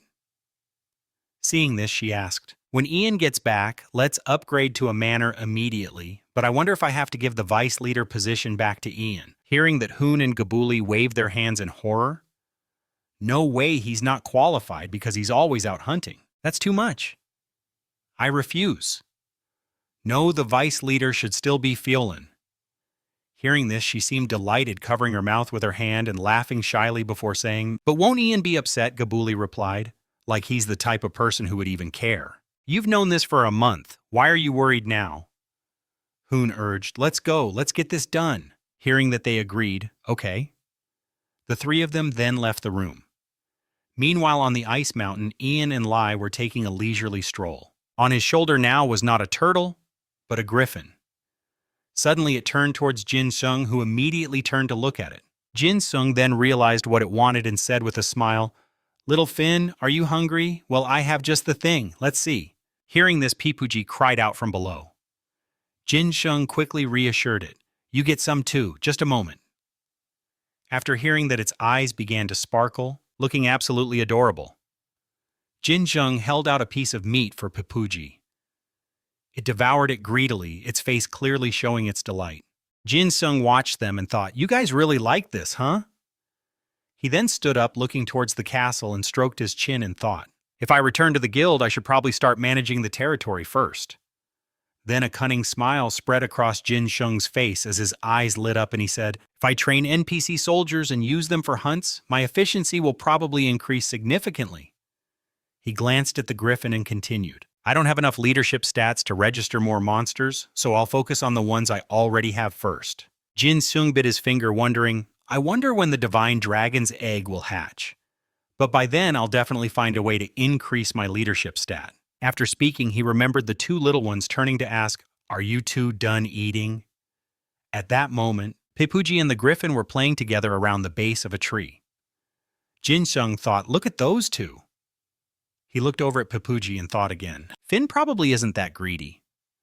Then he watched the two of them cuddling. Pipuji's eyes filled with affection. Jin Sung smiled softly. Pipuji must really like it. Once they were done, he raised his hand and called out, All right, everyone, let's go. It won't be long now, until we reach our guild headquarters. Meanwhile, back at the breeding center, Jin Gook was standing with Guffy saying, The monster breeding center is operating very well. He smiled lightly and continued, It was a bit difficult, but it was well worth the time I put in. Jin Gook tapped something on a screen and said, I have to leave in a bit. Why hasn't he arrived yet? He seemed to notice something, a surprised look on his face. It was Heron, holding a basket of delicious-smelling food, cheerfully saying, Professor, I've brought what you requested. Jin Gook saw her and replied softly, Ah yes, the monster food. Thank you, Heron. He looked at the food container and praised it profusely. This smells so good I might just eat it myself if I get hungry. It's wonderful. Then Jin Gook added, Heron, that reminds me. Heron was a little startled by that. What is it? He said while looking at the food container, his face turning red. I think Jin Sung was on his way to the manor just now. After hearing that, she immediately ran off, happily replying, Then you should have told me sooner. This is the perfect chance for us. A perfect chance. Heron thought a bit reproachfully. Honestly, Jin Sung hasn't even bothered to contact me all this time, and we already decided to stop using formalities. She walked very quickly, continuing, He should have told me first when he came back. Heron looked down, unable to hide her happiness. She continued, Now I can invite him to go to the northern continent with me. Suddenly the scene in front of Heron changed, and she asked in confusion, What's this? The building is changing. Could this be related to Jin Sung's return? Just then Heron's eyes lit up. She called out loudly, Jin Sung. He and Ruhun were appearing before her. A blushing Jin-sung shyly held something out to her. In his hand was a box, and inside was a pair of rings. Heron saw it completely surprised and silently wondered, "Are those rings?" Seeing this, Haren's eyes welled up with tears as she thought, What's happening here? It can't be. Those two." At that moment, the town was bathed in a beautiful light, and Ruhun's voice rang out, "What do you think we expanded? So this is what a proper headquarters looks like, huh?" He laughed excitedly and said with confidence, "Just watch me." Then Jin-sung praised him, "Well done, Guildmaster." Guildmaster. Inside the palace, a discussion began. "Let's review everything before upgrading the estate. Yes, if we upgrade right away, we might run into some bugs inside." Jinung agreed. "I think the first facility we should build after the upgrade without any extra cost is the training center." Hearing this, Jo-hun replied, "Don't you think that's too risky? Wouldn't it be better to build an army to strengthen the estate's defenses? The protection period is about to end." He raised his hand and answered, "No, only low-level soldiers are eligible for training. Even if there are hundreds of them, all we need is one high-level mage to wipe them out with an AoE spell." Hearing that, he agreed, "You're right." Looking over at the guards standing in formation, the discussion heated up again. "But if we directly establish a guild and assign high-level NPCs to these duties, our military strength can grow, and some powerful figures might even emerge." Folan said, "So Yan's idea is that we should build the training center first, to train NPCs into instructors, and then immediately upgrade our—" Hearing this, Jinung smiled and nodded slightly. "If we have a player with a relevant role above level 100, 800,000 reputation, and a title higher than Baron as the Lord, we can establish a suitable guild for that player at the headquarters." "Seriously, are you cheating or something? Yan, are you even playing the same game as us?" Jo-hun held up a bracelet and said cheerfully, "All right, let's do it. What are we waiting for? Upgrade the estate. All upgrade requirements have been met. The headquarters of the Lotus Guild is being upgraded from a village to an estate." He gave the command, "Proceed with the estate upgrade." A notification window appeared. All upgrade requirements have been met. The headquarters of the Lotus Guild is being upgraded from a village to an estate, proceeding with the estate upgrade. After that, the town began to glow, preparing for the upgrade. Blue lights enveloped and spread throughout the town, and in the blink of an eye, a new town was revealed. A notification appeared. "The headquarters of the Lotus Guild has successfully upgraded to an estate." Exclamations rang out. "Everything has changed. It's so beautiful," Jinung said. "I never expected a physical estate upgrade to look like this." The notifications continued to appear. "The title of Lord will automatically be transferred to the player Yan who holds the title of Baron. Do you agree? The upgrade will be cancelled if you refuse, as there is only one player with a noble title." Hearing this, Jo-hun tapped the screen to proceed. "Agree." Another notification appeared. "You have become the Lord of the Lotus Estate. After the loading is complete, the basic settings of the Lotus Estate will proceed to internal management." A shield appeared in front of him. Jinung said with excitement, "Awesome! I should start handling the internal affairs of a lord now. I'll set the tax rate to the lowest and build a summoner's guild." Then Jinung turned and continued, "Oh right, Haren is here. I should call her over for a talk. I'll also put her in charge of the kitchen for a bit." "What are you giving her?" Jo-hun asked upon hearing that. "Do I get something too?" He took out a ring box and said, "It's this." He thought to himself, "This is a quest reward, but I don't have anyone to give it to besides Haren." Seeing this, Haren couldn't hide the delight on her face and called out to Jinung. Hearing her, he immediately turned around. Jinung's face couldn't quite hide his shyness either, turned red. Haren, seeing this, was a little confused. She quickly denied it, saying, "That's not it." Jin-sung was taken aback. Why not? His loud voice echoed through the quiet town, "This is for you." Haren couldn't believe it and asked again, "For me, I mean I'm the one who should be getting the quest reward." Jin-sung replied gently, "Can you use this?" He said no more and simply took her hand. Both of them were incredibly flustered in that moment. Haren turned away, her face bright red, still in disbelief as she thought, "What is this? What's happening? Did he just randomly give me an item like this? Am I overthinking things?" Seeing how conflicted she was, Jin-sung said, I mean, if you think this is too valuable, then you don't have to take it. Heron immediately shot back. No way, who said that? She looked at the item's information and was stunned, hoping she wasn't being too forward. What, the stats are insane? And it's called a wedding ring? Could it be a couple's ring? Seeing this, Heron shyly asked, "This ring, do you have one too?" To her surprise, he produced another ring and replied, "Yes, this one is mine." Heron put it on, and lost in her happiness, she said, "Thank you, I'll wear it." Watching her, Jinung thought happily to himself, "Perfect, now I can finally get rid of the level 50 ring." A notification window popped up. The forest's wedding ring has been unsealed as the conditions have been met. Elmore's blessing is descending. All combat abilities increased by 20%. All class-specific abilities increased by 30%. All cooldowns are reduced by 1 second, not applicable to skills with a cooldown of less than 1. You can now summon your partner using Elmore's ability once per day. Jinung read the stats and marveled to himself, "Look at all those skill boosts. This is amazing." But he still felt a bit shy, thinking that wearing this couple's ring with Heron felt like he already had a girlfriend. Meanwhile, Heron was lost in her own fantasy, thinking, "I was worried for nothing. I really thought he didn't like me." Johan and Fiolan looked a bit annoyed watching the two act so affectionately. From outside the town, a voice laughed, "They've completely forgotten about us." This is a good moment for them. The town now appeared dreamy and magnificent. Inside a room, Rune was looking at a screen and answered, "Vice Guildmaster here." Gabuli walked in and exclaimed, "The new building looks amazing." Johan said, "You're here. Now that you're here, lend a hand.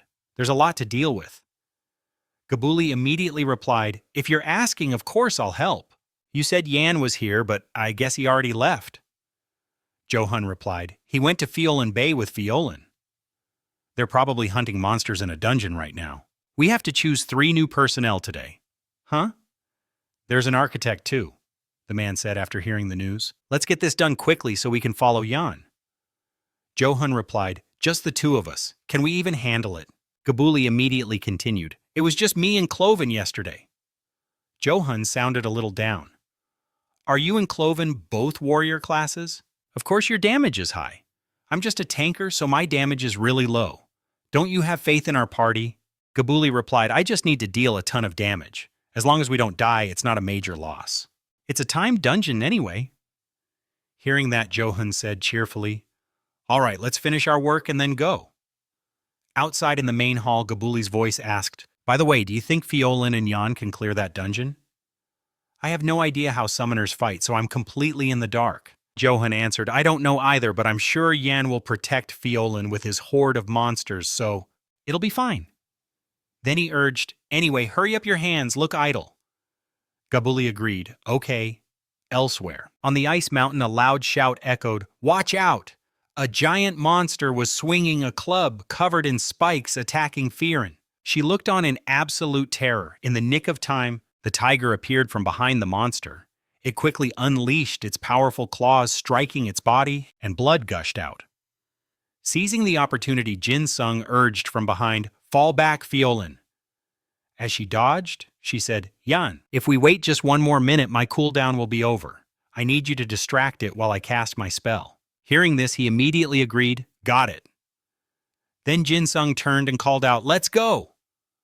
The monster was enraged by Hei's earlier attack. It once again raised its massive club, preparing to strike. Seeing this, Jinung shouted a warning to Hei, who looked up at him as he yelled, "Dodge it!" Instantly, it leaped up swiftly, evading the monster's blow. The monster, seeing this, let out an enraged, deafening roar. Jinung then summoned his power, launching a direct attack at the monster. "Take this." The monster dodged aside, avoiding part of his attack, but it was completely unscathed. Jinung said, "I missed." But then he smirked. "That's what you think." Then he shouted, "Hei, attack!" Instantly, the tiger charged forward without hesitation. Hei quickly got behind the monster and landed a powerful blow. He commanded again, "Use sweep attack." It unleashed a continuous barrage of attacks on the monster, catching it off guard and unable to react. This is a classic overpowered main. Blood was pouring relentlessly from the monster's body. Jinung urged, "As much as you can stun it." At this moment, the monster went berserk. It let out a terrifying roar, its eyes filled with killing intent. He praised and commanded, "Good job, hey, fall back." Jin Sung thought to himself, "Nice, it's stunned." He stood there thinking, if I keep attacking? But it was just a thought as the monster had already recovered. It let out a roar that shook the very air, its crimson eyes fixed on Jin Sung. He looked on in shock, gritting his teeth. What had already recovered, damn its status resistance, is insane. Then Jin Sung decided, there's no other way, I just have to keep attacking until it's down. Just then Hei appeared behind the monster, preparing to strike again. Then a voice called out, "Sir Yin, please distract it." It was Firen, and around her currents of light swirled together like a blazing tornado rising up. Jin Sung watched in amazement. Firen must be preparing a massive attack. He then raised his hand to cast a spell, saying with determination, "All right, I have to buy her more time to finish her chant." At that moment, a powerful force shot toward the monster and immense pressure aimed directly at it. Jin Sung shouted a warning, "Over here!"